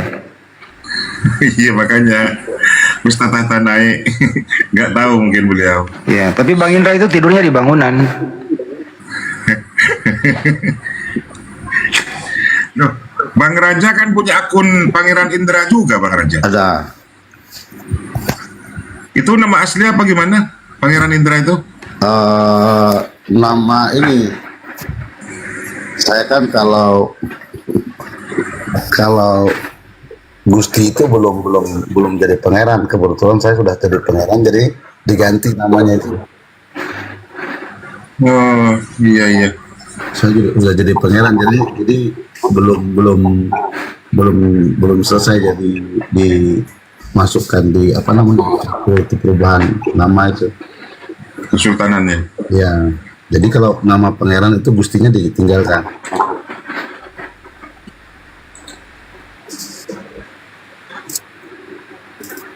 Masya Allah ya.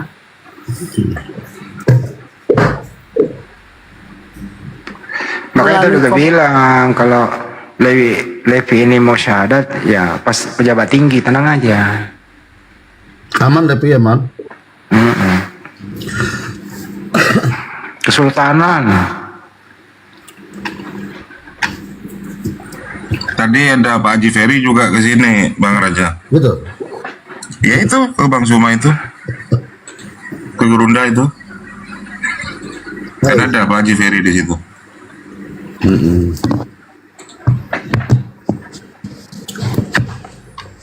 Tapi kabur, suruh naik akunnya di privat. Multi Pak Haji gitu, langsung kabur. Habis lempar langsung kabur. Di privat akunnya, nggak bisa jambak saya.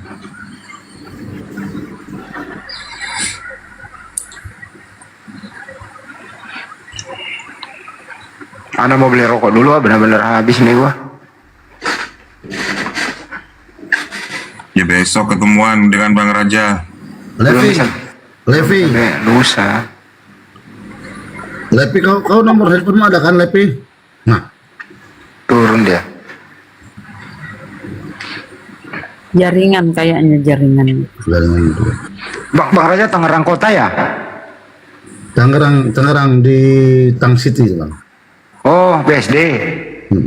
Tang City di apartemen di dekat Mall Tang City ini. Iya BSD. Bumi Serpong Damai. Yes, itulah dia. BSD itu ada dua, Bumi Serpong Damai sama Bekasi Sonowan dikit. Jadi saya ini takut banjir, Bang Hendy. Takut banjir, jadi di lantai agak tinggi dikit kan gitu. Jadi kalau banjir saya lihat aja terjun jendela aja kan. Kan banjir semua ini. Iya, benar.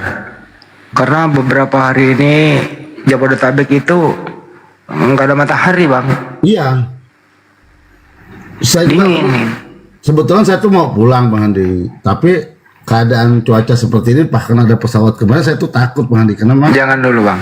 Karena memang lagi, saya tuh pernah trauma, Bang Andi. Yang pesawat yang jatuh itu, dulu itu pesawat dari Kalimantan itu, pesawat itu ATR namanya.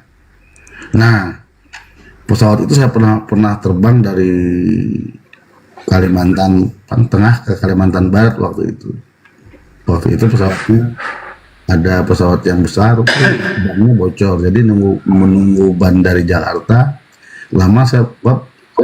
Lalu saya mengambil pesawat penerbang ke Pontianak. Dari Pontianak baru terbang ke Jakarta kan gitu. Begitu sampai di atas, Mbak Handi, guncangan angin tuh sampai keluar ini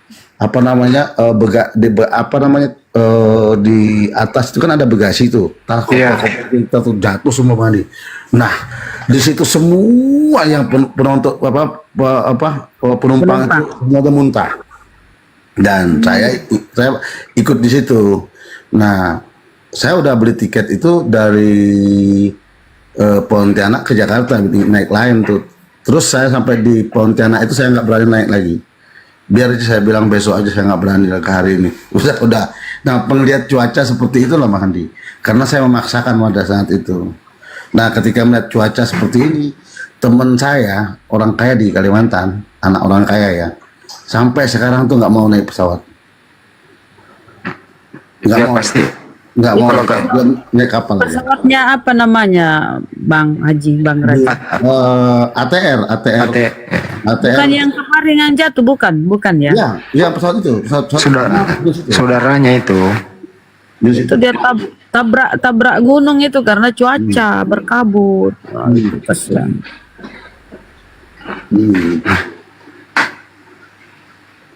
Kalau bisa sih sana naik Garuda aja. Nah, naik Garuda lebih safety lah. Iya, tapi pada saat itu Bang Andi, pesawat yang besar waktu itu dari Kalimantan ini kebetulan pesawatnya itu bannya bocor, jadi menunggu ban dari Jakarta kan dari pagi sampai sore. Nah, kebetulan siang itu ada penerbangan dari Kalimantan ke Kalimantan Tengah ke Kalimantan Barat. Nah, kita perkirakan masih sempat siang kan gitu. Terbanglah kita lewat situ. Biasa, coba kalau abang waktu itu hubungin saya kalau ban pesawat bocor, ada ahlinya Bang, Edis tukang tamal ban. Kenapa ban itu bocor juga? Kayak kena paku ya padahal di udara. Ya kan umur Bunda, umur. Mbak Mira bangun tidur ini paling. Mbak Mira, bangun tidur bener ini Mbak Mira. Dari tadi kemana? Syukran Bunda Emira. Oh, ada juga ya bocor ya Bang ya. Bocor. Nah tuh kan, baru bangun tidur bener. Jangankan ban pesawat, kepalanya Edis saja bisa bocor. Mana sih Bunda Rama? Yang biasa mobil kan kena paku lah, kena apa lah, ini kok di udara ada bocor juga ternyata. Nabrak ini dia, nabrak kelelawar, kan moncongnya tuh. Biasa seiring dengan usia lah Bunda. Ada waktunya pergantian spare part. Gitu. Harga ban pesawat itu sama dengan harganya mobil baru. Padahal jarang dipakai kan, banyakan terbang kan. Lucu juga ya bannya. Tapi sekali dipakai Bunda, kan akan keluar asap itu di bandara, di landasan itu kan? Iya. Awas. Iya, iya, Awas, iya. Bunda. ATR itu kan pesawat kecil Bunda. Sama dengan Susi segala sekelas itu. Enggak, itu pesawat itu 60-an Bang Di. Berapa orang? 60. Iya. Besar. Oh, berarti atasnya Mbak. Di atasnya Susi Air ya? Bukan besar itu. Besar ya? ATR 400 itu besar tuh. 60-an tuh. Tapi takut saya pakai pesawat kecil Bang. Baling-baling kan? Naik kapal. Kan naik kapal laut. Nah jadi saya melihat pesawat apalagi gelap itu kan, saya pernah sampai di bandara kan gelap, belum check in kan, begitu sampai ini apa namanya sampai bandara pas supir udah ngeluarkan barang, saya bilang naikkan lagi barangnya. Kenapa Pak? Ini kasihkan sama security itu tiketnya. Kenapa? Nggak jadi gue. Balik saya. Lebih baik saya kembali karena trauma gitu loh Bunda. Iya. Jadi bukan takut apa traumanya itu.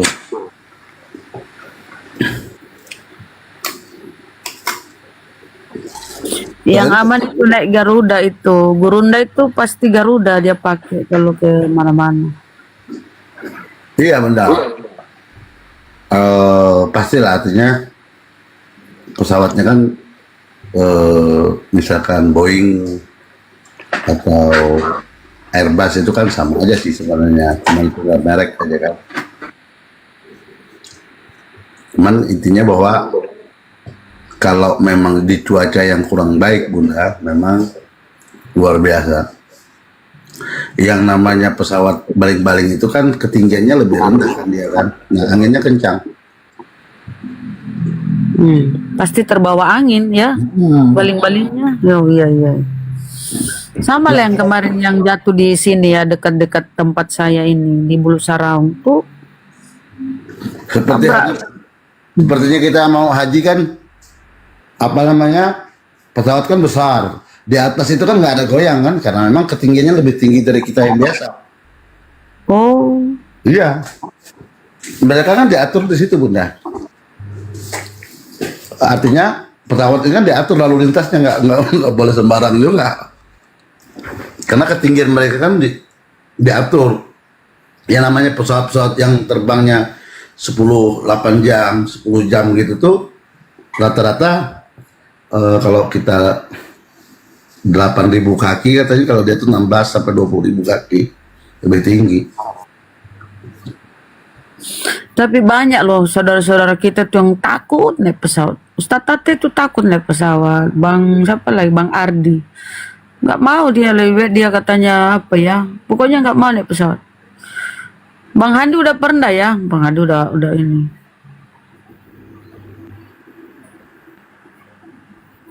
Bukan dia takut pengaruh cuaca apa segala macam. Memang takut.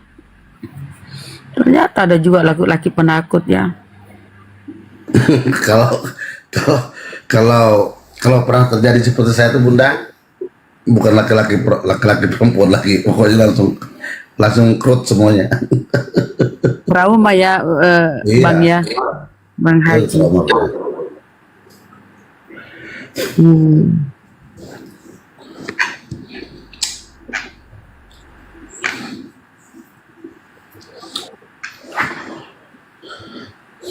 Mana hotelnya mau diskusi?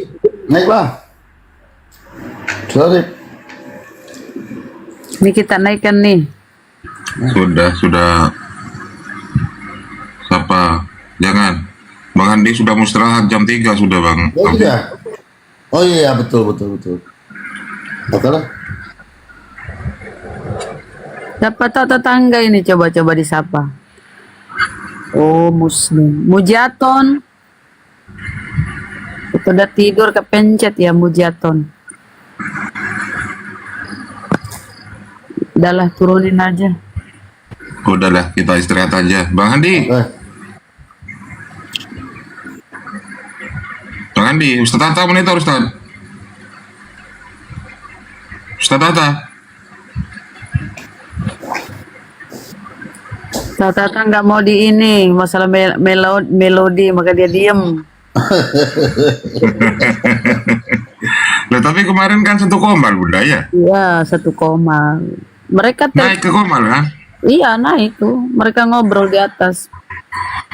Oh ya, Mbak Emera, makasih Mbak Emera. Emera. Sama Melodi tadi.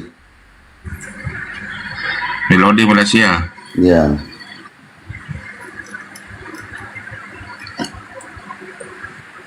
Bang Andi, monitor Bang Andi. Dia beli rokok kan, Ustadz? Oh, masih ada warung buka. Di Jakarta kan 24 jam tuh. Jakarta Bang Ustaz. Apalagi di Jakarta Pusat gampang. Apa Kaling ini? Pengepul koin, wih Pak Kaling. Apa Kaling ini? Mau minta berapa koin? Naik Kaling. Naik Kaling.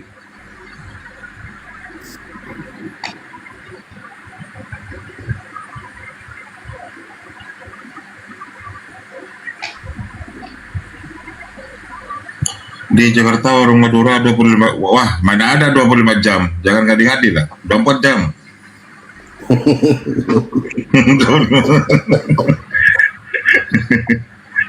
Warung Madura.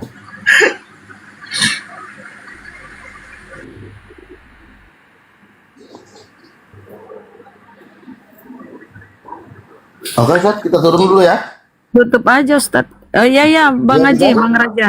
Bunda, aku pamit dulu. Ustaz Tata, Bang Indra, Bang Andi, Bang Juma. Iya. Iya Bang. Oke Bang, terima kasih. Assalamualaikum. Ya, kita istirahat aja ya Bunda. Salam. Iya Ustadz. Waalaikumsalam. Ya, Kafaratul Majelis ya. Teman-teman yang di bawah penonton, makasih semuanya supportnya. Kita ketemu lagi insya Allah besok. Kita tutup dengan pembacaan Alhamdulillahirrabbilalamin dan Kafaratul Majelis. Bismillahirrahmanirrahim. Subhanakallahumma bihamdik asyhadu an la ilaha illa anta astaghfiruka wa atubu ilaik. Akhirul kalam sumal mufiq ila tamitorik. Assalamualaikum warahmatullahi wabarakatuh. Saya turunkan Gurunda, takut ke bentar ke luar awal. Warahmatullahi wabarakatuh. Siap. Saya turunkan dulu ya.